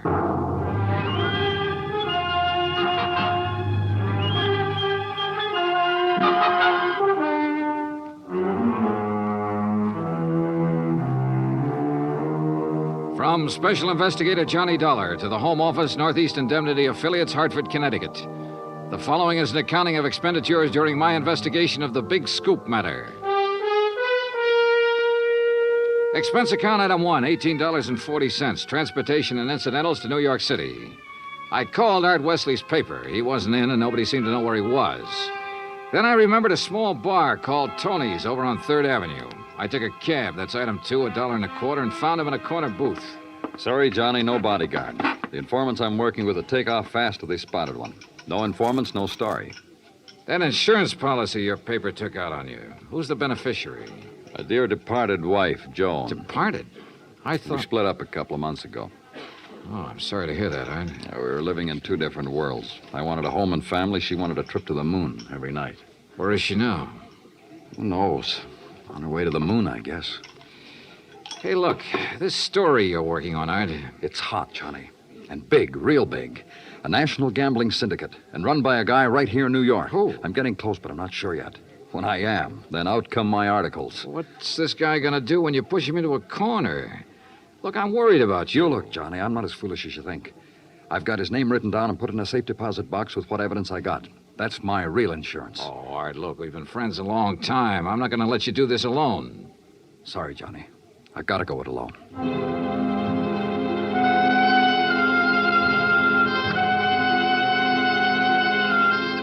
Since I'd gotten nowhere with Art, I decided to try his wife, Joan, even though they were separated. I found her in an apartment on East 68th, but she was hardly what you'd call cooperative. Look, Mr. Dollar, so you're a friend of Art's. At the moment, I'm not. Mrs. Wesley, your marriage with Art is none of my business. But that insurance policy his paper took out on him is. And incidentally, you're still the beneficiary. So? So he could be in danger, those articles he's writing. Why doesn't he drop it? Oh, look, you know Art better than that. Then what am I supposed to do about it? That story is his business. How I feel about things is my business. And come to think of it, I can't see that either of those things is your business. Item 3, $1.80 cab fare to police headquarters in the office of my old friend, Detective Lieutenant Rostelli. Sure. I know about those attempts on Art's life. So I talked to him and got nowhere. He told me the stories about a national gambling syndicate. It's more than he told me. Supposedly the big boss is here in New York. Now, what are you going to do about it? Look, the minute Art quits thinking he's got to hit the jackpot all by himself and lets us in on it, we'll give him all the protection he... Lieutenant Rostelli. Yeah, just a minute. It's for you, Johnny. Oh, thanks. Hello? Art Wesley, Johnny. They told me at your hotel where to reach you. Anything new, Art? I'm leaving town for a few hours. This could be it, Johnny. Tonight could be the jackpot. Well, listen, let me go with you. Sorry, I gotta go alone. It's part of the deal. Art, it could be a trap. I can take care of myself. Call you when I get back. Wish me luck. Well, look, wait. Art! Art!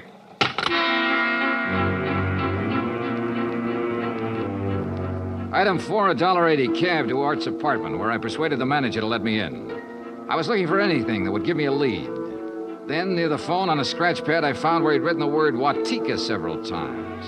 Sure, Lake Watika, upstate. Art had a lodge there. Item 5, $25 even for a rented car. It was a 3-hour drive to Lake Watika, which was bad enough. But to top it off, it started to rain, and rain hard.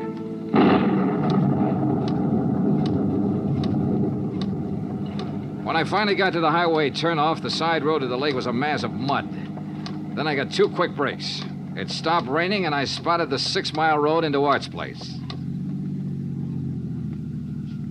Half an hour further on, I saw a light.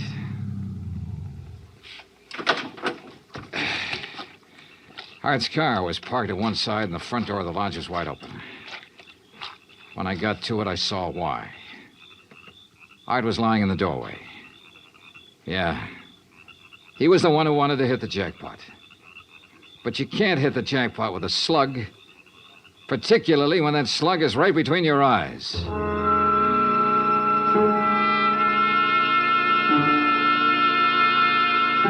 I drove to the sheriff's office and reported it. Sheriff Tompkins and his boys took over. But in the darkness and the mud, they could only make a routine check. He asked me to meet him at the lodge the next morning, so I did. Buddy was right here in the doorway, huh, son? Yeah, Sheriff, I didn't move it. And Wesley probably got shot when he answered the door by somebody standing out there on the ground. Because of that bullet hole in the roof? Yeah. Right over that shelf that's stocked with canned goods, sugar, salt, and the like. Apparently, he used this place regular. Yeah, he used to do some of his writing here. Were you able to determine time of death? Coroner says between 10:30 and 11 last night. What time did you arrive? About half an hour after the rain stopped. I'd say 11:45. Means it was still raining a good half hour after the killing. No wonder we found no tracks. Hey, look, Sheriff. Art was working on a hot story about a national gambling syndicate. Could be that he found out who the boss was last night, the hard way. Oh? Then you think the killer was from out of town? Maybe New York? Yeah. Now, where would he stay? Is there a hotel around here? Lake Watika Inn, just outside the village, about 6 miles from here. Sheriff, I'll check it out. Guests here at the inn, Mr. Dollar? Well, we have only 2 who checked in yesterday. It's the off-season, of course. Yeah, clerk, who are they? Well, Mr. Cooper yesterday afternoon and Mr. Buckley around dark. Uh-huh. They still here? Mr. Cooper is sitting right out there on the terrace, but Mr. Buckley paid in advance and left quite early this morning. I see.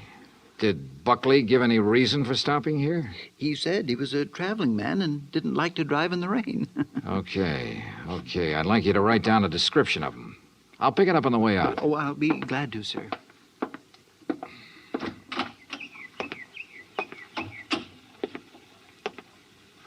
Hi. Oh, good morning. Enjoying the scenery? Yes, immensely. Oh, sit down, won't you? Sure, thanks. My name's Dollar. Mine's Cooper. You just check in? I'll just drop by. I came yesterday. Uh-huh. Pretty up here this time of year. Yes, certainly is. I really enjoy places like this in the off-season. It's a nice change. Too bad the weather hasn't been better, huh? Well, the rainstorm last night? Oh, I enjoyed that, too. You were out in it? Oh, no. No, I enjoyed it the way a storm should be enjoyed. In front of the fireplace in my cottage with a drink and a good book. No, Mr. Dollar, I stayed in last night. And that was that. I picked up the description of the other guest, Buckley, from the clerk and gave it to Sheriff Tompkins, who got out a bulletin on him. Then I drove back to New York City, turned in my rented car, and took a cab. That's item 6, $1.70, to Joan Wesley's apartment. Yes. They notified me this morning about Art's death. I don't know what to say. What is there to say? Good question, Mrs. Wesley. If only he hadn't been so stubborn. If only he'd given up that story about the gambling syndicate or whatever it was. Yeah. You figure somebody in the syndicate killed him? Why, of course. Mrs. Wesley, did you know Art had gone on up to the lodge at Lake Watika? No. Mr. Dollar, I'm rather tired. One more thing. Did you go out last night? No. It was raining. I stayed here in the apartment. All evening? All evening. I see. Well, thanks, Mrs. Wesley. Maybe I was imagining, but it seemed to me Joan Wesley hesitated just a little before telling me she hadn't been out of her apartment last night. And if she had gone to Lake Watika, I checked the basement garage. Her car was clean. Too clean. Item 7, $5 to the garage attendant for some very interesting information. Joan Wesley had ordered her car washed first thing this morning. Why? Because the wheels were covered with mud from last night.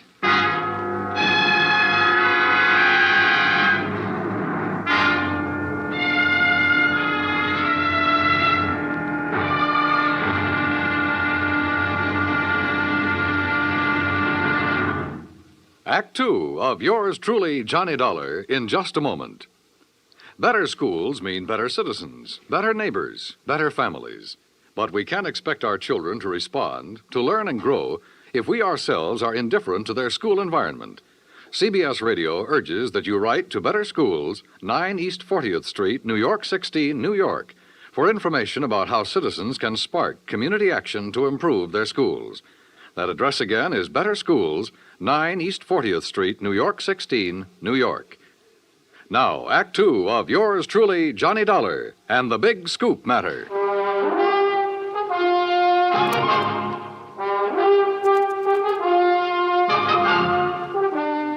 I didn't leave this apartment last night. Your car says differently, Joan. Car? You had it washed today because it was all muddy.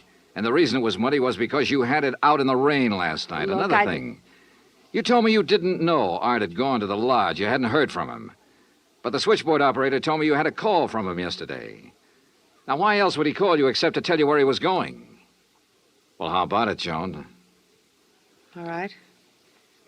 Art did call me yesterday and told me he was going to Lake Watika. And how about last night? Yes.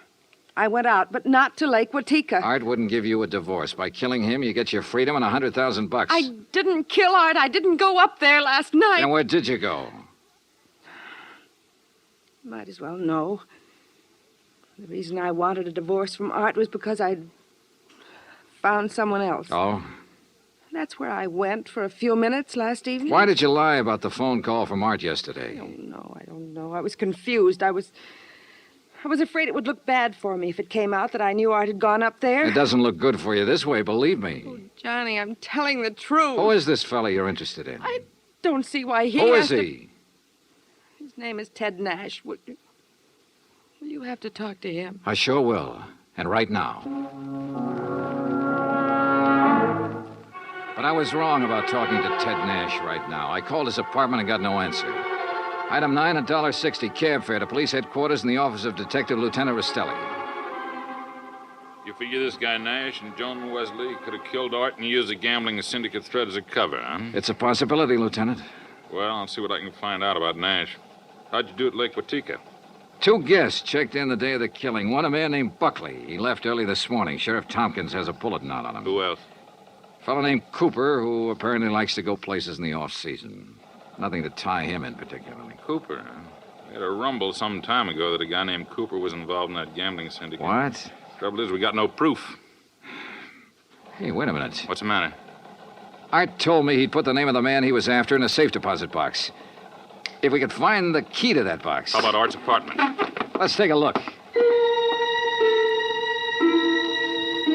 So we looked, and we found the key tucked away in a desk, but only a number on it. Nothing to tell where it was located. I gave it to Lieutenant Rastelli, and he promised to check every bank in town if necessary. While I went on back to Lake Watika to see if the man named Cooper at the inn was the same one Rastelli told me about. When I got there, after a frantic 3-hour drive, I found him comfortably sitting by the fireplace. Wow, Mr. Dollar, isn't it? Yeah, that's right. Cooper, I'm going to get right to the point. You told me you came up here to enjoy the scenery. Yes, that's right. Why? The man who was killed last night, Art Wesley, he was trying to expose a national gambling syndicate. Oh, that's very interesting. So? So, I know a police detective in New York who thinks you're a member of that syndicate. Well, now, Mr. Dollar, that's a very serious charge. I presume you have proof. Well? Uh-huh. No proof. Well, in that case, I don't think there's any... Mr. Dollar, long-distance call for you. You can take it on that phone right beside you. Thanks, clerk. Johnny Dollar. Rastelli in New York, Johnny. Hi, Lieutenant. You locate that? Yeah, the safe deposit box, and in it we found the name of the man Art Wesley was closing in on. It's Cooper. Thanks all very right, much. So Well, Cooper, you wanted proof? We've got it. Evidence that ties you in with the syndicate. Clerk. Well, now, this is ridiculous, Is it? Dollar. Let me tell you the facts about this thing. Is something the matter, Mr. Dollar? Get Sheriff Tompkins on the phone, clerk. Tell him I've got Art Wesley's killer here. You mean Mr. Cooper? Oh, now, wait a minute. Now, look, Dollar. If you'd get your facts straight, you'd drop this silly notion of yours. What kind of facts, Cooper? What time was Wesley killed? Between 10:30 and 11 last night. But, Mr. Dollar, Mr. Wesley's place is some 6 miles from here. That's right. Why? Well, then Mr. Cooper couldn't have killed him. What do you mean? Last night I took a drink to Mr. Cooper's cottage here at the inn. What time? Around 20 to 11, and I chatted with him for at least 15 minutes. Are you sure about that? Oh, quite sure. Well, Mr. Dollar, I'll buy you a drink sometime. Cooper strolled back to the bar with a satisfied smirk on his face. So the one man who had to be Art's killer couldn't have killed him. I collared the clerk again and had him repeat his story in detail. If you recall, it rained heavily last night, Mr. Dollar. Yes, I drove through it on my way up here. Well, I was making the rounds of the inn, checking windows, things like that, when the house phone rang. It was Mr. Cooper calling from his cottage. He wanted a drink. You say that was at 20 to 11? Yes, I always jot down the time when I am called away from the desk. All right, go on. Well, when I got to Mr. Cooper's cottage, he was sitting in the living room in front of the fire with a book. Yeah. We chatted a while, and then when I returned here to the desk, I jotted down the time again. 10:55. Well, that does it. What do you mean? Oh, it's a good 20-minute drive from here to Art Wesley's lodge. If he was killed between 10:30 and 11 and Cooper was here at that time, he couldn't have done it. Well, I'm sorry, but facts are facts. And... Oh, excuse me. Lake Watika Inn. Yes, just a moment. Sheriff Tompkins, Mr. Dollar. Oh, thanks. Hi, Sheriff. Thought you ought to know, son. Remember that man Buckley we were looking for? Yeah, sure, the other guest at the inn. Yeah, we picked him up.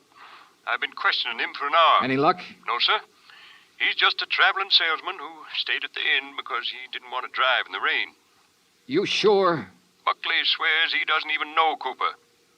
Just between you and me, Johnny, I think we got the wrong fella.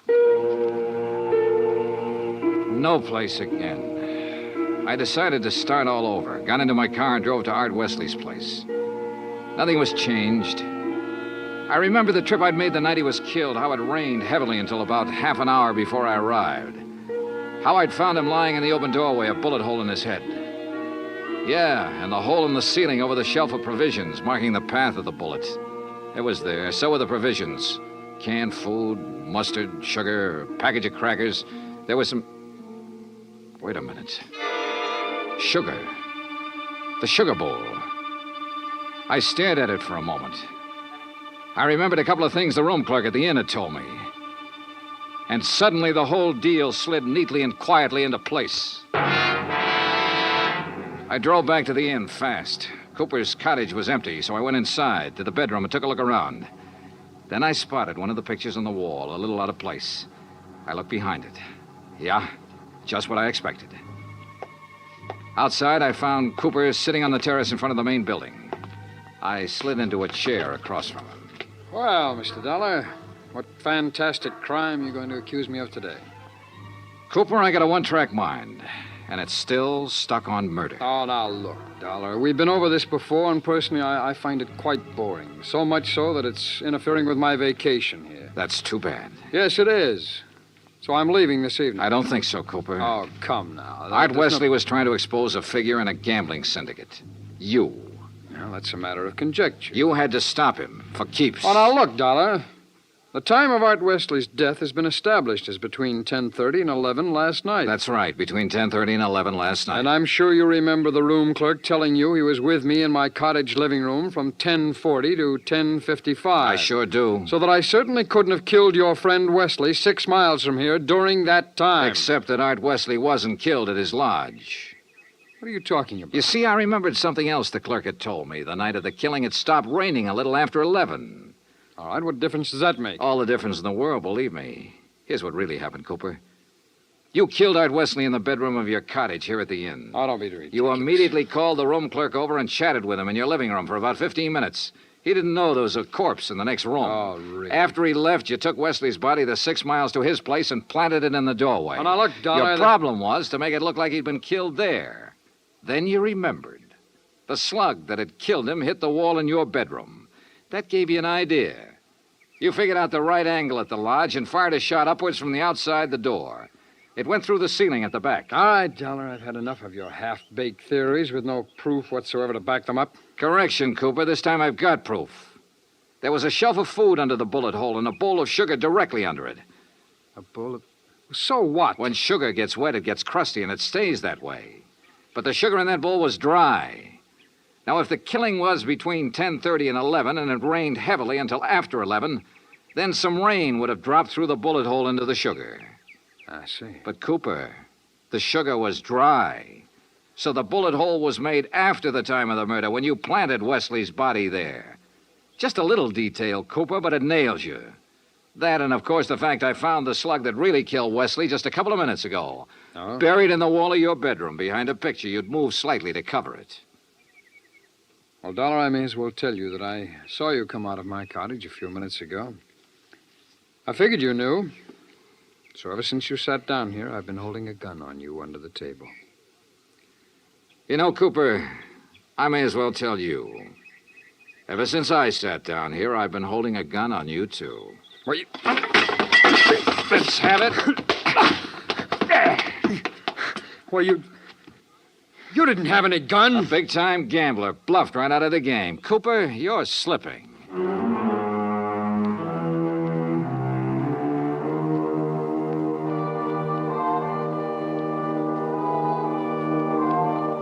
Item 10, $37.50. Transportation and incidentals back to Hartford. Expense account total, $187.40. Remarks? Cooper's awaiting trial. About Art Wesley? Well, I guess that sugar bowl was a dead man's revenge.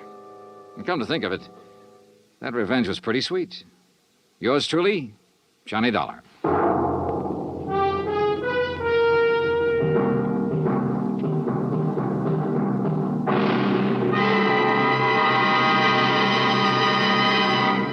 Our star will return in just a moment. In days long since gone by, one had to go out in search of daring do. But in a fast-moving world, exciting things are happening right around the clock. Things you can be in on no matter what else you're doing, as long as your radio is nearby. With CBS newsmen on the job, you can make CBS Radio your listening post for world events. Stay tuned now for 5 minutes of CBS News, to be followed over most of these same stations by the FBI in peace and war. Now, here is our star to tell you about next week's story. Next week, colorful New Orleans, from nightlife in the Latin Quarter to the dismal, deadly swamps. Join us, won't you? Yours truly, Johnny Dollar. Yours truly, Johnny Dollar, starring Bob Bailey, originates in Hollywood. Written by Robert Reif, it is produced and directed by Jack Johnstone. Heard in tonight's cast were Virginia Gregg, Russell Thorson, Barney Phillips, Stacey Harris, Larry Thor, Parley Bear, and Les Tremaine. Musical supervision is by Amerigo Marino. Be sure to join us next week, same time and station, for another exciting story of yours truly, Johnny Dollar. Dan Cubberly speaking.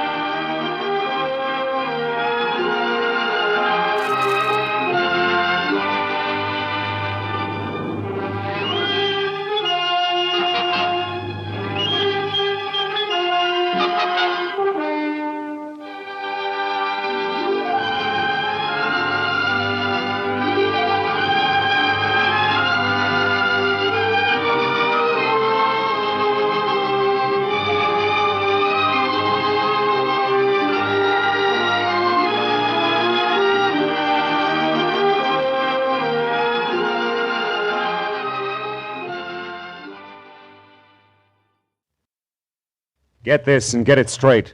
Crime is a sucker's road, and those who travel it wind up in the gutter, the prison, or the grave. This started with a man on trial for his life and an A1 citizen eager to testify. But there it was interrupted. And it wasn't until I found a corpse in a bubbling bath, gunplay in the woods, and lots of blackmail that the real eager witness had a chance to talk.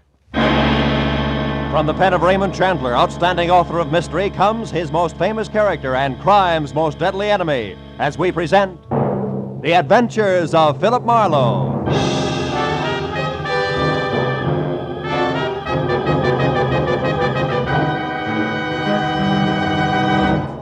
Now, with Gerald Moore, starred as Philip Marlowe, we bring you tonight's exciting story, The Eager Witness.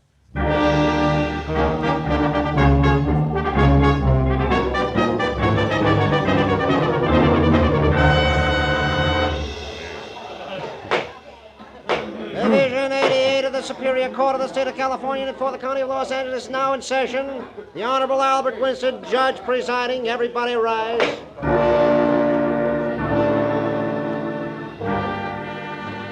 It was the case of the people versus the oft-arrested, never-convicted, smooth Earl Jernigan, sometimes bookie, charged in the first degree with a month-old killing of a kindly, gray-haired horse trainer named Kurt Harper, who had once almost been my client.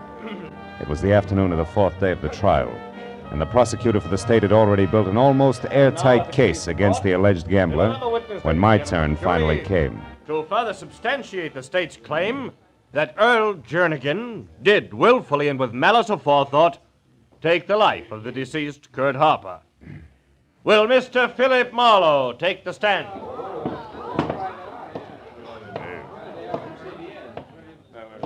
Raise your right hand.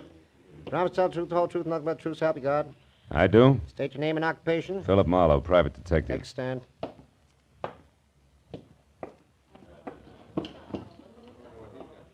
Mr. Marlowe, on the morning of the 30th day of July last, the day on which the late Kurt Harper was murdered, were you hired as a private detective by the said Mr. Harper? I was. And at that time, Mr. Marlowe, did Mr. Harper state his reason for hiring you? He did. He wanted me to act as his personal bodyguard on the following day when he planned to drive to San Francisco. Did he say why he needed a personal bodyguard? He did. He told me he was afraid for his life, that he refused the gambler's demand that he drug a certain racehorse a week earlier, that gambler had threatened to kill him. I see. Now, Mr. Marlowe, did Mr. Harper name that gambler? Yes, he did. Who was it? Earl Jernigan. Thank you. No further questions, Your Honor. Counsel for the defense? Counsel for the defense waives cross-examination, Your Honor. The witness is excused. Didn't make sense. No cross-examination. Because from the opening adjective, the counsel for the defense, a dapper item named Calder, who always appeared in French cuffs, gray gabardine, and a cocky, uninviting smile, had raved, ranted, and practically spit at each witness the state had presented.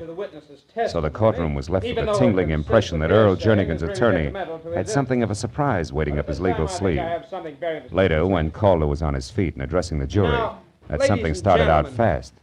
Now that the state has taken the trouble to offer so much circumstantial evidence, so much hearsay, rumor, conjecture, now will I smash all of that with the testimony of one man known to all of you as an outstanding citizen of this city, a prominent real estate broker, an unimpeachable witness eager to testify, Mr. Leonard Gaines.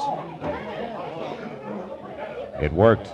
Landed in each and every lap like a live grenade and exploded all the way around at once. And when the eminent Mr. Gaines, gray at the temples, maybe 45, a neat and expensive midnight blue flannel with giant stickpin to match, took the stand, and in his own meeting of the board tone of voice told the court that Earl Jernigan had spent the entire day and night of July 30th last with him at his Malibu Beach home, the prosecuting attorney's jaw dropped to his chest and he stared, dumb. Day or night did Mr. Jernigan ever leave my home. And as for the hour of the murder, 8 o'clock in the evening, we were having dinner. After that, we played gin rummy until midnight. Are you sure of that, Mr. Gaines? The hour of your dinner, I mean. I am positive, Mr. Calder. No, you can't be. You're lying. Quiet in the court. Order, Miss Harper. Order in the court, please. No, I won't be quiet. I won't anymore. Miss Harper. Quiet. Order. This court is adjourned until tomorrow morning at 10 o'clock.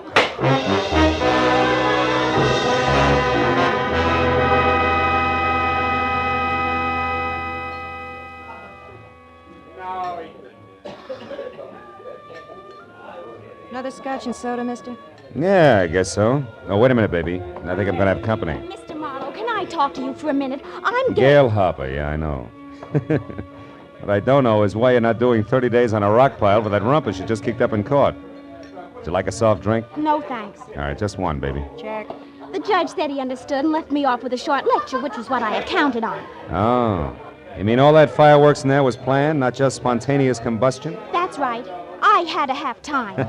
Look, Mr. Marlowe, will you work for me? Oh, well, now look, will baby. you help me prove that Mr. Leonard Gaines is a liar and that Earl Jernigan did kill my father? Now, take it easy, Gail. It's a big mouthful, you know. Mr. Marlowe, listen, please. There isn't much time. We gotta prove this tonight or never. By noon tomorrow with the outside, the case will go to the jury. Okay, what do you want me to do? Take over where I left off. But first, let's get out of here. All right. And never mind that drink, miss. Where do we start, honey? With Leonard Gaines' ex-wife, Debbie Jansen. Here's a snapshot of her. They were divorced about 6 months ago, Mr. Marlowe, and she wasn't very happy about it. No, huh? Made you figure she was your in? Yes, and I was right. Mr. Marlowe, it took eavesdropping, bribery, second-story work, but I found out plenty. I'll bet you did. Like what? Oh, hold it, Gail. Light's red. Like the fact that Debbie and a guy called Eugene Maury are putting a bite on Gaines for $20,000. Blackmail, Mr. Marlowe, with the payoff scheduled to be made sometime tonight. Right now, she's staying at the Sunland Sulphur Springs Lodge out in the valley. Gaines used to go there once in a while for his arthritis. And the why of the whole business is a letter Gaines once wrote to his ex-wife. No fooling. Uh-huh. Well, tell me, what's that to do with Jernigan's trial and Gaines being Oh, it's green now. I think there's a connection because yesterday I overheard Debbie tell this Maury something about Gaines' scheduled appearance at the trial today and... Yeah? Oh, Mr. Marlowe! Hey! Those jerk California drivers. The man behind the wheel. What about him? That thin-faced, blonde hair. I've seen him before. I know he was trying to hit one of us. Oh, fine. Well, that'll keep things from getting dull, won't it? Then you're gonna help me. Well, now look,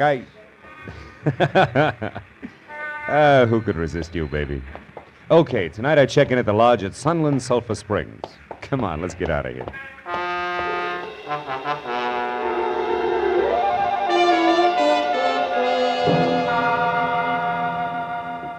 It was 8 o'clock and almost dark when I reached the foothills of the mountain range that separates the San Fernando Valley from L.A. proper, and turned off onto a narrow dirt road that ran through a twisting gorge, past a moon-faced watchman who asked no questions as he slowly opened a sagging wooden gate, faintly labeled Sunland Sulphur Springs, where Mother Nature's remedies bubbled from the earth private. It was another 5 minutes along the same dirt road uphill and through thick foliage before I was at a parking space out of my car and walking the last quarter of a mile toward the lodge itself that was spotted with widely separated cottages, also sagging, and each tagged Casa, and followed by something Spanish and hard to pronounce.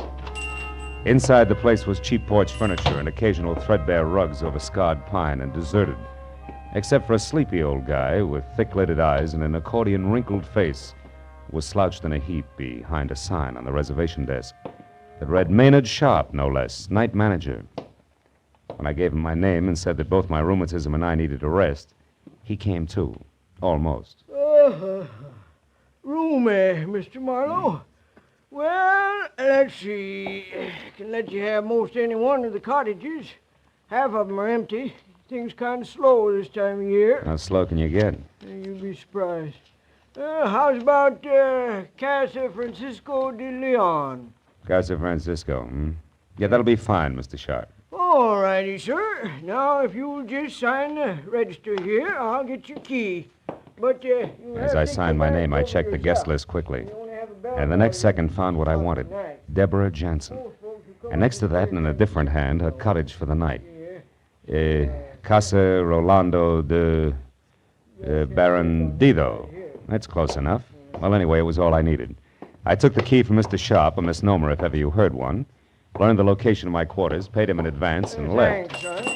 Outside, I turned to my right, past a large open bath that smelled like rotten eggs and talked to itself like a junior Vesuvius, as more warm sulfur waters equally unpleasant to smell bubbled from a pipe in the center. Beyond that was the first cottage, another casa I couldn't pronounce, and it stayed like that all the way down the line until I reached the second one that showed light. It was the casa known as Rolando de Barandido. And when I moved closer and around to a window that was screen only, I knew that my client had done her eavesdropping well, because in the center of the room and putting on her coat was the ex-wife named Debbie, and standing nearby and holding on tight to the cigarette in his hand like it was support was what had to be the boyfriend, Eugene Maury. You're sure that Gaines will go through with this all right? For the 100th time, Eugene, yes, I'm positive. Can't you understand? He has to. Besides, $20,000 won't break him. It won't more than bend him a bit. Now stop worrying. But I can't. Debbie, why must you go alone? Now, why can't I go with you? Eugene, please, we've been over that. I told Leonard that I'd meet him in town at the Beverly Crest Hotel at 10 and alone. He agreed to also be alone. Except for the money. Debbie, you do handle things well. Come here, darling. Have a kiss for your brilliance. Oh, please, Eugene, there isn't time. Oh, what's the matter? Are my kisses losing their flavor at this point? Don't be a fool. Look, it's late, Eugene. It's after 9 already. I've got to hurry. Now, go on. Go on, be a good boy and leave now. We shouldn't even be seen together tonight. Well, why not, Debbie? It's not smart. Here. Meet me at the Tulip Room, darling, at 11 as we planned. Then, Eugene, we'll have time and reason to relax. $20,000 worth of reason.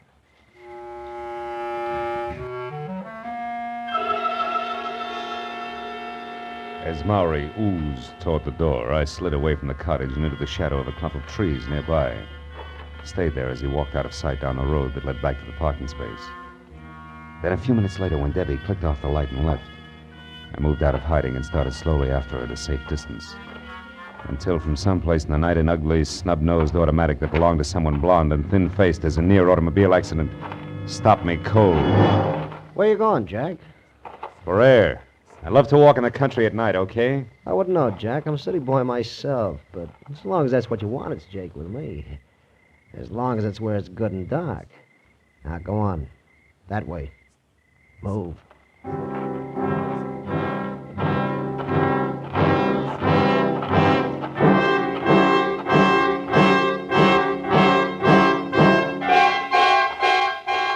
Jack, that's far enough.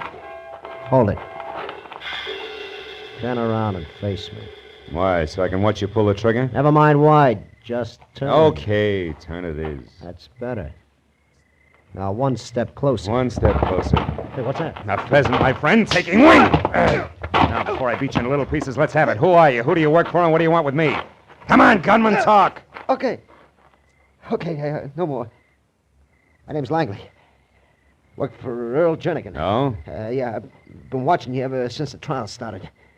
Jernigan didn't want you moving in on it. Which is why you tried to pick me off with a car when I was with Gail Harper this afternoon, huh? Come on!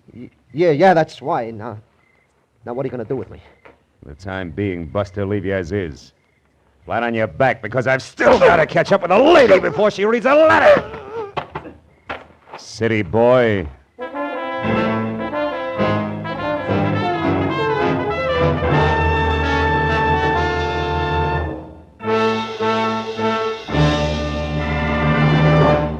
In just a moment, the second act of Philip Marlowe. But first, because of the sharp rise in America's birth rate during the war, we face a very serious educational crisis. Many communities will find that their schools lack sufficient teachers, classrooms, and facilities. Citizens must get together and work for better schools, more teachers. If we want all of our children to have a chance for a good education, we must take action now. Now, with our star, Gerald Moore, we return to the second act of Philip Marlowe and tonight's story, The Eager Witness.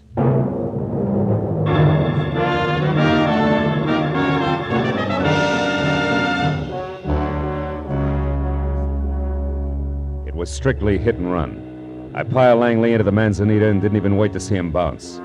Instead, I took off through a gully that was a shortcut to my car, because I knew that Jernigan's watchdog had nothing to offer compared with the hot-headed Debbie Jansen, who at the moment, no doubt, was well on her way to the Beverly Crest Hotel, and a blackmail rendezvous that was a cinch to wind up in the final destruction of the letter.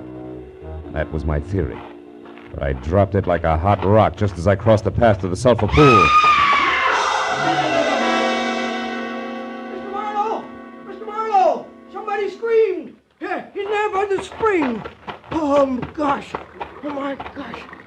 Sure had to happen to me. It was nothing but sulfur fumes and the thick gurgle of the springs until Sharp played his flashlight over the pool. Then we saw. Oh, my gosh. And the water that was turning red from blood oozing around the knife in her back. Look. It's Miss Jansen. Come on, Pop, give me a hand. Let's get her out of there. Yeah, Come on. Take it easy now. Take it easy. That's it. Debbie.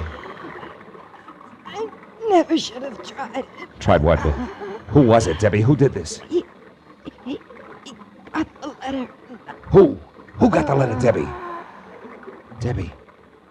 Marlowe, did she pass out?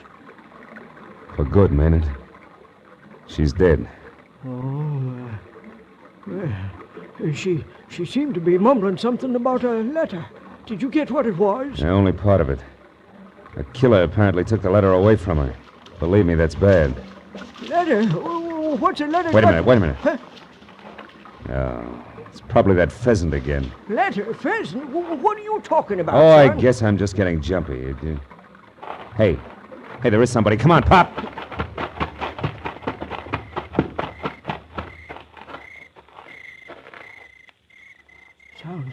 Sounds like he's over there, Marlowe. Yeah, I can hear him.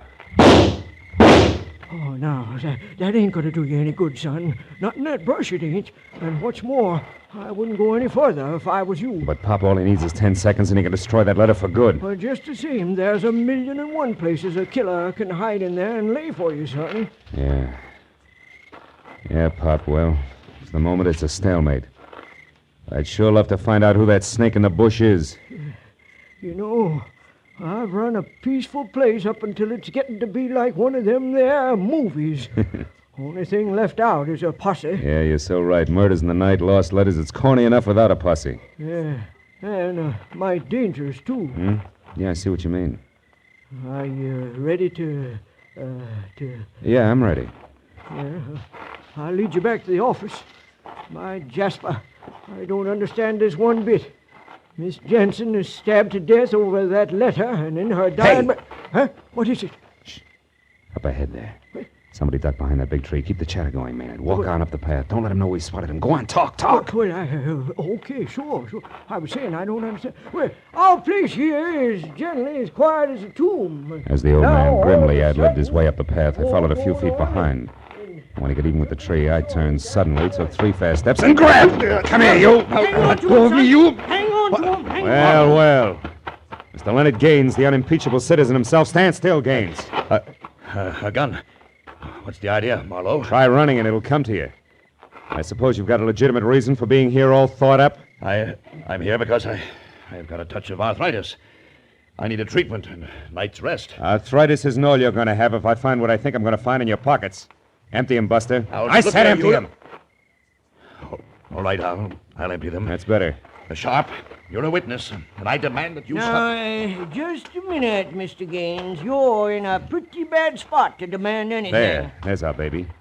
There's a letter we've been looking for. Pick it up, Gaines. Pick it up and read it. Now, see here, Marlowe. See there, Gaines. Read it while you're able to. Yeah. My dear Debbie, if I didn't know you so well, I'd resent your stupid accusations. Now, look, Marlowe. Read it! We've already made our property settlement, as you're well aware, and you'll be a long time finding a court that says otherwise. Now you know where you can go, so why not get started as ever, Leonard? Oh, fine. That's about as incriminating as a lecture on the family meat bill. Sharp, whose jurisdiction are we under here? County Sheriff's Office. All right, call him. Also, call your man out on the highway and have him lock that main gate. Main gate? Yeah. Say, now, that's a good idea. I'll do it right now. Now, wait a minute. Have you got a gun? Yep, got a rifle. Been in the family for years. Can you use it? Well, yeah, I reckon I can. Where are you going? Out to round up Langley. He'll be pushing hard to give his boss a star witness here a big helping hand. I want to be in shape to push back. And remember, Pop, keep your eye on Gaines and not on the phone when you make those calls. I'll see you.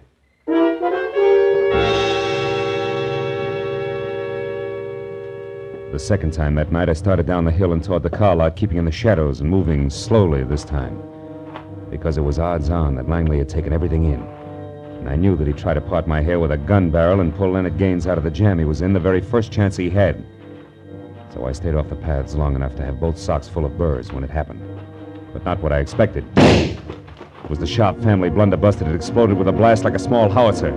So also for the second time, I turned and ran back up the hill, this time to the office. I got there just as Maynard, climbing hand over hand up a smoking rifle barrel, made it to his feet. Maynard, what happened? Where's Gaines? Well, I don't know. He got away, I guess. Well, the shot, what about that? It went up there, through the roof. Oh, fine. Well, gosh, I didn't suspect a thing. He just said he wanted to smoke. But he didn't happen to have a match, I know. So you hung your rifle over your arm, stuck both hands in your pockets to find one for him, and that's when he took you. Yeah, that's exactly what happened. But how'd you know? Never mind, Pop. Well, I made a grab for him, though. Ripped his coat about halfway off. Oh, that's great. That's great. Yeah, but I'm sure sorry he got away, Mark. All right, don't worry about it.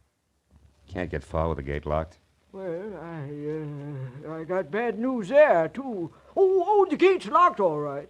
But there's a back road. Is it back what? Back road. Right, yeah, well, go ahead. It ain't much. It's rough and rocky, but it's passable. And anybody's been up here as often as Mr. Gaines has sure know about it. Oh, great. Look, Pop, can't you understand that there was a murder committed here tonight and we had the murderer? No buts! Fell for the oldest gag in the world. But I was a sucker to turn him over to you. And will you stop waving that envelope? I just think you ought to see this. All right, what is it? Oh. Where'd you get all that loot? Gaines dropped it when I ripped his coat.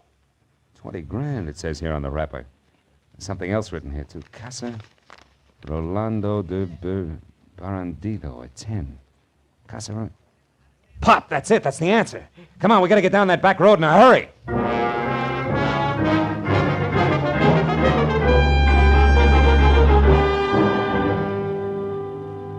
With sharp at the wheel of the pickup truck, we bounced over the pair of sometimes parallel ruts studded with stones the size of bowling balls. It was called a back road. For the better part of 2 miles before he cut lights and motor and whispered that if Gaines was going to get stuck at all, it was sure to happen in a dry wash just around the next bend. I told him to wait and went ahead on foot. He was right. Gaines was stuck in more ways than one. His car was up to its hubcaps in sand and his wallet up to its stamp compartment in blackmail, conducted by his ex-wife's murderer with the same lever she'd had, the letter. It was Eugene Maury, and clenched in his hand was a tattered white envelope, nothing more. I'll make it easy for you. I held my .38 in close to my side and edged up behind him. 20,000. Now, Maury, I don't have that much. You lie. You're going to pay her that. I don't know. I know because we worked the deal out together. Only she got greedy. She tried to double-cross me and pull it alone. Oh, so you killed her? Yes, I didn't intend to, but when I found out that she tricked me, I was furious. The first thing that I knew, I'd stabbed her. That's enough of that. Just give me the money. You've nothing to worry about. Now, listen, Maury, I tell you, You listen, Gaines. You're in no position to bargain. It's better than having your $200,000 gambling debt exposed and your reputation ruined, isn't it? Or facing the trigger man, Langley, if you refuse to alibi for Jernigan, isn't it? Or bucking a perjury charge if you do alibi? Oh, no, you got yourself in a corner again, so pay off. It's only 20 grand. But I tell you, Maury, I don't have it. You're lying again. No, he isn't. Don't move, either one of you. Leave your hands where they are. I got the 20 grand right here, and it's pretty well earmarked as blackmail payment already. But just to round things out, Maury, I'll take that envelope you've got there. This? Well, what do you want this for? Funny man. Because it's no doubt postmarked with an hour, a date, and a location, which together with Brother Gaines' own handwriting places him out of town on July 30th, a time he swears he was at his Malibu home all day with Jernigan. Right, Gaines? Smart boy, aren't you, Marlowe? You've still got a chance, Gaines. You better gamble with me. You've got nothing to lose now. I'm with you. Stand still, Buster. Or help me out. Now, Gaines, go! Go! Oh, my leg! Were you thinking of going someplace, Mr. Gaines? No. No, I'm not going anyplace, Mr. Marlowe.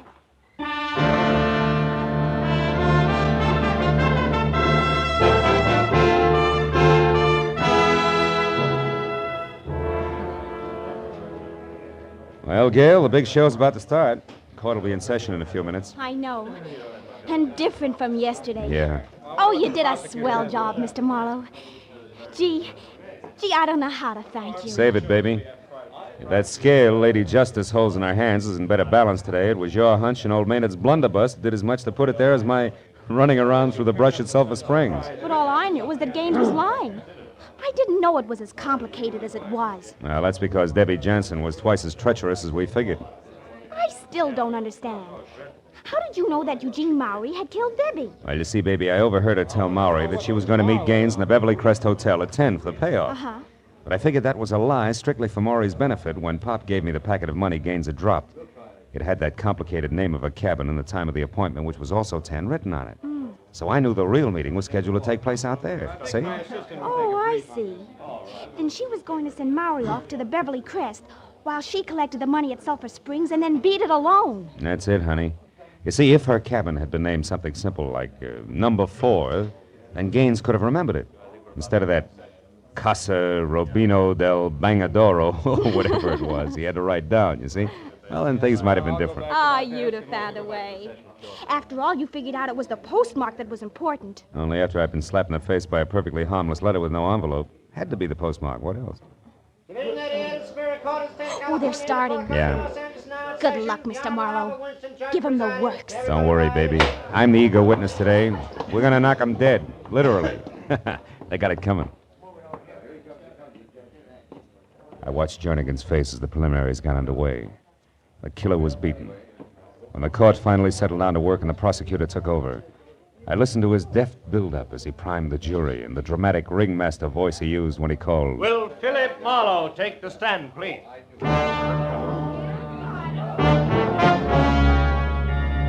Now, Mr. Marlowe, you told us yesterday that you are a private investigator. Now will you tell the court in your own words what happened to you last night?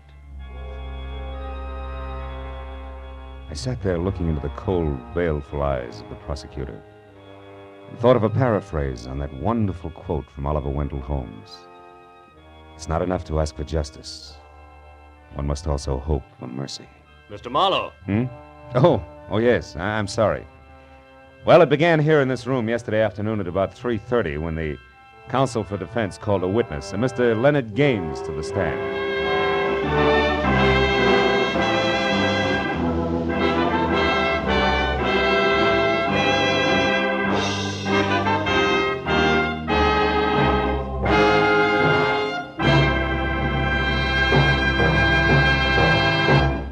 The Adventures of Philip Marlowe, bringing you Raymond Chandler's most famous character and crime's most deadly enemy, star Gerald Moore, and are produced and directed by Norman MacDonald.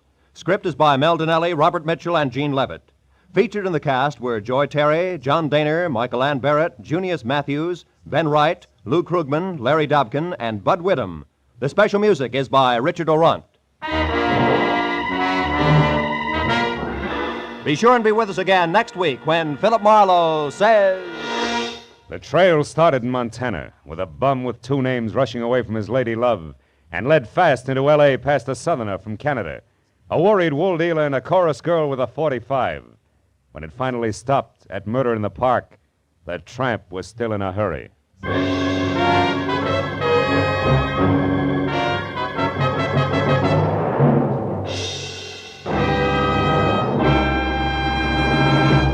You and I have a friend coming to call next Monday night. She's my friend Irma.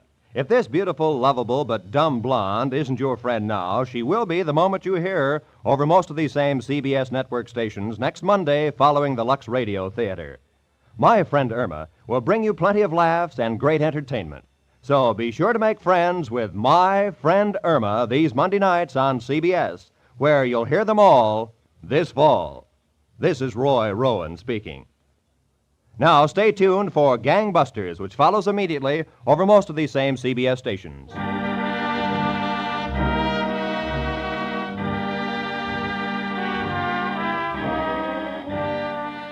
This is CBS, where Arthur Godfrey's Talent Scouts are heard Mondays, the Columbia Broadcasting System.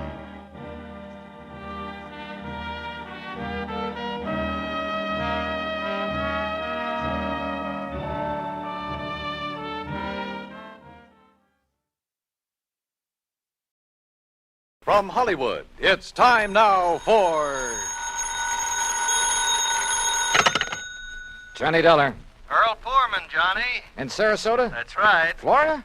Where else? Well, hi, Earl. How are things in the land of infernal sunshine? What do you mean, infernal? Well, it's got pretty hot down there these days, isn't it? Makes good fishing weather, Johnny. Yeah, but without a case to work on, what possible excuse would I have? Maybe I have one for you. Oh? Yeah. And maybe it's murder. Earl, I'll be down on the next plane.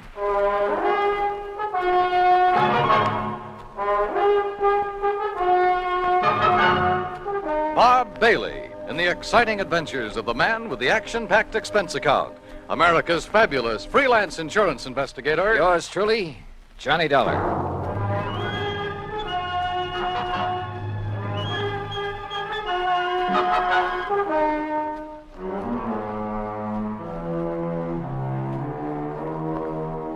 Expense account submitted by Special Investigator Johnny Dollar to Tri-State Life and Casualty Company Branch Office, Sarasota, Florida. Following is an account of expenses incurred during my investigation of the Parley Barron matter.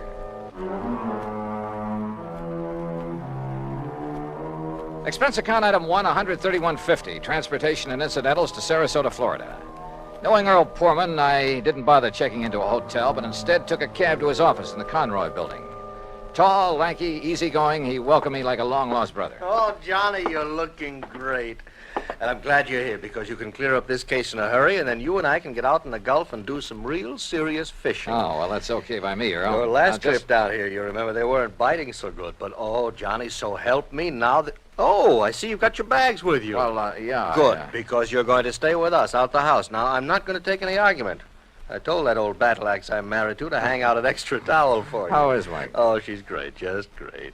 I never did understand how I was lucky enough to grab that dame, Johnny. Oh, well, now, I think maybe she kind of cares for you, too, Earl.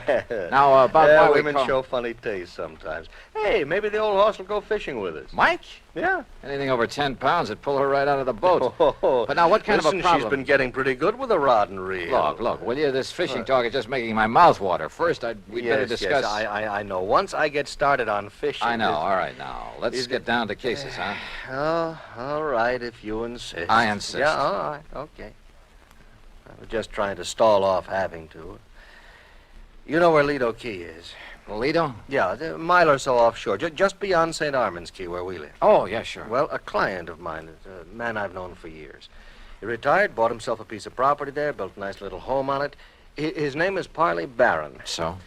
Well, I've handled all his insurance for him, including a straight life at $50,000. Uh-huh. Beneficiary? His wife, Laura Barron. And what's happened to him? Well, Friday morning, now that's the day before yesterday, he left the house just to do some errands. Well, go on. Yeah, well, he hadn't got back home by about 5 p.m., and his wife started calling around, trying to find out where he was, and nobody seemed to know. So finally, she put in a call to the police. Who's your man there? Sergeant Harry Brackett. Oh, I remember him. Sure. Go on. Well, then around 7 p.m., they found Barron's car. Found it parked down by one of the fishing docks. But no sign of him? Not a sign, not then or since. Had he gone out fishing? Police questioned everybody, the boat owners, all the boat livery, everybody. Old Will Bright, who runs the dock where the car was parked, he was closed up. Sign on the door saying he'd gone up to Gainesville. Well, could Barron have had any reason to disappear? Oh, no. Well, not that anyone knows of. What kind of a person is his wife? No, she's very sweet, Johnny. She's a bit of a bore. But, they doted on each other. All right, how about enemies? Parley Barron? Never. Sweet old guy. I sure hope you can find him. That he's still alive. I'm afraid I doubt it. Well, so far you've given me no reason to believe he's dead. Well, it's just a feeling, I guess, and I don't like it. Well, what else can you tell me, Earl? Nothing, really. Then maybe I'd better talk to Mrs. Barron and to the police. Yeah. Oh, here. You take my car. Oh, thanks. It's the new air-conditioned cad out in back of the building. What did you do? Oh, Michael picked me up. Now, we'll see you at the house for dinner, huh? Well, that may depend on what I find out in the meantime. Whenever you're ready, there's food and there's a bed waiting for you, and I hope you... Well, I just hope you find Parley Barron. Pretty good friend of yours, isn't he? Oh, yeah, Johnny. He was. Earl seemed so sure that Barron was dead. I was pretty down in the mouth about it. But I wondered, did he know something about the old man that he hadn't told me? That didn't seem like Earl. He gave me the Barron's address on Lido Key, and I drove out there. Laura Barron was a fragile, gray-haired little old lady wearing steel-rimmed spectacles and with almost a sanctimonious air about her. She sat primly, properly straight in her chair as we talked, a Bible in her hand. Then Mr. Earl Poorman has told you as much as any of us knows, Mr. Dollar. I see. But even the smallest bit of information may hold the key to finding your husband. Only prayer can help us now, Mr. Dollar, or help him if he's gone to the great beyond. How Well, tell me, how is he dressed on Friday morning when you last saw him? As you see him in the picture there on the table in old gray pants and a rather tattered sport shirt and that old straw hat. That shirt is blue? Yes. He was so happy the day that picture was taken. He just finished making an addition to our dock with his own 2 hands. He was so proud. Now... Yes, I'm sorry. He'd hoped to get his own little boat, too, for fishing. He loved to fish so. Yes, well, tell me, please, do you know of anyone who might have wanted to harm your husband? Oh, dear, no, Mr. Dollar. And you'd had no argument or disagreement with him before he left here that morning, huh? We had had no disagreement even about little things in 41 years of blessed marriage. Not even about his work. I see. What did he do before he retired, Mrs. Barron? I had hoped you wouldn't ask that because I've always felt that the good Lord wouldn't approve. Of his work? I'm a very religious woman, Mr. Dollar, and as I say, in 41 years we never questioned one another's thoughts or actions. But... What was your husband's work? I won't say that it was sinful, because he wasn't a sinful man. Parley was a good man, and many times he made it plain that his work helped to save lives, too. And I accepted it because he felt he was doing right. Yeah, well, you still haven't told me, Mrs. Barron. Always deep in my heart. Mr. Dollar. Yes. Have you thought that perhaps it may have been the intercession of divine providence that has taken Parley from us?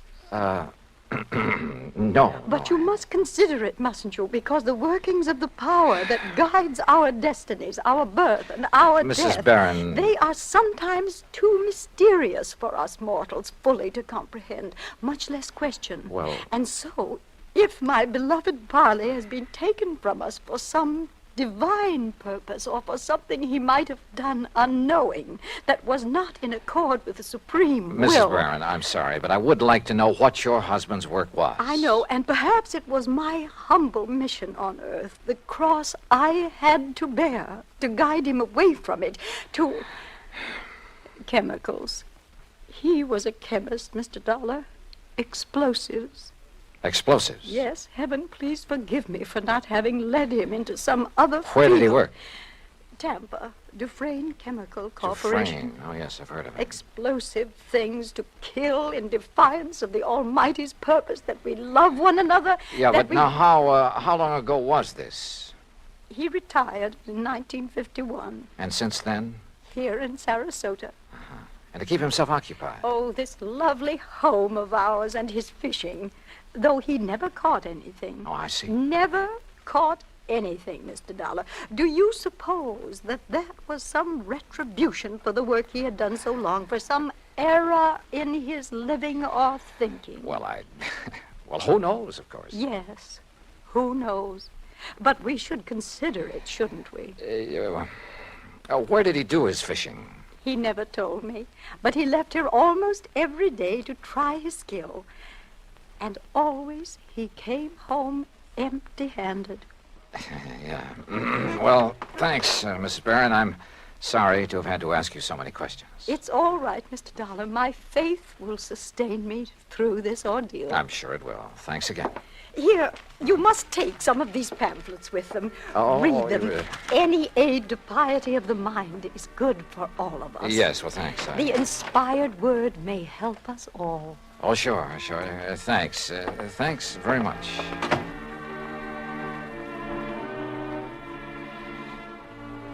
I like to think that on the whole well, maybe I'm not too religious in the sense of going to church regularly and that sort of thing, but well, at least I try to live a decent sort of life and observe the golden rule and stick to some ideals.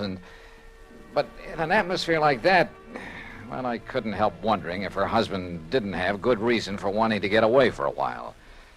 In any event, I'd got nowhere on the case, so I phoned Sergeant Harry Brackett. That's item 2, 10 cents. But the desk at headquarters said he wouldn't be back until about 6 p.m. And since I really had nothing to go on until I could see him, I dropped in on Earl again. You kidding? Then we'll take the boat, run out into the Gulf, and get some fish for dinner. It's the best time of day. So who was I to refuse? And within the hour, we were fighting the tide through the pass between Lido and Longboat Keys on our way along into the Gulf. Yeah, Johnny, I find I always have my best luck along about this time of day, just before sundown. I still ought to be back there working. Why? Sergeant Brackett won't be back at headquarters until 6 o'clock. You told me yourself. Now, what can you do until you talk to him and find out what leads he may have? Oh, man, you are a funny one. You call me long distance to get down in a hurry, then insist I go fishing instead of working on the Don't you case. know, fishing's the answer to more problems than anything else in the world. You got worries? Go fishing. You'll forget them. Got a nagging wife? Oh, don't let Mike hear you say that. Well, she's different. Cute little shrimp. But you know what I mean. A writer, he wants ideas, he goes fishing. A businessman? A detective? Huh? Go ahead and say it, an insurance investigator. Sure. I'll bet that more than once when you've been stumped on a case, why, if you had just relaxed your mind by going out somewhere and wetting a line. I wish it were that easy. And so far as this matter is concerned, I haven't even got started on it yet. Well, relax anyway. Who knows? Maybe the answer to what's happened to poor old Parley Barron will just come to you. Oh, yeah, sure. Oh, sure. Instead of you chasing Earl. him. Huh? Yeah? Up ahead, just to the right there. Where? Oh, yeah. Somebody's old beat-up straw hat. Yeah, and a little further. You know something? The tide will carry that skimmer right smack into the Earl, city pier. look. And if the fellow that lost Look, it knows... further over to the right. Huh? What is that, floating there? I don't know. Well, that looks like... Oh, good Lord. Johnny. It's a body, Johnny.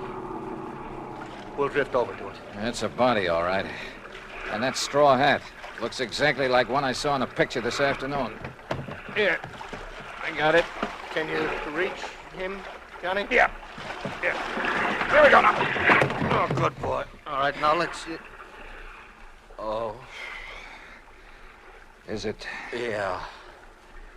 Are you sure, Earl? Oh, yeah. Yeah, Johnny, it's poor old Parley Barron.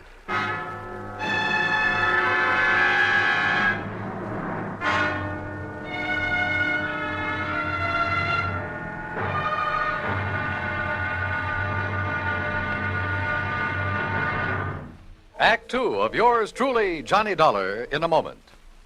Everyone loves kids, and every kid loves candy.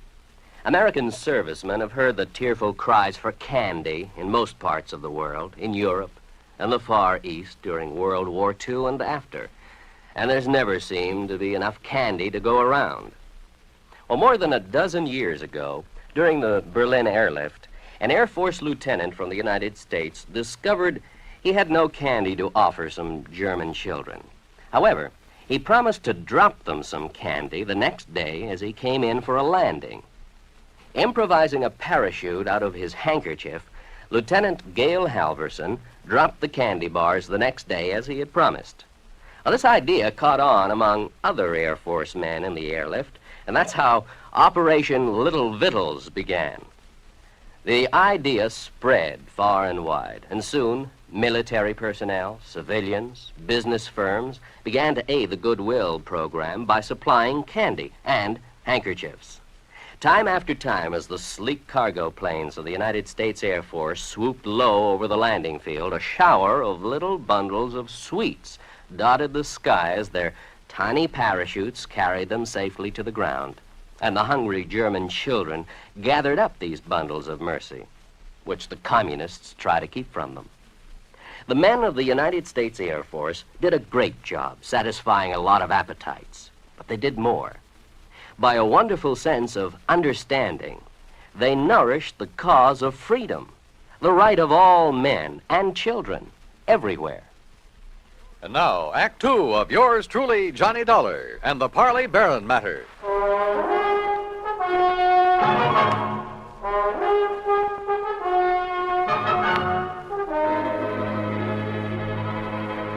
Two days' exposure to the elements and the creatures of the sea had made almost unrecognizable the body that Earl Portman and I found floating in the Gulf of Mexico off Sarasota, Florida. But Earl was certain it was the remains of old Parley Barron, who had disappeared 2 days before. The men on duty at police headquarters confirmed the identification and placed the body in the morgue to await the autopsy surgeon. On a hunch, I asked Earl to drive me over to Will Bright's boat dock, where Barron's car had been left parked. It's like I just finished telling the police over the telephone. I wasn't here when poor old Barron come for his boat on Friday. Oh, what a shame, such a nice old man. Where were you, Mr. Bright? I was up to Gainesville picking up some fishing tackle from a wholesaler. Well, then Mr. Barron must have got a boat from someone else that morning. Oh, no, sir. No, No? Mr. Pullman, no, sir. Why not, Mr. Bright? Oh, he never took out a boat from anybody else but me. His own boat. At least it was the one I kept set aside for him. And that's what kind of puzzled me, Mr. Dollar, is it? That's right. Well, you see, when I come back here Saturday night, his boat was right here at the dock. But it weren't tied up in its usual spot where I always tie it up. Somebody had moved it. Must have. And it weren't my helper, Pete. You know, Johnny, that means he may have taken it out, but whoever did him in returned it. Oh, possibly. Mr. Bright, which one is his boat? Oh, right here, I'll show you. I always give him the same one. Never let nobody else use it. That's why he kept his fishing tackle just laying in it, always ready to use. Here. Yeah, I see. I've heard he wasn't a very good fisherman. No, he never brought in a thing. Of course, maybe he was so soft-hearted he put back everything he caught. Or maybe his daily excursions were just to get away from his wife, Mr. Bright. Now, don't you say nothing against her, mister. Maybe she is a little touched on religion. Sure, she tries a different kind every couple of months. But she's a fine woman, just like he was a fine man. And everybody knows it. Yeah. The whole town is mourning here. Excuse me. What are you looking for, Johnny? Earl, I just noticed something about this tackle lying in the boat. Mm-hmm. Well? Come on. Thanks a lot, Mr. Bright. Like to tell you what I think might have happened? Yeah, maybe later, thanks. Well, what did you find there, Johnny? Earl, did Parley Barron ever go fishing with you? You were good friends. No, he always wanted to go out alone. Yeah, but not to fish. Huh? That tackle box hasn't been moved in months. The paint is still dark under it. What? And that reel, I could hardly turn it. Well, then what? I don't know what. But Barron was using that boat every day for something besides fishing. Any ideas? You know him pretty well, have you? No. Let's get over to headquarters. Earl felt he ought to go back to his office where his wife Mike had promised to pick him up, so I borrowed his car again and went over to headquarters alone. Sergeant Harry Brackett, who was assigned to the case, had returned. He was on the phone when I walked in on him. He gets back to town, Mrs. Dana, so please have him call me immediately, will you? Yes, ma'am. Thank you. Yes, sir, Johnny. Yeah, hi, Harry. Yeah, Johnny, I'm sure glad you're here. I got a real mixed-up case on my hands. The Parley Barron matter, huh?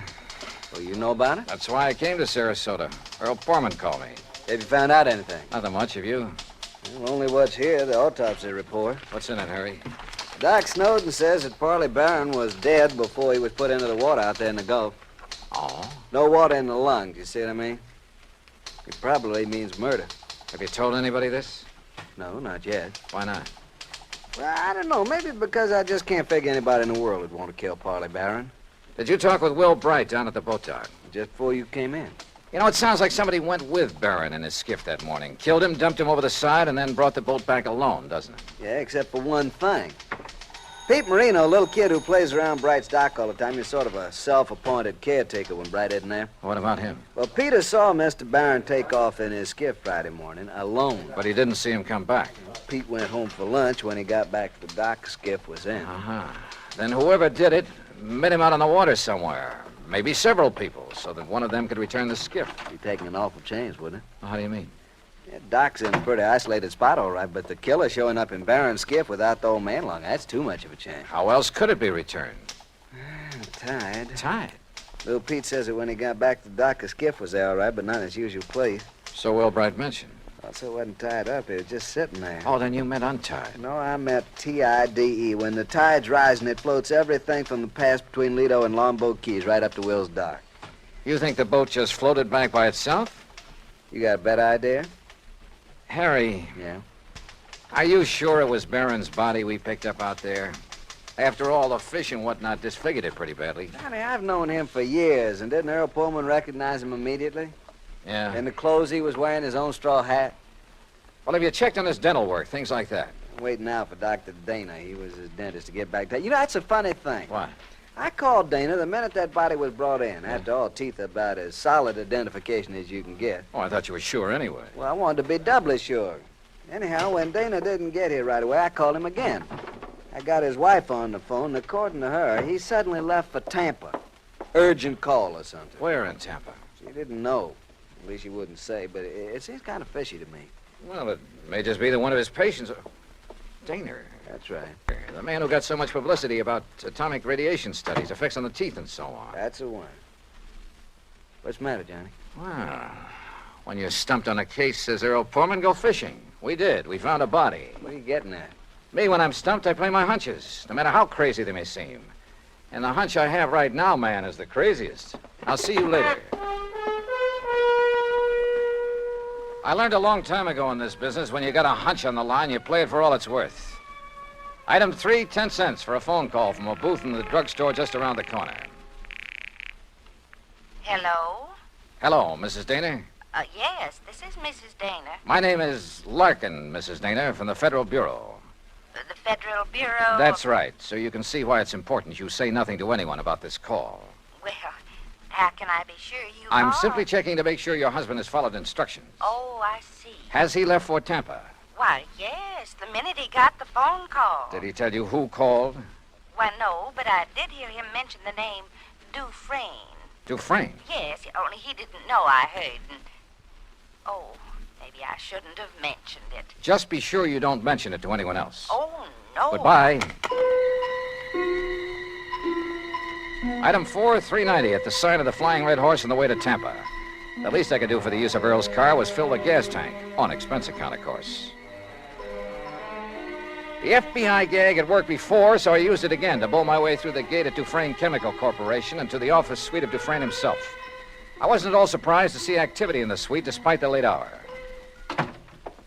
Sir, are you the man the front gate just called about? Yes, that's right, FBI. Which is the door to Mr. Dufresne's office? Well, I'm afraid he has some people with him, sir. What did you say your name is? Never mind. Is this the door? Sir, please, you'll have to wait.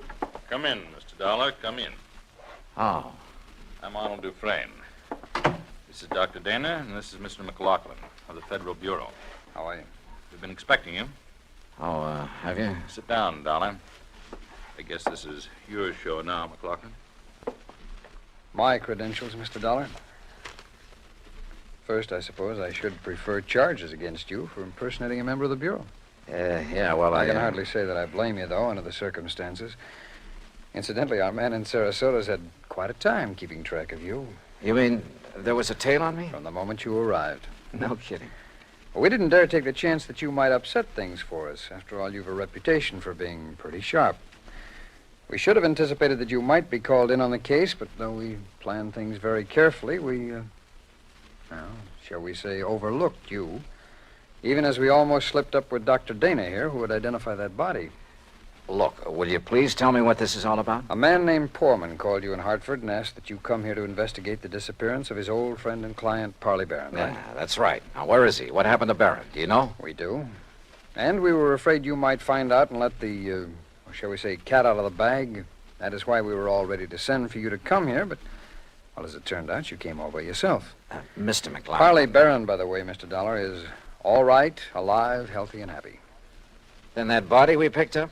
Dressed in his clothes? During the last war, Mr. Barron, as a research chemist, made vitally important contributions to our, or shall we say, national security.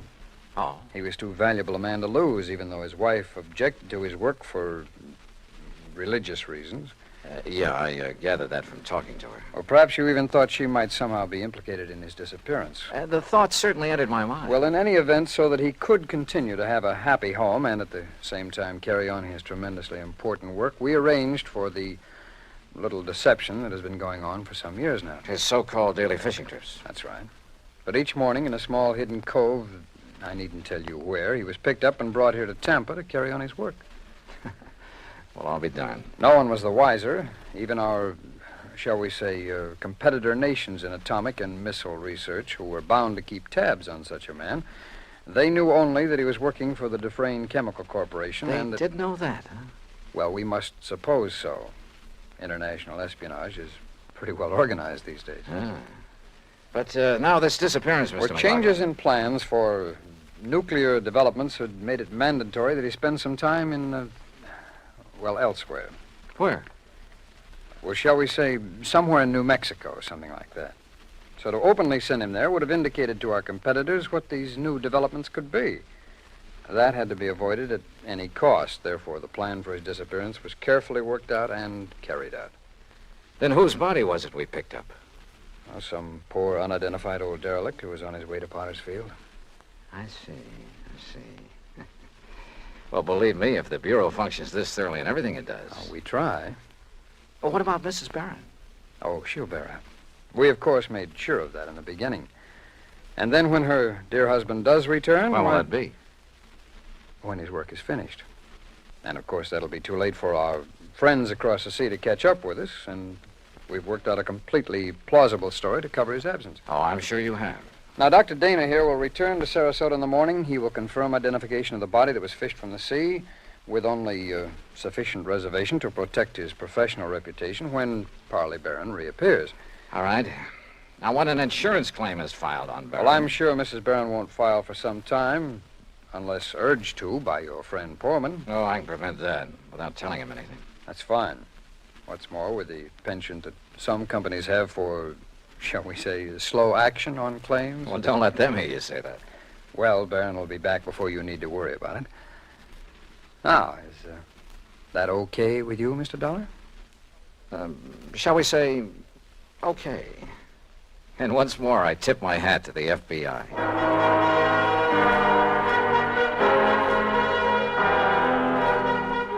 Expense account total, including plane fare and incidentals back to Hartford, $421.50. Remarks?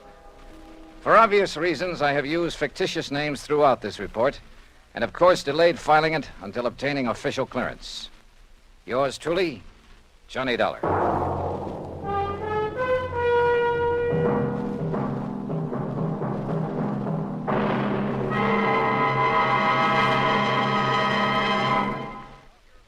And now, here's our star to tell you about next week's story.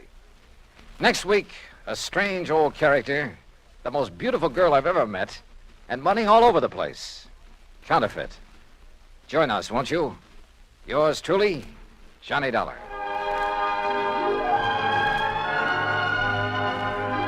Yours truly, Johnny Dollar, starring Bob Bailey, originates in Hollywood. It is produced and directed by Jack Johnstone, who also wrote tonight's story. Heard in our cast were Virginia Gregg, Jeanette Nolan, Will Wright, Barney Phillips, Lawrence Dobkin, Stacey Harris, and Harry Bartell. Musical supervision is by Amerigo Marino. Be sure to join us next week, same time and station, for another exciting story of yours truly, Johnny Dollar. This is Dan Cubberly speaking.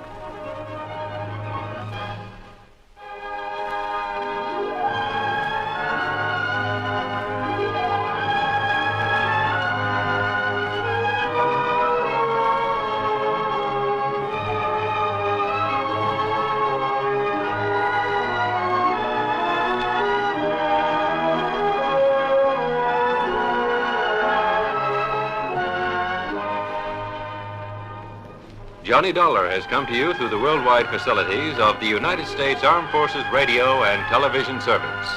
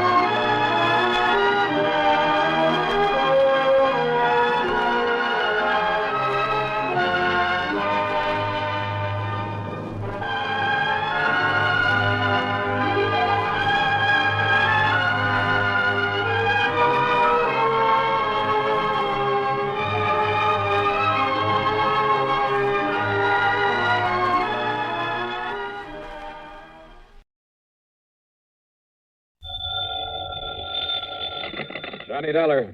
Johnny, you better come flying out here just about as fast as you can. Who's that? Johnny, this is Red. Yeah, Red who? Well, you know, your favorite fishing guide. Red Barrett? That's right. Lake Mojave Resort out in Arizona? Yes, sir. Well, Red, you old scalawag. How are you, and how's the fishing? Just great. That is, if you know where the good holes are. And believe me, you do. Now, that's really a fact, Johnny. I really do. I guess I'm the best fishing guide this country ever saw. Yeah, and I suppose you think it's time I made another trip out there and tangle with some of those beautiful lunker bass. Well, now, Johnny. It's no good, Red. I just can't do it. Now, you listen. The way the work is piled up on me, I'm just about going crazy. I've been trying to get away for some kind of a vacation for weeks now, but I just can't do it. Sounds to me like you need it, too. Yeah, it's been a tough year, no let up at all. Pat McCracken over at Universal Adjustment Bureau, half a dozen of my other contacts. They've been begging me to take some time off, but I just can't, Red. I'm not on a regular payroll. I'm a freelance, so I have to take on every assignment that's handed me, whether I like it or not. Look, you mentioned Mr. No use, Red, so don't make me feel any worse by talking about it. Me? That was your idea. Huh? Did I say anything about fishing until you did? Oh, now, wait. You mean there's some insurance matter I ought to look into out there? It was this Pat McCracken you mentioned that said I better call you. Oh, great. And he's the one who's been after me to take a rest. So, what's happened out there? That's the thing. It ain't what has, but what's going to happen. Yeah? Like what? Come on, get to the point, Red. Well, Johnny, when it does happen, well, it's going to be pretty tragic for Lake Mojave Resort. You mean somebody's trying to wreck the place? Something like that? Much worse, Johnny. Much worse. Well, what is it? Well, I just don't think I ought to tell you over the phone. But, Red, unless I know... And if somebody was to hear me talking to you this way... Red, look. And anyhow, you'll find out soon enough when you get here, Johnny. And you won't like it. No, sir. Red, quit stalling, will you? Of course, if you just want to sit around up there in Hartford and let a terrible thing like this happen without even raising a finger... Well, I just can't believe you'd do that. Look, will you stop beating around the bush and... Red? Red? I can't tell you over the phone. It's too awful. Now listen, you old goat. But, Johnny, they say there's an airplane leaves New York City just about 12 o'clock noon. So what? So it'll get you in Las Vegas about 9:45 tonight. Okay? What do you mean, okay? I mean, just you be sure and be on it. And I know you will. Oh, now look, I can't... Goodbye, Johnny. Red! Oh, if that crazy old coot thinks I'm going to fly all the way out there just because he... And yet, if he was serious...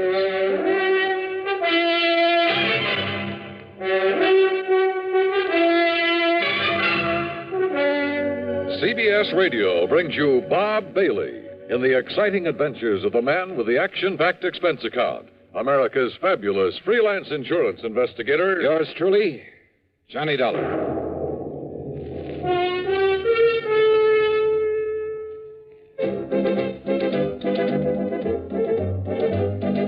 Winston tastes good like a cigarette should. Winston tastes good like a cigarette should. Winston gives you real flavorful, rich tobacco flavor. Winston's easy drawing too. The flavor comes right through to you. Winston tastes good like a cigarette should. A modern filter? Sure, Winston has it. But that's only the beginning of a Winston. Up front, up where it really counts, Winston packs exclusive filter blend. Light, flavorful tobaccos, specially selected and specially processed for filter smoking. Filter blend. That's why it's fun to smoke Winston, America's best-selling filter cigarette. Winston tastes good like a cigarette should. And now, Act One of yours truly, Johnny Dollar.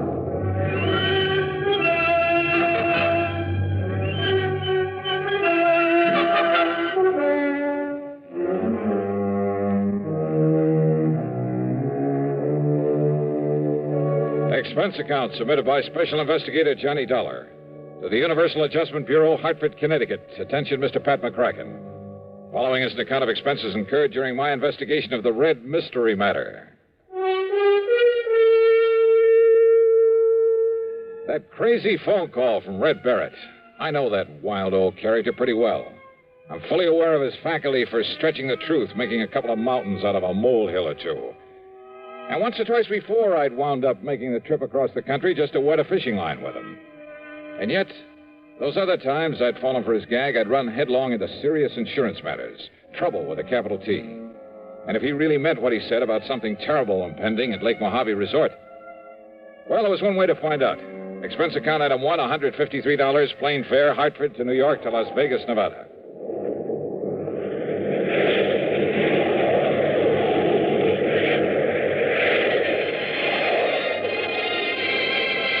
The awesome beauty of the clear night sky over the desert, with its billions of stars twinkling in the black sky above, is something I'll never tire of. The stars seem close enough to reach out and touch them. As the plane hit the glide path down to the landing strip at the south end of Las Vegas, the myriad, many-colored lights of the city winked and sparkled like the lights on a gigantic Christmas tree. Yeah, from the air, Las Vegas, the fabulous city of chance, is just plain beautiful. I'd like to have stuck around Vegas for a while and tried my hand at some of the casinos and clubs along the gambler's alley they call the Strip, but I had other things to do. So, item 2 was $50 deposited on a rental car. And within minutes after the plane landed, I was heading south and east across the desert, down toward Davis Dam, down to Lake Mojave Resort.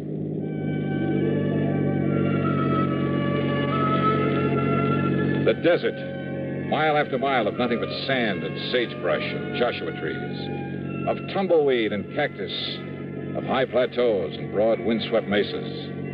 Here and there, the skeleton of some animal was perished in the remorseless, terrible summer sun. And then suddenly, in the middle of it, the life-giving waters of Lake Mojave. At the south end of the lake, just above Davis Dam, is the resort, with its clean, comfortable motel, a good restaurant, tackle shop, and dock. Everything to warm the heart of a fisherman. Yeah, and in the bright light of the moon, I could see the lake itself, calm as a mill pond. That meant that unlike the cold and snow I'd left back east, here it was warm and perfect weather for fishing. It took a bit of self-control to keep from driving right on down to the dock. Instead, I circled the driveway to the office. As I pulled up to a stop, in spite of the hour, someone came out to greet me.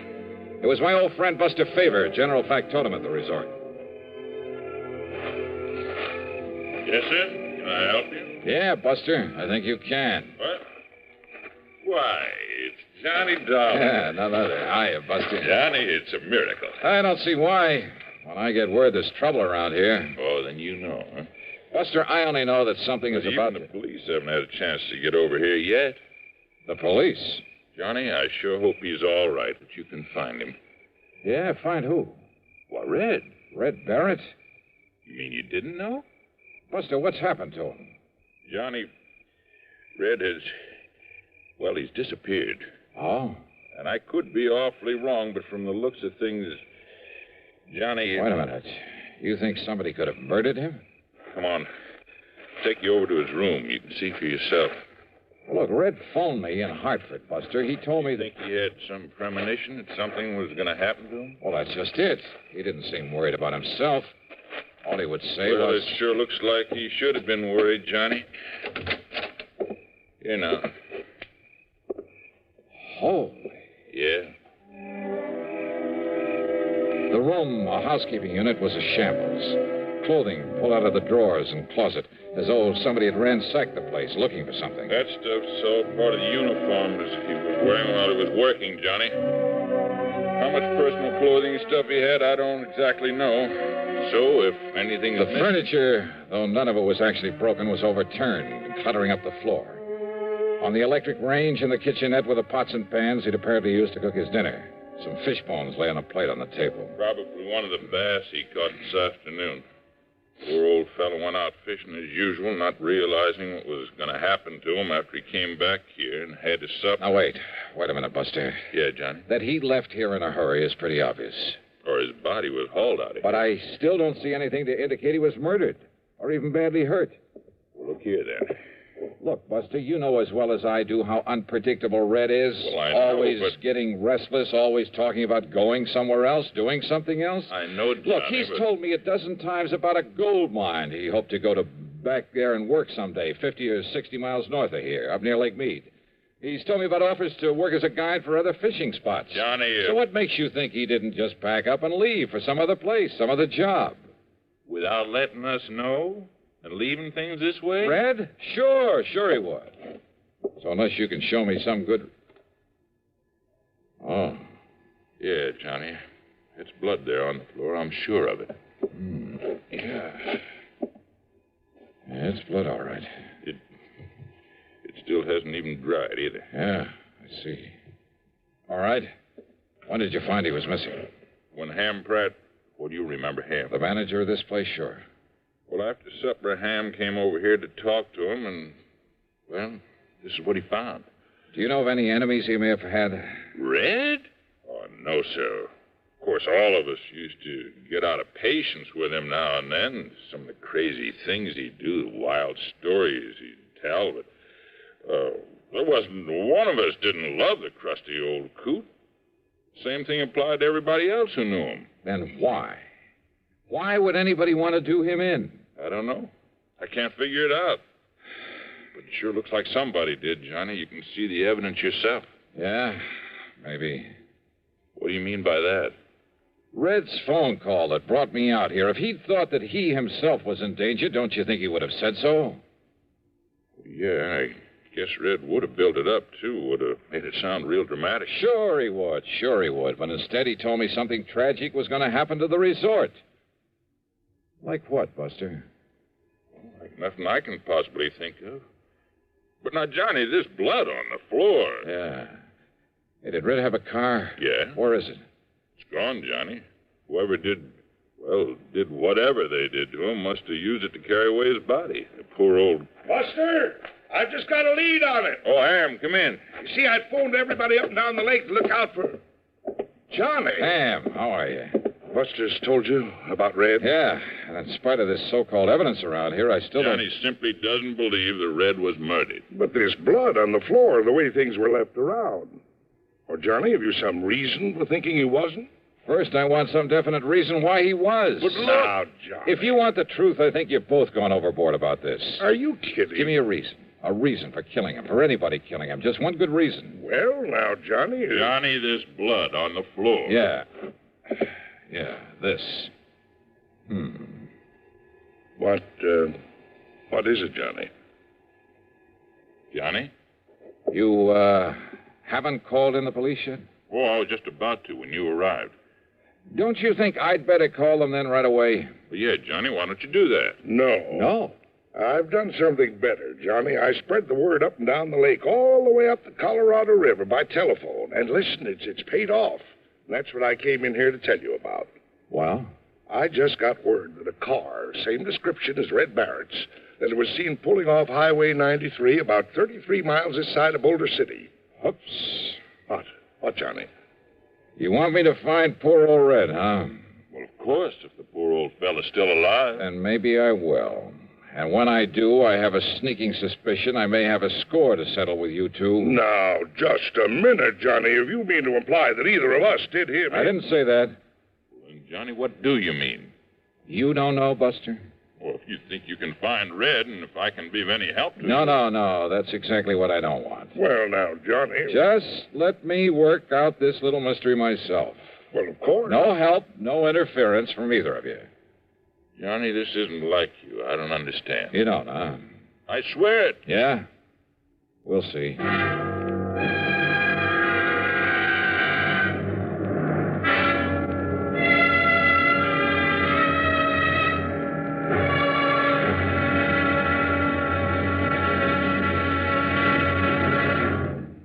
Act two of yours truly, Johnny Dollar, in a moment. Welcome, recording star Mel Torme. It's terrible trying to sing with a bad cold. So I always take 4-way cold tablets to relieve cold miseries fast. Good idea. Tests of all the leading cold tablets proved 4-way fastest acting. 4-way starts in minutes to relieve muscular pains, headache, reduce fever, calm upset stomach, also overcomes irregularity. When you catch cold, try my way. Take 4-way cold tablets. The fast way to relieve cold distress and feel better quickly. 4-way, only 29 cents. Now, here's a word about another fine product of Grove Laboratories. To get rid of embarrassing dandruff in 3 minutes, change to Fitch Dandruff Remover Shampoo. 3 minutes with Fitch regularly is guaranteed to keep unsightly dandruff away forever. Apply Fitch before wetting hair, rub in 1 minute. Add water, lather 1 minute. Then rinse 1 minute. Every trace of dandruff goes down the drain. 3 minutes with Fitch and embarrassing dandruff's gone. At the same time, Fitch can brighten hair up to 35%. Get Fitch Dandruff Remover Shampoo today. And now, Act Two of yours truly, Johnny Dollar and the Red Mystery Matter. Suddenly, things had begun to add up. Yeah, from right in the beginning, when Red had mentioned over the phone that he'd talked with Pat McCracken at Universal Adjustment Bureau. Had Red called Pat, or vice versa? And there was the lamp there in Red's room, apparently knocked to the floor in a struggle. But not even the bulb was broken. The clothes that were left, only the uniforms he'd worn while at work. Was that supposed to mean that the only personal things he had were those he was wearing when he disappeared? Hardly. Then there was that spot of blood on the floor. A fish scale, a single scale in the middle of it. I had no microscope to examine that blood, probably wouldn't have known how to use it anyway. But I had a sneaking suspicion there was something very, very... Yeah. And knowing Red and Ham and Buster and Pat McCracken pretty well. Okay. The first thing I did after Ham and Buster left me alone was to look over the room again. And yes, one parcel of equipment that should have been there was conspicuously absent.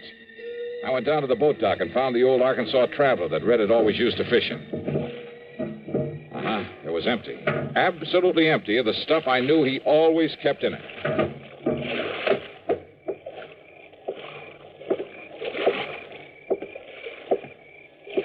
Johnny? Wow. What are you doing up and around this time of night, Ham? Oh, just sort of checking up on things. Yeah? Or checking up on me? Oh, now, Johnny. You hoping to find some lead on Red there and his boat? I found exactly what I expected, Ham. Nothing. I don't understand. Don't you? Johnny, what goes with you? You've certainly been acting kind of feisty this trip. Yeah, well, I'm sorry. Now, if you feel you have some lead on Red, on what may have happened to him, well... Yeah, I think I have. And you helped to give it to me. I did. But there's no point in following it up till morning. What is the lead? No help, no interference, remember? Okay, Johnny, whatever you say. No use doing anything till morning, eh? That's right. Then you, Well, what? Oh, I was just thinking.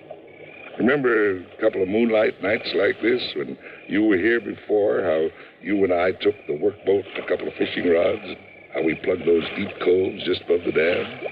Yeah. Yeah, we took some nice fish out of there, didn't we? Yeah. I'm going to be blunt with you, Johnny. You aren't yourself. You're a bundle of nerves. Been working too hard? Yeah, much too hard. Well, one great cure for that. Why don't we go out there and pick us up a couple of nice bass? Okay. Why not? Unless, of course, you feel you ought to do something more about finding Red. I told you, no more until morning. I also told you I'm sorry. Let's go fishing. Sure, Johnny. I understand. Yeah, I guess you do.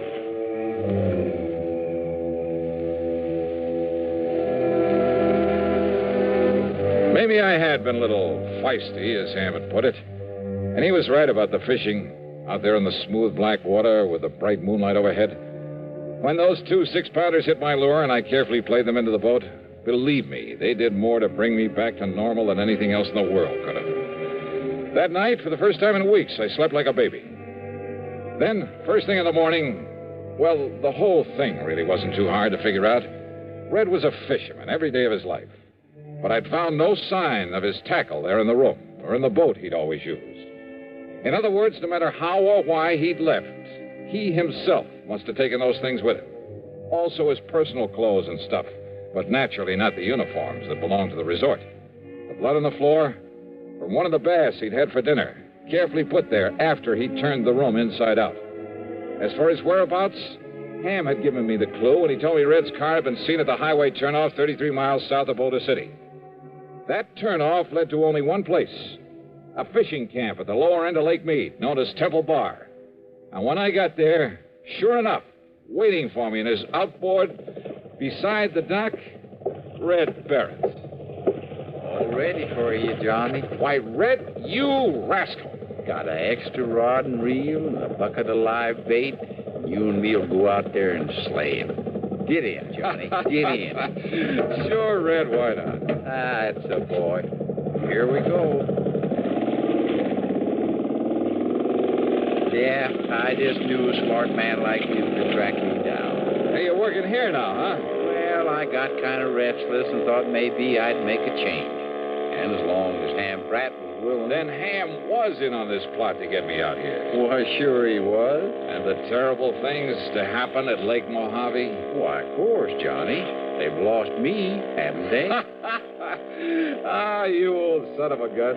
Hey, Buster in on it, too? No, Ham's probably telling him about it right now. Probably showing him the letter he got from Mr. McCracken. McCracken? Pat McCracken? Yeah.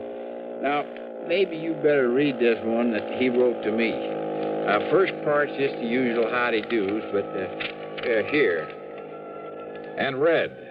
I'm convinced a man can take only so much, even Johnny Dollar. And I'm afraid that unless he gets some rest and relaxation, he'll crack up one of these days. So if you and Ham Pratt can somehow contrive to get him out there for some of that fishing he loves so much, go to it. If he catches on, if he starts worrying about the expense, tell him it's on the house. Tell him... tell him Merry Christmas. Sincerely yours. Well, God bless Pat McCracken. As for you, Red, you old reprobate... Johnny, there's a hole over near the gyp beds where there's an old 10-pounder laying under a rock, just waiting for you and me. Brother, let's go.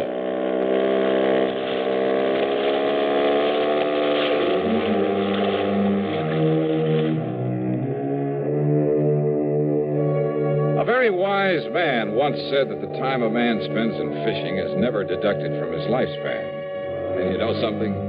I, for one, am convinced that he was right. So, well, Merry Christmas to you all, too. All of you. Yours truly, Johnny Dollar.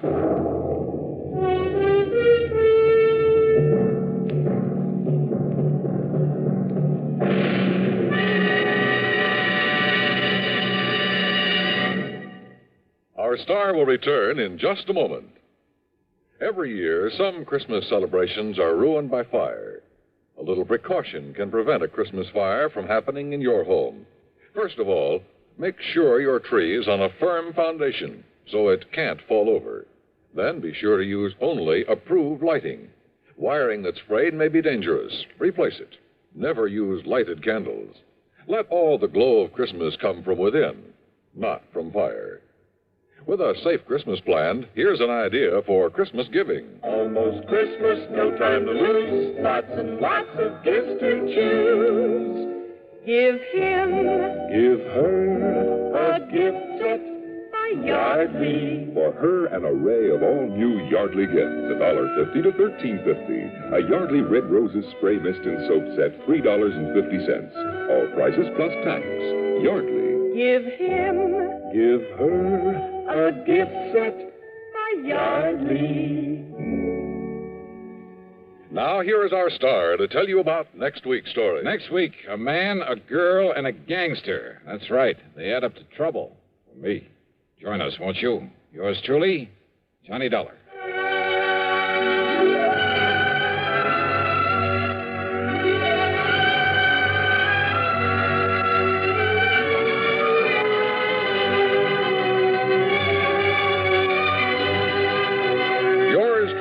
Johnny Dollar, starring Bob Bailey, originates in Hollywood and is written, produced, and directed by Jack Johnstone. Heard in our cast were Forrest Lewis, Barney Phillips, Alan Reed Sr., and Lawrence Dobkin. Be sure to join us next week, same time and station, for another exciting story of yours truly, Johnny Dollar. This is Dan Coverly speaking. Now stay tuned for Suspense, which follows next on the CBS Radio Network.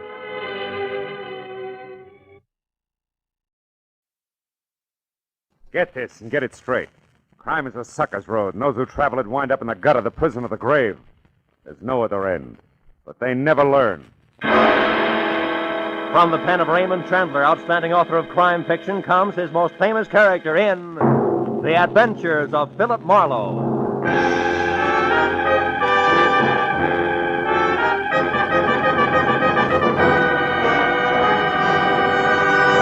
Now, now, with Gerald Moore, starred as Philip Marlowe, we bring you tonight's exciting story, The Final Payment.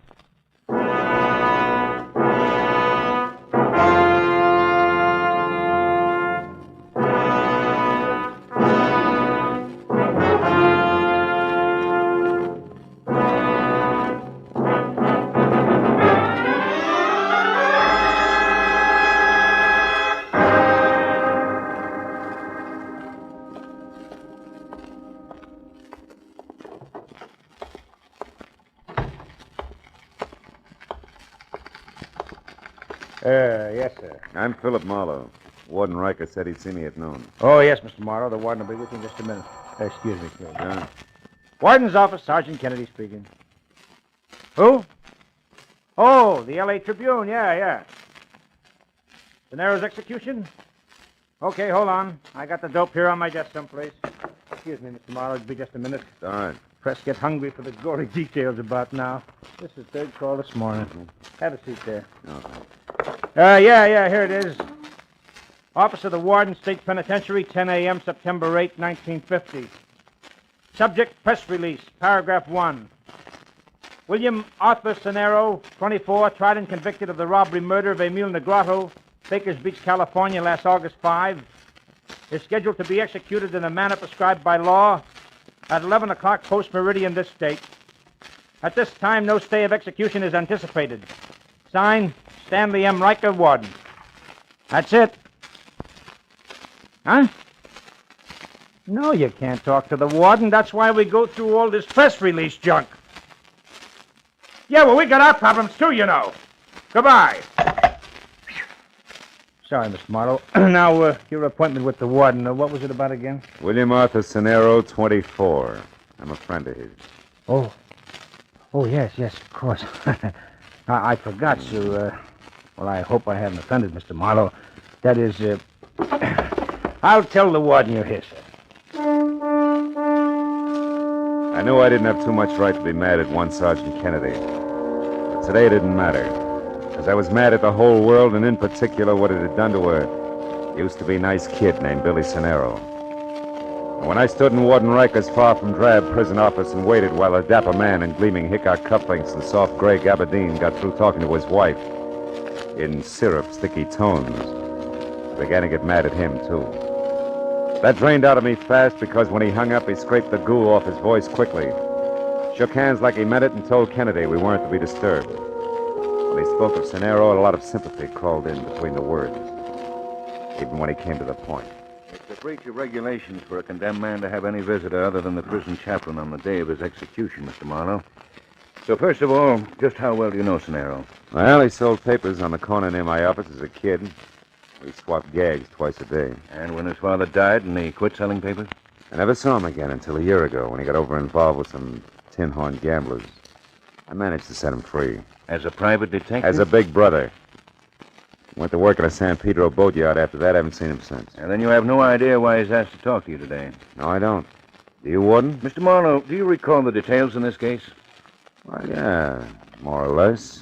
Let's see, an old man named Emil Negrato and his wife were robbed of $100,000 worth of uninsured jewels at their summer place at, Baker's Beach. Yeah, that's it, yeah. And Emil Negrato was killed when he tried to interfere. Cenero was tied back to it by a single fingerprint and later identified by Mrs. Negrato. I believe she thought there were two more, huh? Yes, but Cenero denied this. Uh-huh. Also, Mr. Marlowe, you may recall that the jewels were never recovered. Mm-hmm. Cenero said they were lost at sea when the boat he fled in hit rough water on the way back to San Pedro. Now, Mr. Marlowe, do I begin to answer the question I just ignored? The jewels, I mean? Cenero may want to tell you that they weren't lost after all. He may want to tell you where they are. He may want you to do something about them. So the last will and testament, is that it? From his point of view, yes. And from mine? A very lucrative offer. Perhaps 50%, Mr. Marlowe. Why not 100%, Mr. Warden? Don't be a piker. I could always cross him up, you know. Anything else? Or were you just letting me know why the state is allowing this visit? I was just letting you know what the state knows, Mr. Marlowe. Uh-huh.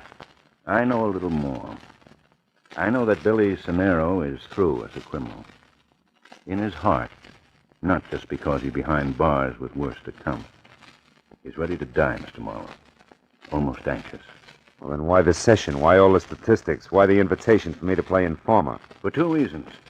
First, I may be wrong about the boy completely. Thus, his repentance is a fake. Which you don't believe. No. What's the other reason? Look, Marlowe, if anything goes wrong, you came in here as an informer. That's official. And unofficially? I want to give the boy a break. Cenero asked to get you because he wanted to talk to the only person in the world he thought he could trust. And right now, I think he has every right to just such a talk, whatever it's about. I only wanted to be sure he talked to the correct party, that's all. Sergeant Kennedy to show you the way, Mr. Marlowe, to Cenero's cell.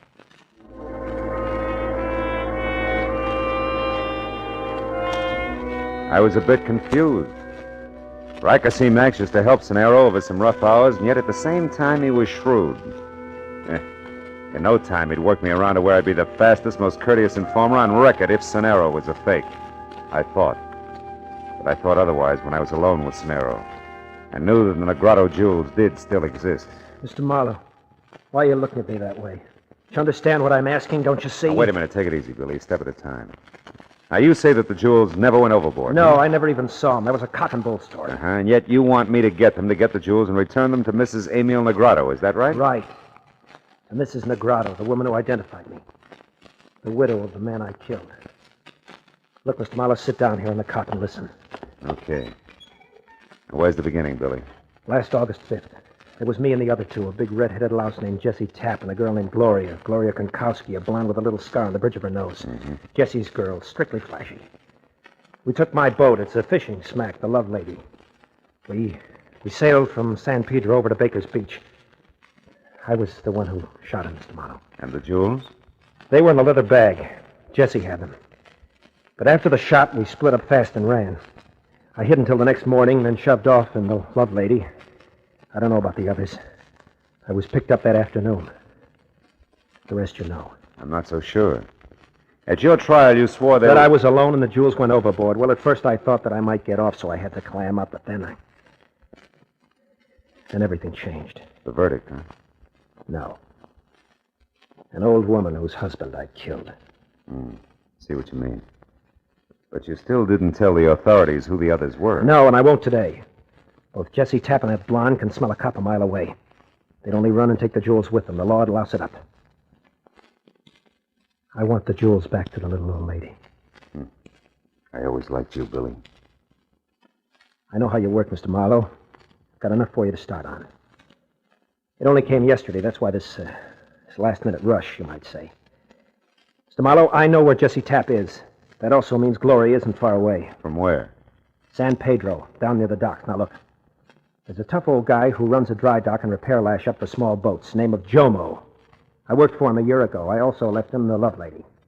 He spotted Tapp, had his eyes open for months for me, no questions asked. He was here to see me yesterday. He's out to find where Tapp hangs out now. He's the one you see. Yeah, but wait a minute. What makes you think Jessie Tapp still has the jewels? Because I saw him take him and run, and he's still hanging around San Pedro. Maybe he hit him where he can't get to him. Maybe he doesn't want to get to him until he's contacted the right fence. Anyway, Mr. Marlowe, it's a chance I'd like you to take for me. Of course, I can't talk about your fee. Look, kid, don't you think we ought to talk to the warden? Mr. Marlowe, I've done nothing but think. This is the only way it can possibly work. The only way it can help me and Mrs. Negrado both. Well, will you try it? Yeah. I guess so, Billy. One last thing, Mr. Marlowe. If you make it before 11 tonight, get the word to me, will you? And if you don't make it, or it looks like you're not going to, don't lie. Okay? Okay. Time's up, Mr. Marlowe. Sorry, Cenero. It's all right, Kennedy. Don't mention it. So long, Mr. Marlowe. Goodbye, Billy.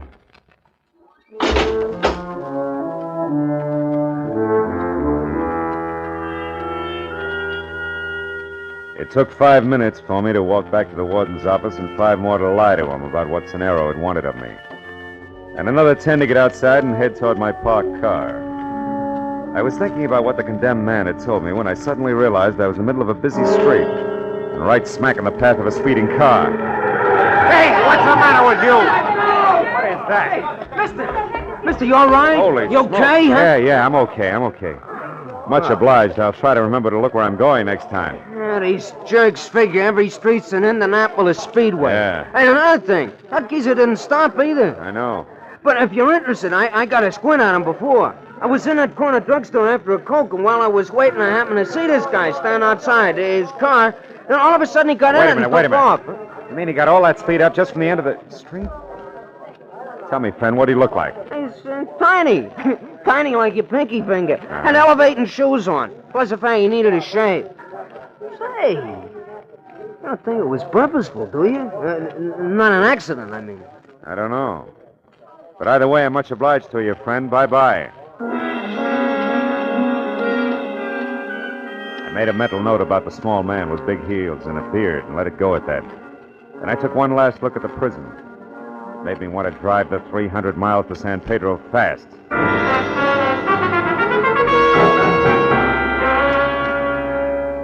It was some hazy place between late twilight and early evening fog when I located Jomo in his Water's Edge dry dock and repair shop and told him who I was. I was fond of that Senaro lad, Marlowe. I'm glad I can help him some way. That boat here was his, you know, the love lady. Mm-hmm. Putting her back in the water tonight. Love lady. That might be what he needed to keep him out of trouble at that. Hard to say, Jomo. But look, I don't have much time. Do you know where I can get next to this Jesse Tapp? Aye. I followed him just this morning from a bar on 3rd Street. He's hiding out in a warehouse on Lookout Hill Road. It's shut down now. It won't open up again until... Hold it, Jomo. That noise, it came from out here. There's someone there, Mr. Marlowe? No, not anymore, there isn't. And there probably wasn't. I got me a clumsy little cat, Marlowe, always falling over. Jomo, you said Lookout Hill Road, right? Aye. Yeah, this is only a block long, the highest point in town. You just head straight up King Street to the top. You can't miss the warehouse. Thanks. Jomo. You have no idea what this is all about, huh? Well, I wouldn't say that, Marlowe. But you see, I don't let myself think of some things too much. I keep my mind on boats more than people. Easier to understand. Easier to repair, too. Good luck, Marlowe.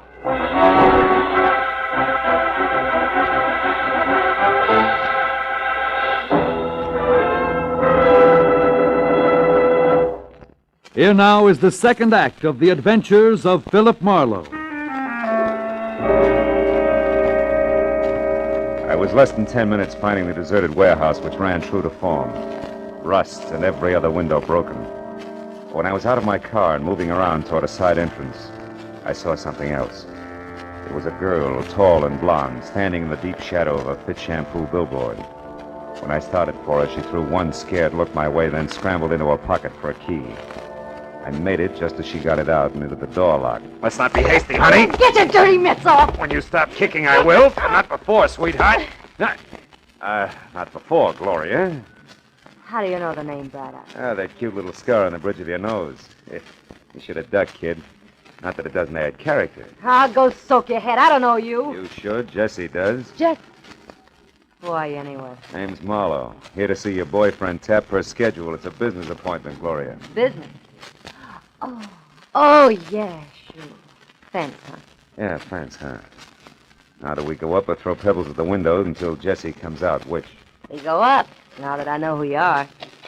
You know, Jesse didn't mention you're coming. That's what I like about working with Jesse. Which way? Up these stairs. Kind of nice setup we got here, huh? Yeah.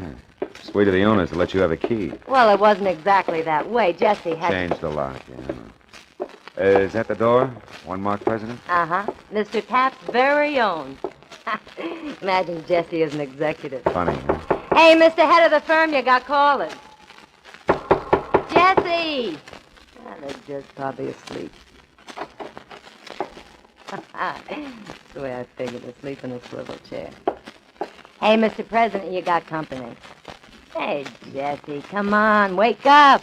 There's a guy here who wants... Jesse. What is it, Marlowe? What's wrong with him? So much to fix, honey. Head of the firm, Jesse's been shot to death. No business as usual today. Dead. How do you like that? Not much. Maybe it's you I do business with, huh? What are you talking about? Now, look, I never like to get into money matters with dames, but now I'm stuck. So let's get to work, you and me. Where are they, Gloria? Where or what? Come on, you coy little jerk. The stones, the Grotto stones. I want to see them. I don't know where they are. He would never tell me. Ah, don't lie. You were his girl. Listen, ever since I met that guy, I've been living on double talk and slaps in the mouth. I spent my nights dodging my own shadow. I'm glad it's over. Why'd you stick? Because of them stones, I knew I had them hid someplace. Figured maybe they'd get us away from here after all. He kept saying he had to wait until the time was right. That's all he'd ever say. Even to me, his girl. You know, with that talent, you ought to be in pictures, kid. Yeah? Believe me, mister, I learned the hard way not to try to pin Jesse Taft down. You do whatever you want, I'm getting out of here. Before the action. Just a minute. What? Somebody did this, baby. I can name 20 who've been tickled pink. Yeah, but I took a lot of chances setting up this deal to move those Grotto jewels. I wouldn't want to be edged out now by cheap competition like a squirt and build up heels. What's that? Nothing, a swing in the dark. Excuse me. Now you excuse me. He's strictly your problem, sucker. I stood and watched her as she walked away. I didn't know just what my next move should be, but then it hit me. Whoever had killed Jesse Taft would go for her next. So when she hailed a cab at the foot of the hill, I ran to my car and I started after her. But by the time I got turned around, a switch engine playing shuffleboard with a string of boxcars cut in between us. When that was over, Gloria was gone.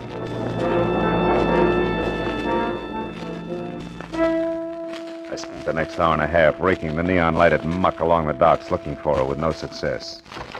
Until finally, in a rancid backwash called the Reef, I got a break, but from another direction. The same unshaven little man with high heels who tried earlier to run me down was at the bar, blinking back the sting of a straight shot. I watched while he picked up a handful of small change from the bartender, and when he pranced toward a phone in the hallway at the rear, I followed him. It was too good to be a coincidence. Yeah. He had That's to right, tie in. operator. San Diego. Yeah, Christine Fuller, right. How much? Okay.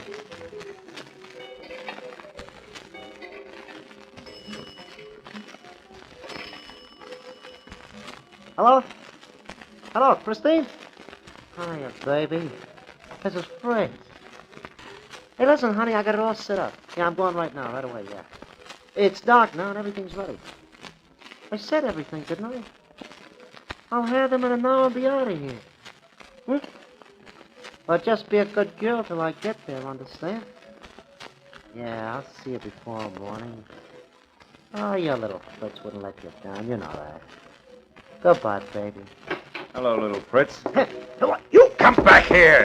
Hey, what is this? Who are you? Guy you tried to run over this afternoon? Hey, now listen, Slim, there must be some mistake There here. isn't. You just made it when you knocked off Jesse Taft. And now that I got you, little Fritz, I'm going to shake you up and down until a lot of answers or a lot of teeth start dropping out of you. No. Make up your mind. What's it going to be? Come on! No, leave me alone. Stop. What's going on here? Run along, Buster. It's private. Oh, yeah? Yeah. Great big lug like you picking on a little guy like him, you ought to be ashamed. Hey, don't you believe in the brotherhood of man? Yeah, but this weasel don't qualify. He Now told blow. me, fellas, he was going to rob me. Oh, he was he?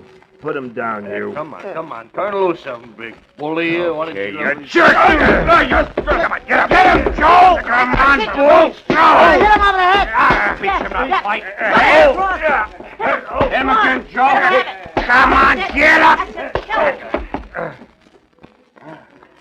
Oh, nuts, he's all cold. Let's throw him out in the alley. Come on. Good idea.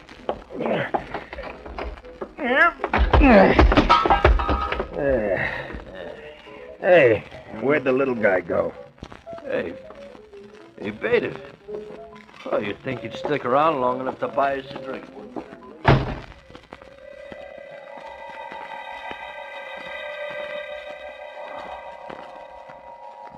Judging from the way my face felt, the two longshoremen must have, had barnacles on their fists.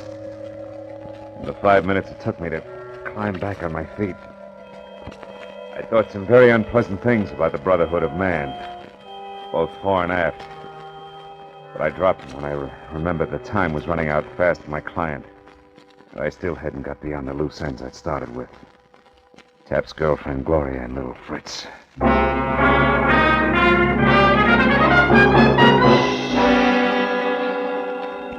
It was a hunch that took me up the hill to the old retired warehouse again. I parked a block away and started toward it on foot when the glow from a lonely cigarette said that it wasn't quite as deserted as it should have been. The cigarette belonged to a woman who was someplace under a lot of makeup. Oh. Interesting evening. You asking me or telling me? Well, either it is, it has been, or it could be. Take your pick. You look like a bright boy. Hey. Hey, you look like you fell into a meat grinder. No, just a philosophical discussion. Oh. Nice view from here. Not too bad. A girl like me needs a view once in a while. Keeps the past from crowding the future. You can see the whole waterfront from here without smelling it. Yeah, that's great, huh? Now, look, you haven't seen anybody hanging around here in the last few minutes, have you? You kidding? Nobody hangs around this old dump. First time I've been up here in a month. Nobody's hung around here since old Tom died. Used to be the night watchman. And there was a lot of laughs, poor old Tom. He had that upstairs room, that one up there. Mm-hmm. Any time I've been... Hey, that's queer. That's real queer. Look. What? Oh, a telescope. Mounted on the windowsill. Yeah, old Tom never had a thing like that up there. Who do you suppose put it there? I know who, honey. My question is why? A telescope. Well, it seems to be pointed down there toward the small boat anchorage. Yeah. Where a certain boat was in for paint and repairs. Tap could watch every step from here, and when the job was done... Holy smoke, it could be. Thanks, baby. You've been a big help. Sure. All things to all men. Have fun, Sonny.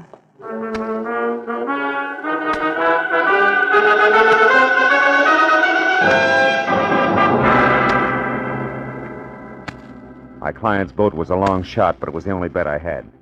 And it stayed a long shot all the way down to Jomo's dock. There the odds began to drop fast, weaving money, when I heard the motor running and found the door to Jomo's boathouse half open. It became odds on when I eased inside and stumbled over Jomo himself, stretched out unconscious on greasy planks like a beached bull whale. I stepped over him, got my .38 in hand, and edged out along the catwalk to the open dock where the boat scraped restlessly against the fenders. There were no lights except for a tiny spot no bigger than the hole in the candy lifesaver that probed frantically along the seams inside the cabin. It was little Fritz with a shielded flashlight, intent on finding something fast. I stepped into the boat, deliberately kicked over an oil can and crouched. The light went out. Who's there? Somebody out there? Well, speak up. Throw your gun over the side and stand real still. Do it now, little man, or I'll blow you in two. Oh, no, wait. Yeah. Who are you? Me, Fritzy Marlowe. So Tap hid the stones right here on Bill Sonero's boat, huh? Yeah, that's right. They're still here. Fortune. Hey, look, fella, if we play it smart, there's Shut money for up. both. I want a few things straight first. Correct me if I'm wrong. Tap hid the jewels aboard here after the robbery without Sonero's knowledge. But after Sonero was caught, he gave the boat to Jomo, who kept it locked up inside there. Which meant that Tap had to wait until Jomo had finished his repairs before he could get back the stones again, huh? That's right. They were too hard to handle anyway. They had to be hid someplace. They were safe here, so why stir up another fuss? What else you want to know? Are you going to explain to your little sugar in San Diego that Christine Fuller you cooed to tonight when you don't show up for a few years? Marlowe, we can do business. And another thing. How'd you get into this act in the first place? I got ways, like a couple of friends on the inside. Oh, that figures. One of them must be on the inside of the state pen. That's how come you hooked onto me so fast with that car. Who is it? A guard named Kennedy. He's a pig, a cut-rate chump. And the other friend? He's behind you with a gun. Oh, fine. All right, smart, baby. I'll take your gun now, Mr. Marlowe. Oh! Stop it. Put it away, Fritz. You find the stones? Not yet, but it won't be long now, sugar. Marlowe, get in that cabin and run this boat. We're going out. Go on, move. Oh, no, wait a minute, baby. We don't know anything about boats. We're not taking any more chances here. Untie that rope at the back, Fritz. That's called cast off the stern line. Shut up! Get inside, Marlowe. Go on. Sure. Well, Skipper, where to? Just head for that open part out there. Hey, it's going to be rough. So that won't matter to us, baby. We've been through plenty together, huh? Yeah, like putting Jesse Tapp out of the way for a starter. Sure, well, he asked for it. He was a pushover for Gloria here. Why, you... So it was little Gloria who killed him, eh? All right, so it was me. Fritz called me up and warned me you were coming here to Pedro, and I overheard you when you talked to Jomo. I knew you'd get to Jesse and make him spill, so I killed him. It was going to have to be done sooner or later anyway. The old double cross. Yeah, the old double cross. So what? That's a game the smart ones always play with the suckers. Always win. Not always, Fritz. Oh, often enough to make a... What? Hey, Glory. Glory, what? No, don't, Glory! No! Keep your hands on that wheel, Marlowe. I heard Marlowe's crack about that Christine Fuller, Fritz. You louse. Straight ahead, Marlowe. Now what, baby? You still got me to worry about. That's too bad. You're a nice guy. Where are we? Well, the channel's way over there, where that buoy is. That means that a big rock pile called the Breakwater is right off our starboard bow. If I don't turn, we'll hit it, and I'm not turning. Marlowe!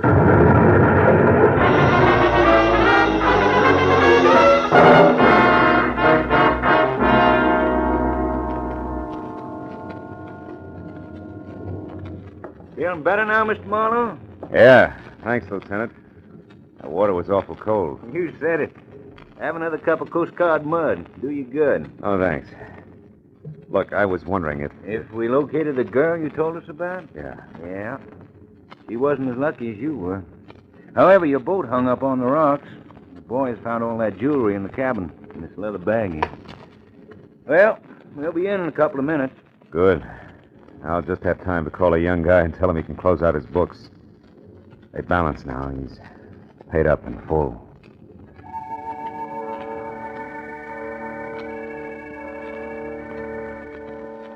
When I got through to Warden Riker, told him all that had happened, and gave him the message for Billy Cenero, he thanked me and said the kid was facing 11 o'clock like someone who had the weight of the world lifted off his back.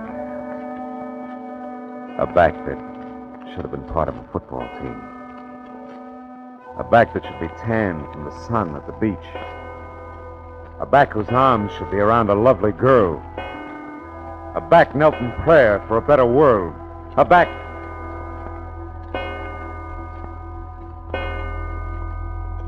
strapped to the electric chair.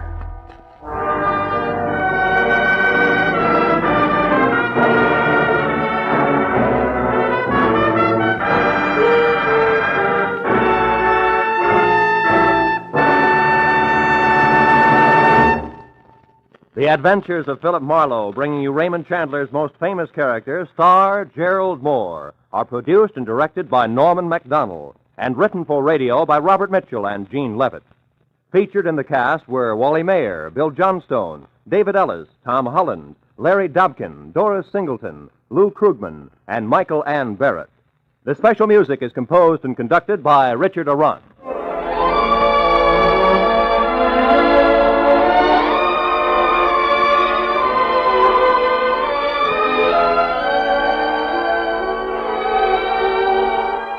The Adventures of Philip Marlowe.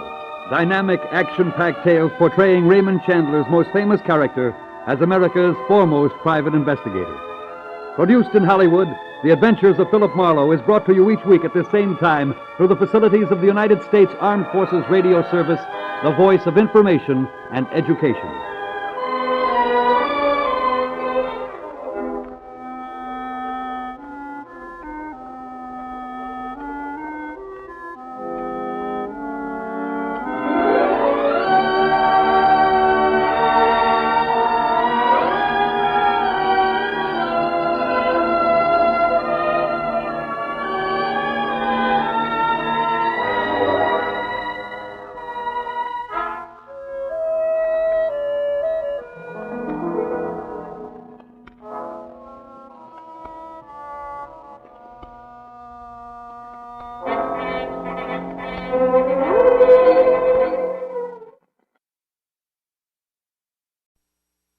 WROW, Albany, New York. Johnny Dollar. This is Frank Harmon, Johnny, at Tri-Western Life here in Hartford. Hi, Frankie. Where have you been, anyway? Oh, I just got back from Lake Tahoe out on the West Coast. Well, then it's no wonder Jack Price couldn't get hold of you. Price, in your office down in Corpus Christi? That's right. He called and told me he'd been trying to get you on the phone for several days. Oh, well, I'm sorry. He has a problem, a pretty big one. When he couldn't reach you, he sent it on. he sent her on to us. It? Her? Which is it? Both. So come on over here, will you? There's no time to waste. Oh, what's it all about? Well, all I can tell you is, well, somehow you've got to prevent a murder.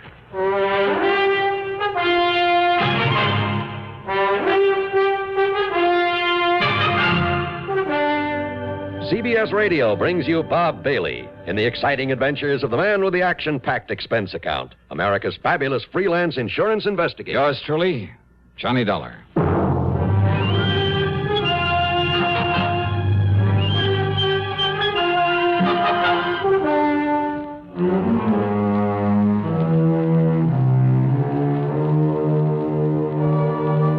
Expense account submitted by Special Investigator Johnny Dollar to the New England Office of Tri-Western Life Insurance Company. Following is an account of expenses incurred during my investigation of the Unworthy kin matter.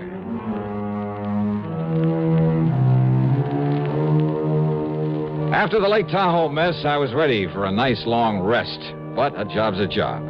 So expense account item 1, $1.10 for a cab back to Frank Harmon's office at Tri-Western in the big new building on the square. Glad you finally got back here, Johnny. Hiya, Frankie. Now, sit down. I'll get right to the point. Okay. Try to give you the whole story before she gets here. Who's she? Name is Jean Unworthy. Unworthy? That's right. That's a funny one. Well, our little problem isn't very funny. Now, listen. I'm listening. About 4, maybe 5 years ago, up in Ypsilanti, Michigan, a prominent businessman was killed by a guy named Eric Bean. Oh, you're telling me. It was a ruthless, pointless, wanton murder.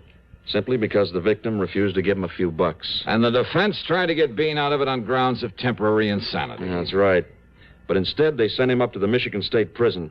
Gave him life with no chance of parole. Oh, yeah, I remember. It just happens I was in on that case. Oh, of course. Of course you were. Well, all right, then. Well, I didn't play a very important part in it, I have to admit, but I was there. And you were there during his trial. From the first to the last gavel. Yeah, and you know what Eric Bean did when the judge pronounced sentence on him. Yeah, that's right. Because it could be that Bean thought his remarks were partly aimed at me. I mean, this talk about getting even with everybody. All right, sure. Sure, I'll go up to your lousy, stinking prison. Order! Order in the court! But if you think you can keep me in it, you're crazy. Order! Order!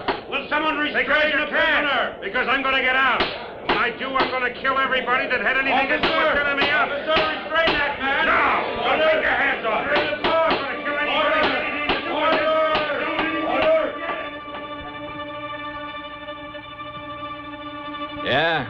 Yeah, Frankie, it was the typical threat of a tough criminal to get out someday and get even with everybody. By killing them.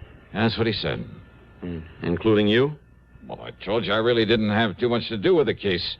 So there's no real reason for Bean to hold a grudge against me. Was there any real reason for the murder? Well, no. But listen, you know how little those courtroom threats usually mean. Yeah, well, then you're not at all worried over the fact that Eric Bean escaped 7 or 8 days ago. Oh? Well? No, not particularly. Well, you should be, Johnny. Along with the rest of the people who were involved in that affair. Oh, Frankie, I told Johnny, you. In the past 5 days, Bean has killed 4 of the people he promised to kill. No kidding. And the police have no idea where he is or when he'll strike again. And another one of his intended victims is Mr. Albert K. Unworthy, who's now living down in Corpus Christi, Texas. And he's insured by our company for over $500,000. Well? Yeah.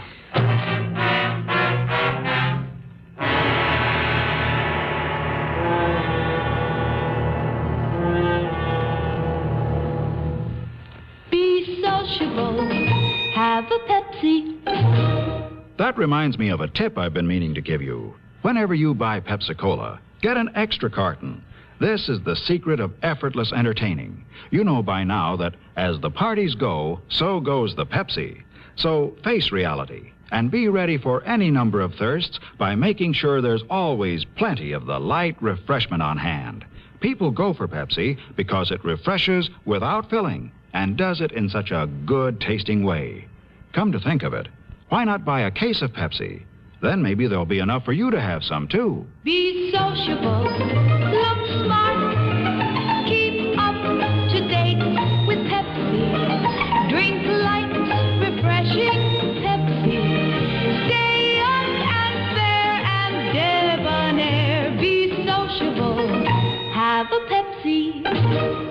And now, Act Two of yours truly, Johnny Dollar.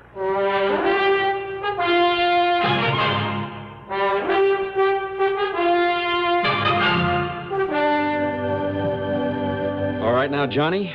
When Jack Price wasn't able to reach you, he dumped the whole thing in my lap, including the old man's daughter, Jean. She arrived here in Hartford early this morning, came in here and demanded that you be appointed a bodyguard for her father. Oh, now listen, I Frank. phoned her at her hotel right after I got in touch with you. She's probably on her way over here to see you right now. Hey, look, Frank, I'm an investigator, not a body... Listen, buddy. Are you forgetting Eric Bean may have you high on his list, too? So what? So what? If I keep my eyes open, my manners and my... Oh, I see. What? Yeah, put two of Eric Bean's intended victims together. Give him a wide-open chance to kill two birds with one stone, so to speak, and he's almost bound to show. Yeah, so the cops who've been standing by pick him up along with our two bodies. And the company has done a great public service. Hooray. No, that wasn't what I was thinking of at all. Frank, I couldn't go down there to Corpus Christi right away anyway. Why not? First thing tomorrow morning, I have an appointment in New York with an attorney for a deposition in that Lake Tahoe case I just wound up. Oh, so you lose a few hours. And what's more, I hate those bodyguard assignments, and you know it. But when such an important client's involved, Johnny... Well, there's nothing but a lot of trouble with an A-number-1 chance of getting shot in the back. Yeah, but don't you see... No, Frank, I'm sorry. If Unworthy wants protection, let him call in the police. They have a very good force there in Corpus Christi. Johnny. And when this dame, this daughter gets here, well, simply tell her I don't want the case. And I mean it, Frank.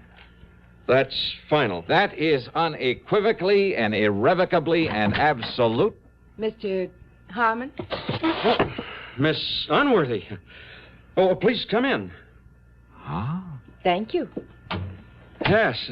Come in and meet Mr. Johnny Dollar. Hi, Johnny. Suddenly I changed my mind.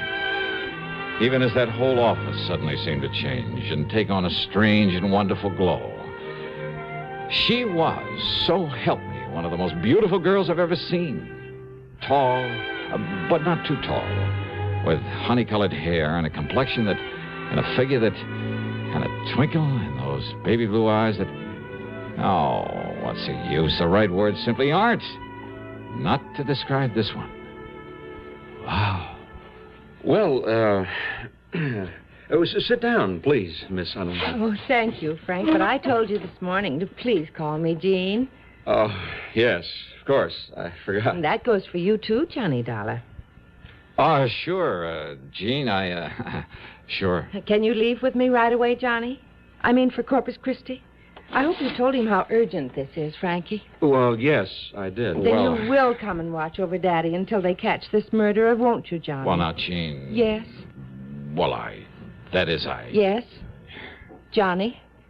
Well, I have to be in New York first thing in the morning to see an attorney. Oh, well, that's just fine, then. Because I have an early morning date in New York with Madame Olga Marlowe before I go on back home. Oh? You know who she is? Oh, well, sure, I've heard of her, but I never thought anybody in the world actually had enough money to buy those clothes, those gowns that she designed. Oh, now you're kidding me, aren't you? Well, you know. But I just love having her things. Oodles and oodles of them. Uh-huh. So we'll go down to New York tonight.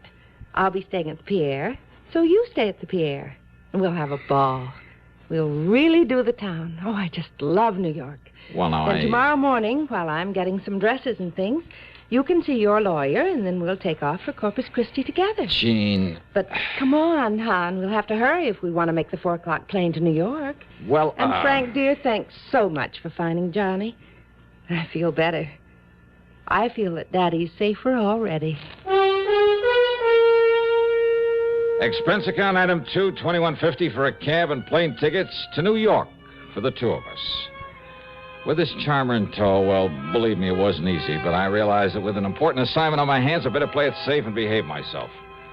So, down in New York, item 3 is $9.50 for a taxi to the Pierre, where I dropped her off, then to the Gotham, where I got myself a room. That evening, the tab for cocktails and dinner at the Pavillon, no less, came to $58. And I was pretty impressed by the maitre d's immediate recognition of her, and his disappointment at the smallness of the bill she'd run up. Oh, and tips, by the way, came to $14 more. Then the evening really got underway via the nightclub route, and I mean only the most expensive nightclubs, where again she was recognized by all the maitre d's. And the total bill by the time I dropped her off at the Pierre shortly after 4 a.m., only $130, including tips and taxis, of course. I hope my deposition the next morning in the attorney's office made some sense because I was bushed. But then, after leaving him on the way back to my hotel, I picked up a newspaper, and I nearly blew my top. Item 5, 6, whatever it is, 85 cents for a call to Frank Harmon back in Hartford.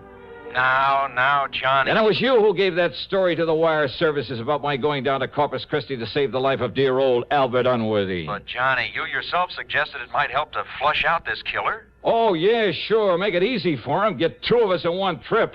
Thank you very much.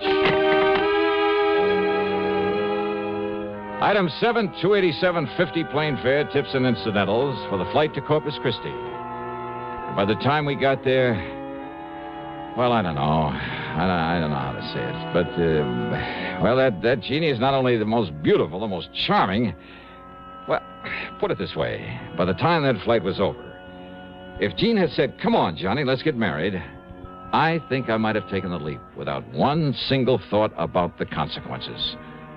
And after we landed and she stepped into a phone booth to call and make sure her father was still all right, well, I was almost annoyed at the sudden appearance of an old pal of mine, Doug Johnstone, kid brother of Jack, who dramatizes these radio cases of mine. How'd I know you were coming down here? With Johnny, it's all over the papers. Yeah, I was afraid of that. Oh?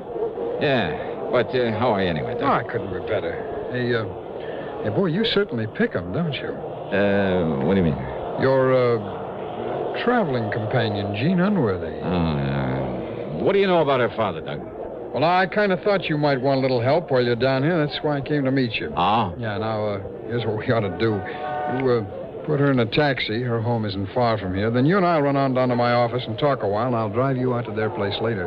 Well, now, wait, Doug. I think that's a very good idea. Oh, Jeannie, yeah. This is an old friend of mine, Doug Johnstone. Hi, Doug. Jean, I've always looked forward to meeting you. Well, how nice. In my, I'm meeting more good-looking men these days. Johnny, Doug's right. See, it'll give me a chance to kind of freshen up and prepare the royal welcome for you here in Corpus Christi, all right? Well, I kind of So hate you to go have ahead you... with Doug, and I'll see you at the house later. Taxi! Taxi! Huh? Okay, Doug, let's go.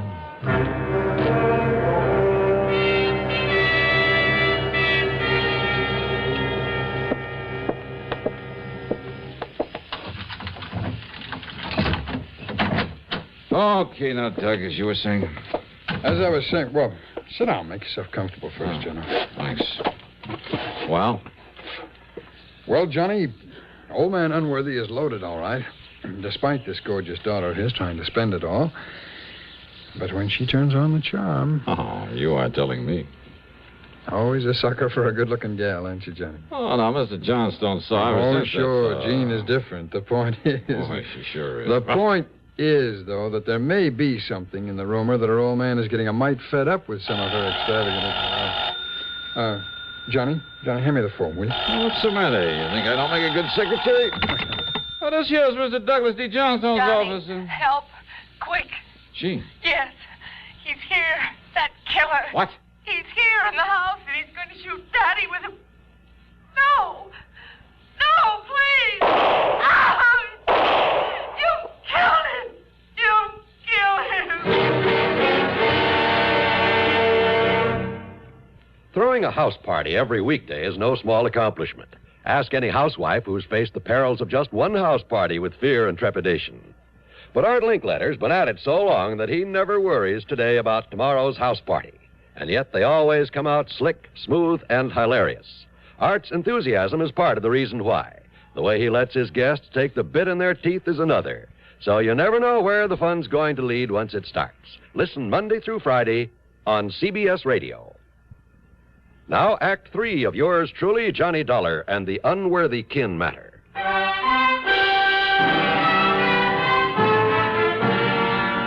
Doug Johnstone and I tore out to the house, and, yeah, Mr. Albert K. Unworthy was dead, all right. 3 neat, clean bullet holes in his temple. His daughter, Jean, was a wreck. One sleeve of her dress was torn. There was a red welt on her cheek where she'd apparently been struck by the killer. Johnny. Johnny. All right, now easy. It was so terrible. So awful. So terrible. Okay, now, honey, just try to take it easy and remember exactly what happened. Why did it have to happen to him? He was so good. So wonderful to me ever since the day that he adopted me, and now he's... Take it easy. Now, who else was in here, Jean? Were you in here with your father alone? Yes.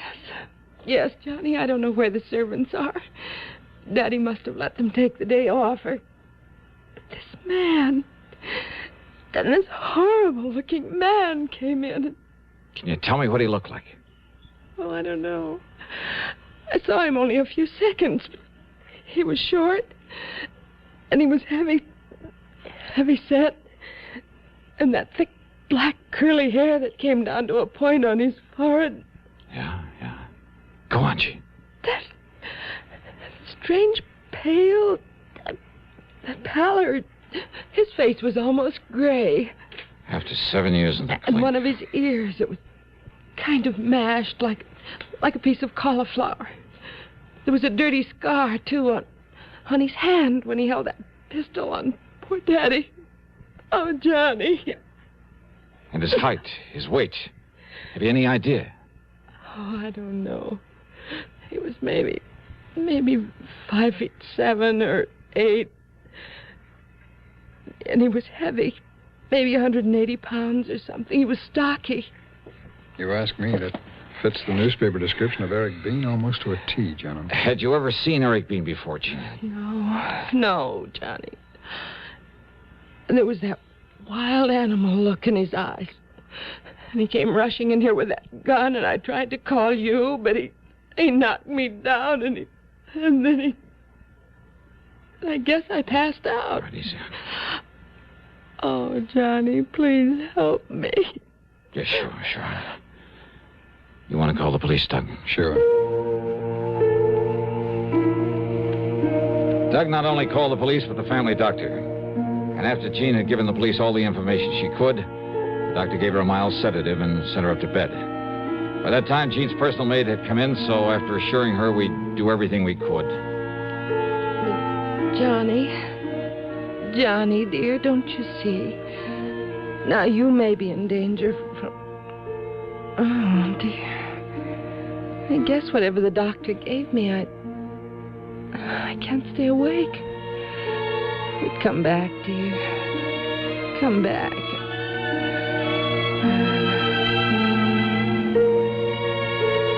On the way back to Doug's office, neither of us said a word. Not until we got inside and he closed the door. And even then we sat there quietly for a minute. Well, Johnny, you like a little drink? No. No, thanks. You have one. No. You, No? Nothing. I just... Johnny, you're thinking the same thing I am. Yeah, Doug, I guess I am. Mind if I use your phone? My call was to the police, not there in Corpus Christi, but in Ypsilanti, Michigan. It's item 8440. I got hold of Sergeant Tim Brower, the man who'd originally arrested Eric Bean, who now again was working on the case. What do you mean, am I afraid of him? Are you, Dollar? Well, I expect I ought to keep an eye out for him. Why, you'd be away down on this list. Like maybe Mr. Albert Unworthy and... Yeah, like Unworthy and Phillips and Mrs. Peterson and half a dozen others. The only ones he's trying to knock off now are the people whose testimony really set him up. But we'll get him before he does. Because he's just crazy enough to have set himself a very obvious little pattern in these 4 new murders. Yeah, what kind of a pattern, Sergeant? All the people around here. And in the order of their importance in the case. Oh? First was the judge, Judge Henry Packham, who actually set the sentence. Okay, Sergeant. Then the chief prosecutor, Mr. Frederick Wallman. Okay, Sergeant, that's all I need to know. Then there was... Huh? Well, Johnny? Yeah, well, I guess you tipped me off, Doug, when you said something about her father getting fed up with her extravagance. Her foster father? Oh, yeah, she told us that herself, adopted. There was no real blood bond between them. Mm. So, I suppose it's no wonder she was taking him for all she could. And when she found he was going to pull back on the reins. I'm afraid her description of Bean is what stopped me. Too perfect. I mean, when a man suddenly barges in, knocks her down, and fires. Yeah. 3 bullets into his skull. But when she said he was going to kill him, and we heard only 2 shots. Only 2, Doug. Yeah. Johnny, you want me to go along with you? Just, let me use your car. Sure.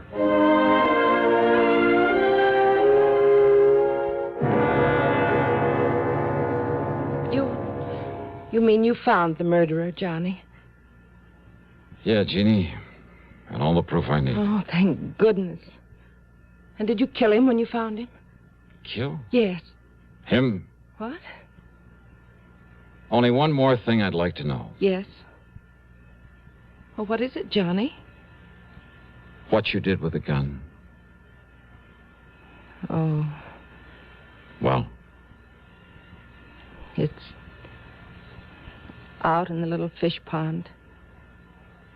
Under the library when...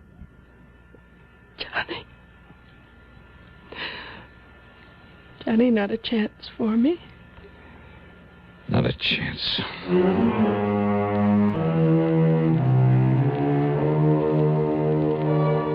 And I learned about women from her. Following Eric Bean's pattern, the police in Michigan were able to pick him up in less than 2 weeks before he could kill again. The expense account, the total, call it $500 even. Yours truly, Johnny Dollar.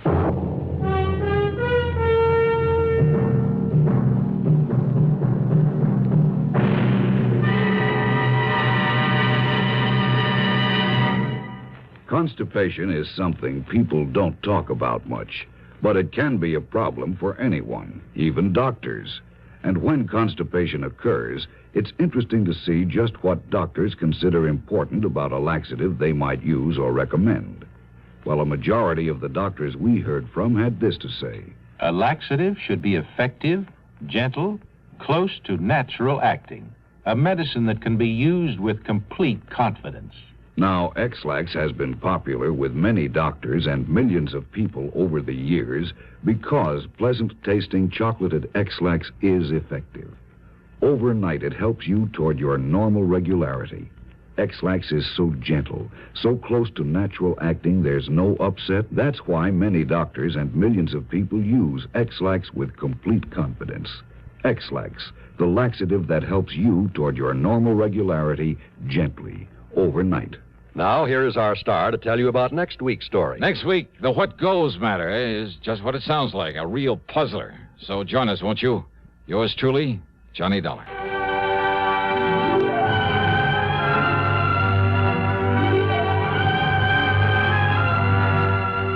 Yours truly, Johnny Dollar, starring Bob Bailey, originates in Hollywood and is written, produced, and directed by Jack Johnstone. Heard in our cast were Virginia Gregg, Dick Crenna, Frank Gerstle, Russell Thorson, Stacey Harris, James McCallion, Bill James, and Gus Bays. This is John Wall speaking. Next, a study in terror entitled Nightman on Suspense on the CBS Radio Network. 590 WROW, Albany, New York.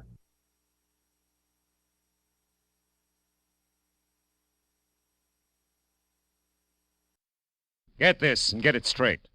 Crime is a sucker's road, and those who travel it wind up in the gutter, the prison, or the grave. There's no other end, but they never learn. From the pen of Raymond Chandler, outstanding author of crime fiction, comes his most famous character in The Adventures of Philip Marlowe.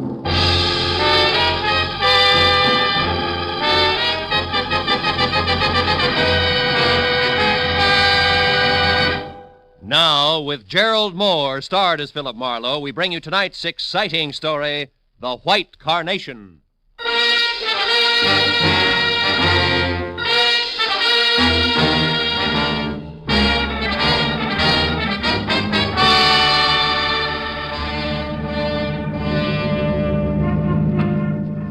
Can't understand it. Ben Reynolds is a wonderful guy with a really great future, intelligent, handsome. Well, you've seen his picture. Yeah. You said he's a doctor, didn't you, Casey, an MD? That's right. He's already known as one of the best young medical men in town. Turn left at the next corner, Marlowe. Okay. You also said he's to be married soon. Soon. Tomorrow. Oh. And to the swellest girl in the world, Margaret Vanderveer. Vanderveer. As in Beverly Hills, huh? Yes, you know them? Oh, just a name. Marlowe, we've got to locate Ben Reynolds fast and find out what's wrong. Well, you sure it's not just a last-minute case of cold feet? Cold feet? Yeah. Oh, Marlowe, he's in love with the girl. I'm his best man, I know. Besides, this marriage means a lot to the guy's career. He wouldn't run out. It happens, Casey. Oh, not to Ben. Why, he was fine, happy, full of laughs, right up to the minute we went into that flower shop. Flower shop? Yeah, some small place called Steiner's Flowers on Temple Street. Oh. Ben and I were driving along there this afternoon when I remember the one thing I'd overlooked was a white carnation for the groom. We stopped and went in. Then came the switch. I'll say so. While I talked to the florist, Ben browsed around the shop. Then all at once, he grabbed me by the arm and said, "Let's get out of here." He was white as a sheet. We left in a hurry, and all the way up here to his place, he kept looking back like he was afraid of being followed. What'd he say about it? Oh, he wouldn't tell me a thing. When we got to his apartment, he gave me a real brush-off. I went on home. Then at 7 tonight, I got a call from him. Give me that call word for word if you can, Casey. Well, he said, "Tom, listen to me. There's a man named Gregory Toledo. I thought he was dead, but he's come back to life. I can't go on until he's dead again, this time for sure. Please don't interfere or say anything. You'll hear from me." Then he hung up. Gregory Toledo, huh? Was Ben at home then? No. I tried to call him back, got no answer. I thought it over for a while, then called you. You see, I'm not only his best man, I'm his best friend, too. Oh. That's his place there. Okay, kid. I think you've done right so far, but brace yourself. For what? For something ugly. It says all the earmarks. You might wind up needing lilies, not white carnations. Let's go. The apartment was ground floor, rear, and dark. Inside, from walnut paneling to the sweet, nutty smell of good pipe tobacco, Dr. Ben Reynolds' place was neat, clean, and cozy until we got to the kitchen. There, the air was thick with a strong disinfectant. The doctor's kit was open on the sink. Beside it was a heap of blood-soaked gauze topped by a pair of forceps. And still clamped in the chromium jaws was what looked like a .38 slug. He must have performed this just before he left. Yeah, possibly on himself. This bottle of 100-proof bourbon here is the anesthetic he used. Hey, Marlowe. The cigarette case here. I've never seen that here before. Marlowe, look. What? The name on this thing. Toledo. Yeah, as in Gregory Toledo. He was here, Marlowe. Yeah, but now 2 plus 2 doesn't quite make 4. Look, you say Ben told you on the phone that he couldn't go on until Gregory Toledo was dead. And yet apparently... Apparently, Ben pulled a bullet out of that Toledo guy right here in this kitchen. Is that what you're thinking? Yeah, that's what I'm thinking. Let's check the other rooms again, huh? See if we can get a lead on where he went. Right. I'll look in the bedroom. All right. I'll start on the desk. See if his clothes are still there, will you? Everything seems okay in here. Good. Oh.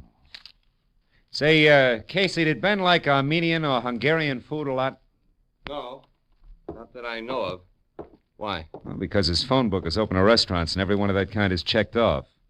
Even the gypsy tea rooms. Well, that's funny. You never went to those places. What's it mean? Nothing, maybe.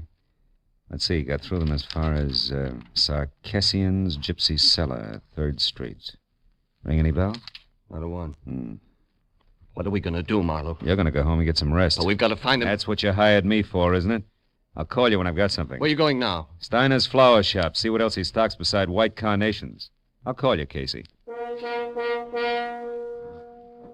I unsnapped the front door lock, went out to my car, and drove down Temple Street almost to Alvarado. I still had a block to go when I saw the red spotlights on a pair of prowl cars parked up ahead. It was too close to be coincidence. The little store marked Steiner's Flowers was crawling with law. I pushed through the whispering circle of morbidly curious, keeping a respectful distance outside, and went up to the door. There, Detective Lieutenant Matthews spotted me and motioned me in. Hey, Marlowe. What brings you here? Business. Stop for a bachelor button. Uh-huh. Well, you're a bit late. The joint's closed. Proprietor's been murdered or so, I think. You think? Can't you tell?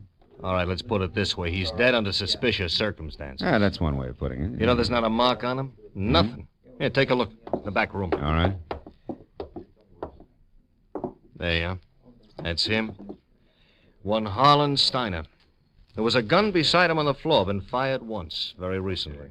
What caliber, Matthews? Oh, 38. And no bullet holes in here, so he might have scored. Hey, why? Just curious. Uh-huh. Hey, wait a minute. What's this? Motive, maybe.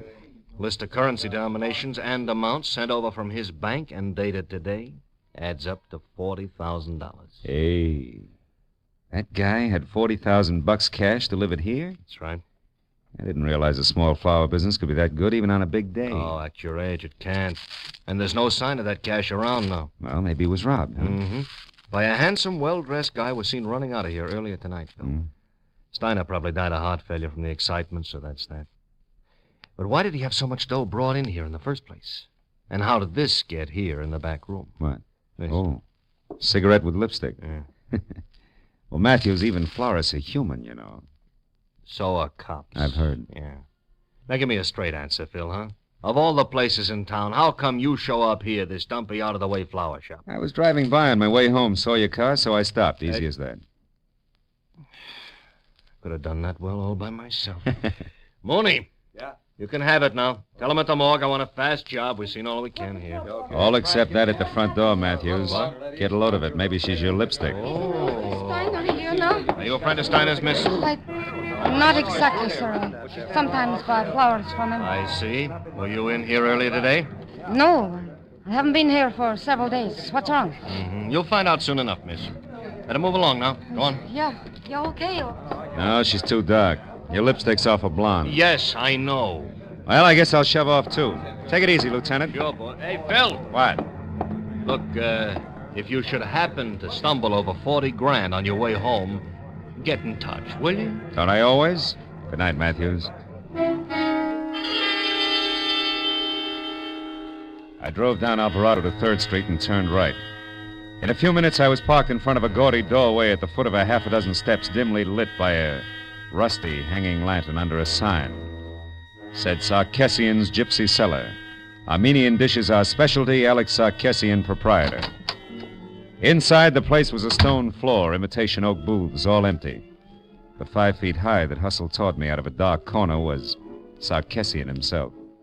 The welcome smile dribbled off his face like spilled beer when I said all I wanted was some information. Why you come here for it, huh? What kind of information do you want? On some people, Mr. Sarkessian. Do you know a man named Gregory Toledo? No. Oh, well, how about Reynolds, Ben Reynolds? No. Okay. Try, never mind, that girl on the billboard there. Who's she? Madame Vadena, just like it says, she's on the billboard. What's her real name? Ruby Vadena. She works here. Works. If somebody wants to call looking at tea leaves in a cup, work. But the customer expects it. The customer is always right. So Ruby Vadena works here, but not tonight. All right, where can I find her? Why? Because I saw her a few minutes ago in a certain flower shop. Oh, that's a very good reason. Now, look, mister, I run a restaurant, not a Lonely Hearts. You look, Sarkessian, your little gypsy's in a murder right up to her big brass earrings. I gotta talk to her right now. A murder? I knew it's that fake. Oh, that no good. She ruins my business. What kind of appetite can murder give anybody, I ask you? I ask you for the last time, where does Ruby live? In Villa Garibaldi on the end of Reposa Street. Thanks.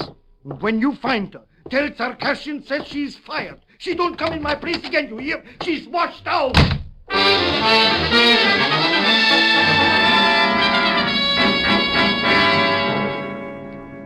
Reposa Street turned out to be a narrow, block-long tunnel under dark, matted cypress trees, at the end of which Villa Garibaldi squatted like an ancient yellow toad, 2 stories high. I'd gone far enough for my headlights to pick up the clutter on the stairs when Ruby herself stepped out from the trees and headed for the front door.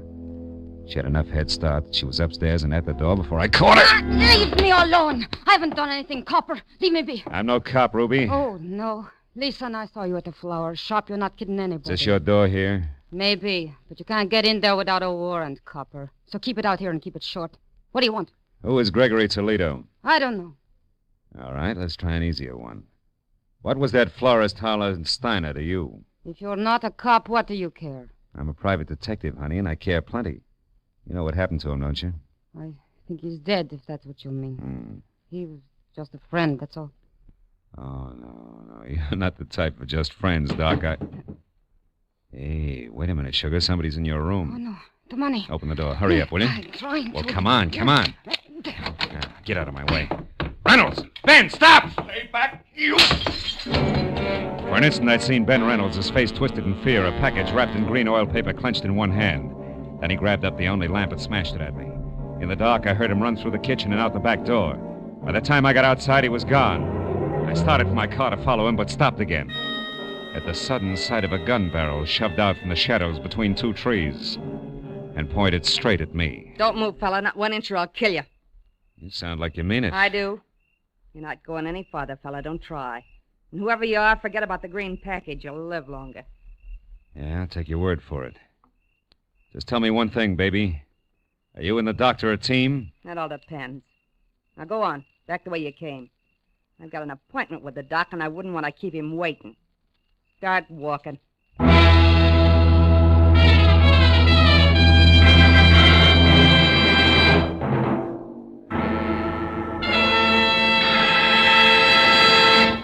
In just a moment, the second act of Philip Marlowe. But first, with the outbreak of conflict in the Far East, Care stockpile in South Korea has fallen into the hands of the invaders. But orders are being accepted so that the moment the conflict ceases, Care will be able to move in with badly needed food and clothing for the distressed men and women of Korea. By cooperating with Care today, you can help bring hope to Korea tomorrow.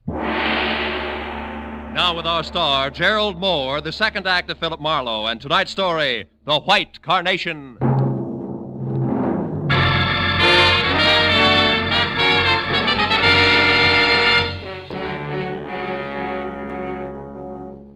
When the lady in the dark left for her appointment with the doctor, I knew that my next move should be a tight huddle with the good gray heads at homicide. But I also knew that first there was the matter of Ruby Vadena. I could tell by the way she was coming for me. The kind of enthusiasm you see only at feeding time at the zoo. Where is it? The money. Where did it go? How do I know? You're the fortune teller. Now, what'll it be? Cards, teacup, crystal ball? Or should we just try some plain old-fashioned conversation, Ruby, huh? How about what? Well, for one thing, $40,000 that won't sit still. For another, your connection with Steiner's murder. The law's just itching to hear about that one. Not the police. I don't want to tangle with them again. I mean... Oh. Could be embarrassing talking over the good old days, Ruby. Is that it? What do you want to know? You and Steiner and the 40,000. What's the story? Steiner and I were supposed to go away together to be married. He loved me. You loved the 40 grand. Go on. The money came from the sale of his flower shop. He brought it over here tonight, said he'd be back. When he didn't show up, I went to find him. That's all I know. Not enough, Ruby. That shop wouldn't bring $40,000 like you could pass for a school mom. Where'd he get the money? I haven't the slightest idea. But I do have a suggestion. Oh? If you can get your hands on the money, which is really mine now, I'll split it with you, and we could even take a long, long trip, huh? Mm-hmm. No dice, baby. I wouldn't sleep nights worrying about my traveler's checks. So long, clairvoyant.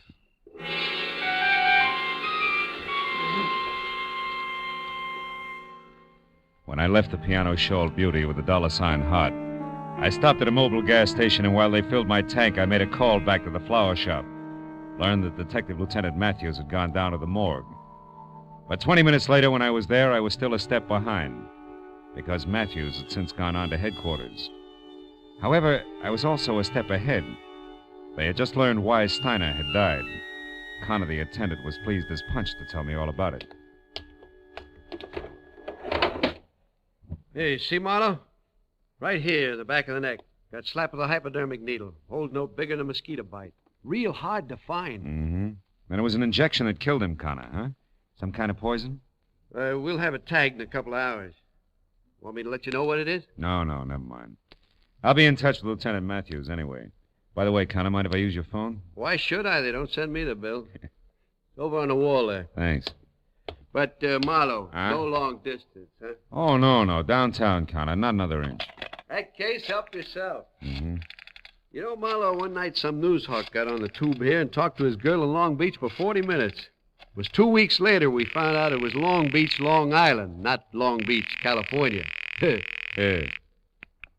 Homicide, Lieutenant Matthews. Marlowe Matthews, I'm down at the morgue. Oh, What is it, Marlowe? Steiner, or are you still just a wayfaring stranger? No, it's Steiner. Look, Matthews, I found out a couple of things that might help. I figured you would. Who is it, Marlowe? Well, so far it could be a Dr. Reynolds, but there's more to it. There always is. Wait there, Phil. I'll be over. Okay, but one thing first, Matthews. Does the name Gregory Toledo is in Ohio mean anything to you? Offhand, no. Why? Where does it fit in? Yeah, well, I'm not sure. When I started, Dr. Reynolds was out to kill Toledo again. It seems he's come back to life. Come back to what? It sounded like you said... I did, yeah. Well, we'll talk about it when you get here. So long, Matthews. Hey, pardon me for butting in, Mr. Marlowe, but that's kind of funny. What you said, I mean. Why? It was the name you threw at Matthews, Toledo. You see, No, it couldn't count. Well, Wait a minute, Connor. Huh? What's funny about the name Toledo? Come on, it can count plenty. Oh, it's just a coincidence, that's all. That can be enough. Let's have it. Okay, Marlowe. About 6 or 7 years ago, we had a dead one in here named Toledo. Yeah? The front part I don't recall, but it wasn't that Gregory. Anyhow, the cops shot him full of holes for resisting arrest. What's the kind of funny part? Oh, not much, Marlowe. Only you just tied somebody named Toledo to this Steiner here who was killed with a hypo. And? And the Toledo bird I'm talking about was a dope peddler. Dope peddlers, Marlowe, are sometimes real handy with hypo needles. Nothing, huh? No. Not unless it fits tighter.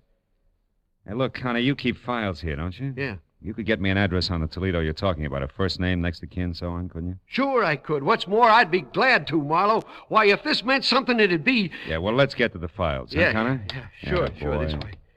Morgue attendant cracks case. Gosh, I'll be... right over here. Here we are. Tobias, Toledo. Yeah, Toledo. Here it is, Marlowe. Let me see that. Toledo, John Edward, August 18th, 1943. Shot to death by police officers Celestes and Hogan Badge. Resisting arrest. Address, 31 Juniper Place, Ocean City, California.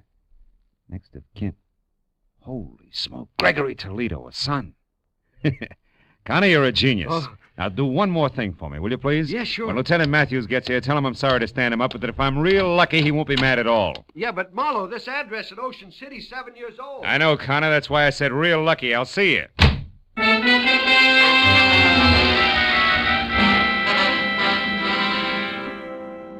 The gentleman who answered the door at 31 Juniper Place was about 60.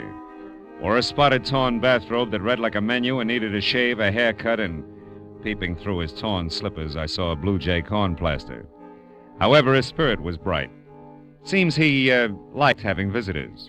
Yes, sir. You're the manager? Oh, I am indeed. Have been for 18 years. Albert A. Keyline. You were looking for a room, sir? No, just some information, Mr. Keyline. My name's Marlowe. I'm a private detective, and A private detective? Well, come right in, sir. My goodness, don't often get to chat with a man in your profession. No, I welcome the opportunity. I usually keep the living room closed except on Sunday, but tonight I think we can forget that regulation. Yeah, well, look, The Morris chair there is the best one. Make yourself comfortable. Thank you. Mr. Keyline, did you know John Toledo? Toledo? I most certainly did. He stayed here for 5 years, I'm unhappy to inform you. He was killed on my front lawn there in 1943. It was good riddance to... Oh, I see why you're here, Mr. Marlowe, but frankly, I expected the police, not a private detective. Well, why should you expect the police? Because not 2 hours ago, Emma Mallory, my neighbor, saw Greta Toledo over at the amusement pier. Greta Toledo? You mean Gregory Toledo, don't you? I don't think so. I would have said Gregory if I meant Gregory. Oh, I don't doubt that for a minute. Besides, that boy'd know better than to come back to Ocean City. It's done him enough harm. I said Greta Toledo, John Toledo's daughter, Gregory's twin. Twin? Wait a minute, Mr. Keyline, this is important.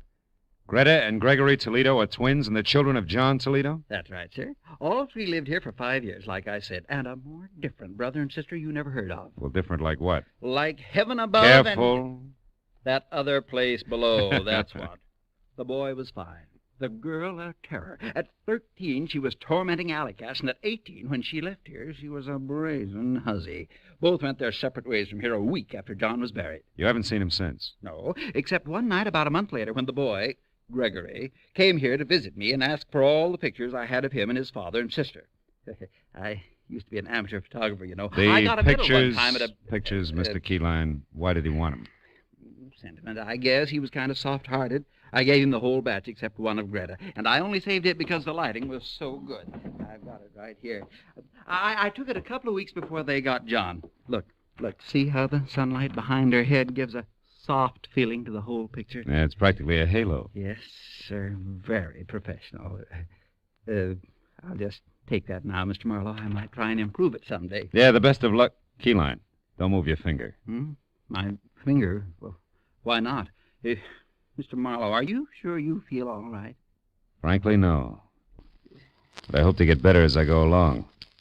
Listen, Keyline, that neighbor of yours, that Emma, who said she saw Greta Toledo at the amusement pier, was it the big one off the foot of Surf Street? Oh, it sure was. Emma saw her go behind one of the concessions and take a flight of stairs down to the beach. Which flight of stairs? There's a half a dozen of them, Keyline. Think, will you? You don't have to. I know, because Emma said it was the flight by the cotton candy concession. You know, that fuzzy stuff.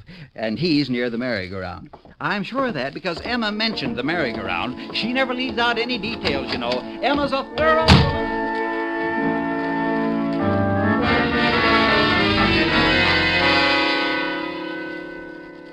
The steps that led down from the cotton candy concession took me to a fairyland graveyard under the amusement pier.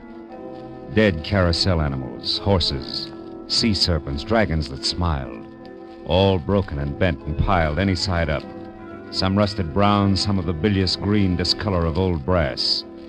Then a lot of steel and stone dwarfs who must have belonged to some long ago winter wonderland, also broken and rusted.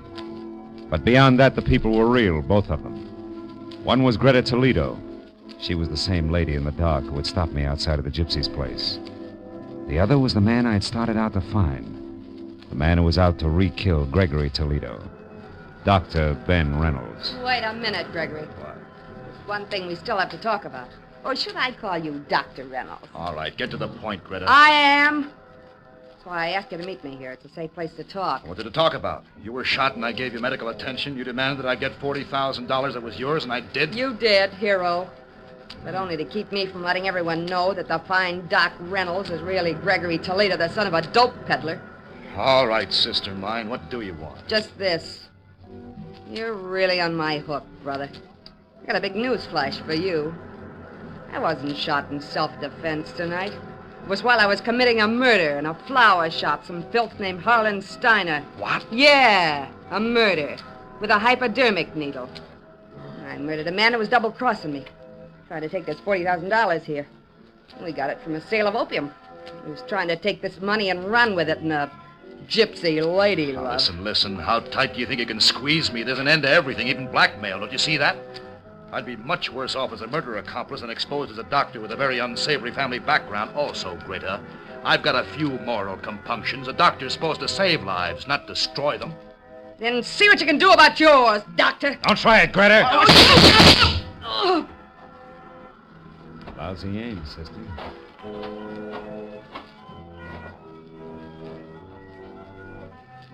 She's dead. Yeah. And so is Gregory Toledo, finally. We better get to the police, Dr. Reynolds.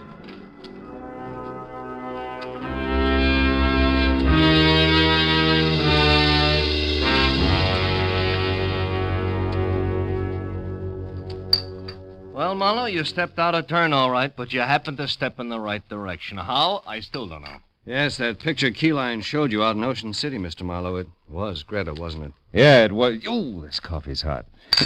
Didn't mean a thing, though, Tom. I'd only seen Greta in the dark at the Gypsies. Yeah, then how did it help? More coffee here, please. Huh? Coffee. Oh, sure. Well, it helped, actually, when Keyline added his finger. That covered the girl's hair. And when I could only see the face... It looked like a man, and you saw not Greta, but her twin brother, Gregory. Wait a minute. Who you knew as Dr. Reynolds from a picture you'd seen earlier? Good work, Marlowe. No. Good luck, Matthews.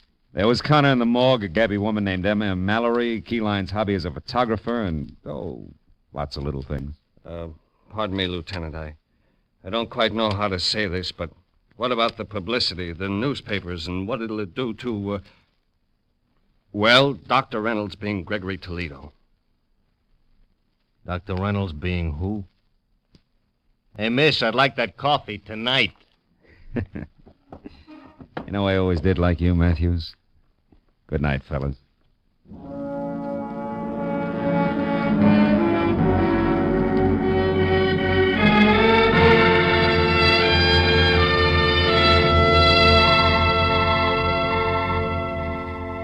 When I got outside, it was pushing 4 o'clock in the morning. And I was tired of a long night that had been crowded with a lot of death and a lot of people.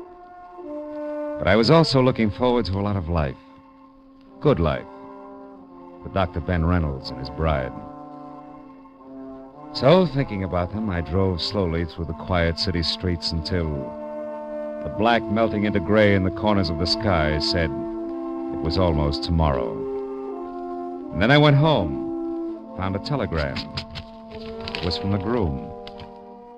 Tom Casey and the bride-to-be joined me in saying that there's no doubt as to who the best man really is. Please do us the honor tomorrow at 5 o'clock sharp. Oh, that's nice. Now, all I need is one white carnation and, I wonder where that gypsy girl is.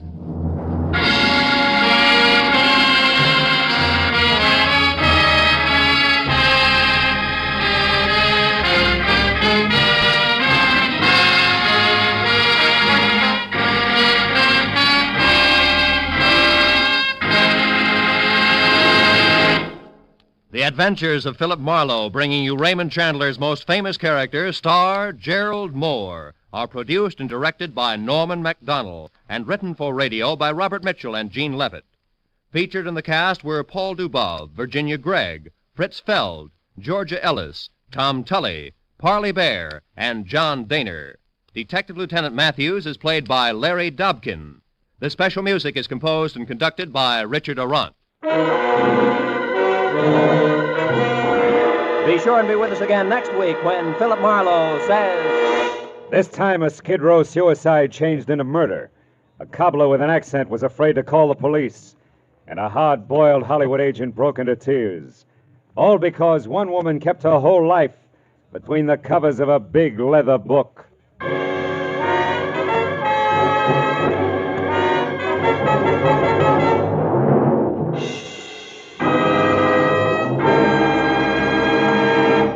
There's a very charming, very amusing young couple to be found at CBS, the Star's address every Saturday evening. They're Liz and George Cooper, and Liz is played by the glamorous Hollywood comedian Lucille Ball. It's wonderfully hilarious. It's comedy at its best. My Favorite Husband, starring Lucille Ball, every Saturday night on most of these same CBS stations. THESTARESADDRESSISCBS.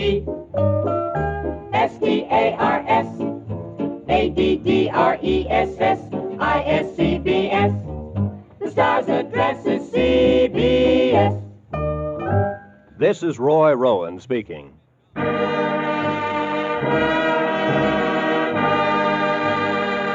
This is CBS, where you dance to the music of Vaughn Monroe, Saturday nights, the Columbia Broadcasting System.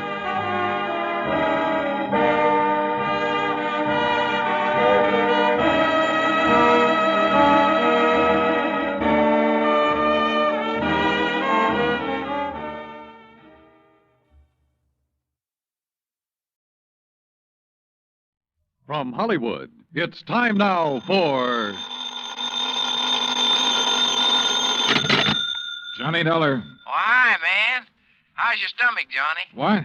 Rich food give you any trouble? Who is this? Why, your old buddy, Angie Orsatti. Oh, hi, Angie. Glad you got my message. Yeah.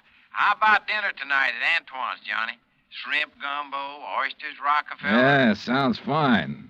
Only I've got to do some work first. Man, I thought you was here in New Orleans on vacation. Nope, little matter of fire insurance and the company's check for $16,000. Somebody trying to cheat him out of it, huh?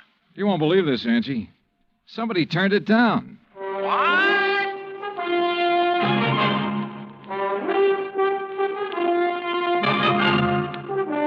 Bob Bailey in the exciting adventures of the man with the action-packed expense account. America's fabulous freelance insurance investigator. Yours truly, Johnny Dollar.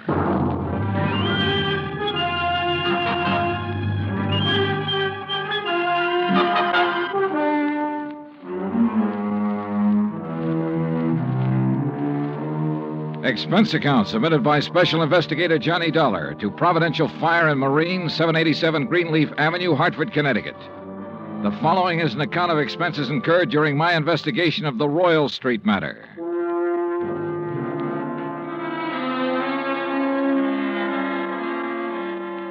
Expense account item 1, $103.82, transportation to New Orleans. Item 2, $4.20 cab from the airport to the Roosevelt Hotel. After unpacking, I put in the call to my old friend Angie Orsatti. Nobody knows the French Quarter or the people living there like Angie does. For 3 months of the winter, he stays in the swamp trapping muskrats. The rest of the year, he lives with his mother near the Cabildo. Angie wasn't in, but his mother said she knew where to reach him, and 5 minutes later, he returned my call. We arranged to meet for dinner, then I phoned the agent who had sold the policy in question. His name's Binford, and naturally, he was anxious to see me. C.D. Binford's office is on the 3rd floor of the Hibernia Bank building. He's a stocky, red-faced man, probably in his late 50s. Come in, Mr. Dollar. Come in. Thanks. Help yourself to the chair. Say, you fellas sure don't waste any time, do you? We try not to, Mr. Binford. C.D., boy. What? You call me C.D. like all the other folks do. Oh, okay, C.D. Yeah. Now, like I was saying, you boys sure don't waste any time at all. Why, I didn't even call the home office till day before yesterday. I know. When was the fire? Last week on Thursday night. What'd they tell you about it? Well, not very much. Figured I'd get all the information from you. Well, it's a doozy. First time I've ever run across a policyholder who wasn't yelling for us to pay him yesterday for his loss today. You know what I mean? Yeah. Who is the insured, Mr. C.D.? Man named Dupas, Henry Dupas. Took out a policy for $48,000. That's full coverage on his antique shop down on Royal Street. How long ago? August, just 3 months back. I've been after him for, maybe 5-6 months to buy some protection, but he kept saying didn't have the money. Didn't have the money? And one day I dropped in to see him about his car insurance, and right off he told me to write a policy giving him full fire coverage on the shop. Well, how do you arrange to pay it? Cash, in full, the day I delivered the policy. He tell you why he changed his mind? Yeah, not exactly. Bet he mentioned something about times being better. I reckon they must have been. Why'd he say that? Well, a few days later, he had the back part of his shop all painted and fixed up. And that's the part that burned. And he hired himself a girl to work in the office. A real good looker, too. Well, what caused the fire? You know? I sure do. Antique kerosene lamp got knocked over accidental. According to what Dupas told the fireman, he was in the back of the shop with a customer showing him the lamp. Uh-huh. When it fell, the fire started. The two of them tried to put it out. I reckon that's why they didn't call the fire department right off. Uh-huh. And did Dupas tell you the same thing? Dupas? He didn't tell me nothing. Well, he reported the fire to you, didn't he? He did not. And that's what's got me so riled up. I wouldn't know about it now if I hadn't dropped in there the other day. Was Dupas there when you stopped in? Yes, sirree. And when I saw how the place looked, the whole back of the store gutted out and the slew of his antiques destroyed, I let him have both barrels, I tell you. Oh, what'd he say to that? Well, nothing too much. Just acted like he wasn't interested in whether we paid for it or not. Didn't even ask for a claim for him. That's funny. Sure is. I thought maybe he was so upset over losing some of his valuable antiques, he didn't know what he was doing. So, after I checked with the fire department, got a copy of their report, I typed up a claim for him. You figured the damage at $16,000, right? Mm-hmm. I knew how much he'd spent fixing up the back. When I'd issued the policy, I'd gotten an estimate on most of the antiques. So what happened when you gave him the claim? He signed it? He did not. Said to forget about the fire. And when I kept after him, he called me a busybody and told me to get out of his shop and stay out. What do you think, C.D.? You have any idea why he didn't report it or sign that claim? If I had, boy, I wouldn't have sent for you. I left Binford's office and walked over to Canal Street. The sun had gone down and a cool breeze was coming in off the river, bringing with it the smell of coffee beans and fruit from the banana boats. I crossed Canal and turned onto Royal, heading into the French Quarter. When I reached Henry Dupas' antique shop, I stopped. There are a lot of antique shops on Royal. All of them look pretty much the same. The building's as old as the fine rosewood mahogany pieces they shelter. There was nothing different about this one, at least from the outside. The fire had started and finished in the rear of the building. I tried the front door, but it was locked. I didn't think anyone would be there that late, but I knocked anyway.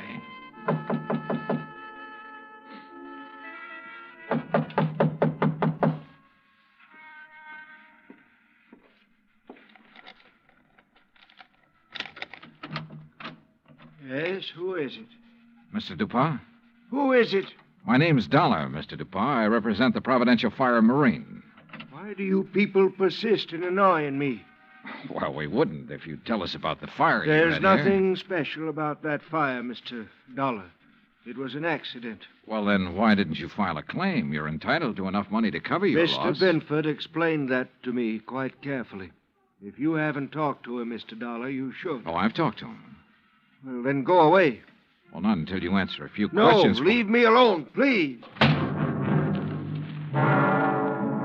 I'd noticed an alley next to the shop that ended where the rear door had been. I started back along it, not quite sure what I was looking for or what I expected to find. But I was sure of one thing. DePauw was a frightened man. It was too dark to see anything at the end of the alley, so I returned to the street. Item 3, $30.50, phone call, taxi, and dinner for two at Antoine's. Oh, man. Kind of nice, ain't it, Johnny? Oh, the way it never changes. Same waiter, same chef, same clientele. Yeah. Like another Cafe Royale, Ashy? No, thanks. Well, Johnny? Yeah? Well, when you going to ask me? Ask you what? Oh, don't kid me, John. You had that old bloodhound look in your eye ever since we sat down. What's the question? Okay, Angie. What do you know about a man named Henry Dupont? Dupant's antique shop? That's right. Oh, not much. Seen him around some's all. Yeah, where? Oh, you know what kind of places I like, Johnny. Yeah, but I can't picture Dupont liking them. Well, maybe he don't, but maybe that little old blonde he's been carrying with him does. Blonde? Yeah, you know. Female, girl, bleached hair. I know. Yeah. How old? Oh, 24, 5. Yeah, real nice for old coot like him. Real winter and spring, huh? Yeah. You seen them together often? Oh, a few times. Saw him about 2 weeks ago at Butcher's place. Hey, you know something? I walked in there that night with a 5, and I walked out with 200. How about that? Great. You know who the blonde is? No, but I might be able to find out. You want? Yeah, I want. I left Angie and started back toward Royal Street. On the way, I ran up item 4, $1.85 for one flashlight and batteries. The shades on Dupont's shop were drawn, but I could tell there were lights on inside.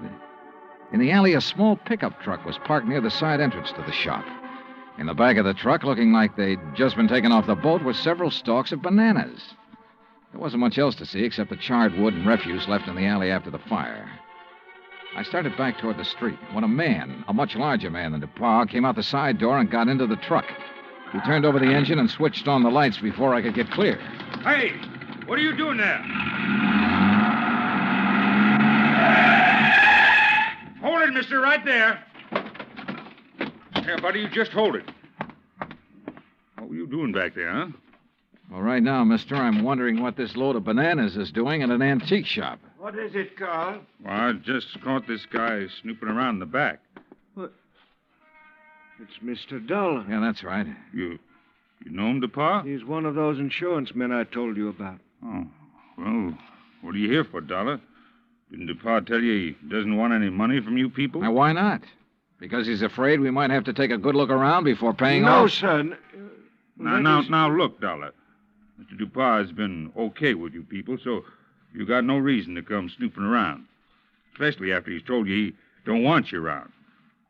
So now maybe Mr. Dupont will have to do something to keep you away. Ain't that right, Mr. Dupont? You know what I mean. Yes. Yes, all right, I'll do it, Carl. And he'll never bother us again. Go on, Dollar. Get out of here. At the time, I had no idea what they meant to do, so it wasn't easy to turn my back on them. But I did. And nothing happened. I went back to my hotel and hit the sack, and I must confess I slept later than usual the next morning. I was still in bed when the phone rang.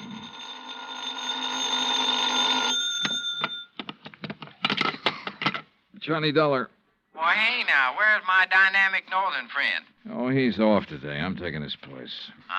Well, in the news I got, well, I reckon it'll keep till tomorrow. Yeah. Well, so long. No, wait, Angie. Yeah. Did you find out anything about that blonde Dupont's been seeing? Sure, everybody around the French Market coffee shop used to know her. Used to, meaning up till she went to work for Mr. Dupont. She worked for Dupont? Yeah, in the office at his store. Started in there about 3 months ago. Well, go on. Well, since then, nobody sees her anymore. At least none of her old gang. You know where she lives? Yep. The Pont Alba Apartments. That is, unless she has moved. What's her name? Rose Ellen. What? Yeah, she used to be a dancer. That enough for you to go on? Yeah, Angie, thanks. That's plenty. Expense account item 5, $1.40 cab fare from my hotel to the Pontalba Apartments. The list of names on the register near the manager's office told me Rose Ellen's apartment was number 215. But when I got up there, the girl who opened the door wasn't a blonde. Yes? Oh, I'm looking for Miss Rose Ellen. She isn't in. Oh, she at work? Who are you? I mean, are you a friend of hers? My name's Dollar, Johnny Dollar. I'm an insurance investigator. Well, she hasn't done anything, has she? Well, not that I know of. Look, Miss... Garbo. Garbo? May Garbo. You're a dancer, aren't you? How'd you guess? Oh, I'm good at recognizing talent. Oh? Would you like to come in? I've got some coffee on. Well, that'll be just fine.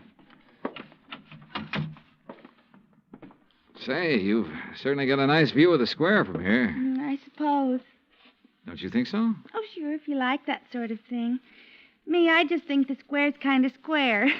Oh, oh, that's good. That's very I brought good. it up the day we moved here.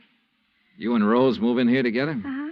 Oh, sit down, Johnny. Make yourself at home. Well, thanks. Gee, you're so polite. You wait to be asked. Yeah. Look, tell me, what time do you think Rose will be home? Oh, I couldn't say. May, this is important. What time does she usually get home? Well, I don't know. I mean, after all, she's got her own life to live, you know, and I'm not her keeper. Okay. Sometimes she doesn't get home for days. Oh, I better get the coffee. She ever say anything to you about the fire? Yeah? What fire? The fire down at the antique shop. No, you want cream and sugar? No, thanks, just black. Good. When was that? The fire? Last Thursday night.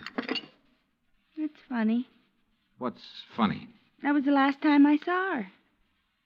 What? Yeah. Rose went to work last Thursday, but she never came home.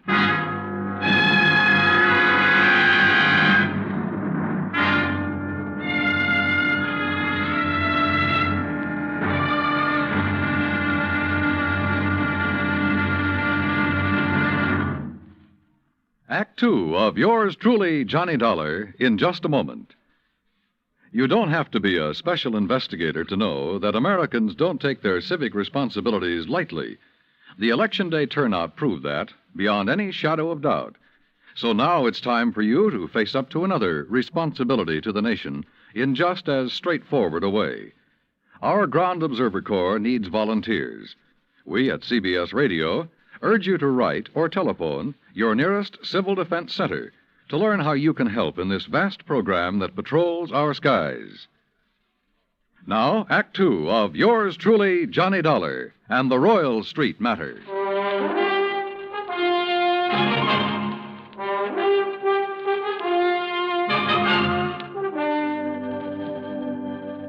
This was the screwiest deal I'd ever seen. A guy refusing insurance money he was entitled to.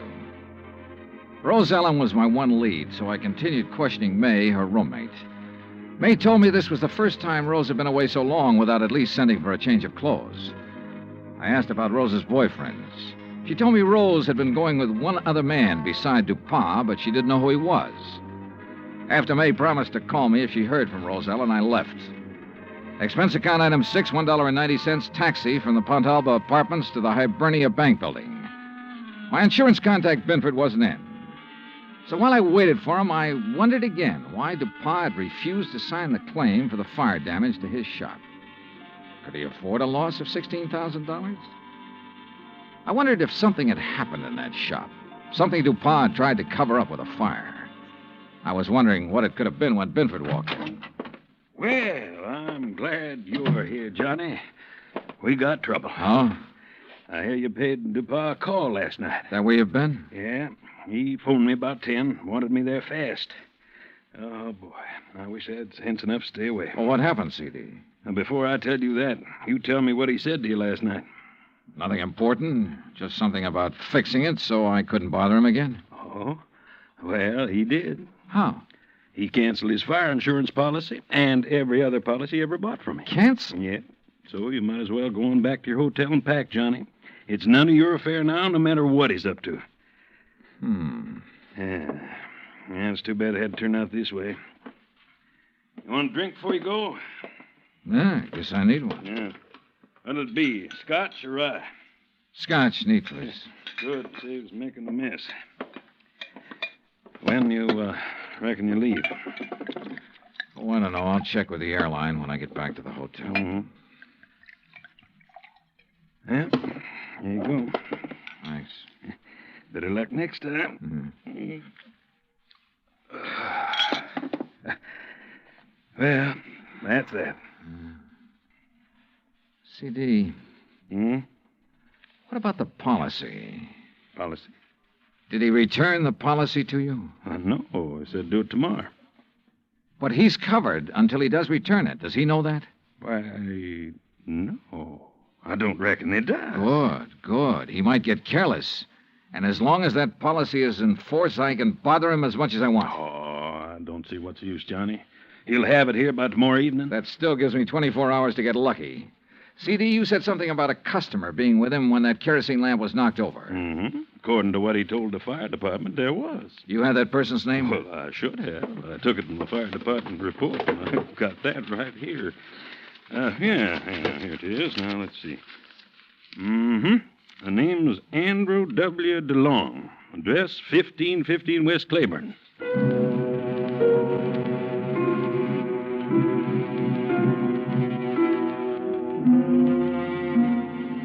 There wasn't any Andrew DeLong at that address. We checked the telephone book and the city directory, and the only Andrew W. DeLong we found was out in Metairie, in a mausoleum. So we drove back towards C.D.'s office. Well, now what, Johnny? Dupont. What? Find out everything we can about Dupont and everybody who works for him. But ain't nobody but his secretary and his assistant. A fella named Carl. Yeah, how long has Carl been working for him? Oh, about as long as she has. Does this Carl own a fruit stand? Well, not I know about.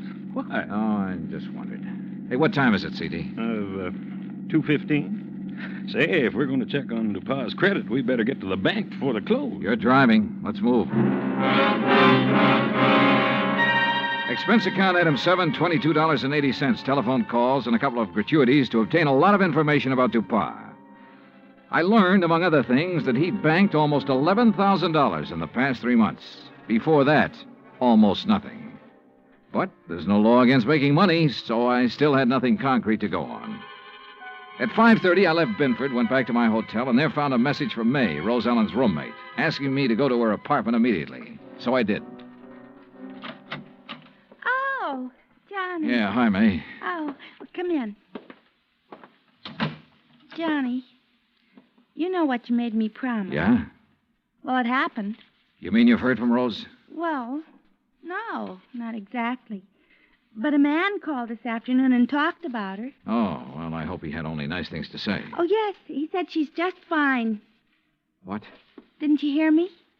Yeah, he said she's fine. Fine. Well, what else did he say? Well, he said he was going to come by at 4 o'clock and pick up her clothes. I should have them ready. No, but of course he didn't. Well, he did so. He did? Oh, what man? You know him? You get his name? Mr. Dollar, you don't think I'd let Rose's things go out of here with a complete stranger, do you? Of course he told me his name. Well? You aren't nearly as polite as you were this morning. All right, I'm sorry. What's the man's name, darling? Oh, well, that's much better. It's Grant. Grant? That's right. That doesn't register. From the way he talked, he must be the one Rose was going with while she was dating that old antique. You ever see this guy, Grant, before? No, but I'm sure he's the one she talked about. Really, it used to get so tiresome. Carl this and Carl does that. Oh. What? I said, oh. May, tell me, where did he say he was taking her clothes? Well, he didn't say. He just put them in that old truck. Thanks, sweetheart. See you later. I needed a fast car and a driver who could handle it, so I called Angelo Arsati. 20 minutes later, we parked in front of Dupin's antique shop. There was a dim light on inside. Now, look, brother, there's really no reason for you to get mixed up in this thing. Oh, you kidding, son? Looks like Dupin ain't gonna answer. All right, let's see what this hunk of stone will do to the glass. Here. That got it. I can reach through the lock.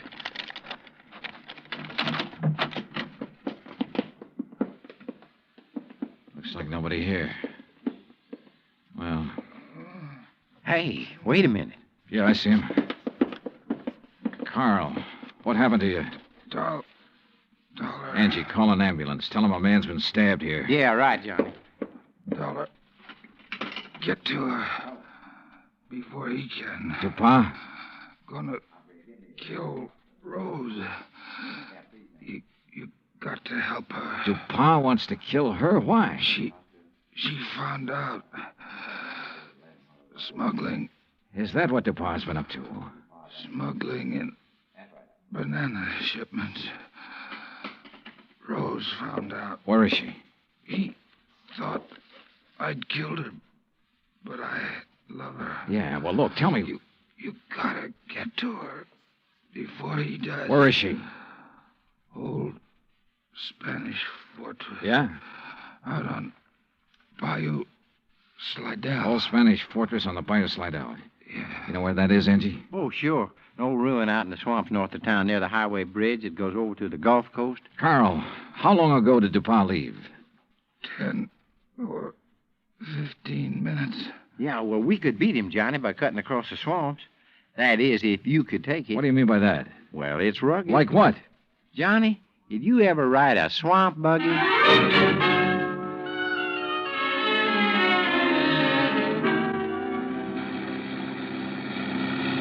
Oh, brother. How much farther, Angie? Well, should be right up ahead. How can you tell?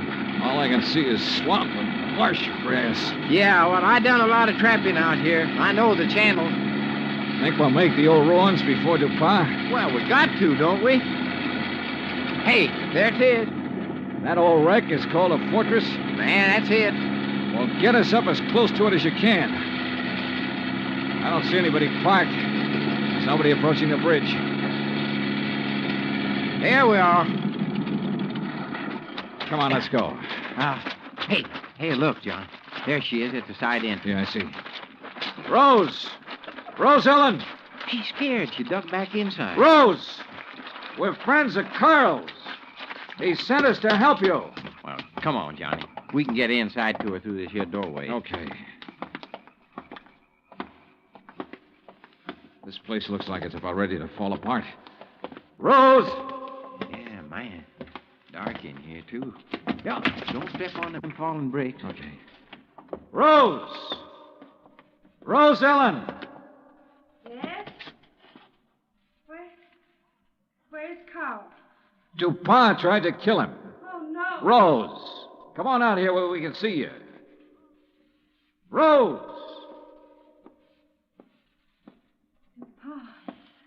He found out that Carl didn't kill me, is that it? Yeah. But Carl's all right now. Look, Rose, I want you to tell me all you know about the fire at Dupin's shop. Were you there? Yes. Well, what happened? Pa had me tied up. Told Carl I'd found out what they were doing. The smuggling, I mean. He told Carl to kill me. He didn't know Carl and I was going to be married. Go on, go on. Carl argued with him. That's when the lamp got knocked over. They didn't stop arguing until Dupin said he'd kill us both. So finally, Carl told Dupin he'd take care of me. Well, he had to, or Dupin would have killed us. But instead, Carl brought you here. Yes. Oh, come on, Johnny. Let's get out of this dark hole. Wait a minute, Angie. Rose, do you know why Dupin was afraid to report his fire to the insurance company? Some of the things he smuggled in was lost in the fire. If anybody come poking around, they might have found out what he's doing. What was he smuggling, do you know? Little tiny boxes filled with white powder, hidden in the bananas. Johnny, narcotics. Yeah, sure. No wonder he banked so much money so fast. I'll bank much more after I get rid of you, Dollar. Look at that. There he is in the door. Yeah, watch it. See, I ain't fooling, Dollar. He can't see us. No, but what a target he makes in that doorway against the light. No gun, Johnny? No. We can try one of these bricks. Yeah, man, but if you miss... Dollar. Wish me luck. Dollar. Right here to pop! Come on. Oh, man, dear. You could qualify for the New York Yankees, Johnny. All right, you pa. On your feet. Let's get out of here.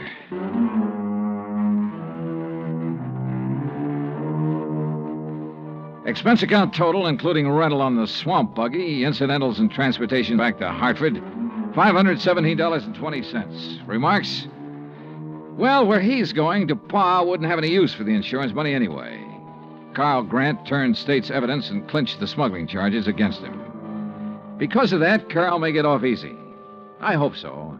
He and Rose could make a very happy couple. End of remarks, end of report. Yours truly, Johnny Dollar.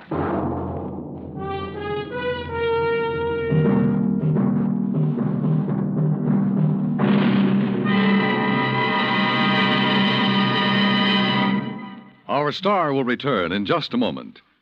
If we are to remain alert to possible acts of aggression, we need the continuous operation of the Ground Observer Corps. And if the Ground Observer Corps is to remain on the job around the clock, 7 days a week, your help is needed. Tomorrow, telephone your nearest Civil Defense Center and volunteer a few hours of your time each week to the Ground Observer Corps. Join our Ground Observer Corps at the Civil Defense Center nearest your home. Now, here is our star to tell you about next week's story. Next week, 3 sets of twins. 2 men, 2 girls, and 2 fires that hit the coast of Florida with the impact of a hurricane.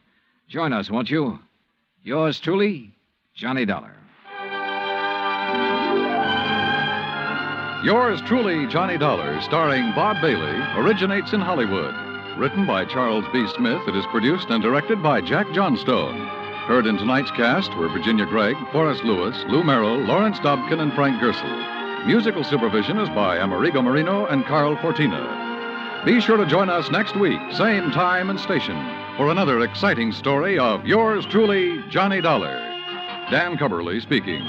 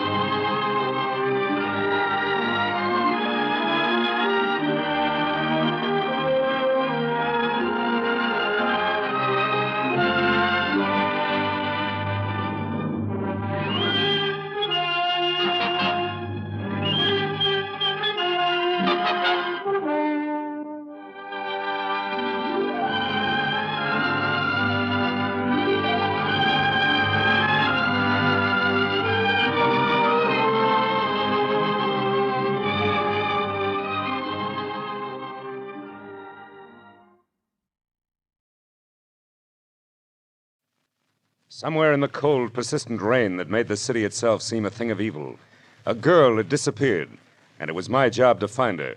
But before I did, I found death and a devil. From the pen of Raymond Chandler, outstanding author of crime fiction, comes his most famous character as CBS presents The Adventures of Philip Marlowe.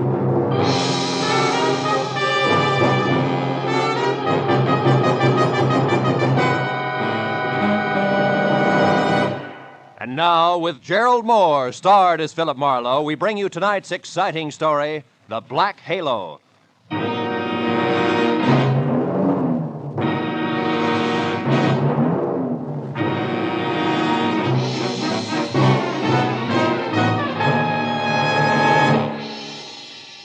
For 3 days, an ugly storm had lashed at the west coast from northern Oregon to the tip of Lower California. And although it was only noon when I drove up to the sprawling red brick house just south of Santa Barbara to meet a new client of mine, the black that was in the sky and the driving rain that was everywhere left the day bleak and wet and cold. Left it the kind of day that made you feel that logs blazing in a fireplace and a warm, dry robe were the only things that could matter to anyone. But when I got inside the house, Felix Drum, 350 uncomfortable pounds of executive in a wheelchair, who made his living importing perfumes, was very worried. And not about the weather outside. Marlowe, Julia Perry is gone. I want you to find her and bring her back. And the sooner you do that, the better. And the more I know, Mr. Drum, the easier it'll be. Exactly who is Julia Perry? My assistant. Very capable girl, who in the past 6 months has practically taken over my entire business. She handles most of the work from her cottage here on the grounds where she lives. Mm-hmm. She also has some little cubbyhole in Los Angeles where she keeps her files and some sample stock. Do you have the address of that cubbyhole? If I knew the answer to everything, I wouldn't have hired you. And anyway, it isn't important. Hand me that little bottle. This there, one? please. Yes. No, here. Thank you.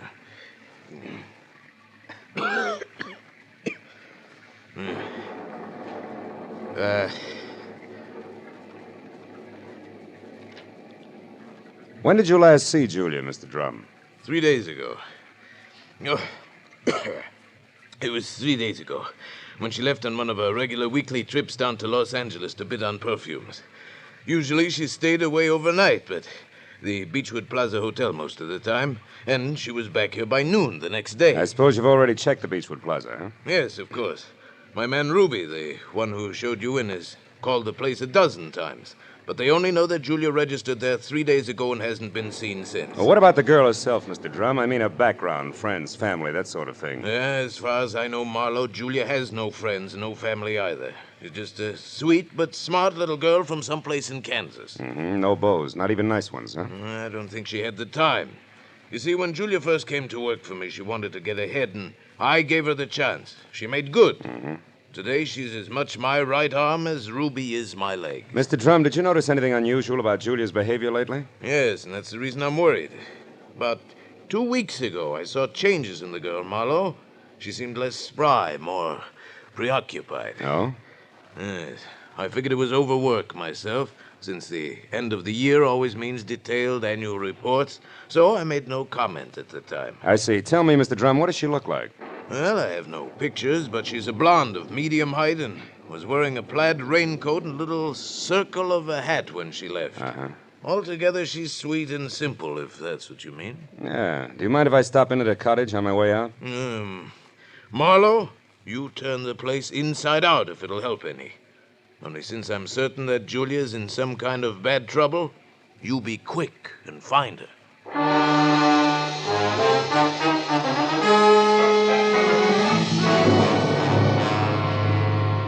Julia Perry's cottage was strictly the 50-50 arrangement that Drum had mentioned, with one-room office and the other living quarters. In the office, I found everything in its proper place, so I moved to the other room. The moment I stepped over the threshold, the white fluff that trimmed the quilted bedspread and the splash of color in the drapes said that Julia Perry had to be something soft and warm. And the half a dozen quietly tailored suits that were lined up in the closet like a squad of soldiers facing right told me that she was also simple and neat. I ran through the pockets of her clothes and all the drawers and closets in the room, trying to find something that would give me a lead that I was sure I had to have. But after 20 minutes, I'd found only a leather cigarette case, a package of peppermint lifesavers, and a maroon and gold monogram book of matches, the cover of which was half torn off so that I could only be certain that the middle initial was a V and that an E or an F were on either end. But since the name and address of an L.A. novelty company was on the inside, I bought the matches as a starting point, dropped them into my pocket, and headed for the door. When I opened it, I was surprised to find Ruby, Drum's right-hand man, purple scar and all, standing in the rain, and staring at me like my ears were spinning. You seem to be a very thorough man, Mr. Private Detective. And you seem to be a very nosy one. What do you want? To help Julia, nothing else. So here's a postcard that came for her this morning. It was mailed in L.A. yesterday. Yeah? Dear Julia, tried to reach you at Santa Barbara 1181, both yesterday and today, but got no answer. I'm leaving. I'm leaving town tomorrow. As one little girl who fled life in Haven, Kansas, to another, I would have enjoyed seeing you again.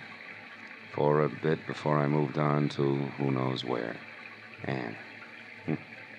Santa Barbara 1181, that the number here? Yeah. It's Julia's private business phone. Well, what do you think? The postcard any help? Possibly. Tell me, Ruby, why didn't you show this to Mr. Drum? I forgot about it until just now. You're a liar.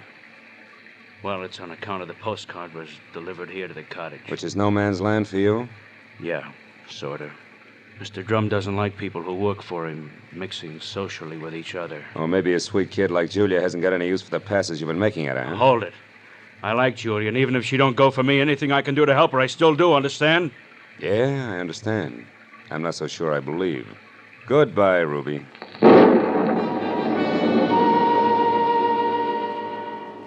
It was pushing 5 o'clock and still raining by the time I got back to L.A. and over to the Novelty Company.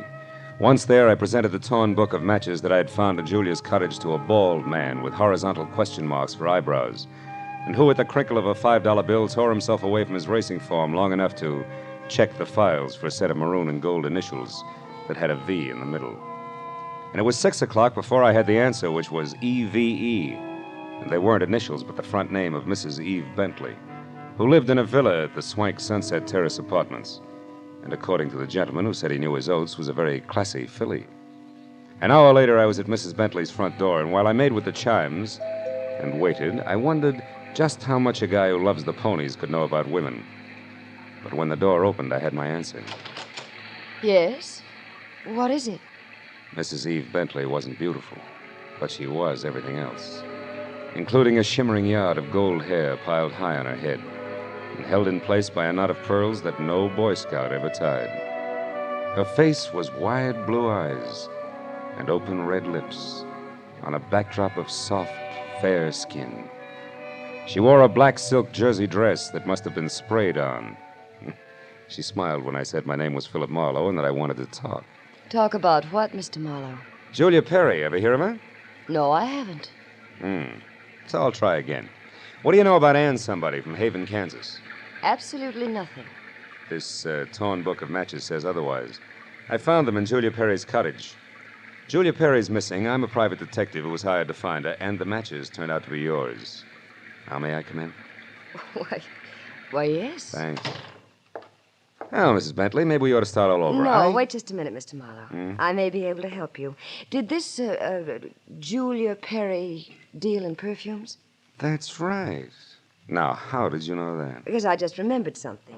And now I'm sure I can explain why my matches showed up where they did. Just a minute. You know, whenever I'm talking to a beautiful woman, somebody's always creeping around in the kitchen.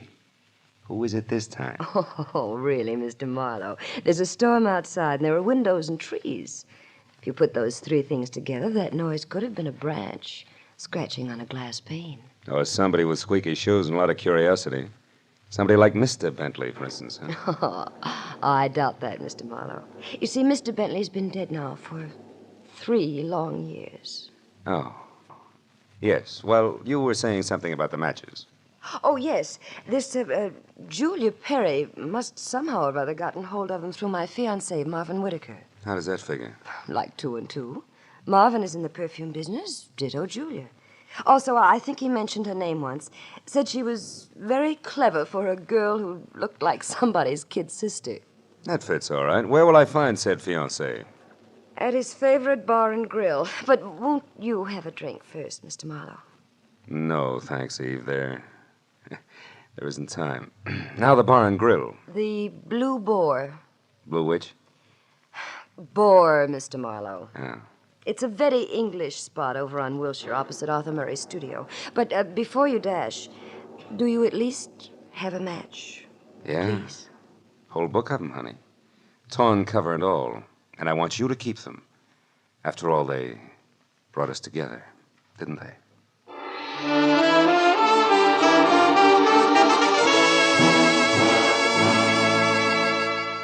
When I got outside, I postponed my run between the raindrops over to Wilshire Boulevard long enough to take a look behind the villa. And there, in a newly planted strip of clover lawn below Mrs. Bentley's kitchen window, I found something which was no surprise. 2 clear prints of a man's shoe. But from there on out, I got nothing more than a lot of rain down the back of my neck. So 10 minutes later, I dripped into my car and headed for the Blue Boar and Eve Bentley's gentleman friend.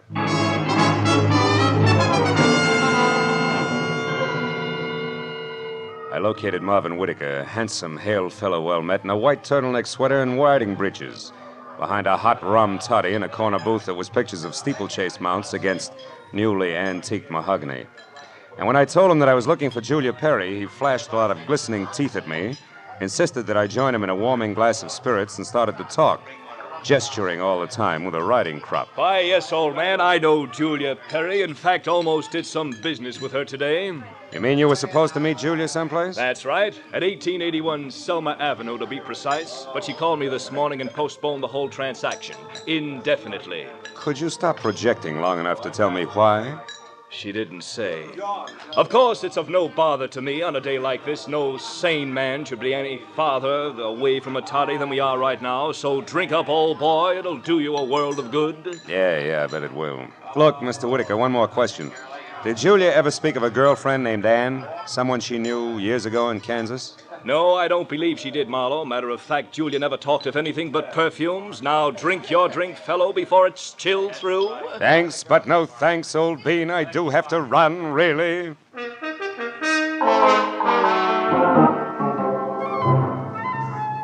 was a 20-minute drive to the address on Selma, and the rain had stopped by the time I got there.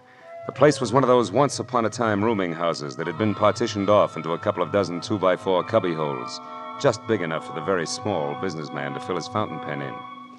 When I got to the door and asked the scrub woman, who was a lot of wild red hair around two pop eyes, for Julia Perry, I knew I was moving in the right direction, because the lady standing in front of me was anything but calm.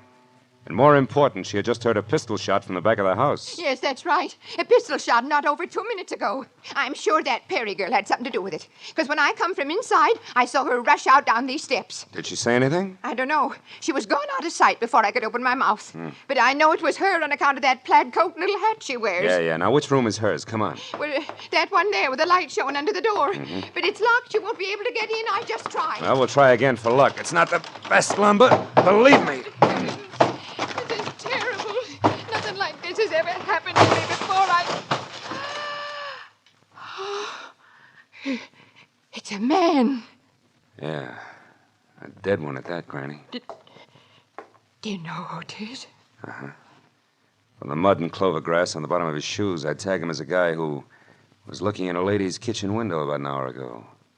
But from that purple scar on his chin, I can do even better than that. The name, Granny, is Ruby, a guy I thought was still in Santa Barbara.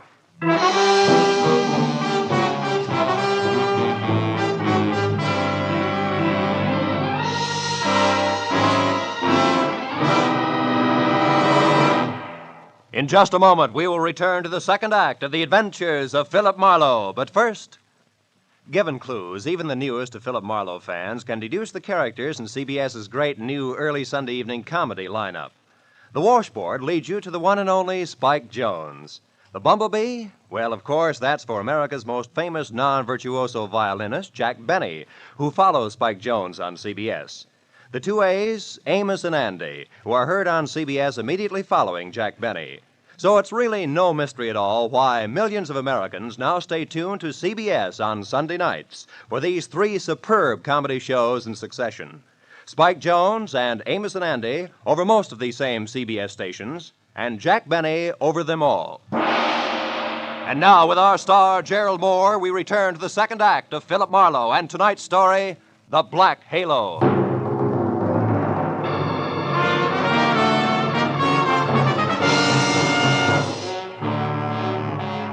Ruby's body sprawled on the floor, and the girl in the plaid raincoat running away from it meant one thing. Julia Perry's trouble was important, like life, but more like death. A half sneer was congealed on Ruby's face, and his eyes, turned waxy, still held a look of mild surprise. I wasted some breath telling the scrub woman not to touch anything, and then I put in a call to my overweight client in Santa Barbara. He was glad to hear from me, at first. Marlowe. Well, now, I didn't expect a call from you this soon. You sure work fast, don't you, lad? Have you found her? Have you located Julia? Not quite. She's about 5 minutes ahead of me. Incidentally, Mr. Drum, she works fast, too. What do you mean by that? Let me ask the questions, huh? Number one, what was your leg man Ruby doing in L.A. tonight? Ruby? Yeah. Why, I sent him in to pick up some medicine for me. Why? Come on, Drum, you can talk straighter than that, and you better. I just found Ruby dead. Dead? Ruby's dead? What happened to him, Marlowe? He was shot. So forget the gags and tell me why he was snooping around. All right. I didn't didn't trust you. No. It's my policy to trust nobody until he proves himself. I sent Ruby in to follow you and check on your progress. That was brilliant. You only made 3 mistakes. First, I don't need to be checked on. Second, you got your man killed. And third, you forced Julia's hand. Because it was Miss Perry herself who pulled the trigger on Ruby. Julia? Marlowe, I don't believe that. Which proves nothing, Mr. Drum, but skip it. Tell me, do you know a man named Marvin Whitaker? Whitaker? Yeah. No, should I? Well, he says he's in the perfume business. Well, I know everybody on the coast who bought more than 2 bottles of perfume at one time in the last 40 years, and I don't recall that name. I think the man must be a liar. So do I. Thanks for the help. And Drum, if you've got any more expendable flunkies around, keep them out of my hair. I'll call you when I've got something.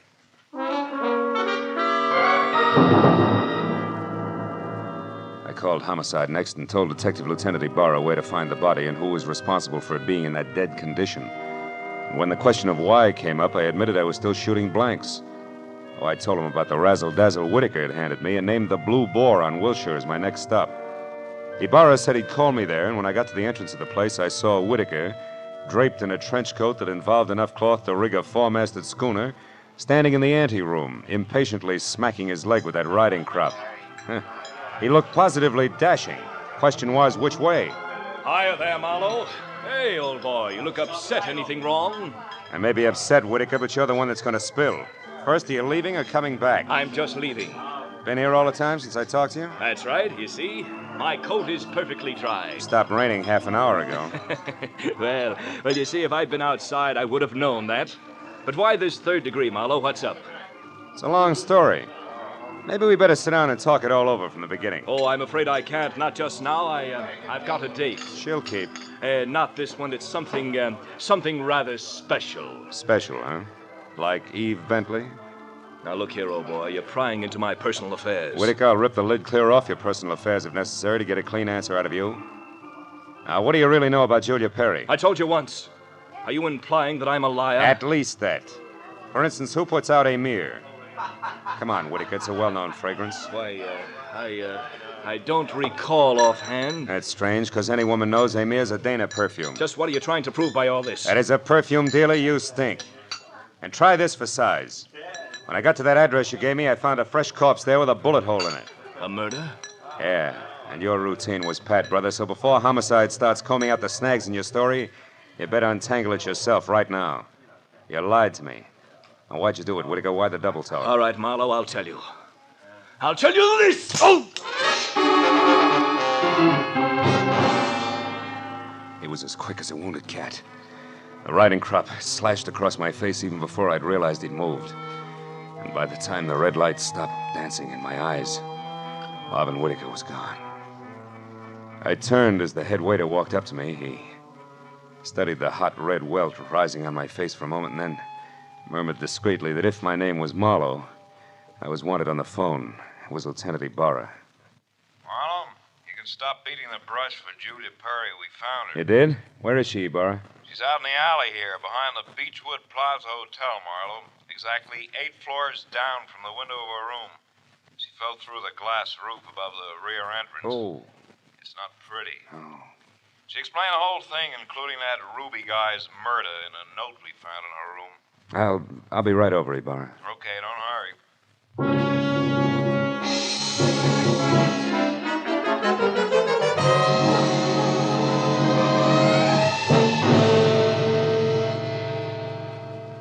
The old story, Marlowe. When Drum finally got around to trusting her, he practically gave her his business. It was too much temptation. Mm-hmm. She'd been stealing from him in a big way for almost a year, her note says. And she decided to run for it when she knew she couldn't hide the thefts any longer, huh? That's right. That Ruby caught on some way, and she killed him, but I guess murder was too rich for her blood, so she came back here, thought it over, and then checked out. Yeah. All she left behind was a little plaid raincoat and a purse over there. Hey, she was wearing a dinky hat, too, Ibarra. Did you find that? Mm-hmm. Come over here to the window, Phil. See down there on that canopy, that little black circle? That's her hat. I sent Mooney down to get it. Can't leave any loose ends around, you know. Yeah. Got a light, Lieutenant? Oh, sure. Here you are. Thanks. Hey, what happened to you? That welt on your face, Phil. Oh, I backed that horsey liar named Whitaker into a corner, and he slapped his way out with a riding crop. And speaking of loose ends, if I ever catch up with that... Hmm? Hey, Barron, where did that stuff on the dresser come from? Well, this out of the pockets of Julia's plaid coat. Why? But that's impossible unless... Holy smoke. That's why Whitaker lied to me. Hey, where are you going with that, Phil? Come back here. I gotta check on something, Ibarra, and keep your notebook handy. If I'm right, this deal is still wide open.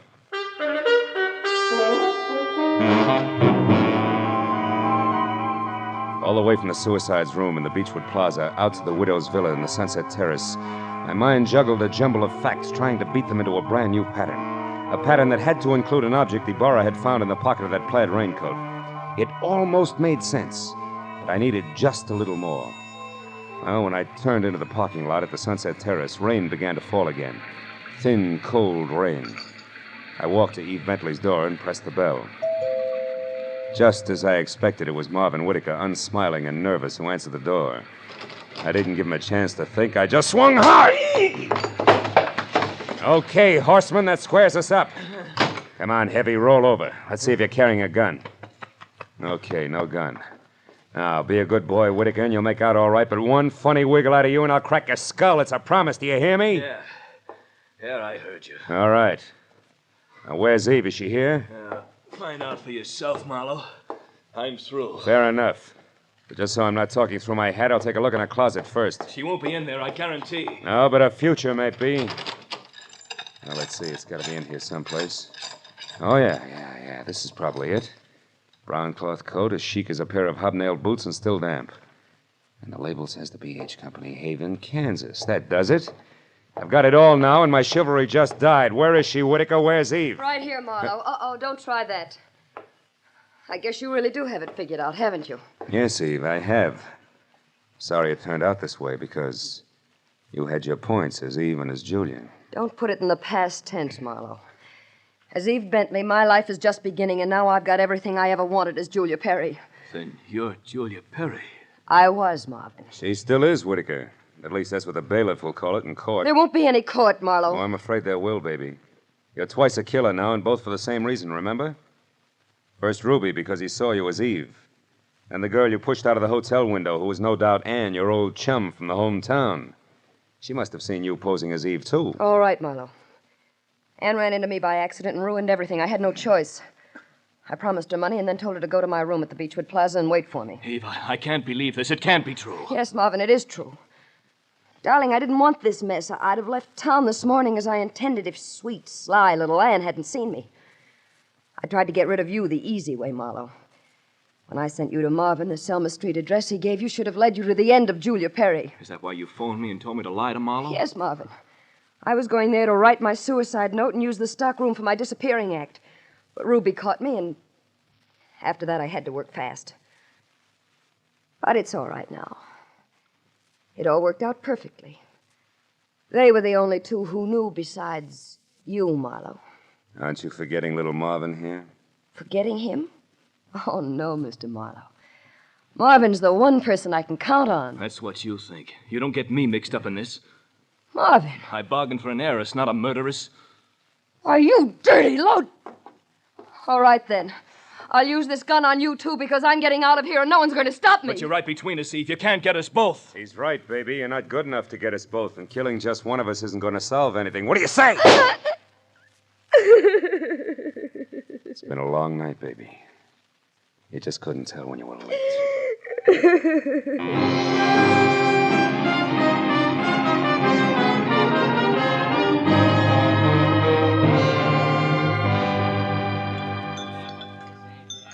You want any more of this coffee, Marlowe? No, it's sludge, Lieutenant.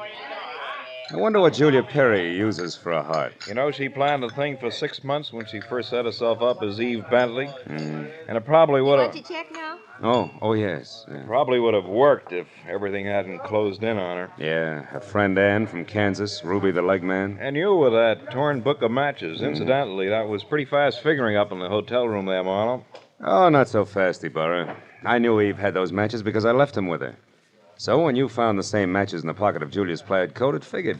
Julia almost had to be Eve. And that left Ann to furnish the body for the suicide. Yeah. You know, I wasn't so sure about that until I found the brown coat with the Haven, Kansas label in Eve's apartment. Yeah. Well, I'd better wait on back to the office, Phil. Look at that rain come down. Think it'll ever stop? I don't know. I doubt it. Oh, by the way, here, it's her hat. Mooney finally got it down off that hotel canopy. Maybe you'd like it for a souvenir. Yeah. The millinery people call it a halo hat. Good night, Marlowe.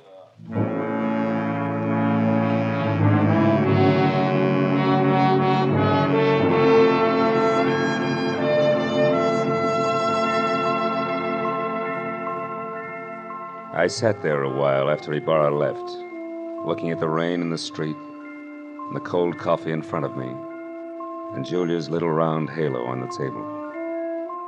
And finally I got up and went outside. Dirty water scudded along the gutter and gurgled thickly into the sewer drain at the corner. For a minute I caught a glimpse again of the girl I'd figured Julia Perry to be when I went through her cottage in Santa Barbara. Yeah, that girl was an angel. But when I finally caught up with her, her halo turned out to be black, jet black, inside and out.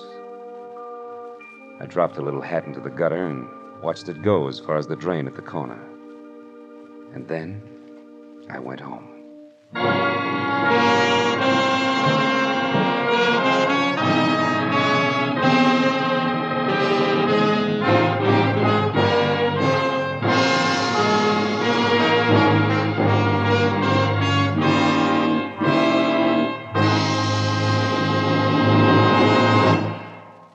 The Adventures of Philip Marlowe, created by Raymond Chandler, stars Gerald Moore, and is produced and directed by Norman MacDonald. Script is by Mel Donnelly, Robert Mitchell, and Gene Levitt.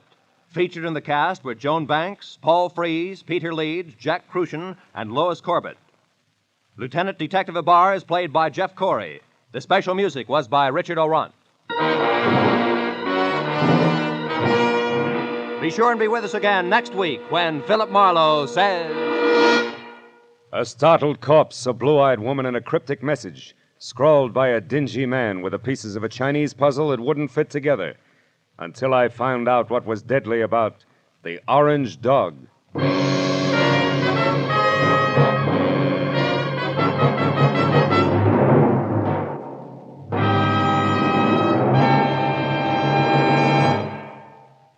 You'll find a whole hour of fun, variety, music, and thrills on Sing It Again tonight and every Saturday, for it's heard over most of these same CBS network stations. Now, stay tuned for Gangbusters, which follows immediately over most of these same stations.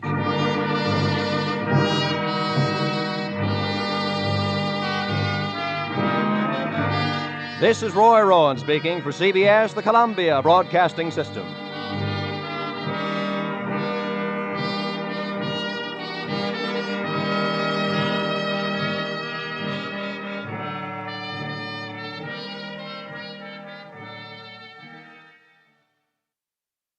From Hollywood, it's time now for... Johnny Dollar. George Reed here.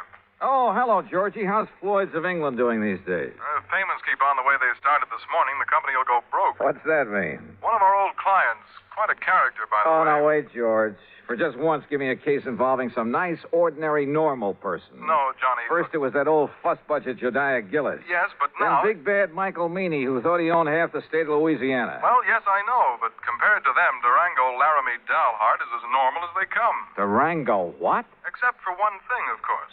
The payment of his insurance premium this morning. What was the matter with it? $4,500, Johnny, in $100 bills. They're still here on my desk. $100 bills? You call this character normal? Listen, will you? Every one of these bills is counterfeit. Oh. I'll be right over.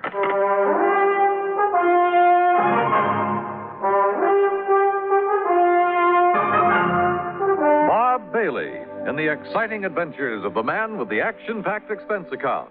America's fabulous freelance insurance investigator. Yours truly, Johnny Dollar.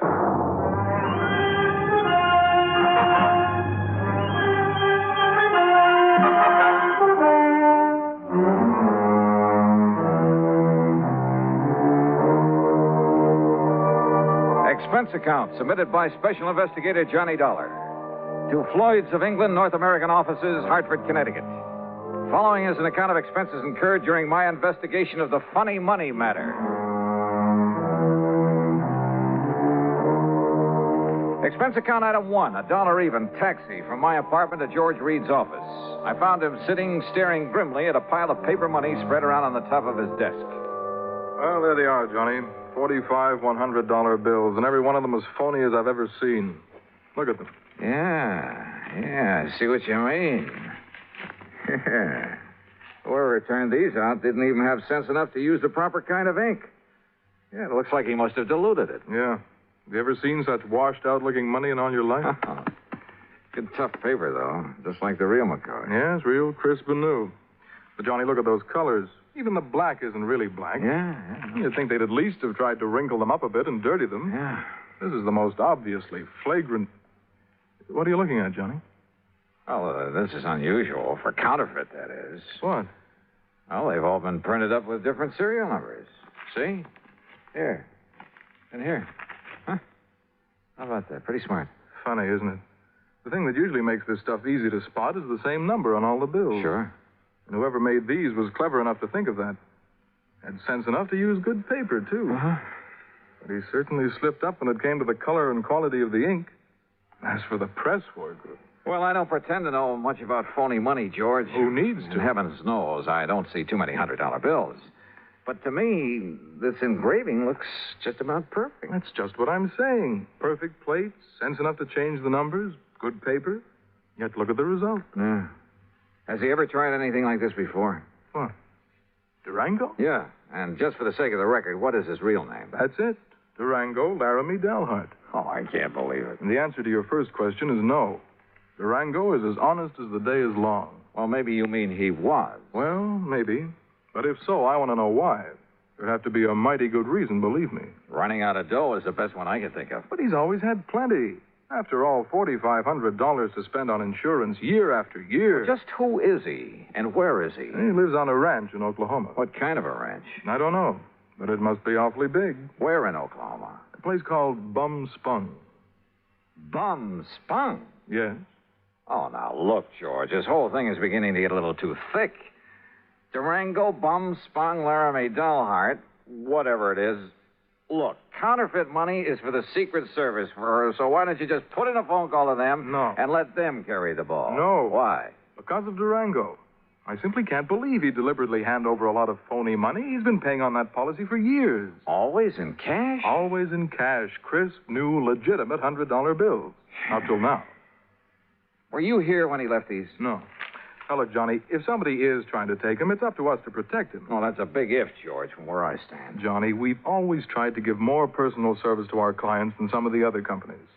Look, I want you to investigate this thing for us, without Durango's knowing, of course, on a fee plus expense account basis. Oh, an extra fee? That's not usual, George. With you, it is.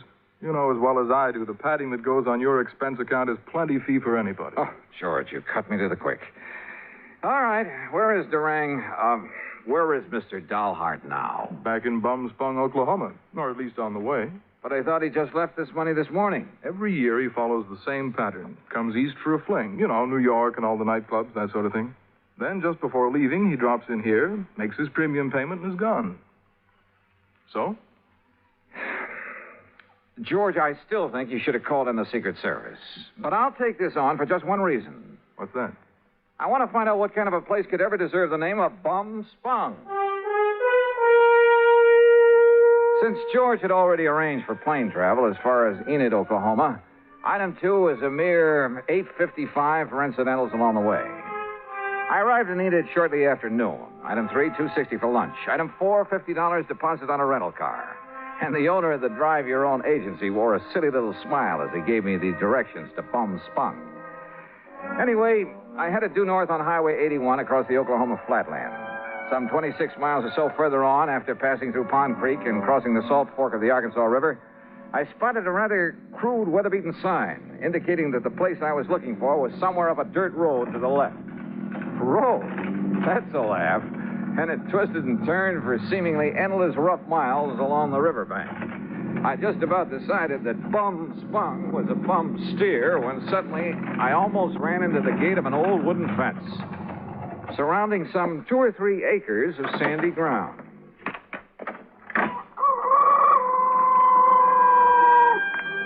And there they were. A huge, ramshackle, unpainted building that passed for a house. An even more dilapidated affair, propped up with timbers that probably served as a barn. There were a couple of broken-down outbuildings, too. And on a small, irrigated plot in the back, 2 cows. Steers? Well, anyway, 2 rather sad-looking bovines munched on the faded grass. There were some decrepit-looking chickens, a mangy old dog. There was a horse of sorts in a small corral. The windmill, its whole tower sagged with fatigue, and the rudder on it slapped idly against the broken vanes. But right next to it, in complete contrast, stood a spanking new Cadillac convertible. And on the other side of the house, hanging some flimsy pretties on a clothesline, she was maybe 23 or 4, a brunette, and wearing a pair of well-tailored white riding breeches and a tight flowered silk blouse. She was slim, and she was pretty, and had a couple of rosebuds tucked in her hair. Hi. And about as out of place as anything I ever saw. I said hi. It was like seeing the vision of a goddess. And... Come on in. Just swing aside that post that you left. It's what Durango calls the gate. Oh, yeah. Durango, did you say? Don't tell me this is bum spunk. It sure is. Didn't you see the sign down the road? The vast acreage within this broken-down fence is the cattle ranch of Durango Laramie Dahlhart, who happens to be my uncle. I'm Carol Dahlhart. Who are you? Why, my name's Johnny Dollar. Dollar? That seems to me I've heard that somewhere. Oh? What are you doing out here? Oh, just driving around, you know, summer vacation. You look like a city man. I was intrigued by that sign down the road. You know, curious about what bum spunk could mean. Bad water. Bad spring, so the Indians called it Bum Spunk. Ah. Durango liked the name, so he bought up these 2 acres and settled here. And this is all there is to his ranch? What's the matter with it? He likes it. But I'd had an idea. Well. Yeah? Nothing. From what you've told me, I think I'd like to meet Durango. Is he around? You trying to kid me or something? I haven't told you anything about him. Now look, Johnny Dollar. Yeah, look! Suddenly she turned, drew an old Colt 45, and as I ducked, she let go with it. Holy! I got him, see? She got him all right. A small snake that had poked up out of a hole in the ground some 25 feet away. And she'd got him right through the head with both shots. Oh, God darn rattlesnake? Rattlesnakes? That looks to me like a poor old gopher snake. What's left of him. So what's the difference? Could have been a rattlesnake. Hey, you were plenty fast with that gun. Yeah, gotta be. Or old Durango wouldn't have me on the place. It's no use for anybody to... Hand me a couple of those clothespins, will you? I gotta get these things hung up. Yeah, sure. Here. You said you're his niece. That's right. Only one left to take care of the old buzzard. You live here with him? Part of the time. Well, enough to look after him, make sure he don't get lonely, that he's got enough food in the house, that kind of thing. And I stick around when he goes out on the West Coast or back east for a fling. That's where he is now. Yeah, and he's due back. Hand me that slip out of the laundromat. Sure. Here you are. I take it that convertible's yours, huh? Yeah, that was my birthday present. Oh, your family must be pretty well heeled. Family. Me and Durango, we're all that's left. Give me them stockings now. Sure. But certainly Durango... Why not? He gives me a new one every year. And this ranch is all he owns? Except for his money. Says he has a barrel of it. Well, he must have. Or else... Or else what? Nothing. Go on with what you were saying. More clothespins. Yeah, here. And when he kicks off, I get it all. And I can give up the filling station. Filling station? Well, you must have passed it, just the side of Enid. Durango says a woman's no good unless she's got a job, so I got a filling station. Let somebody else run it for me, though, and Durango don't know the difference. Or at least he don't care. The main thing is I'm around to keep him happy and give him somebody to cuss at now and then. And say, why am I shooting off my face to you this way? I don't know, but don't stop. There. Them clothes will be dry in an hour, and if you're still here, you can help me take them down again. Okay. Carry that basket for me, and I'll give you a cool drink in the house. Hey, great. You say Durango is due back here, huh? Mm-hmm. Why, don't save yourself time traveling by plane instead of train, I'll never... Johnny, if you're just around here on vacation, I'll eat my shirt. Why'd you come here? And don't give me any guff. All right, come on. Pour me that drink and I'll tell you. Now, I'll tell you. If you're here to pull something on... Oh! What's it? Son of a dog blasted gopher. Oh, Easy now, easy. Don't you easy now, me. I busted my ankle. Oh, it's just a little sprain. Here, arm over my shoulder. Okay. Dang fool that I was to kill that gopher snake back there. Oh, Johnny, it hurts. Then I'll carry you. Here now. Oh, that's better. And hey, boy, you got muscles. Here now. Huh? What the? Well, take me over to the sofa. What's the matter, Johnny? What stopped me was the inside of the ramshackle old house. Clean, modern, well-furnished. Even the kitchen with its gleaming porcelain, electric range, huge refrigerator, and freezer. Modern in every way. Well, don't just stand there staring. Get some water, hot and cold for this ankle. While you're at it, pour us a drink at the bar over there in the corner. I could use a good, stiff snort.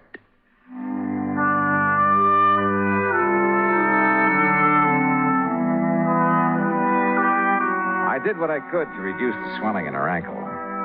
But by the time I'd taped it up and she was snoozing comfortably on the sofa, it was getting dark. So I hied myself into the well-stocked kitchen to see what I could scratch up to eat. And I'll be honest about it, with this mighty attractive patient on my hands, I'd completely forgotten about my mission in these parts, the investigation of one Durango Laramie dollheart. I wasn't allowed to forget it long, though. As I opened and was about to reach into the ample freezer... Stop right there, you. Huh? There's only one way to deal with a thieving, stealing, dirty varmint like you. Now, wait a minute. Put that thing down. And that, partner, is this way. Holy, no. Hey, no, you're out of your... No!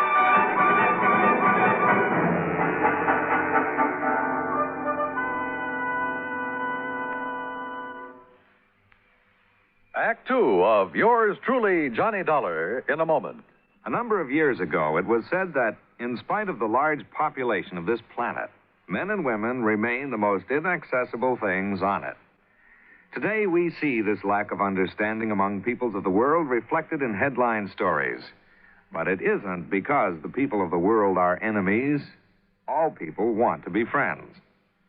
Long before the termination of World War II, Reverend Eugene Wood, a Methodist minister from Oceanside, California, went into a Scottsdale, Arizona camp where German prisoners of war were interned and offered his services to the imprisoned men.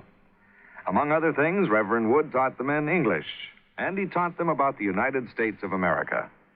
During the following years, after the men had been repatriated to their native Germany, nearly half of the internees corresponded frequently with Reverend Wood.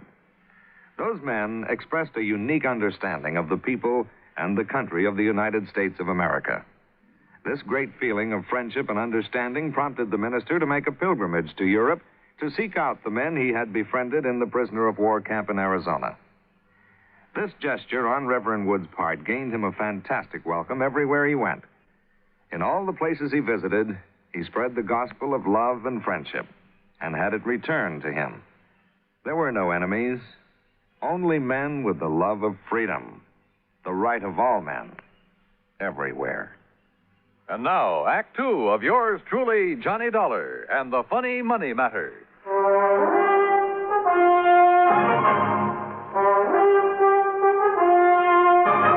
Robbing my house, eh, you No. thief?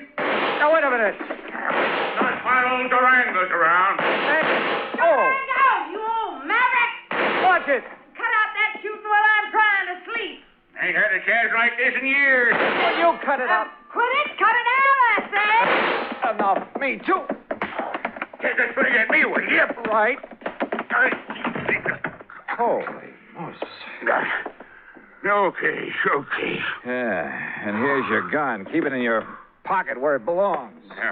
Sure. Now, what was the big idea?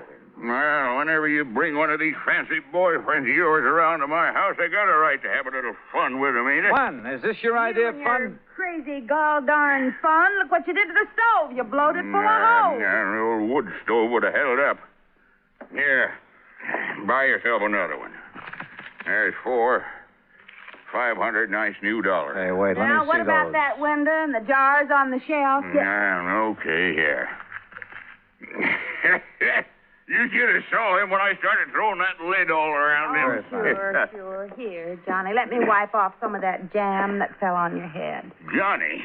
Johnny who? Johnny Dollar. And I take it you're Durango Laramie Dollheart. Nah, sure am. Fastest shot in the country, too. My pa learned how in Durango, my ma learned how in Laramie, and I'm better than both of them was. Only thing is, I get no chance to show off no more. Durango, you crazy idiot. What's the idea? No harm, man, no harm. Yeah, take a slug of this. You forget all about it. I'll get a glass. Glass, a man drinks out of the bottle. Go ahead, Johnny. Oh, well, thanks. Bad enough a he-man has to live around all this feminine fripsy and lace curtains and rugs all over the floor and You know, stuff. Dad, blame well, you like the way I fixed up this old dumpy ears Durango. Yeah. Now, wait a minute. Look, you two. Yeah, you know dang well a man gets tired just sitting around, no matter how pretty it is. Why else do you suppose I got to get away every now and then to San Francisco or New York or some of them places where they got some noise and excitement? Is that right, Johnny Dollar? Just leave him out of this. Why? What's he doing here, anyhow? Well, Durango, I'll tell you why. Because he's just driving around on his vacation, and he happened to get to the end of the road, and I made him come in. That's why. Thanks, girl. You got any objections? I'll say this. He's got a lot more get-up and guts than most of the boys you bring around here. That larrup on the chin he give me is... Yeah, well, I'm sorry about that, Durango. Sorry for what? Because you didn't act like some of them lily-livered kids she brings around run for home? No, sir, boy, you're all right. Carol, what the Sam Hill you got on your foot? Well, it's high time you noticed. Well, what happened to it? I like to have busted my ankle in a gopher hole, and if it hadn't been for Johnny, I'd still be laying out in the yard howling with pain. Yeah, me, I'd seen that happen. I thought she'd broke her leg. I'd liable to took her out and shot her. But Johnny, boy, you done a real good job on my little ticket. Here, honey, I have to get back on the sofa. No, now, let Johnny. He's a lot gentler. And besides, well, I kind of like him. You hear that, Johnny? You better look out when a pretty girl starts talking to you like that. You're sure fixing to get lassoed and thrown. Well, I can think of a lot worse things. Durango, you just shut up and fix us up some victuals. We're hungry. Yeah, sure. No sooner than I get back here and some woman starts giving me orders. Take it easy now, girl. Oh, I don't need help. I'm feeling fine now. I just wanted to talk to you. Hey, you should have stayed on that sofa. What, missed all the fun? Fun? You too? You know. Oh, thanks. Hey, sit beside me, Johnny. Well, sure. Why not? Now, none of that mush stuff. That isn't what I meant. Oh, I can't say as I'd mind it with you, Johnny. Well, now, if that isn't an Hey, invitation, you kids, some nice steaks, a couple of chops, maybe some pancakes and beans to fill you up. Be all right? Just make it good and take your time. Or shall I do it? Yeah, woman, I can cook better than you any time. Oh. Well, Johnny, before you start that... What's the matter with some lights in there, you kids? It's getting dark. Oh. Just mind your own affairs. And I warn you, Johnny, you better watch out for yourself. Yeah, I'll risk it, Durango. You don't, want the light, do you, Carol? You know what I want? What? I don't know why you come out here to bum spun. Can't I wait? Dollar, I bet you got somewhere else to go, and it's going to be pretty late by the time we met. Or I might as well bunk here tonight. Got plenty of room. What do you say? Johnny? Sure, Durango. Thanks a lot. No, Carol. You haven't answered my question, John. Tomorrow. I'll tell you tomorrow when we can be alone. Aren't we alone now? Oh, not as much as I wish we were. Mighty cute guy, Johnny. Oh. You don't know me, Carol. I'm really just an old wolf. Oh, I don't believe that. I don't know. Just one of the roses fell out of my hair. There it is. With buds of roses in her hair and kisses on her mouth. What's that? Pretty. Just a line from an old poem.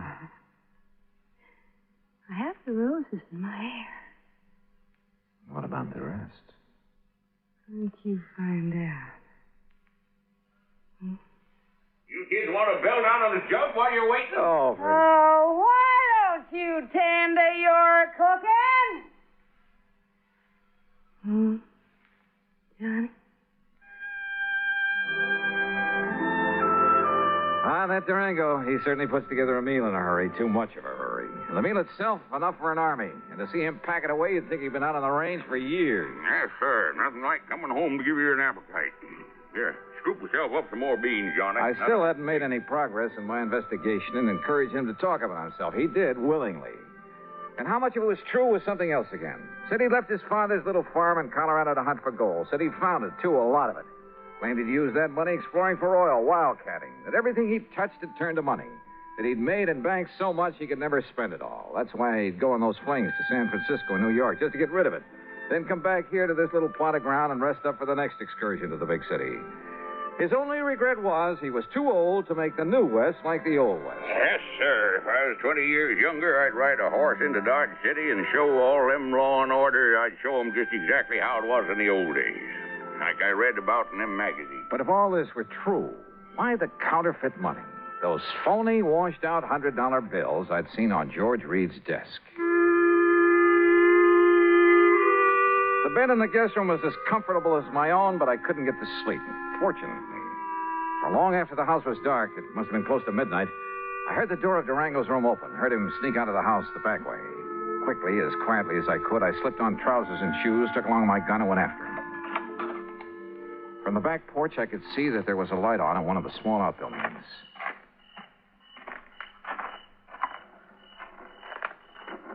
With my ear pressed tightly to the side of the little shack, I could hear it only too plainly. The printing press on which Durango was turning out the phony money. No question about it. And I was sorry. Kind of begun to like the old character. To say nothing of his beautiful... Johnny. Huh? Carol. What are you doing out here? If it's a walk in the moonlight you want, why didn't you ask me to come with you? Carol, listen. I'll lay my cards right on the table. What I really came to this place for was to find out... Well, it was right here inside this little shack. Oh, no. And now that I've found out, I've... Johnny, you'll break his heart. He thinks nobody knows about this. Oh, of course he does. He's been doing it ever since... And he thinks that even I don't know about I'll it. bet. Oh, Johnny, please, you'll spoil everything. Why not? It's about time, isn't it? And he means no harm to anybody. What do you mean, no harm? Are you kidding? Or maybe you're in this whole thing with him. Are you? Oh, no, but I don't see what difference it would make. Johnny, baby, Oh, don't pull that stuff. It's time for a showdown. Hey, what's the racket? What's going on, huh? Oh. Snooping, huh? Why, you ornery, low-down, sneaking coyote. All right, Durango. Just cut it and stand where you are. Huh? Well, what are you doing with that gun? I only hope you won't make it necessary for me to use it. Johnny. Open up that door, Durango. I want to see what you've got inside there. Go ahead now, open it. Yeah. Now, look, son, there ain't no harm in what I'm doing in there. No harm. That seems to be a pat phrase around here. Well, it's just that well, ever since I made my pile, everywhere I'd go, I'd spend a lot of money. So you told me at great length. Always. Maybe it was sort of showing off a bit, but when I'd draw it out of the bank, I'd make them give me brand new money. You know, to impress the folks. Like a big shot up in Hartford where I pay my insurance for Carol here every year. In brand new $100 bills, supposedly. That's right, and no supposedly. But this last insurance payment to Georgia. Yeah, I know. But, Johnny, it wasn't my fault. The bank didn't have some nice new ones for me. And they couldn't get them in time either, so I had to... Well, this was the next best. Oh, that's a likely Johnny, story. please. Open that door. Oh, God, I kept hoping nobody'd find Come out. on, open it. Okay. There you are. What? Under the... That's the washing machine there. And that's the soap and plenty of strong bleach and the starch to make them nice and crisp. Oh, no. And that there's the ironing board where I press them out real nice and flat. They'll never believe it. But it does make them look real pretty and new. Honest, Johnny. I didn't think there was no harm in it.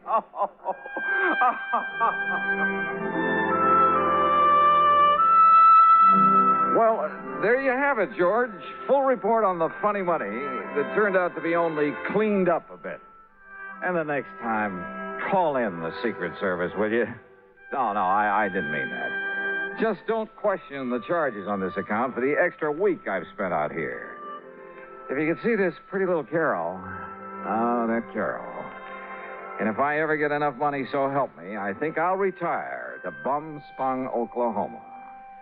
Expense account total, including incidentals, and the trip back to Hartford, $171.25. Yours truly, Johnny Dollar.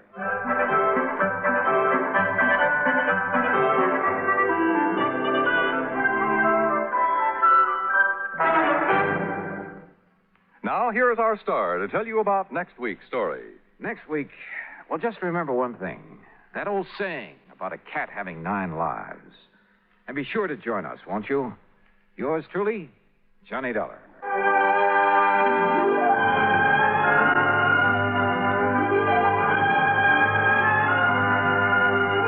Yours truly, Johnny Dollar, starring Bob Bailey, originates in Hollywood.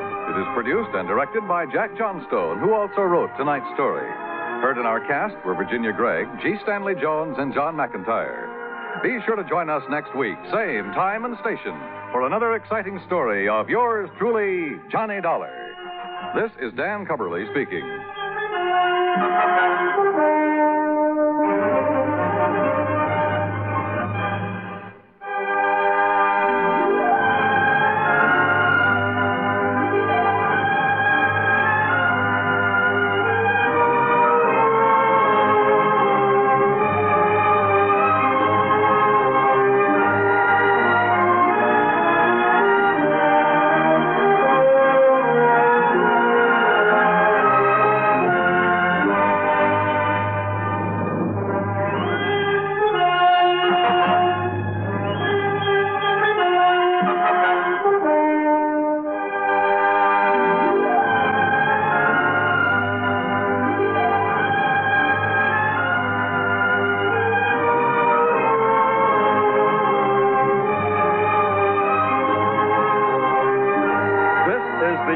States Armed Forces Radio and Television Service.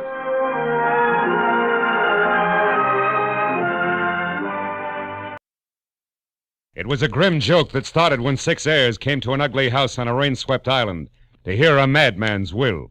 But the joke soon turned to murder, and in the end it was hard to tell who had the last laugh. From the pen of Raymond Chandler, outstanding author of crime fiction, comes his most famous character in The Adventures of Philip Marlowe.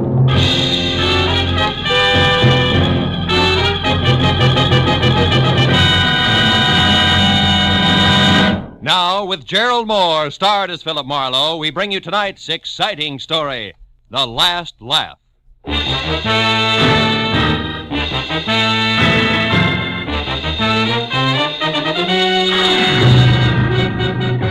I'd spent a week wading through moldy beer joints and cheap hotels after a dancer on the downgrade. And when I found her, she was 2 days dead in a coal cellar, all of which left me with a rancid taste in my mouth. But when I woke up after a night's sleep to the tune of a robin on my windowsill, I realized it was spring and time for Marlowe to take a long, easy weekend someplace. Someplace where the surf meets sand like it does at, say, Ensenada. Without so much as a second thought, I threw some clothes in a bag, phoned the Riviera Pacifico for reservations, and charged out the door, where I ran head-on into a funny man with a studious face charging in. I'm awfully sorry. Why, you're Philip Marlowe. Yeah, I know. My name is Darwin. I represent the law firm that handles the interests of Julius Spangler. Therefore, Did you say Julius Spangler? Goodbye, Mr. Darwin. Now, wait, Mr. Marlowe. Now, listen, I had a run-in with that screwball Spangler less than a month ago. A man was knocked down a flight of stairs, I got shot at, and a apartment house was set on fire, and Julius called it a practical joke and laughed himself silly. Best I could do for him was 3 days in jail. It should have been 3 years. Goodbye, Mr. Darwin. But that sort of thing is all over now, Mr. Marlowe. Mr. Spangler is dead. Spangler's dead. Yes, he died last week in Brazil, the result of a hunting accident. And he has named you in his will. He's named me. You mean I... Precisely. You're one of Mr. Spangler's heirs. I shall read the will tonight at 8 o'clock in his home on Catalina Island. I trust you'll be present? Not on your life.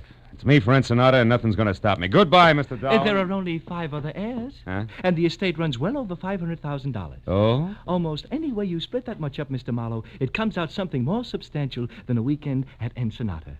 Goodbye, Mr. Marlowe.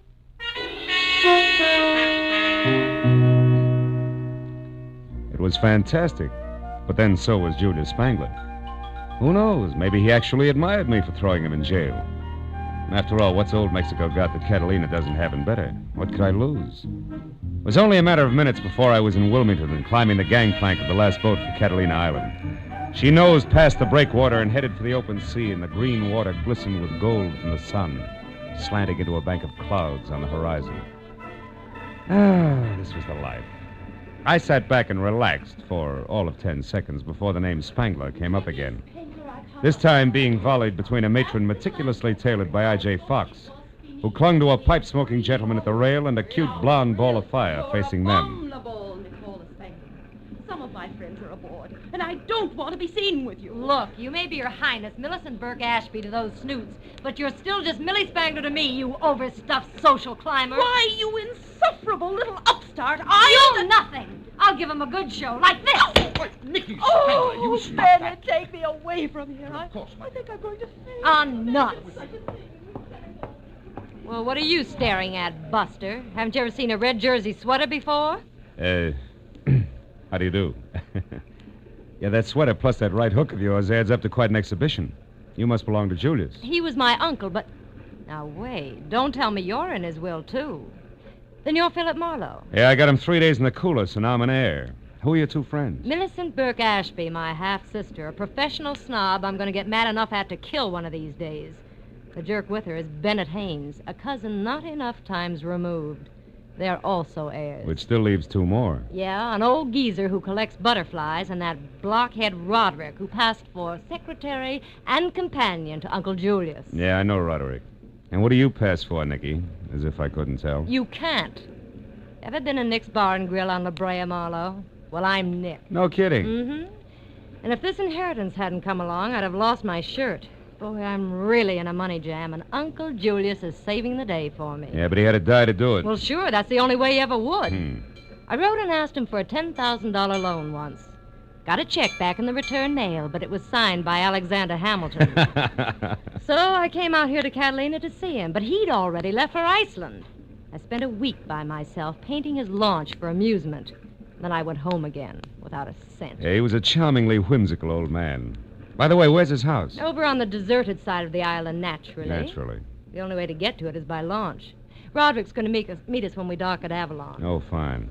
You mean we'll be stuck at Spangler's old house all night? Is that bad, Phil? It's quite lovely. In a lot of ways.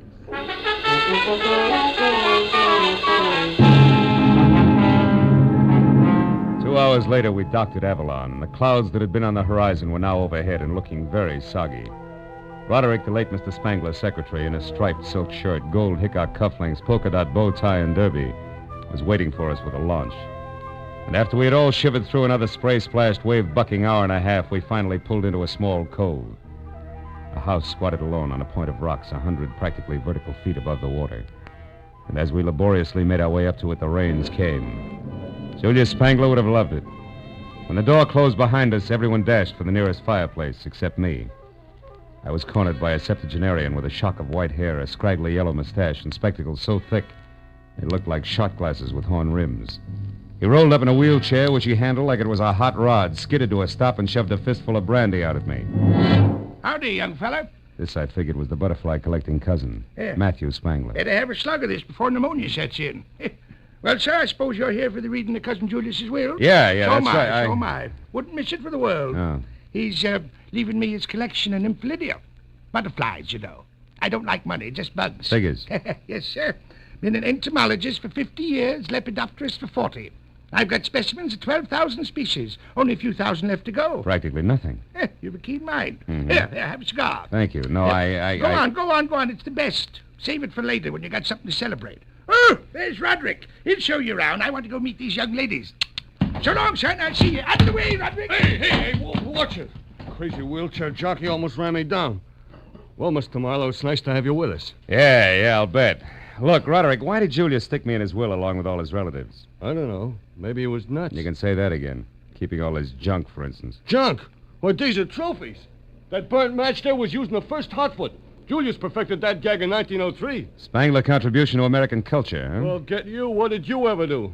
Wait, wise guy. This one's even better. He panicked the whole city with this phony newspaper headline. Here. Report of baby snakes in city water system falls? Yeah. He tells them there's nothing to it, and they still blow their tops. That's tremendous, huh? Yeah, quaint. Julius was right. You got no sense of humor. The lawyer Darwin will read the will in 30 minutes, so be ready.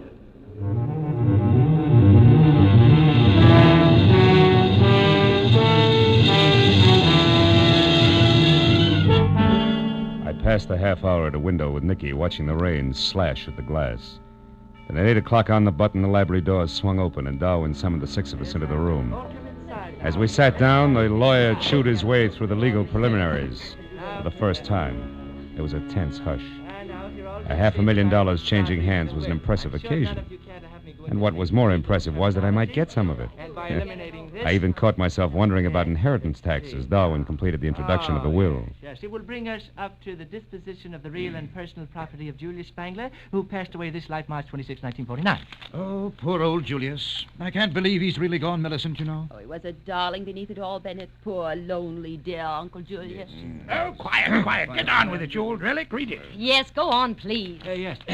Well, very well. First, to my dear cousin Matthew, I leave my cyanide jar, the silk net, and the collection of nymphalidia. Good old Julius. I knew he'd do it. Bless his old bones. Yes, well, to Philip Marlowe, intrepid shamus. That's private detective, I think. Oh. Yes, private detective. With no sense of humor, 10,000 empty beer bottles worth 5 cents apiece. Clean. These aren't. Yes. Well, for this, I skipped Ensenada. I should learn. Oh, Phil, I'm so sorry. Oh, please, Nicky. What did you expect, really? Millicent, be quiet. Go ahead, Darwin. What about us, his real heirs? Yes, well, to Millicent Burke Ashby, grannies, $50,000, which is... Phil, Uncle Julius. Which is the value of a fish market at Central and Northrop Streets on the condition that she personally operate this market for 1 year. Fish market? Oh, good heavens, I think I'm going to faint. Oh, shut up, Matthew. Go on, Darwin. Am I next? Yes, you are. Yes. $75,000 and a dog sled. And a dog sled? Well, what's that for? Why, to get your claim. You see, the money is the assayed minimum value of a gold claim at Point Anxiety, Alaska, which it says here you must develop with your own hands. Why, that doddering old fool. I'll fight this travesty of a will through every court in the state. He'll never get away with this. Oh, wait a minute. You've never worked for anything in your life, Bennett. What was that? Oh, you two got no more than you deserved. Why? What about me, Darwin? I've worked at least. Well, Miss Spangler, I believe you better sit down. To my grandniece, Nicola, who has learned how to work hard for what she wants, I leave my sincere congratulations and $1. Oh, no, he wouldn't. I need money now. And finally, all the remainder of my property, real and personal, I bequeath to a most genteel, brilliant, and loyal man, my secretary, Roderick D. Driscoll. Signed by me this first Now, day ain't that sweet of the old man? Oh, my... You left me all that That's money. Over $300,000 to this baboon here. He'll never get it. I'll call my lawyer. He'll fight you here. Fight, I say. Oh, this is horrible. Yeah, it's too bad, baby. Well, you can have my $500 fortune in old beer bottles. Me for Ensenada. Oh, what's so funny, Matthew? He got what he wanted, Nicky. Let him laugh. I'll say I did. Wow! Shut up, Matthew. Stop it, Matthew. You're hysterical, Matthew. Hysterical, huh? I sure am, kiddo. But Matthew... Get a load of this! We all stood there with our mouths hanging open as the old invalid leaped to his feet, tipped over his wheelchair, made a grab for his shock of white hair with one hand, and ripped it off.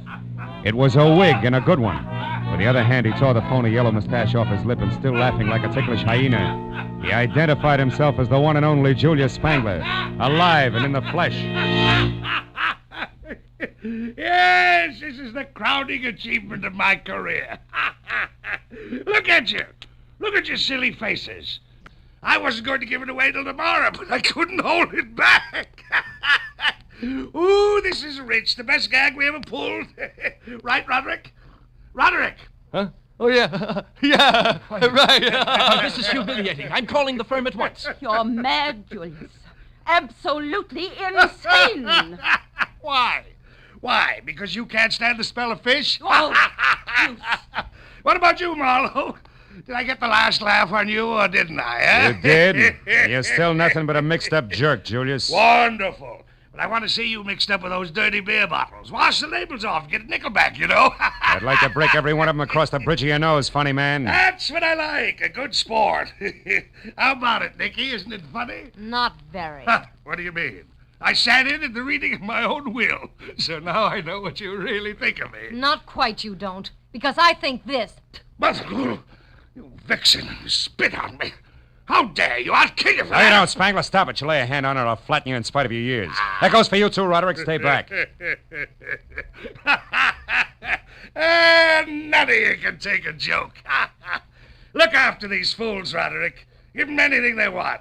I'm going to have a good laugh all by myself.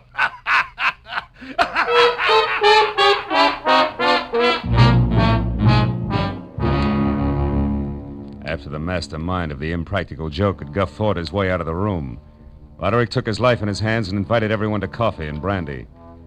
But the zest had gone out of the erstwhile airs like the snap from a second-hand girdle. So without as much as a backward glance, they all went their separate ways to their rooms. All but Marlowe. I drank coffee and brandy, and since the rain had stopped, tried for 20 minutes to threaten, bribe, and argue Roderick out of a way back to Avalon. But he swore it was impossible, and I was about to swear back at him when we heard it. We ran to the French doors at the end of the room and out. Millicent was on the walk outside, her hands clamped against her mouth, staring down at the rocks near the surging water 80 feet below. Mrs. Ashby, what happened? What is it? Millicent, what's the matter? It's Julius. He's down there. He must have fallen. Yeah. Either that or he was pushed by somebody who couldn't take a joke.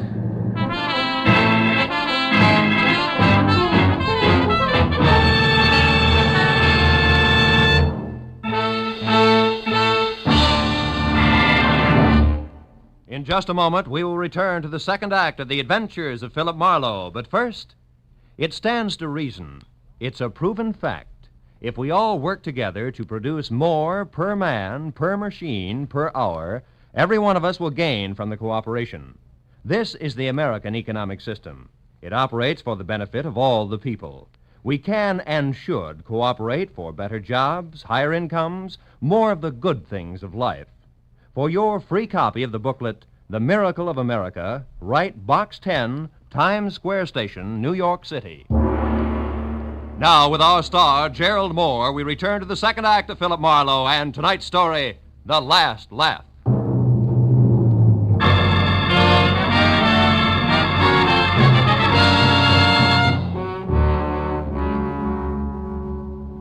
It was 80 feet from Spangler's balcony to the ugly jumble of sharp black rock that lined the shore.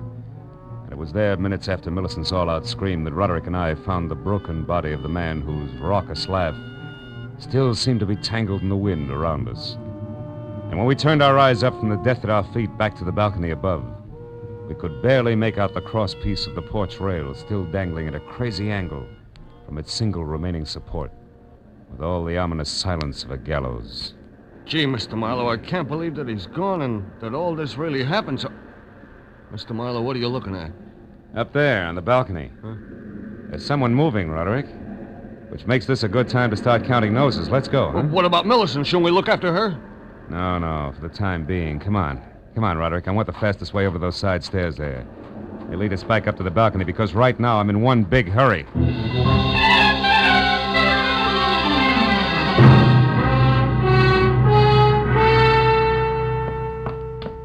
There's nobody here, Marlowe. Are you sure you saw... Hold it. Somebody's coming. Get back away from the rail. Why, it's Bennett Haynes. Yeah. I'm very interested in the spot where that crosspiece came loose from the top of that post. Well, what's he doing there now? I mean, the way he's scratching something across the top of it. The gentleman, Roderick, has forgotten that it rained. Oh. He's trying to strike a match on wet wood.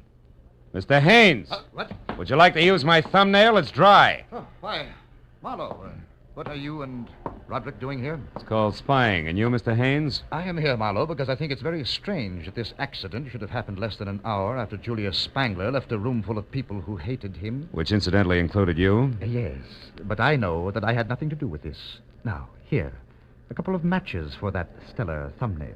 Don't go too close to the edge, Marlowe. Thanks, Roderick, I won't. I'll only go close enough to... Marlowe, if you're staring at that mark across the top of the post, stop wasting your time. I just made it with that match that wouldn't light on wet wood, remember? Mm-hmm. But that mark is not what I'm staring at. It's this green one here on the edges of the top of the post. A mark that could mean somebody pried the crosspiece loose with an object that was covered with green paint. All of which points up two things, huh? First, that someone murdered Spangler by loosening this rail, and second, that I've still got a couple of noses left to count. One belongs to a lawyer named Darwin, and the other to the fancy owner of Nick's Bar and Grill. Oh, what's that? It's Millicent there, down below. In trouble. Come on. Let's follow the leader with me out in front, back down the wooden stairs and over to the spot where Millicent Burke Ashby, the tailored lady, was sprawled over a lot of soft ground. Unhurt, but coming apart at the seams in more ways than one. I sent Bennett Haynes off to find Darwin and then helped Millicent to her feet. Shook well and waited for results. Millicent, make sense. Come on. Take it from the top, will you? Tell us what happened. Oh, it was Nicky. Yeah? I saw her running away from the house. Go on. She was running toward the water. And when you tried to stop her, she knocked you down? Yes, she slapped me and said I should keep my mouth shut. Did she say why? No, she just said something about green paint. Green paint? What about it? Come on, Millicent, think hard. What about the paint? I don't know. What does this mean, Marlowe? We gotta get to Nicky Spangler fast. Roderick, she was headed down toward the water. How many boats are tied up there? Just the launch and a little... Yeah? No, wait a second. There's the outboard. She used to run that herself. All right, then we split. You for the launch and me for the outboard. Now, where is it? We're down there in that boat shed behind the trees. But you better let me take care of that, Marlowe. It's dark and slippery in there, and I know my way around. No, thanks. I'll take my chances. At the moment, I'm very anxious to meet up with that lady again in person. Now, you get to the launch and you, Millicent, back to the house. Whoever finds her, yell. Good and loud.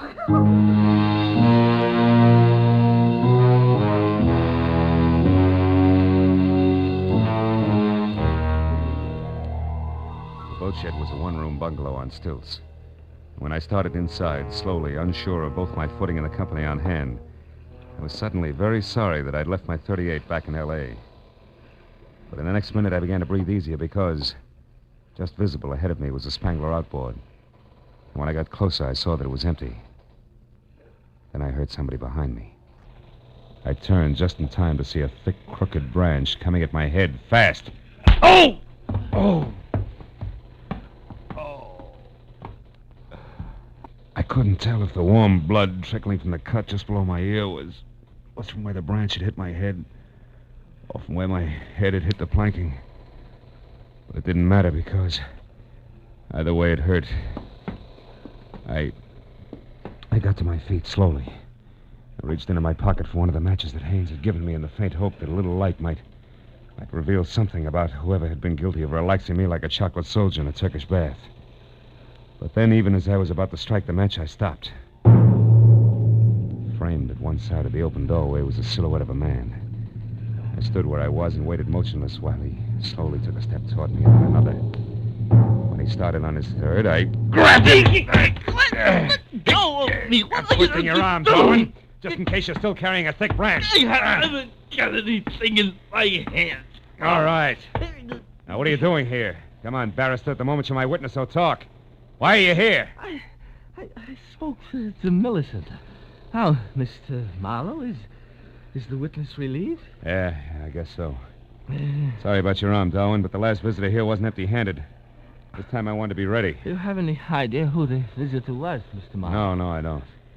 I was just going to strike this match to see if I... Oh, my head. Oh, here, Mr. Marlowe. Let me strike it for you. Thanks. I doubt it'll do any good. Oh. Now, there, you see anything? No, nothing. Well, it was a long shot anyway. And what? What do you say, Mr. Marlowe? What is it? Darwin. Something I should have seen a long time ago. And by that I mean that the launch of Nicky Spangler's my next stop. Goodbye, friend. Thanks for the interruption. It may save a life. It was a 4:40 with plenty of obstacles and no lights from the boat shed down to the launch. But even as I got there, out of breath with the shooting pains in my head making a dartboard out of the lining of my scalp, I knew who had murdered Julia Spangler. What I didn't know were the whys and wherefores of the green paint that had everybody running. A minute later, I quietly climbed aboard the launch and started slowly for the stern where I could hear voices. I knew that the explanation wasn't far off. When I was close enough to see Nicky standing in the reflected light of the moonwash, I didn't have to hear anything because, clenched in her hands and held close to her side, was the answer to the marks I'd seen on the post on Spangler's balcony.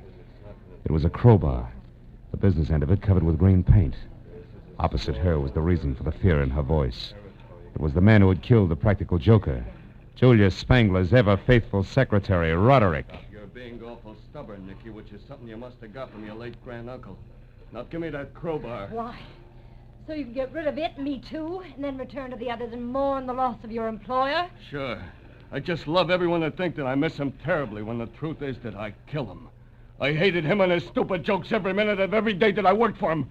Hated him, Nicky, the way I hate you and your snooping ways. Now give me that crowbar! Don't do it, Nicky. Don't move, Roderick. I'll blow your head off. Oh, Phil, thank goodness. I'll get back, Buster, get away from her, and stay in one place or I'll shoot. So help me. Marlowe, he did it. He killed Julius because he hated him. That and a chance at $500,000, right, Broderick? I don't know what you're talking about. Then, oh, my head. What is it, Marlowe? Nothing, honey. I walked into a branch that our friend here was holding a little while ago. I still don't know what you're talking about. And I'll make it real plain. Roderick, you killed Julius Spangler because you wanted to turn his greatest practical joke into a bonanza for yourself. You wanted that screwy Will to stand. Nobody else was in on the gag, not even the lawyer. So nobody else would ever know that it was only a gag. Nor would anybody care that some wacky old cousin who liked butterflies accidentally fell to his death. But, Marlowe, Julius was killed after we all knew the whole thing was only a practical joke. Yeah, but that wasn't part of the original plan, Nicky. Julius wasn't going to unmask himself and the joke about the will until the next morning. Isn't that also correct, Roderick? Yeah, that's correct, smart guy. Yeah. I was going to get everything. But when that failed, I still wanted him to die. And I would have gotten away with that if this dame here hadn't been so curious about those green markings on the railing. And, Roderick, if the same dame hadn't also remembered a crowbar that she'd once spilled some green paint I on. heard enough! Yeah, for the time being, I guess you have... Oh, Marlowe, it's your head again, isn't it? Yeah, isn't it the poor boy? No, you don't, Roderick! Stay back! Oh, Marlowe, you all right? Huh? Are you? Not exactly, honey. Did you get him? Yeah, with the crowbar, no less. No. But you better give me your gun in case he wakes up suddenly. I can't. I haven't got one, baby. You don't have one? But you're going to pass out. What'll I do with him? Oh, baby, there's only one thing to do. Let him have it again.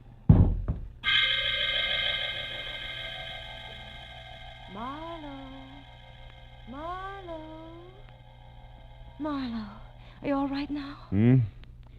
Oh, yeah, I'm all right. What's going on? Oh, Nicky. Mm-hmm, Nicky.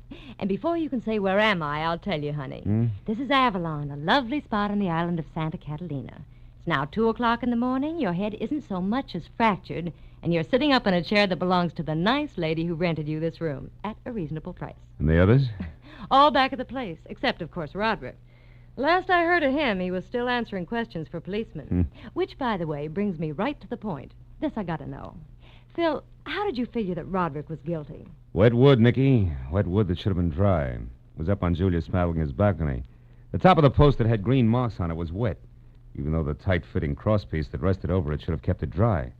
So obviously the rail was pried loose just before the will was read, while it was still raining. How do you figure, Marlowe? Well, because it had stopped raining and the moon was shining by the time Matthew identified himself as Julius Spangler. But no one would have wanted to kill Uncle Julius without having heard the will. Nobody but Roderick, who was in on the whole joke and knew that he was going to get $300,000 out of the phony will.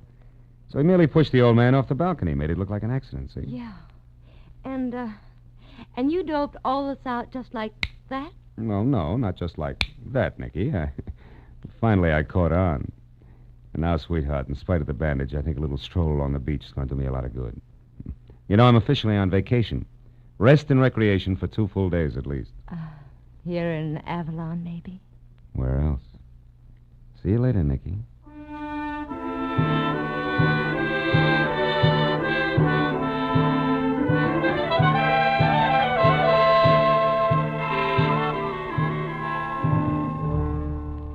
I got outside and down to the pretty strip of beach that runs along behind the spot where the steamer docks. I felt a lot better. I sat down on the moon-drenched sand and relaxed for the first time that night.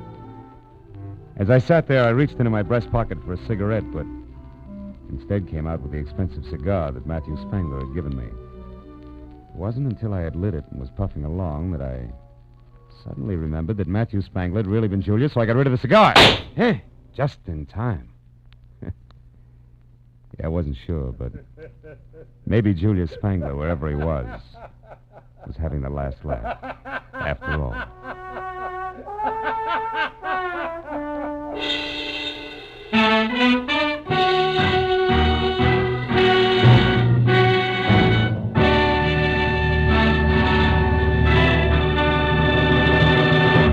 The Adventures of Philip Marlowe, created by Raymond Chandler, star Gerald Moore, and are produced and directed by Norman MacDonald. Script is by Mel Donnelly, Robert Mitchell, and Gene Levitt. Featured in the cast were Ellen Reed as Julia Spangler and Doris Singleton as Nicky, with Ann Morrison, John Daner, Paul Duboff, and Peter Leeds.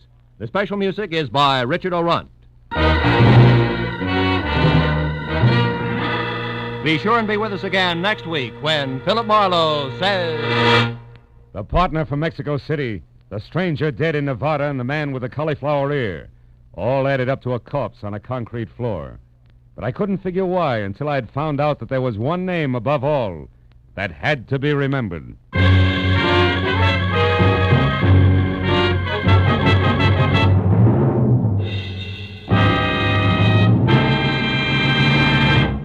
Tonight, CBS's great hour-long Saturday night fun show, Sing It Again, will be back on the air after a week's absence. Be sure to be around later tonight when Sing It Again returns with its phantom voice mystery and its riddle songs, which pay off in wonderful prizes. This is Roy Rowan speaking.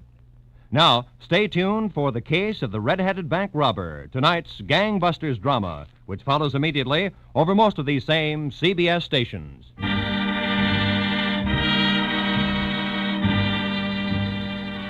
This is CBS, the Columbia Broadcasting System.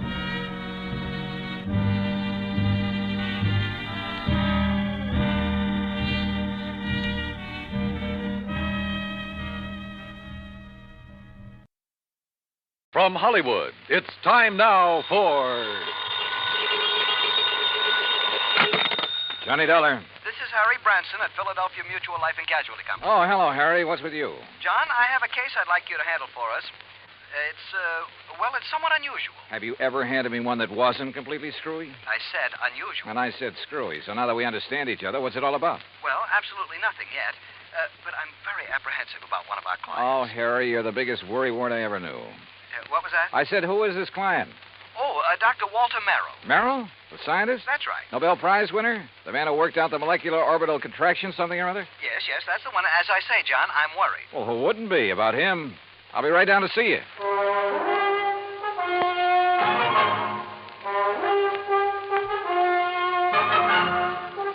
Bob Bailey in the exciting adventures of the man with the action-packed expense account. America's fabulous freelance insurance investigator. Yours truly, Johnny Dollar.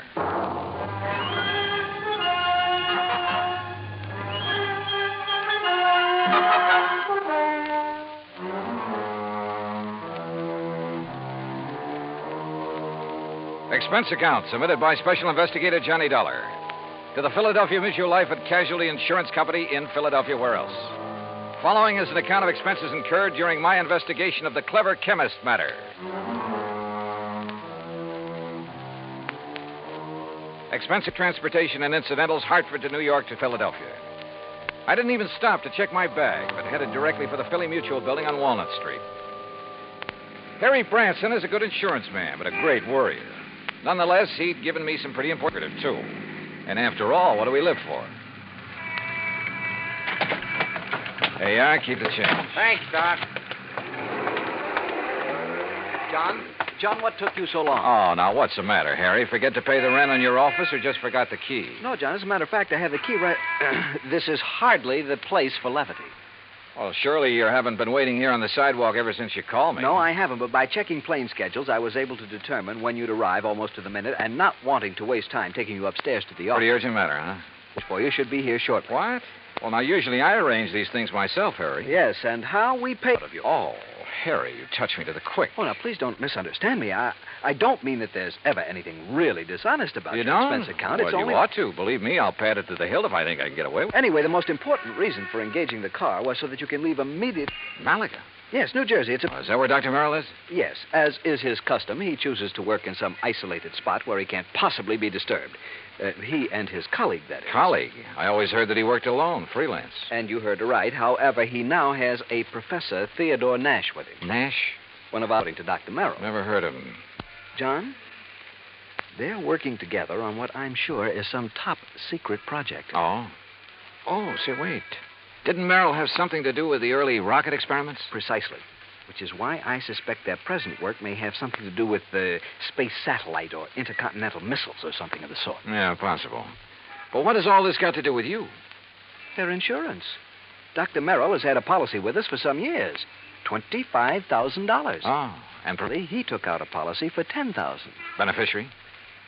Nash made Dr. Merrill his beneficiary. Oh, well, that sort of thing is often done between men working together. Harry, you know that. Yes, so that if anything happens to one, the other will be financially able to carry on what they've started. Sure, right. Which is no doubt why Dr. Merrill changed the beneficiary of his policy to Theodore Nash. So? What's the worry? No sooner was the change made than I received a letter of protest from Dr. Merrill's daughter. Who's she? Mrs. Howard Harding. She and her husband live in West Philadelphia. He's a welder for an aviation company, I think. Well, what did she base her protest on, Harry? She claims her father must have been coerced into changing the policy. Oh, now, wait a minute. That sounds like the hungry relative who complains about being cut out of the will. It might. If Mrs. Harding weren't a perfectly well-balanced, intelligent, and I'm sure quite unselfish person, a completely... Is she good-looking? Well, yes. And real sweet to you? Yes, she is. Well, now, John, I don't know what you're trying to imply. They do it every time. John. Particularly when there's a bit of money involved. Good-looking insurance broker like you. And you're a bachelor, too, aren't you, Harry? John, you're pulling my leg. Oh, Harry. But then I guess we're all suckers for someone like that. That has nothing to do with it. I've had these hunches before, John, and they've always been right. Even you will have to admit that. Yeah, I'll confess that in the cases I've handled for you so far. Well, why don't you call up Dr. Merrill? I think the quaint old fellow would die rather than have a phone near enough to disturb him in his work. Oh, there's your rental car waiting at the curb. So off you go, John, and see what you can find out. Okay, Harry. It all sounds like a lot of nothing you're worried about, but as long as you're willing to pay for it. And I always did like South Jersey this time of year. I drove across the Delaware River Bridge into Jersey and headed for Route 45 to Westville, Woodbury, and finally Pittman, where I picked up Route 47. What Harry had said was true. These hunches of his had a remarkable way of panning out. And yet, who was I to complain? After a pleasant hour's drive through cranberry bog and farm country, through miles of orchards and the intoxicating odor of the peach blossoms, I pulled into the quiet little town of Malaga. Population, I'd say around 500. First stop, the post office. Dr. Merrill? Yeah, sure. You go back the way you came, about a mile, till you see the name Wampus Bung. Wampus what? Wampus means cat. Bung, bungalow. Wampus Bung. Yeah. Yeah, the doctor and the professor got the fourth cottage beyond it.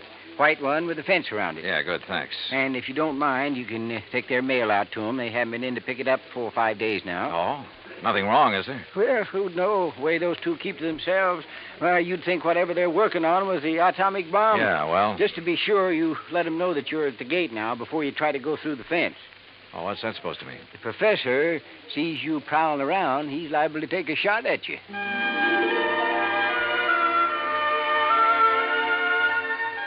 As I drove back and toward the edge of Little Malaga Lake, the idea of getting shot at by anyone living in this peaceful, quiet place seemed ridiculous.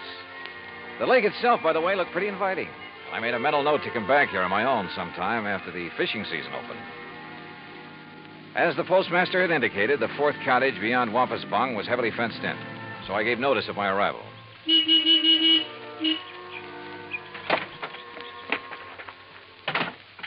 I'd barely left the car when the door of the little cottage opened.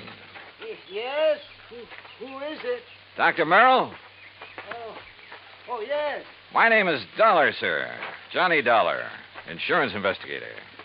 Harry Branson? Yes, sir, that's right. Harry Branson sent me down here to see you. Oh, come in. I'm most glad to see you. Please, come into the house. All right, thank you. Is, Professor Nash here? In the laboratory. But please, As come he spoke, into the sliding house. door on the garage at the side of the house opened. A rather swarthy man stepped out, quickly closed the door, and threw a heavy bolt on it. Then looked over toward us suspiciously. Yes, because it's better that you and I talk in private, alone. Doctor, who is that? Oh, yes, Professor. If we have a visitor, why do you not bring him here where we can both speak to him? Oh, yes, of course.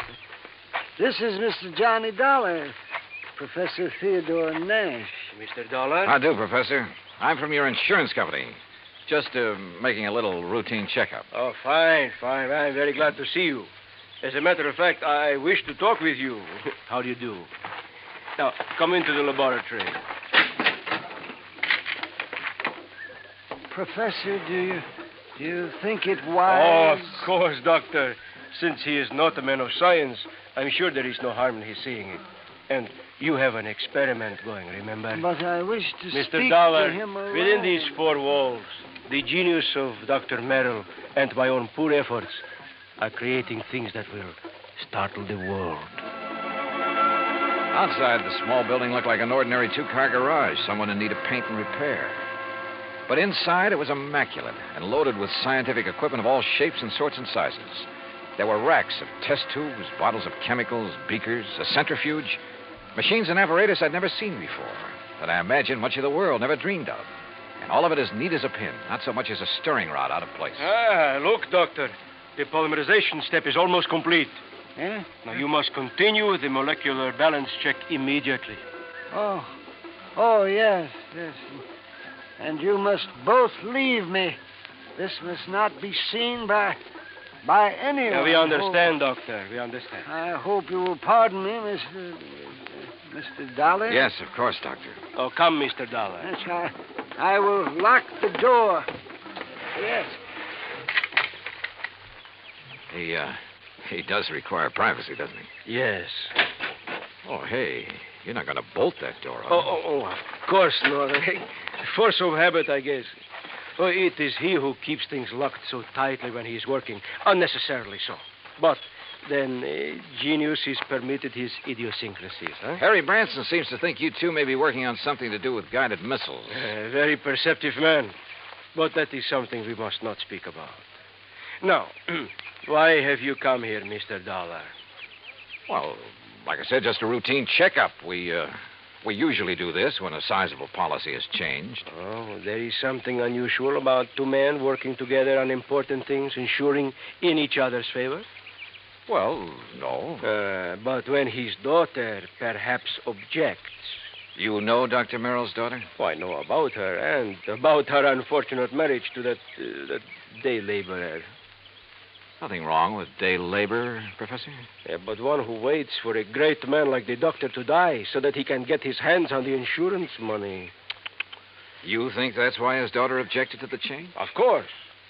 But his money will be used to further his work by me.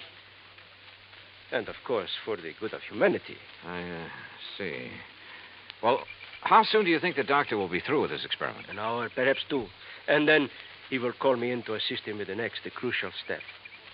But now, about this look, why don't I insurance- run in town, arrange for a place to stay, grab a bite to eat, and then come back here, huh? If you like. I'm sorry we have no room in the cottage. No, to don't put give it you a second up. thought. I'll see you later. Something of Harry Branson's hunch had passed on to me. A strange feeling about the whole setup. There was something wrong about both Merrill and Nash, particularly the latter. Something I couldn't quite put my finger on. Was Dr. Merrill afraid of Nash? I don't know. Item 2, $1 even for a quick bite in a little cafe along the highway after I'd made arrangements for a room for the night in a private home. It was not much over an hour later when I drove back to the little cottage by the lake.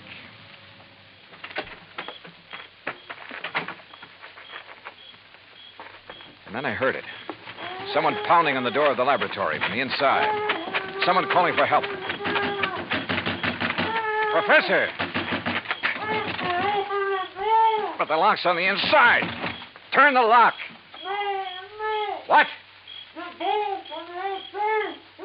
Bolt here on the... Oh, what are you... Oh. Oh, thank heaven. Good Lord, Professor. What happened to you? You look like you've been run over by... Dr. Merrill. Oh, too late. Too late. Professor, what happened here? He beat me. Threw acid at me. The doctor? No, the man.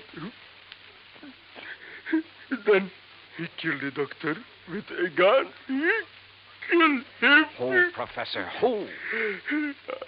I don't know.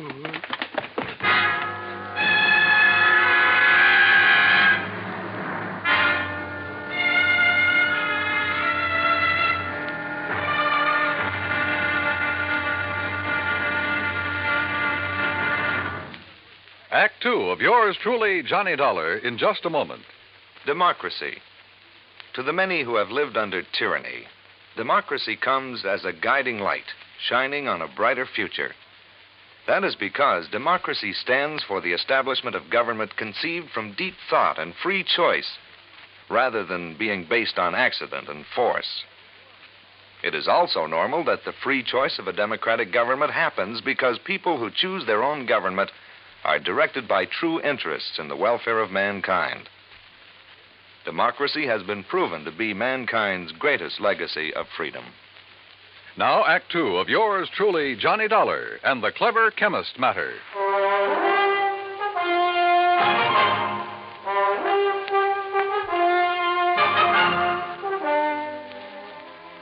Expense account item 3, $10 for the services of one Dr. Frederick Foote, the only resident medico in the little town of Malaga, New Jersey. After pronouncing Dr. Walter Merrill dead, he took the badly beaten Professor Nash to his office clinic.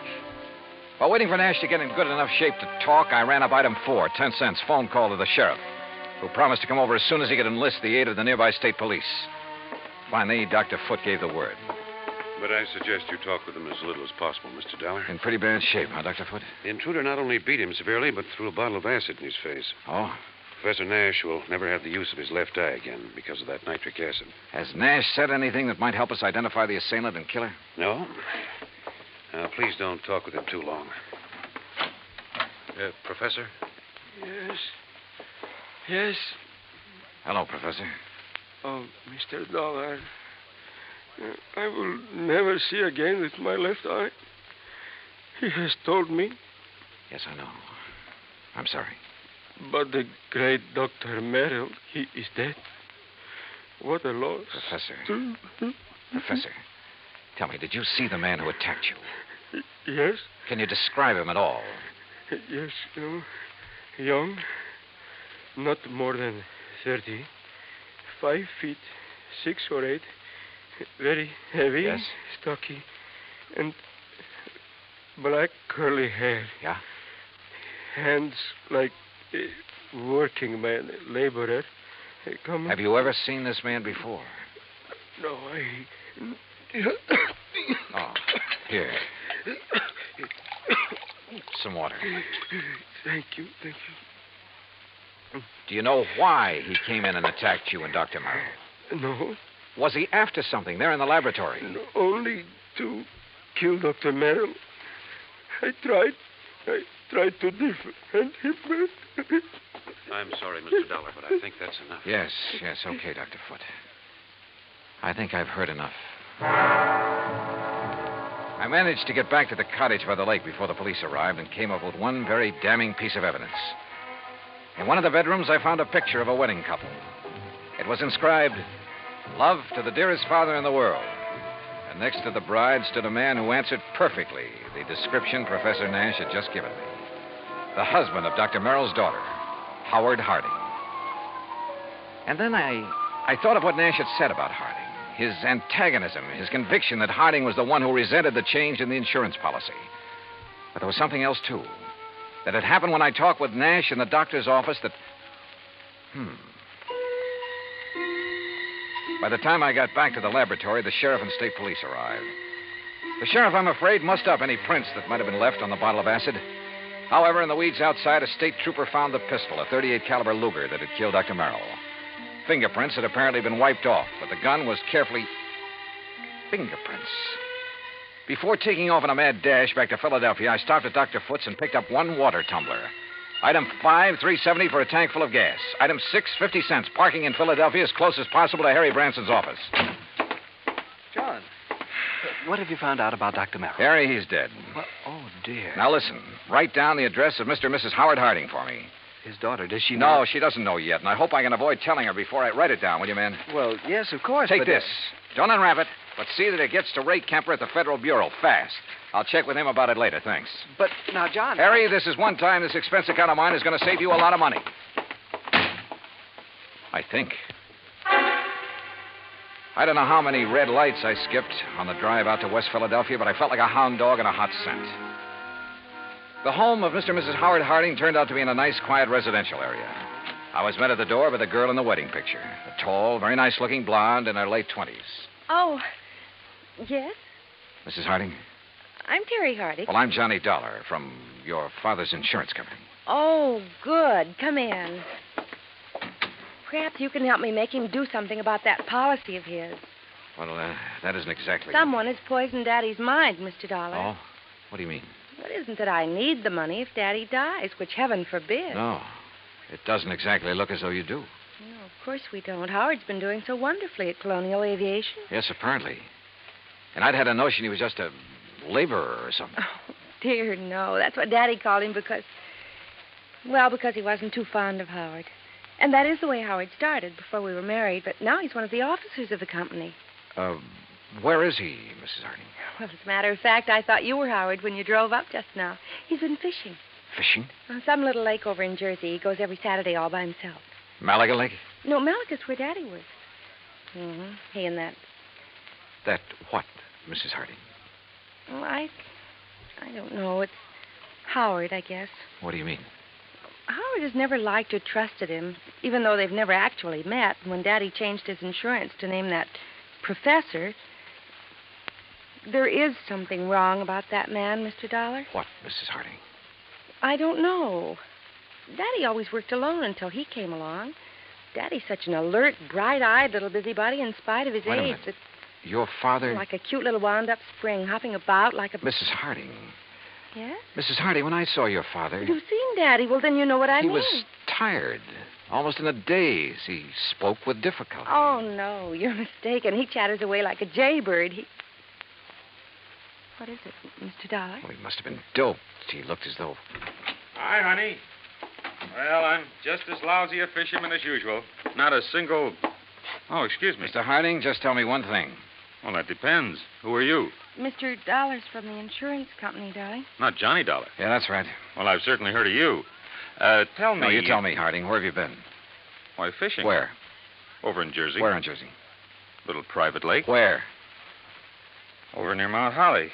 One place I know of where nobody else ever goes, where I can get rid of the cobwebs at my job. Hey, wait a minute, Dollar. What is this? Harding, you've been identified as the man who murdered Dr. Walter Merrill. What? I'm sorry, Mrs. Harding. I'm sorry, but it's true. No, what are you talking about, Dollar? You didn't know about it? Of course not. How could I? Where did it happen? How? At his place in Malaga. Oh. Professor Nash. I'll kill that man. You'll take it easy. You seem to forget that so far you're the only suspect in the case. You're out of your mind. If it was anybody, it was that Nash. Never have trusted that man. And the insurance policy. If anybody killed Dr. Merrill, it was that professor. Now listen to me. Nash was with Dr. Merrill when he was killed there in his laboratory. Of course he was. But Nash was attacked also, beaten, acid thrown at him. He lost the sight of one eye because of it. And I tell you... You're sure? Yes, of course I'm sure. It was I who found them. Nash beating against the inside of the door of that laboratory crying for help. A door that was bolted on the outside. But, Dollar, You're sure of that? I'm sure. Well, I still think... Oh, Terry, I'm sorry, honey. Here, let me... Howard, it's so terrible. Better answer that phone, Howard. Yeah. Hello? Yes? Oh, yes. It's for you, Mr. Dollar. Oh, thanks. Terry, here, come on. You've got to pull yourself together. Johnny Dollar. Right. John, this is Harry Branson. I just received a call from Mr. Kemper at the Federal Bureau. Yes. He says he must see you immediately. Call him back, Harry. Tell him I'll be there in 15 minutes. Harding, just to keep things straight, I wouldn't leave this house if I were you. Well, now, wait a minute, Just Dollar. sit tight. I think you're in the clear. More red lights got passed up on my way into the Philadelphia offices of the Bureau. So Ray Kemper felt that whatever he'd found was important. If so, it would back up one of my suspicions. But in view of the circumstances, that bolted door in the laboratory, for instance, how could it? Important is putting it mildly, Johnny. The prints you found on the water glass, Ray. 3 sets. 1, yours. Yeah, well, naturally. 2, Dr. Frederick Foote, who is currently practicing medicine. I know, in the town of Malaga, New Jersey. That's where the glass came from. Oh, but the 3rd set of prints. Yes. I had to go into the international file for them. And Johnny... Nash? Theodore Nash? Nash. Nashevsky. What? Theodore Nashevsky, chemist from one of our not-so-friendly countries. Huh? Expert on explosives. At one time, he was thought to have attempted to enter this country. That was in 1940. Ray, have you got any pictures on him? Plenty. From the time he was a kid. Here. Tell me how you picked up these prints. The beard in this picture. That looks like him, all right. Yeah, this too, with a shaved head. Almost as though he tried to keep changing his appearance. Johnny... Oh, wait a sec. This picture of him as a youngster, this eye patch on his left eye. Our dossier is pretty complete. He was quite an athlete until he injured that eye. But it doesn't show in these other pictures, and he hasn't a glass eye. No, his eye always looked perfectly natural. But now, Johnny, if you have information... Ray, this has done it for me, thanks. Hey, now, just a I'll minute. see you. Hey, Johnny! This is Kemper. Give me a man to tail Johnny Dollar. All the way back to Malaga, New Jersey, I hoped my rental car would hold together. It did, in spite of the fact I pushed it all the way. International intrigue is a bit out of my line, but this time, so help me, I was beginning to feel like an FBI man. I stopped at state police headquarters along the way, and according to them, Nash was off the hook. Not only because of the acid thrown in his face, but even more important, because of my own testimony that I'd found them locked in that laboratory. I stopped again at the lab. Nothing. Then back to Dr. Foote's office. Very well, Mr. Dollar. When they arrive, I'll insist that they wait for you. All right, thanks, Doctor. Well, Professor, you're sitting up. Oh, have they found anything, Mr. Dollar? Have they found the man who attacked us and killed poor Dr. Merrill? Professor, I think I have. Oh? But tell me something. Yes, of course. Your government doesn't pay you very well, does it? Merrill and I were not working for the government, Mr. Dollar, although, of course, the results of our work... I'm talking about your government, your own real boss. I do not understand. No doubt it's very much interested in anything this country develops in the line of guided missiles, that sort of thing. Mr. Dollar... Now, let me go on. Merrill was doing important work, stuff that would be of great value to any country in the world. Of course. Your country would have paid you well for the results of his work. But, brother, they'll never get it. I do not know what you are talking Money, about. the loot from Merrill's insurance, sure. Sure, it was enough to get you out of here after you'd gained the knowledge you need of Merrill's work. See here, Dollar. After you'd killed him, before he could give to his country, the United States, what he'd invented. You are a fool. I was beaten, The poor old man put up a pretty stiff fight, didn't he? Do you think I would have done this to myself? You My gave eye... yourself away earlier when you reached out for a glass of water I handed you right here in this room. A man who'd lost his sight in one eye would have lost his aim until he got used to it. Funny, though, it didn't come to me until You later. are mad. You haven't seen out of that left eye since you were a kid. I tell you, you are mad. And a little acid burn to make it look like somebody had thrown it at you would be well worth the alibi it gave you. Fyodor. That's right, Fyodor Nashevsky. Listen to me. You were the one who found us locked in, the door bolted from the outside. You found us. Yeah. Also the cord, the string you used to pull the bolt to. That you looped over the bolt and pulled after you got inside. You couldn't have. I dropped it in the vat of acid. Yeah. Thanks. I was bluffing. But I made a lucky guess. What? Oh, what a brain. Nashevsky, I'm sure glad you're not working on our side.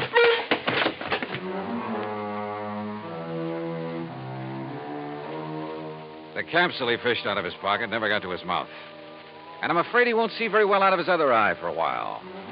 My knuckles still hurt. And it was lucky for him that the police arrived. I'm afraid I don't like guys like him. Expense account total, including all the incidentals I could think of, and transportation back to Hartford, $84.35. Remarks?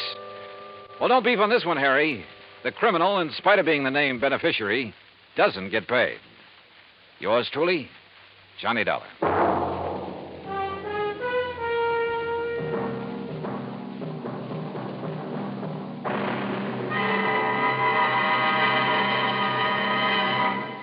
Now, here is our star to tell you about next week's story. Next week, a real close look at a little-known but very dramatic side of Hollywood. Join us, won't you? Yours truly, Johnny Dollar.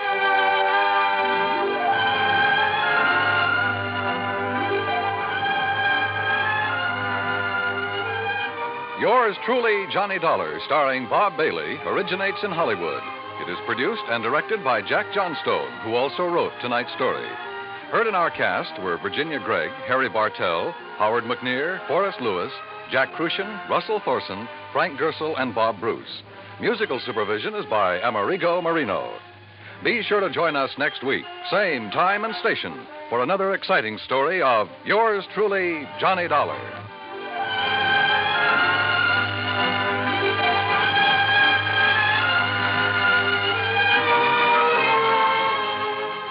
Johnny Dollar has come to you through the worldwide facilities of the United States Armed Forces Radio and Television Service.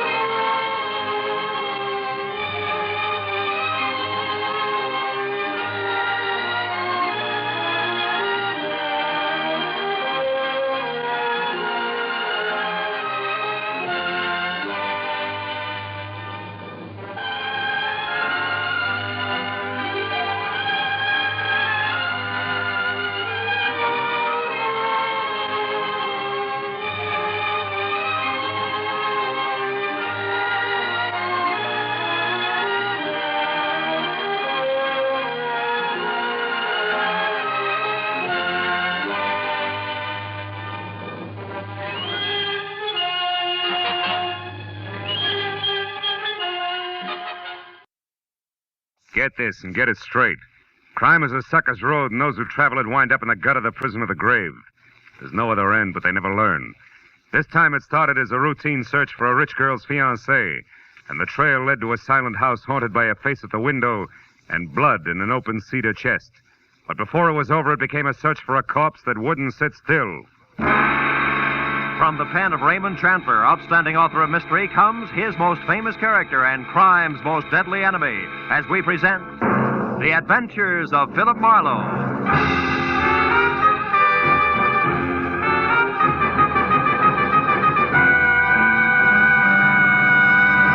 Now, with Gerald Moore, starred as Philip Marlowe, we bring you tonight's exciting story, The Busy Body.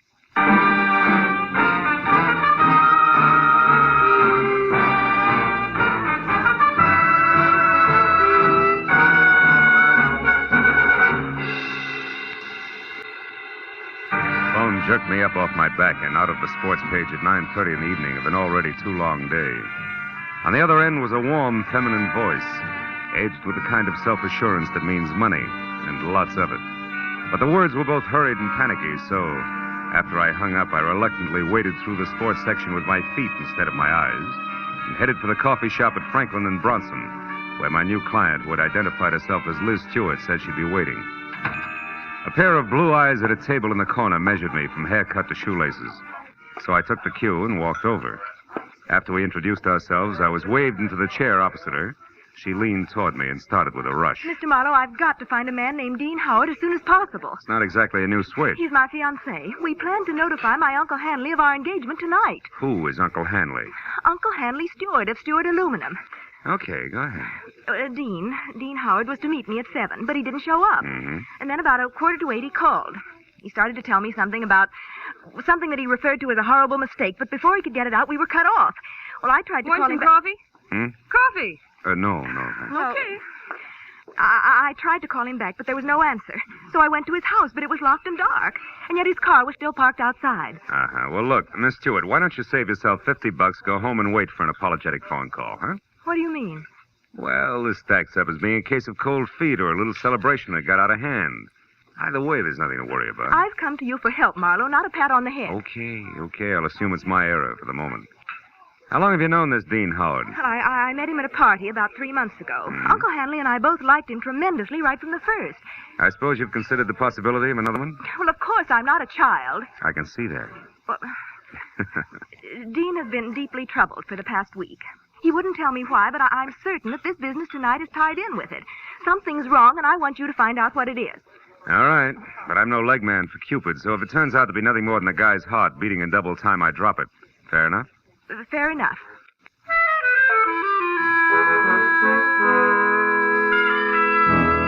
She gave me a short list of posh joints she and Dean Howard sometimes visited, and his address, which was 312 Normandy. She said I could reach her at home, which was 28 Roxbury Drive in Beverly Hills. Well, $50 is $50, so after she left, I spent a handful of nickels checking the list by phone and drew a complete blank. So I drove out Los Feliz to Normandy and found the number, 312. As I walked up to the door and leaned on the bell, I got the feeling that I was being watched. There was no answer, so I tried the door. It was locked. I threw a look over my shoulder as I walked around the side of the house and caught a glimpse of a face in a window next door, just before the curtain was dropped back into place. The back door of 312 was locked, too, I found out, as did the face next door, which was watching me again from one of the rear windows. There was one answer to that, so I went out in the street and up the steps of the house next door and knocked, good and loud.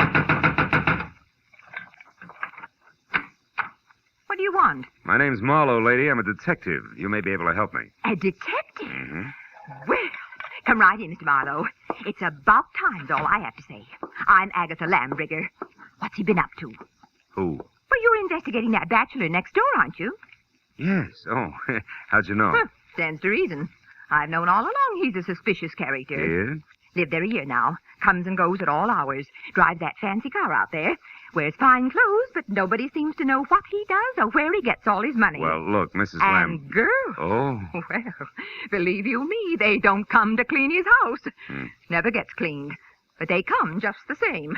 Why, only tonight there was one. Some blonde in a white dress. I tell you, I've never Mrs. Lambrigger, did the girl go inside? Well, no. But she tried to. The door was locked. And it's Miss Lambrigger. Oh, how stupid of me. Well, tell me, did you notice Mr. Howard come home tonight? Well, I didn't exactly see him come home. But he was over there all right. And not alone either. Is that so? Another girl? No, it was only some man. Oh. But it still bears out what I've been saying. Because I just happened to glance out of my window at this one here across from that one of his, you see. Yes, sure. Well, a light was on over there. And I could look straight down a hallway. And do you know what? What? Those two grown men were roughhousing like a pair of hoodlums in that hall. Wrestling they were, like ordinary ruffians. I tell you, I never saw the like. I got a good look at him, and I'd certainly know him if I saw him again. Well, how'd the fight come out? Fight? Yeah. What the... Oh, the fight. Well, I can't say about that. My phone rang. It was Lenore Crowley. She simply talks her ear off you when she gets started. So when I finally got back to the window, when I happened to look out again, it was dark over there. So I never did find out what actually happened. But Yes, I well, think thanks that very much for your help. I really must run. Oh, and another thing. The noise and the drinking that's gone on in that house. Why, you wouldn't believe it. Oh, you're leaving? As soon as possible, yeah. But you still haven't told me what he's up to. Well, I'm not at liberty to do that. Oh, that's a shame. Yeah. Well, I'll be here all the time, you know, and I'll certainly keep an eye on that house. Oh, I can't tell you how much I appreciate your going to all this trouble just for me. Bonsoir, Miss Lambrigger.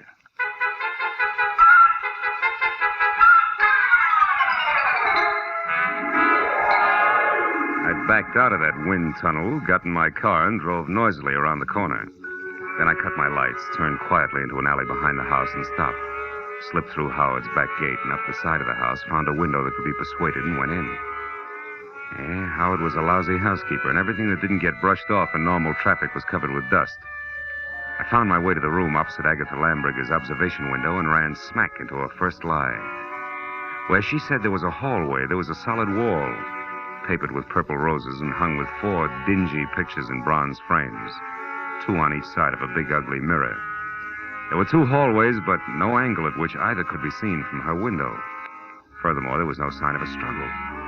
One hall led to the study, the other to the bedroom, and I checked both. But still, there was no indication of a fight.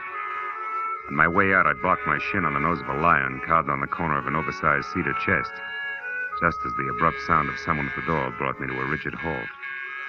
Whoever it was had the patience of an 8-year-old on circus day. So I set myself up as the type who might live in a joint like this and answered. What's the matter with the lights, Howard? Blow a fuse? Or could this be some new economy measure? I like it this way. I don't think I know you. You should, Howard, you should. I called you yesterday about a certain money matter. The name is Leo. Don't go for your gun, Howard. Well, since yours is pointed at my 3rd rib, why should I? Well, like I told you on the phone, my boss is anxious. You're way overdue, Howard. I want that $50,000 the boss loaned you 3 months ago. Have it for me the day after tomorrow. All of it. Without fail. He knows I'm good for my debts. Why all the pressure? Well, maybe he figures your investments aren't so smart. Like maybe you've been blowing too much on that second-rate canary, Carol. Oh, yeah, Carol. I remember. She's your girl. Well, that's none of my business. See you day after tomorrow about the same time. And if you get a headache from worrying about paying off, just think of the one you'll have if you don't pay. It'll be like 10 times this. Oh! Good night.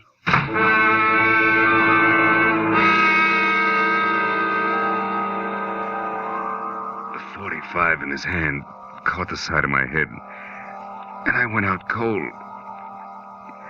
When I opened my eyes, the room had shrunk until there wasn't enough space left to stretch out in. And the climb to my feet, was as easy as roller skating through a log jam. And it wasn't until I found a match and had a light that I knew why. Somebody had moved me from the front door and crammed me into a broom closet like a bag of wet wash. When I got out, I saw that my cubbyhole was off the hall of the bedroom. I listened, but there was no sound in the house, so I started moving. But stopped when I noticed something else. The big cedar chest with carved lions on the corners that had been closed before now was standing open. I struck another match. Inside on the bottom was a thick red puddle of blood. Blew out the match and was in the middle of a mental apology to Liz Stewart when it came. I ran for the front door in time to see Agatha charge out of the driveway and down the street. Stark terror twisting her face. Help! Hey, Miss Lambringer, hold it! Oh, Mr. Marlowe! Mr. Marlowe! What is it? What happened? I saw him, Mr. Marlowe. I saw him. Up at the alley near the hedge. He's dead, Mr. Marlowe. Dead in my backyard. All right. Now take it easy, Agatha. Who was it? He's there now, lying on his back close to the hedge, and he's dead. What'll we do? Come on, we'll have a look. You can show me where he is. Well, all right. He's right back here. I happened to look out my rear window, and I saw something move. The dogs had been getting in my pansies lately, and I thought this was another. So I came out to chase him away. That's when I saw the body. It's right back here. It's gone. Mm-hmm. Now, look, Miss Lambringer. I've got a headache. I'm getting a little tired of this. You saw a body here just like you saw a fight in a hallway from your window. You're so anxious to be in the middle of things, you'd make up any kind of a story. No, I'm not. No, I'm not. I saw that fight, and I saw Dean Howard's body, too. It was here, I tell you. Where? Show me exactly. Well, right about there, I'd say. Oh, sure. And I suppose it... Hey, wait a minute. Yeah. My apologies, baby. There is something here. Could be blood. Here's 2 dimes and a bar receipt from the tulip room on the strip. Oh, good heavens. What'll you do now? Raid the place?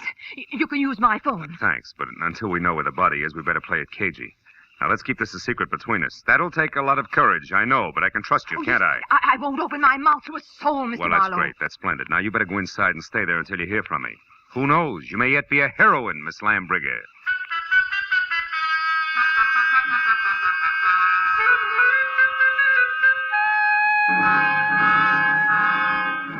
The bar receipt was a long shot. When I was still 2 blocks away from the tulip room, I knew it had paid off because a fluorescent banner, 4x12, draped over the front of the squat square building, extolled the vocal virtues of one Carol Cody. I parked across the street, went in, and found a dressing room door and knocked. She distinctly said, "Come in," but when I did, I thought the room was empty, until a small handful of spangled satin costume hopped up from behind a screen in the corner. I made a sight-unseen introduction. It was only a moment later that a tall brunette, filling a white silk blouse and snug, dark slacks, stepped out. Tossed a few pounds of glossy black hair away from her face and gestured me into a chair. Which paper did you say you were from, Marlowe? I didn't, honey. I'm a private detective. I can't use it. Don't give odds on it, baby. Not yet, anyway, huh? Let's talk first. For instance, what's with you and Dean Howard? Dean Howard is a low-crawling thing. That's strange. Had it you loved him. I did until tonight when I found out that he has two heads. That's so he can lie and keep a straight face with one while he laughs up his sleeve with the other. Nuts to him. Nuts to Liz Stewart and her money and nuts to you. I hate Dean Howard enough to kill him, and I might just do that. I don't think you will, no, because somebody beat you to it. You mean Howard's dead? Looks that way, yeah. I'm not sure because he won't stay in one place long enough. Well, if you're trying to shock me, you're wasting your time. I'm not sorry. I think we've got company. Keep talking, I'll get him. As you say, my friend, the music business is just as lousy as any other dodge, and I can prove it. Come here. You're a good listener, Bud, so join the party. Who are you? Why are you listening out there? Come on. No, just a minute. I wasn't listening. I was looking for you, Marlowe. I'm Ward Odom, Mr. Hanley Stewart's assistant. You're doing fine. Don't stop now. Well, ever since I learned that Miss Stewart hired you, Marlowe, I've been trying to talk to you. I followed you here from that place on Normandy because I must know what you found out so far. Why? What business is it of yours? Because, Mr. Marlowe, I doubt very much that you even know of the robbery. Robbery? What robbery? More than $40,000 worth of negotiable securities was stolen from Mr. Stewart's safe this evening. You get all your information at keyholes? And I have reason to believe that the man you're looking for took them. Of course, I don't dare accuse him without proof of his relationship with Liz, Mr. Stewart's niece. If I were wrong, it would cost me my job. Odom, did Liz know about the robbery when she hired me? Why, of course. Oh, brother. Look, see this? Her name is Carol. She's involved right up to her mascara in the whole mess. Don't let her out of your sight till I get back. Me? Why, you cheap shot. Shut up. And as for being cheap, I'll take care of you when I get back.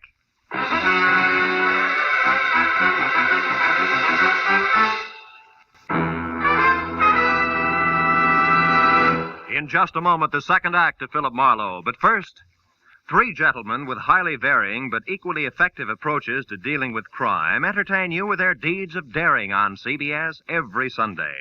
Jethro Dumont, alias the Green Llama, Police Commissioner Bill Grant of Call the Police, and Dashiell Hammett's Sam Spade. These three sterling gentlemen all make their appearances tomorrow on most of these same CBS network stations. And now with our star, Gerald Moore, we return to the second act of Philip Marlowe and tonight's story, The Busy Body.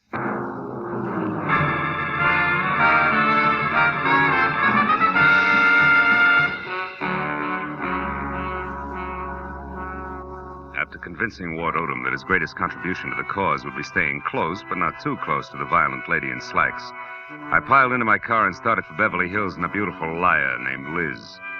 I didn't stop until I was at number 28 Roxbury Drive, out of my car and walking fast up the semicircle of gravel driveway that led to the carefully antique front door. But then, for two good reasons, I stopped again. The first, a squad car parked ahead of me that said everybody except Marlowe knew all about the bonds Mr. Hanley Stewart could no longer call his own. The second reason, and more important, was my client, Liz Stewart, sneaking out of a side door and hurrying toward a gray coupe. I stepped back into the shadow of a squat palm and waited for her to come abreast of me. Late date, Miss Stewart? What? Marlowe, why, you startled me. Considering everything, it's the least I can do. What do you mean? I don't like clients who lie to me. So if you don't mind, I'll just stroll along with you while you assure me you can explain everything. But I can, Marlowe. Just give me a chance, please. All right. Why didn't you tell me that 40 grand worth of negotiable bonds disappeared from your uncle's safe at the same time as Howard? Oh, because I didn't want you to be prejudiced, to be looking for a thief from the start. If Dean did take those bonds, he had a reason. Like being fond of money? No, like being forced to do what he did. All right, let's say he was forced. What then? Well, then I wanted to help him, to get to him before the police. They'd arrest him in a minute. And you, on the other hand, would get the bonds back to your uncle, convince him it was all a mistake, and talk him out of telling the law, huh? And with your own dough, you would help Howard out of the spot he was in. Is that it? Yes. But you haven't proved that Dean took the bonds. No, I haven't. Could have been anyone who knew the combination of the library safe. Which includes how many? Aside from Uncle Han and myself, just the family lawyer and Mr. Odom. Yeah, what about Odom? Could he have done it, Liz? No, I don't think so, as much as I dislike him. You see, Marlowe, for years, Odom's been very close to Uncle Han. He's had 1,000 opportunities to steal if he wanted to, or like this afternoon, for instance. He had $10,000 worth of the bonds with him today. What was he doing with all that dough, paying gas bills? He was going to sell them for my uncle. But the transaction fell through, so he brought them back to the house and put them back in the safe. Anyway, Marlowe, I don't think he'd have the courage to steal. I know what you mean. I've already met Mr. Odom. When? Oh, about a half hour ago. In a nightclub called the Tulip Room. Odom thinks Dean is guilty, Liz, but he's afraid to mention it publicly till he knows a little more. What's a nightclub got to do with Dean? Carol Cody. Who? She's Dean's girlfriend. Marlowe, you're crazy. I talked to her, honey. She's a singer there. Told me that she and Howard were more than chummy, but that she gave him the air tonight when she found out about you. And you believe that? Mm-hmm. Now that I've had a little time, I believe even more. The tales that she never bothered to mention, the tales like Dean Howard and Carol Cody playing you for a sucker. He gains your confidence, then the combination of the safe, and then goodbye. But you see, the end was a switch, Liz. Dean didn't... Dean didn't what? Hmm? What is it, Marlowe? What are you staring at? Back in my car there. That's not gas dripping on the driveway. The color's too red. Liz, stay back. No, Marlowe. I don't want to. I want to... Marlowe! It's Dean. He's dead, Marlowe! Yeah. That, Liz, is the switch I was talking about. I think Dean Howard not only crossed you, but Carol Cody as well. She did it! She killed him! She killed him because she All found right, out. all right. Now listen. Get inside. Tell the police about this. Do you hear me? But first, give me a 5-minute lead. I'll take your car. I want to get to Carol Cody before the law does. Without saying another word, Liz Stewart, her face drawn and streaked with tears, handed me the keys to her car, then turned and walked slowly back to the house. I took one long look at the blood-soaked shirt front on the body I'd had been a step behind all night, then got into Liz's car and pointed it back toward the Tulip Room. 20 minutes later, when my knock on the locked dressing room door brought no answer, I had kicked my way in. Alone and half-conscious in the middle of the floor was Ward Odom, the man I'd assigned to stand sentry over the brunette. Oh, Marlowe, she tricked me. Asked for a cigarette, and I went to light it. She swung. Made ads, Odom, and you're lucky she let it go at that.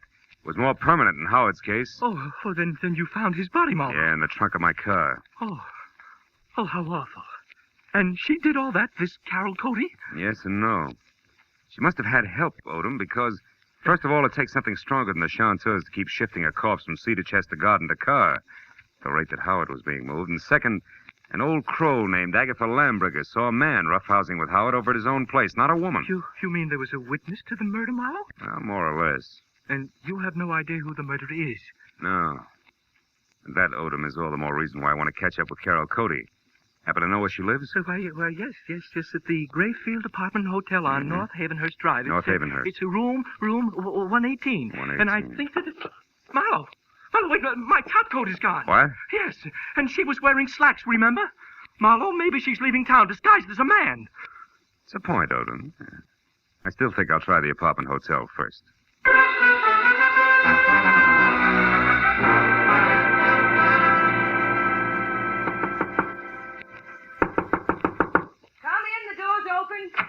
The bags are over there, boy. Did you get the check? Marlowe, what are you doing here? Not doubling for a bellhop, so get over there, sit down, and keep your hands in your lap, because if I have to, I'll shoot. But I don't understand. I'll make it real plain. I think you murdered Dean Howard because he double-crossed you after he emptied Hanley Stewart's safe. And I think you're out of your mind. Which brings us to a position called stalemate, and that in turn makes this a good time to call the cops. I didn't kill Dean. I swear I didn't. Oh, listen to me. What you said about Dean double-crossing me after he stole the bonds is true, but not the way you think it is. Second verse. He didn't want to just cut me out of my share, Marlowe. He wanted to return all the bonds intact. He really fell in love with Liz Stewart and decided to play all-American boy. You mean he decided to call it all off after he'd stolen the bonds? Yes, Marlowe. That was the reason we argued tonight. Now, it's a stronger reason than one I already had for your committing murder, baby. You wanted that money bad. No, you're wrong. Come back here. Why did you belt Odom and run? And don't bother denying that you did, because I just left him. And he's minus good health and that top coat over there. So if you think I can explain that. I was scared that a confession out of Dean would get me into hot water. And when you showed and then Odom, Just a minute, Carol. But Marlowe, Just a minute, will you? I think I've got the answer. What answer? It's dust, Carol. Dust and what an old gossip swears she saw from a window. Right now, I've got to get over to her place before she ends up looking like the late Mr. Howard. Well, then you believe me, Marlowe, about not killing Dean. I don't know. But since you've been in this cheap swindle from the start, we'll just tuck you into an old-fashioned wardrobe. Just for safekeeping, baby.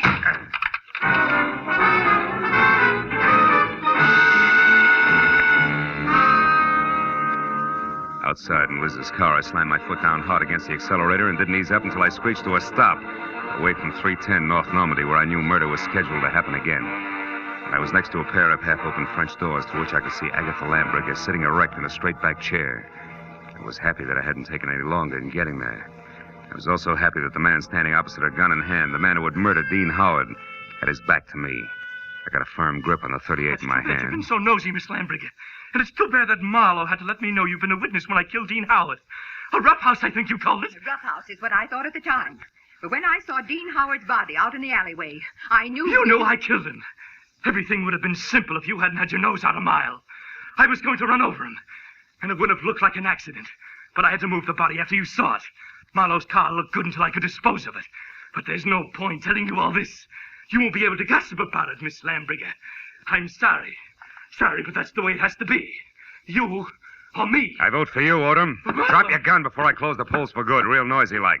Come on, drop it. No, don't shoot. I dropped it. Okay. I'll move to the middle of the room, hands high. Marlowe, I didn't want to do it, but I had to kill him. Dean Howard was going to return the bonds he took. Marlowe, and that would have left you in a me. spot, wouldn't it? Because Howard only stole 30 grand out of that safe. You were taking 10 grand to legitimately sell for your boss. I know what And when you went to return them, you saw there'd been a theft. And you decided to make the most of it and let somebody else take the rap for the whole 40 grand. Don't worry, a man who shoots another man in the back has no guts. He won't try anything while I'm looking at him. No, Marlowe. I don't have any more guts than it takes to jump behind a woman's skirt. Olivia, choke to death. If you take one more step. Now lower your gun and listen. All right, let her go, Odom. Sure, let it go. Just as long as you cooperate, Marlowe. Marlowe, don't be a fool. Shut up. Shut up. Shoot. You kill me anyway. Shoot. No. Shoot. No, don't shoot. No, don't shoot. Don't shoot.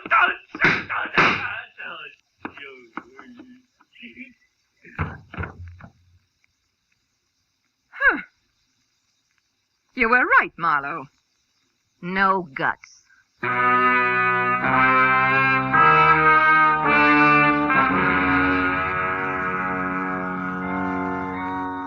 It was an ambulance, a half a dozen squad cars, and a police captain included, and 3 long hours of questions and answers in triplicate later, before 310 North Normandy and environs settled back to being just another quiet house on just another quiet street. With, of course, the exception of Miss Agatha Lambriger, who now would never return to normalcy. And as we sipped hot tea together, and a clock someplace deep in another room struck twice.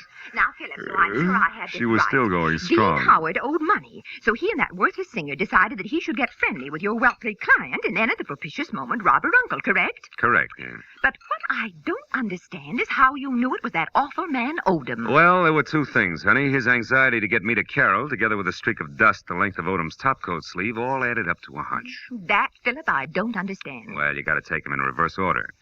I saw dust on Odom's topcoat sleeve when I was in Carol Cody's apartment. That reminded me of the dust all over Howard's place. Oh, a mess, that house. Yeah, luckily. And the dust was the length of the sleeve, as though somebody had brushed against the wall, coated thick with it. As one would in searching for something, That's right. Now, there's another thing. You saw Howard and another man roughhousing in a hall by looking out of that window there. Mm-hmm. Where, Miss Lambriger, no hall is visible, but where there is a mirror. Oh, then you mean I actually saw a reflection. Yes, darling, you did. Dean Howard hid the bonds behind the mirror. Which tilted so that I saw the reflection of a side hall. That's right. Well, now, Philip, one last question. Why did Odom move the body? Well, if it's the last, I'll answer it. Because he didn't want Howard's death to appear a murder on the night the bonds were stolen. It was better if he died accidentally and wasn't connected with a theft. Oh, I see. Yeah, well, now look, Miss Lambriger. Excuse me, I'll only be a minute. Yeah, but Miss Lambriger. Hello? Oh, hello, Judith.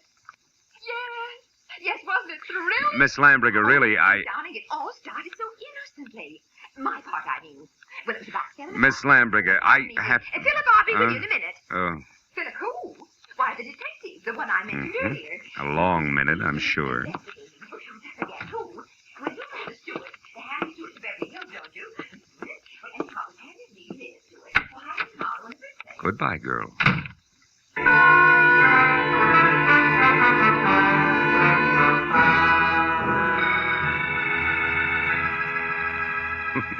When I got outside, the silence was deafening.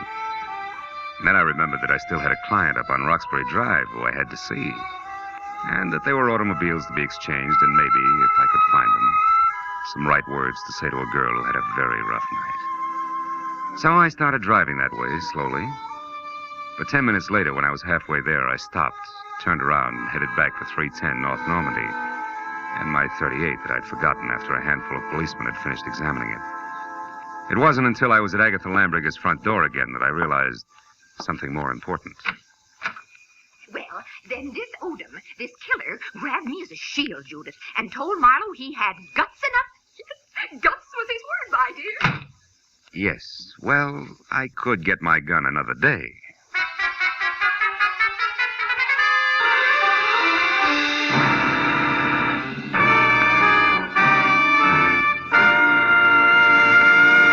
The Adventures of Philip Marlowe, bringing you Raymond Chandler's most famous character and star, Gerald Moore, and are produced and directed by Norman MacDonald.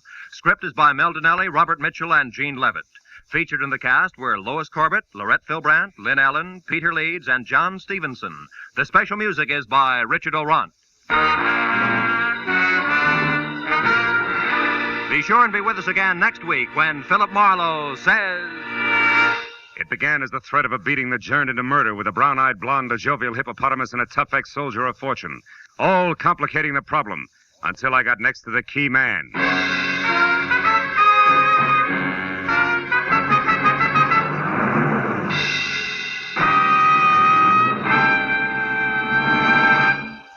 Will you be listening when $51,000 go on the block during Sing It Again tonight? $26,000 in fabulous prizes for solving the mystery of the Phantom Voice, and additional $25,000 in cold, hard cash for answering only one more question about the Phantom. There's many another prize, too, for unriddling the smart, tuneful little riddle songs that keep Sing It Again moving at a terrific clip for the hour that it's on the air. It'll be here a little later on most of these same CBS network stations. This is Roy Rowan speaking. Stay tuned now for Gangbusters, which follows immediately over most of these same CBS stations. This is CBS, the Columbia Broadcasting System.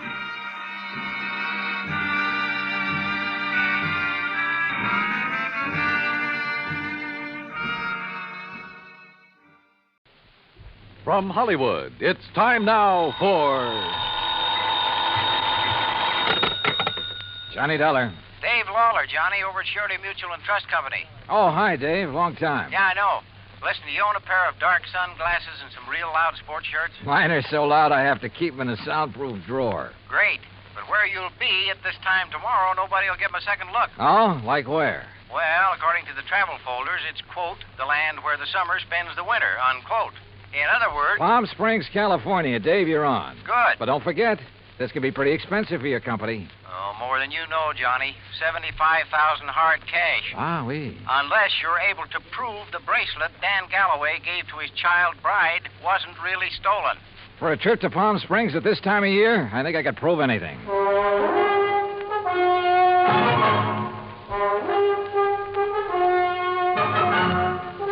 Bob Bailey in the exciting adventures of the man with the action-packed expense account. America's fabulous freelance insurance investigator. Yours truly, Johnny Dollar.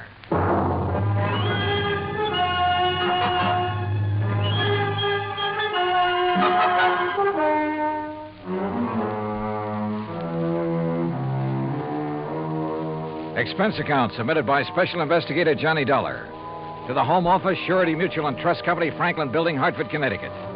Following is an account of expenses incurred during my investigation of the Suntan oil matter.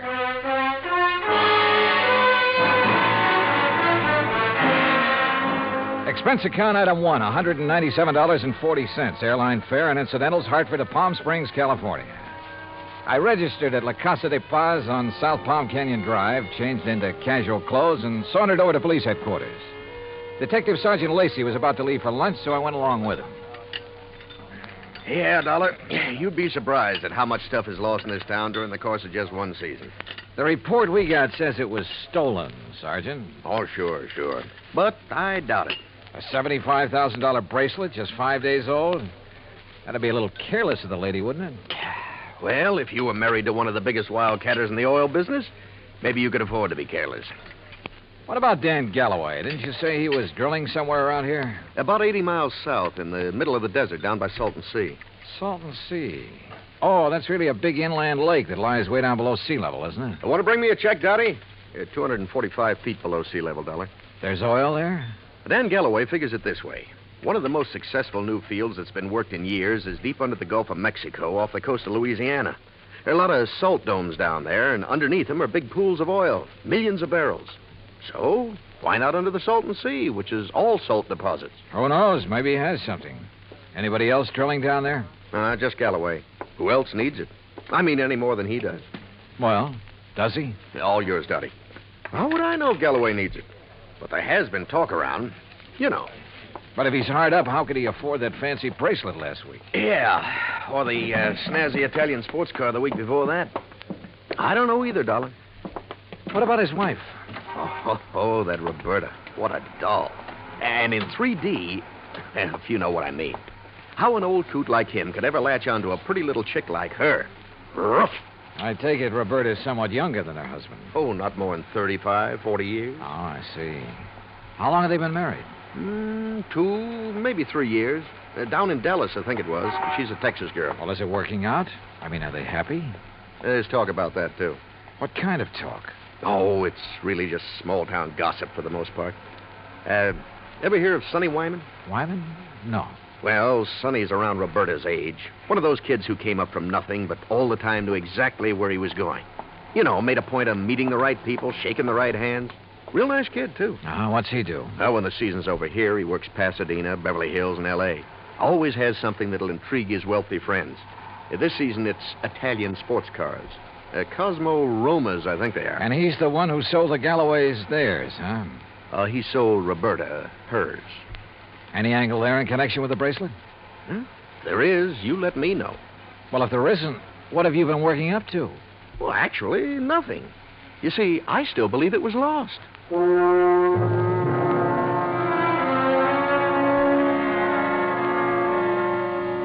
Expense account item 2, $35 for rental of a drive-your-own car. I found the Galloway place about 2 miles out north and east of town. As I parked in the broad U-shaped driveway, I noticed a low, shiny suntan color sports car standing in the shade of a date palm back by the garage. I started over to take a look at it. But the front door of the house opened, a Filipino boy appeared, took my name, and showed me into the living room.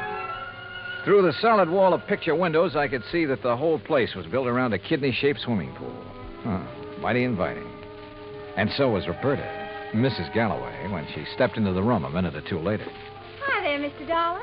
My, it's nice of you to come all the way out here. Yeah, Sergeant Lacey was right. Roberta was a living doll. 22 or 3, trim, petite, and with a figure that... Well, let's not go into that. She said it would be more comfortable out on the lanai beside the pool. I just wish there was something I could tell you about that bracelet that'd help you find it, Mr. Dollar, but... Well, just must have been stolen. Well, it makes no difference insofar as your claim is concerned, Mrs. Galloway. The company will still have to pay up, you know, unless, of course, it's found. Oh, I know that. How do you go about your investigation? I mean, do you offer a reward or something? Usually, yes. Of course, it depends on... How much have they offered for my bracelet? Well, frankly, I haven't checked on that yet. But now, Mrs. Galloway... How much would you guess, Johnny? Well, claim this size, probably somewhere between 10 and 30%. What's the matter, Johnny? Your ear's out a mile. Nothing. I just thought I heard... Now, that's funny. I didn't hear a thing. But I had. Quick footsteps somewhere in the house. Then a door open and close. Then a few seconds later, the unmistakable growl of a high-powered engine thundering out through twin straight pipes. Oh, that. Probably some hot rod fan in the neighborhood just drove by. Aren't they She prattled on for another hour or so and again asked about possibilities of a reward for her bracelet. But so far as helpful information was concerned, she came up with nothing. So I excused myself and drove back to town. I wanted to talk to the driver of that sports car. I also wanted to check with Wilhoit Van Hook, the jeweler who had sold the bracelet. I found his shop on Palm Canyon Drive, a small place, but very ultra. As I was about to enter the door... Hey, Mr. Dollar, got a minute? Oh, yeah, sure. 2 or 3 minutes. And I like your car. Mr. Wyman, isn't it? That's right. How'd you know? How'd you know mine? Yeah, real cloak and dagger stuff, huh? You knew I was out at Berta's house, didn't you? Well, it seemed pretty obvious when I heard you hot-footed for the door, then heard this pint-sized monster of yours barrel off. Hey, you wouldn't like to buy a Cosmo Roma, would you? It's a real dilly. Oh, I'd like nothing better, but I'm out here on a job. Yeah, I know. That's what I wanted to talk to you about. Well, you know anything that'll help me? Not much, I'm afraid. But I'll be glad to tell you anything I can. You going in to see Willie? Willie? Yeah, you know, Will Hoyt Van Hook, the jeweler. I was, yeah. Why? Do you know him? Know him? I sold him one of these. One exactly like mine. And we're both going to be in the rally they're holding next Sunday. You ever see a good sports car race? No, I'm afraid not. Well, we'll soon fix that. And look, after you've talked to Willie, if you want to go down to where Dan Galloway is drilling his new well, I'll be glad to give you a lift. Good idea. But I don't want to take you out of your way. Oh, not at all. I was going that way anyhow. Besides, I thought it might give us a chance to talk a little. Sure, why not? Why not?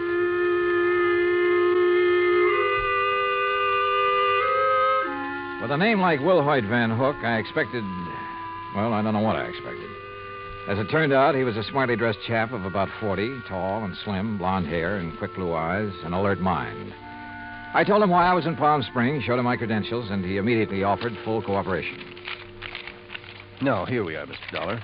Here's a copy of the appraisal. A duplicate of the statement I sent Dan Galloway. And here, yes, here's a sketch of the bracelet. Ah, very good. Diamonds here, emeralds, and the mounting is yellow gold. Hand-worked, all of it. Mm-hmm. One thing I can't help wondering about, Mr. Van Hook. Yes? Isn't a $75,000 bracelet a bit unusual for a shop in a resort town? As a matter of fact, it is. As you can see, I specialize in rare and exclusive sort of things. But very little over, say, $10,000 or $12,000. Then the Galloway bracelet was an exception. Yes. After Dan told me what he had in mind to give to his wife, I had some sent over from Pasadena and Los Angeles by wholesalers with whom I do business. You know, had them shipped down on consignment.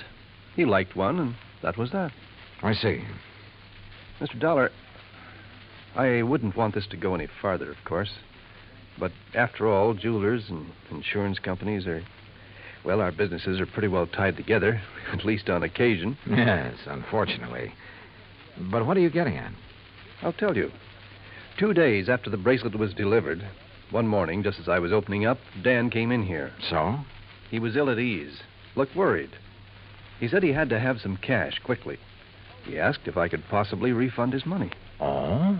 Did you? No, because I couldn't. Things have been rather slow for me this season. Quite frankly, I'd used all I'd made on the bracelet to pay up some old bills. I told him as much and that I was sorry, but I just couldn't help him. Did Galloway say why he had to have that much cash right away? Yes. Well? I don't know much about oil drilling, but as I understand it, his test well is down some 400 feet further than he'd planned on going. And the day before he came in here, something on his rig had broken loose and left him with a highly expensive repair job before he could proceed any further. Apparently, it was all very serious and very expensive. Strange his wife didn't seem to be bothered. I just talked to her. Berta? Believe me, Mr. Dollar, she wouldn't be. In fact, I doubt if she even knows. Oh? Figure it out for yourself. A man of nearly 60 who has to give bracelets and fancy cars to his wife to keep up her interest. Well, you'd hardly expect him to tell her that kind of news, now would you? No, I suppose not. Especially if he's worried about the competition. And if you ask me, he has competition. If only he could see it.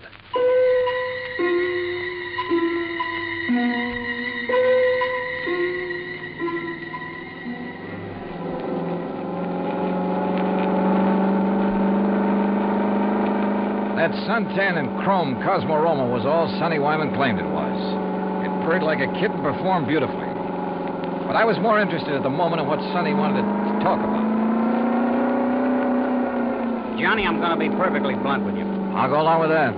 Out at the house a while ago, I felt pretty foolish when you arrived, and Berta insisted I hide until she could get you out on the lanai. Did she have any particular reason? Well, you see, we know that... Well, there's some talk going around about Berta and me. Any truth in it, Sonny? A little, I guess. You saw her. Oh, yeah? I mean, there's nothing serious between us. It's just that, well, with Dan away so much of the time, we have fun together. Yeah, sure. Now, what about the bracelet? You mean who might have stolen it? That's the general idea. I don't know. I have no idea. That sound funny to you? Should it? Well, after all, Dan and Berta keeping their house open to everybody. People in to swim, play badminton, cocktails, barbecues. I guess half the population of Palm Springs has been there at one time or another. And even if it weren't an invited guest, why, it'd be simple for someone to just sneak in and walk off with it. Providing, of course, they knew where it was kept. Well, yeah, someone who was close enough to... Oh, yeah, I heard Berta ask you about a reward for it. You think a big enough reward would turn it up? I would think so. I understand that stolen jewelry brings about 20 cents on the dollar. Sometimes it brings 20 cents. Sometimes 20 years. Well, yeah. Well, I just wondered. How's the car business doing, Sonny? Oh, great. It's really one of the reasons I'm driving out this way. Oh, a prospect? An oil-rich Indian or a well-to-do prairie dog? Hardly. No, I told you we were having a sports car rally on Sunday. Well, being the promoter, so to speak, I'm going down to check the course. If you're still around, you ought to come. Well, maybe I will. Having some good events, too. Willie Van Hook and I are running a match race. He's quite a bug, you know. And ever since I sold him the twin to this job, he's been working it over. Special carburetor, racing cams, everything. Yeah, no wonder I can't afford this kind of stuff. Oh, man. You'd be amazed at the amount of money that changes hands on wait a some of minute, these races. Sonny. Isn't that an oil rig over there? Yeah, Dan Galloway's. The rig itself's about 50 feet out in the lake. The shack or office or whatever you want to call it's over the other way. You see? About a quarter of a mile beyond those Joshua trees. I'll drive you over. He did. There was an old car parked near the shack, so we figured Dan Galloway must be inside. Sonny Wyman dropped me in front of it, then took off in a cloud of dust and exhaust gas. I picked my way between the cactus plants, opened the door without knocking, and barged right in. Mr. Oh, hello. No use asking. If Mr. Galloway is here, I can see he isn't. No, he isn't. Is it all right if I wait? I'm Johnny Dollar. I'm Mrs. Galloway, Mr. Dollar. Huh? Hell, that is, I'm the first Mrs. Galloway. The former. The one who scrimped and saved while Dan was booming around every oil field all over the country trying to make his score. I'm the forgotten Mrs. Galloway. Oh, well, I'm sorry. Are you expecting him back soon? Who knows? I've been waiting here 3 hours. But I'll wait 3 days if I have to. Promises, that's all, promises. What do you mean, Mrs. Galloway? After working to help him the way I did for all those years, and then to be tossed over for somebody else who never did a lick of work in her life. Oh, sure. Give me anything I want if I let him free. So what do I got? Promises. Well, I'm sorry. But getting all upset is going to help. Well, wouldn't you be upset if you had more than $18,000 in back alimony coming to you? And with them living like royalty? Oh, I see. Well, he's not going to keep on getting away with it. That's why I'm here. Well, now that gun in your handbag isn't the answer, I'm afraid. How'd you know? I've seen that kind of bulge in a handbag before. You really have ideas about using it on him? Well? Well, I don't know. There are times when I feel as though killing would be too good for him. Then there are other times when... I don't know. Well, here, better let me No, have it. leave me alone. Well, I'm not going to sit here and try to make sense with somebody as upset as you are who has a gun. Well, how would you feel? What would you do if you were me? How should I know? But killing him isn't the answer. Isn't it? Or sitting here shouting at me. Who are you anyway? What are you doing here? I came out here to see your husband, your ex-husband, on business. What kind of business? A friend drove me out here and figured Dan would drive me back.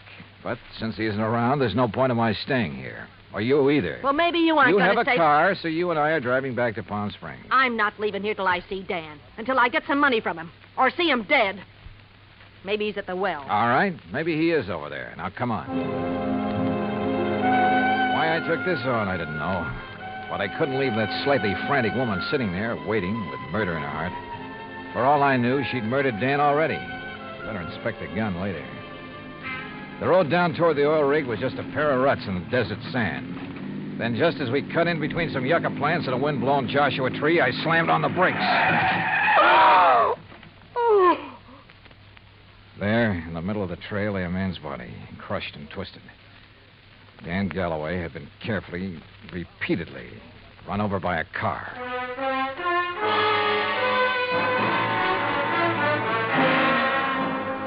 Expense account item 3, $1.19 for a quick phone call to Sergeant Lacey in Palm Springs and smelling salts and a bromide for Florida, the ex-Mrs. Galloway. Then I dropped her off at the Galloway house. She and Roberta ended up consoling each other while I huddled with Lacey in his office at headquarters. Some of the boys are still out there, Dollar, checking tire prints, taking pictures, and so on. No clue as to who ran Galloway down? Not yet. Looked to me as though Galloway stepped out of his own car to see whoever had pulled up in the other and was run down for his trouble.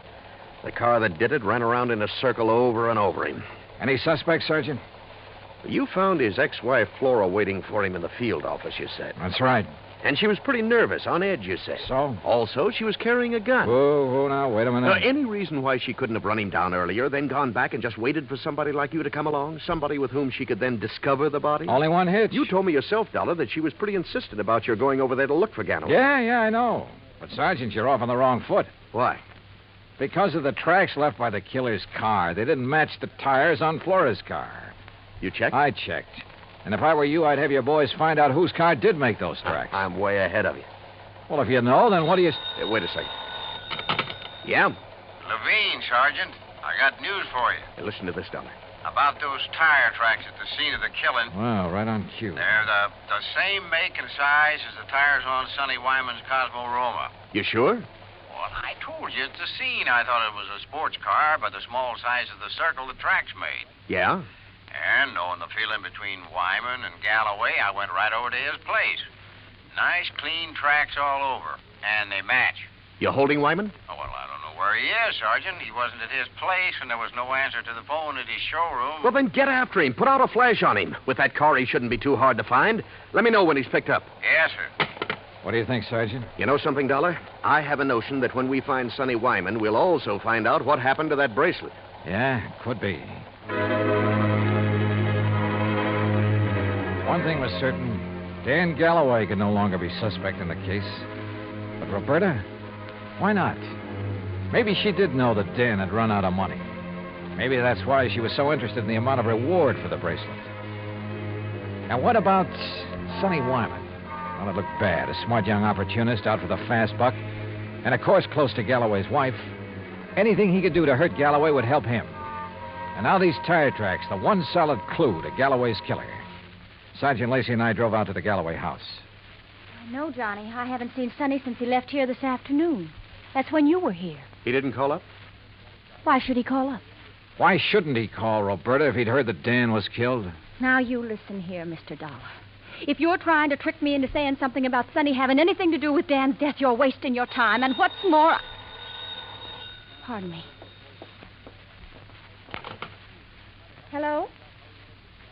Oh, yes. Just a minute. For you, Sergeant Lacey. Oh, thanks. Hello? Yes? Yes, when? Yeah, I see. Okay, Levine, thanks. Has he found Sonny Wyman? He sure has. And if you want to see him, you'll have to go to the coroner's office. What? Oh, no. Yeah, that souped-up car of his. A couple of miles out of town. Ran off a curve and over a 100-foot bank. Within minutes, Lacey and I were at the scene of the accident, looking things over with the help of flashlights. Yeah, he must have been really burning up the road to spin and roll this far off the highway. But surely he must have been familiar with that curve. Oh, sure. He knew these roads around here as well as anybody in the county. Tires still in one piece, too. And these sport cars usually corner pretty well. Well, this one didn't. Hey, Lacey, look here. Yeah? This left rear fender. Looks to me like this car was sideswiped. Hey, you're right. Rolling over'd never make a long crease like that. Uh-huh. No, wait. If another car sideswiped him, there'd be paint on this fender. Paint from the other car. Sergeant, you're absolutely right. And since there's none here...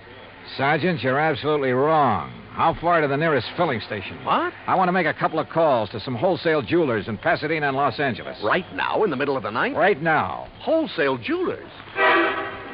Expense account item 4, $11.90, phone calls to Pasadena and L.A. The third call yielded Mr. Alfred Mencken of Mencken Imports Incorporated, who was pretty cheerful about having been gotten out of bed. It's quite all right, Mr. Dollar. Now that I'm up, I'm wide awake almost. Well, I hate to throw something like this at you in the middle of the night, Mr. Mencken, but tell me, please, did you ship a diamond and emerald bracelet to Will Hoyt Van Hook in Palm Springs within the past few weeks? Why, yes, Mr. Dollar. Oh? As a matter of fact, I sent him 3. That was 2 weeks ago, and he returned them all. Returned them? When? Well, 2 of them the day after he got them. But the third one he kept for a while. I got it back just last Thursday. Now, I don't know if that means anything to you. You bet it does. Thanks very much. Lacey and I piled into one squad car, 4 patrolmen in another. It was several miles out to the little ranch where Van Hook lived, and Lacey and I chewed it over as we drove along. Don't hold out on me, Johnny. Whatever made you think of Willie Van Hook is the one who drove Sonny Wyman off the road? Well, apparently there was no paint on that fender from the car that sideswiped him. Actually, there was. Holy... Of course. Van Hook's car is exactly the same color as Sonny's. Another thing. The car that ran down Galloway, like the one Sonny drove, even down to the tires, but not necessarily the same car. Plus the fact I couldn't help wondering about Van Hook all along. Yeah, but why? In a job like mine, you have to wonder about everybody connected with a case. Anything particular about Van Hook? Well, he told me that he'd used the money he got from Galloway to pay off some overdue bills. And yet, a few weeks ago, he was able to buy an $8,000 sports car. It ties up, Dollar. It all ties up. But how did Sonny Wyman figure in it? Oh, Sonny was a fellow who lived by his wits. He may have reached the same conclusion about Van Hook that I did. May have had an idea for latching onto the reward money. He mentioned the matter of reward to me a couple of times. Or he may have had ideas for blackmailing Van Hook. Another thing. Van Hook saw me drive away from his shop in Sonny's car. That meant he had to act fast, get rid of Galloway, who'd given him back the bracelet, and, of course, take Sonny out of the picture, too. Yeah, it all seems to add up very nicely. And when we face Van Hook, well, there's his place now. Yeah, here's his driveway.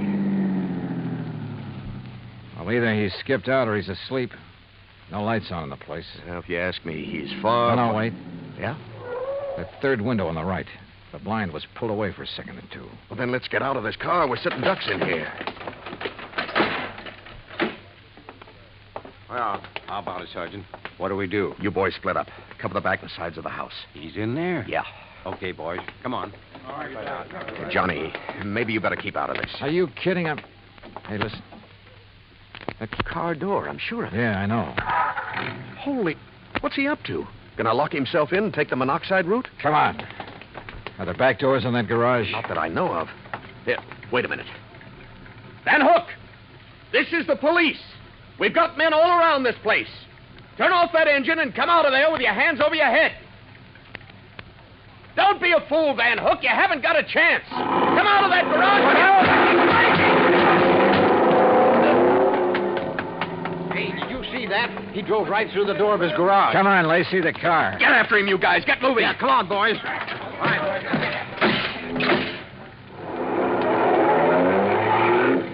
Crazy fool. He's getting into the side-swiping habit.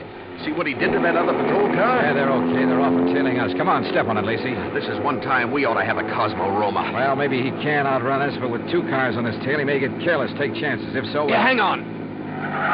Oh! Lacey, you could qualify for some of those road races yourself. That guy's out of his head. Main highway like this, full of trucks and trailers. Oh, don't worry about those guys. Those interstate truckers will give you a clear road after them. They're the best drivers in the country. Come on, hit your siren. You're right. Hey, you see, I told you those guys would give you the road. Holy... Look! The trailer in front of him. And the oncoming truck. Van Hook's trying to squeeze through. Pull up. Pull up, or we'll...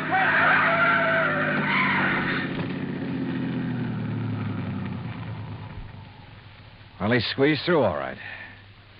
Squeezed right through the pearly gates.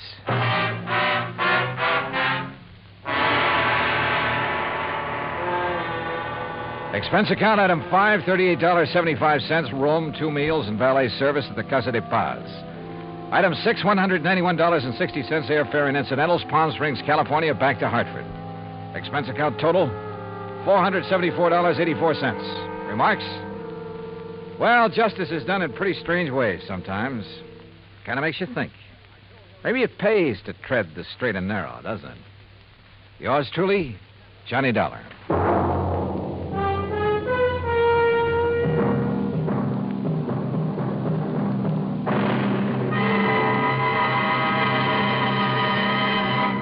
Now, here is our star to tell you about next week's story. Next week, international intrigue. A beautiful girl and a very clever chemist. Join us, won't you? Yours truly, Johnny Dollar.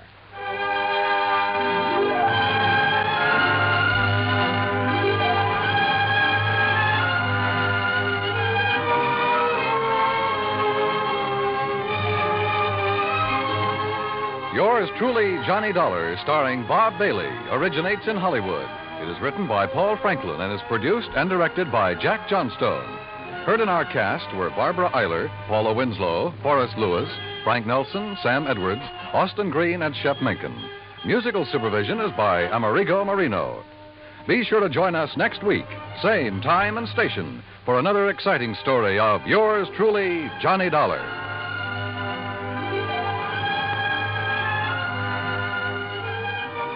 This is Dan Cubberly speaking.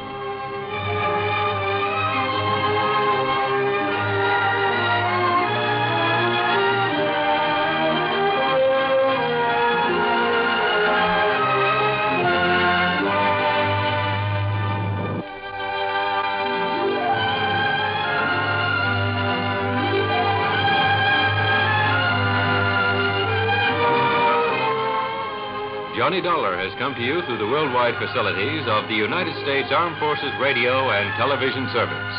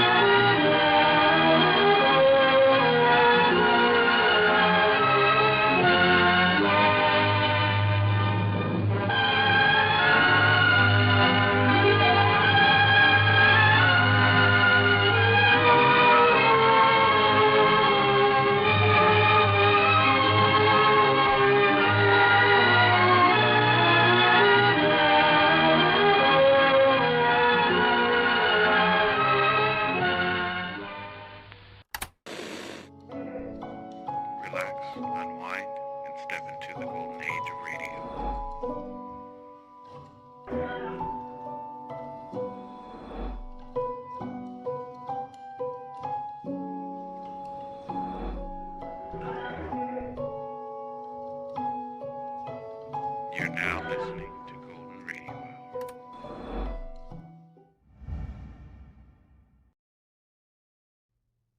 Get this and get it straight. Crime is a sucker's road, and those who travel it wind up in the gutter, the prison, or the grave. There's no other end. But they never learn. From the pen of Raymond Chandler, outstanding author of crime fiction, comes his most famous character in The Adventures of Philip Marlowe.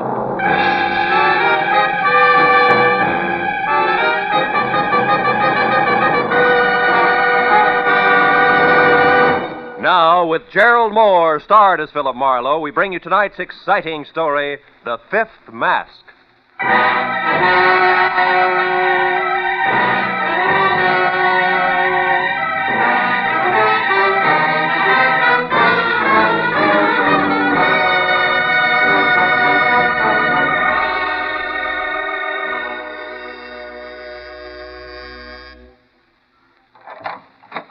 Brother, am I glad to see you.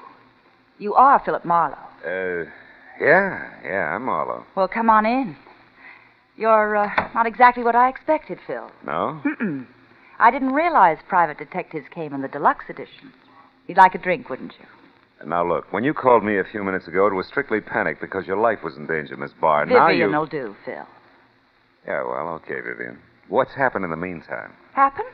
Nothing. Why? Well, you seem pretty well balanced for somebody on the edge of being a homicide statistic. Well, I'm doing my best to hang on to myself, that's all. Oh. But now that you're here, I can breathe again. You just sit down, won't you, over there? I'll fix the drink. Uh-huh.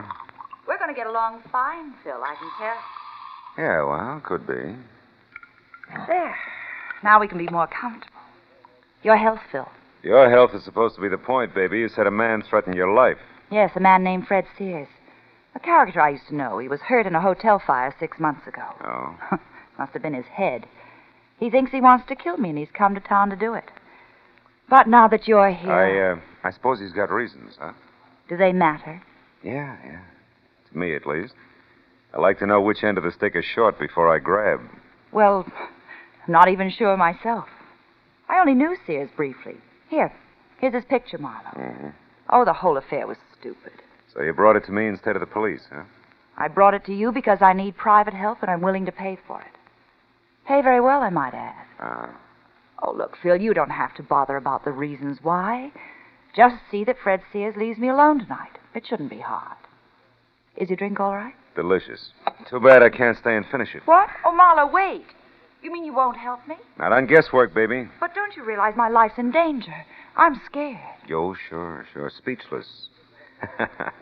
You can get yourself another boy, Vivian.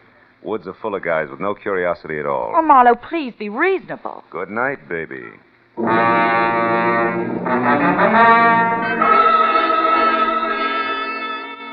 I had no doubt that a guy named Fred Sears wanted to kill Vivian Barr, and that she was genuinely afraid of him, but I also had no doubt that working for her without all the facts was like playing blind man's buff with the front end of a jet plane. Sooner or later, you were a cinch to get sucked in. So I drove off the hill toward the Sunset Strip again and prepared to forget it and go home. Until my rearview mirror told me that I'd picked up a tail. I wagged it back and forth across Hollywood for 20 minutes without losing it. Then I stopped at a quiet corner bar in my neighborhood, went in the front door, and straight on through to the alley, and then around to the front again. I got back in time to see the man who'd been following me get out of his car and head for the door.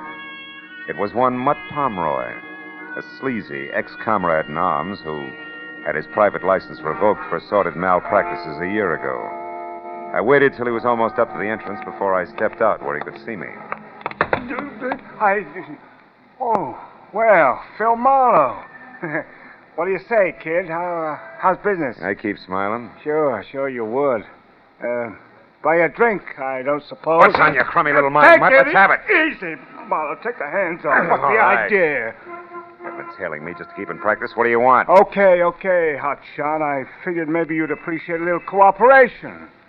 For instance, you tell me why Vivian Barr wants a private peeper, and I'll tell you something more than worth your while. Well? I thought your license was dead, Pomeroy. Yeah, it is, but I'm not. I still got eyes and ears and a mouth that I like to keep well fed. Now, look, I can help you plenty in this case, Marlowe. What do you say, kid? Get together? I didn't take the case. You what? That's right. If I catch you tailing me once more, Mutt, I'll tie a can to you. Now beat it. Yeah, well, let me know when you need a hand, Marlowe. Right across your kisser.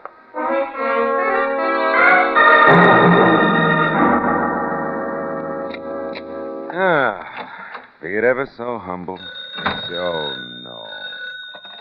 Hello, Marlowe speaking. Oh, Phil, I've been calling ever since you left. This is Vivian Barron. Now, look, baby, I told you a few minutes... listen to me. I've got to have your help. I'll tell you the truth, all of it. Anything you want to know, only come back, please. Oh, will you listen? I'm trying to tell you. I've seen someone outside here, Marlowe. I'm almost sure it's Fred Sears. Hurry, will you? I'll tell you everything. Hurry. 3 things I could never resist. Beer with a head on it, moonlight, and a beautiful dame. So I headed again for the parking terrace at Vivian's apartment house and made it in about 15 minutes. I was out of my car and halfway across the terrace before I noticed the changes. First, her apartment was dark. Second, a man who had just pulled a key from her front door lock froze when he saw me and then turned and bolted through a clump of hibiscus and cornered himself in an enclosed patio. He tried to make it over the wall, but the second time he fell back, I nailed him. No, please, let me go. I gotta get away from here. You're trying it the hard way, Buster, believe me. It'll be easier by way of Vivian's apartment first. Come on your feet. Now, who are you? I'm Douglas Peck. Douglas what? Just Douglas. Okay, just Douglas.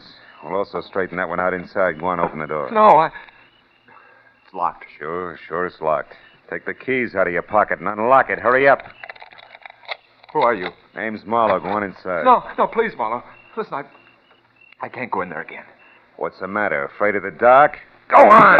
Turn on a light. All right, then, all right. There. Vivian Barr's eyes were still open. But all the life had gone out of them. She'd slid half off the blue velvet divan onto the floor, and a gleaming gold satin she wore was stained red by a dark, stiffening smear on her chest. Her purse was open on the coffee table, and spilled out of it was a note addressed Dear Vivian and signed Fred Sears. What is it, Marlowe? What are you looking at? One good reason why Vivian Barr ended up like that. Here, read it. Dear Vivian, the broken back you handed me 6 months ago wasn't as hard to take as the broken promises. Count on seeing me real soon. Fred Sears. Yeah. Now, Douglas, at address, assuming you didn't kill her and it was this Sears, what was your connection? Oh, I was just a friend of hers. Business associate. Well-heeled business associate, judging by your wardrobe. She mentioned your type, but not your name. Let's get on with that, shall we? Marlowe, listen, I had no idea that Vivian was mixed up in it. Marlowe, look. Huh? There at the window at Sears. Kill the light. Keep down, Douglas. I'll be right back. Sears ducked as I ran for the door, and when I got outside, he was rounding the corner and heading for the enclosed patio. He was up on the wall by the time I got close enough to grab for him. No, you don't. What? Oh!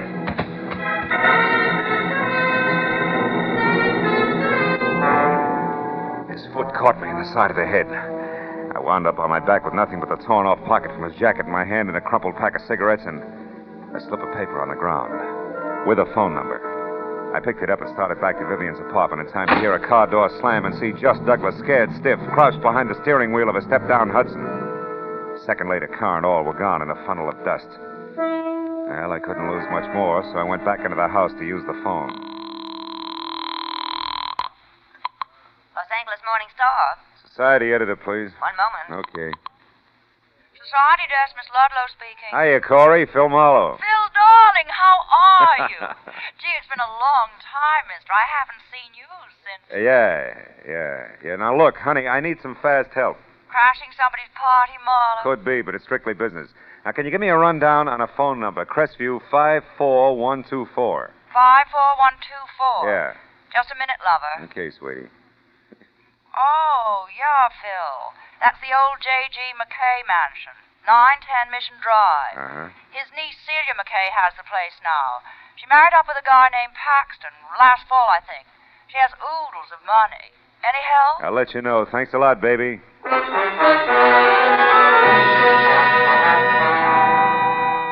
Before I left, I called Lieutenant Matthews at Homicide and told him what happened.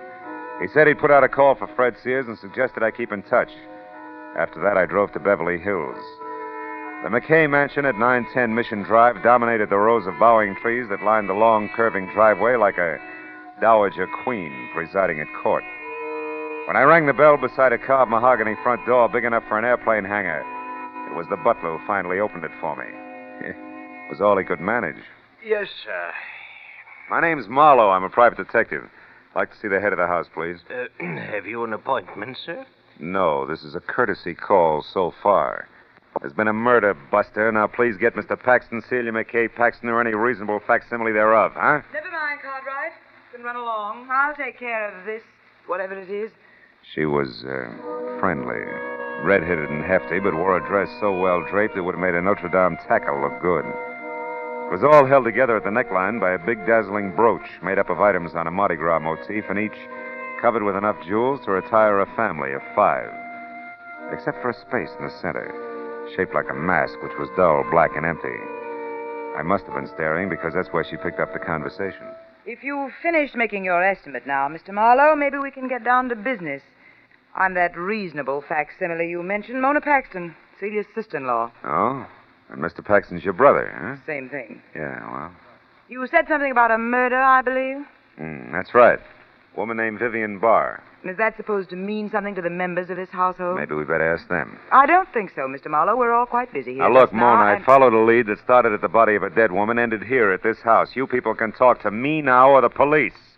In a few minutes. Make up your mind fast. Police? What about the police?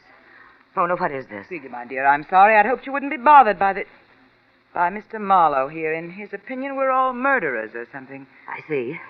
And why do you say that, Mr. Marlowe? I don't. It isn't quite that bad. And specifically, how bad is it, if you don't mind? I don't mind at all. I'm looking for a man named Fred Sears in connection with the killing of my client, Vivian Barr. I'm here because there's a definite tie with somebody in this house. Now, at this point, I'm still asking for cooperation. This has gone far enough. It's preposterous. Mr. Marlowe, until you mentioned their names, I never heard of either of those people. Mona? No? They're still my husband, Mr. Marlowe. Dear, will you come out to the door, please? What's going on? What's the matter? There's a person here I want you to meet. Mr. Marlowe, my husband, Mr. Paxton. Why, how do you do, Mr. Marlowe? I'm doing better, Mr. Paxton. Oh. Douglas, Mr. Marlowe here wants to know if the names Vivian Barr or Fred Sears mean anything to you. Why, I don't think so. No. Well, they don't. Why? You may leave now, Mr. Marlowe. We've given you all the cooperation we can. If you come back, you'd better have a warrant with you. Okay, Celia, I will. Because one of you three is a liar, and I can prove it.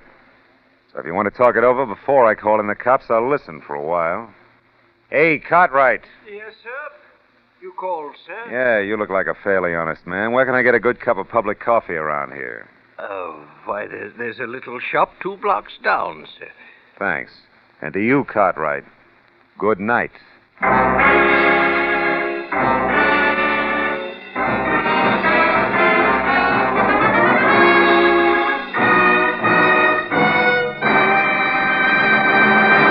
In just a moment, we'll return to the second act of Philip Marlowe. But first, Sunday, September 10th. Note it well, or you'll miss a whole lot of laughs.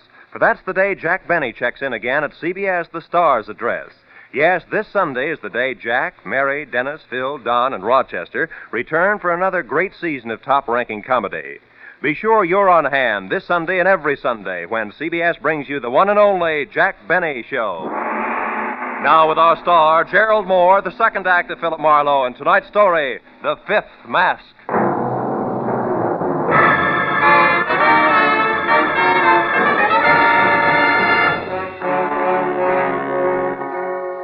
When the 2-ton front door of the Paxton home closed behind me, I dropped the cocky attitude quicker than a chorus girl lets her stage smile go when she hits the wings. I knew that I was still a long way from finding Fred Sears. And 10 minutes later, when I was in a corner booth at the plush Beverly Hills version of a one-armed joint Cartwright had suggested, I began to worry about it. Until the front door swung open and admitted Mrs. Celia McKay Paxton. She threw a stern eye and a sharp semicircle that nearly sliced the place in two and then bore down on me. Mr. Marlowe, I want to talk to you. What do you mean by... Why don't you sit down, Mrs. Paxton? Well, Very well. Now, Mr. Marlowe. Coffee, Mrs. Paxton? No, thank you. Mr. Marlowe, specifically, what did you mean when you said that one of the three of us was lying? Specifically that, Mrs. Paxton. I don't think I could have been more blunt, but I'll try.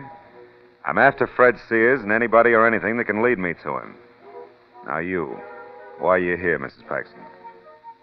Well, it's, Mr. Marlowe, it's, Hard to say, maybe?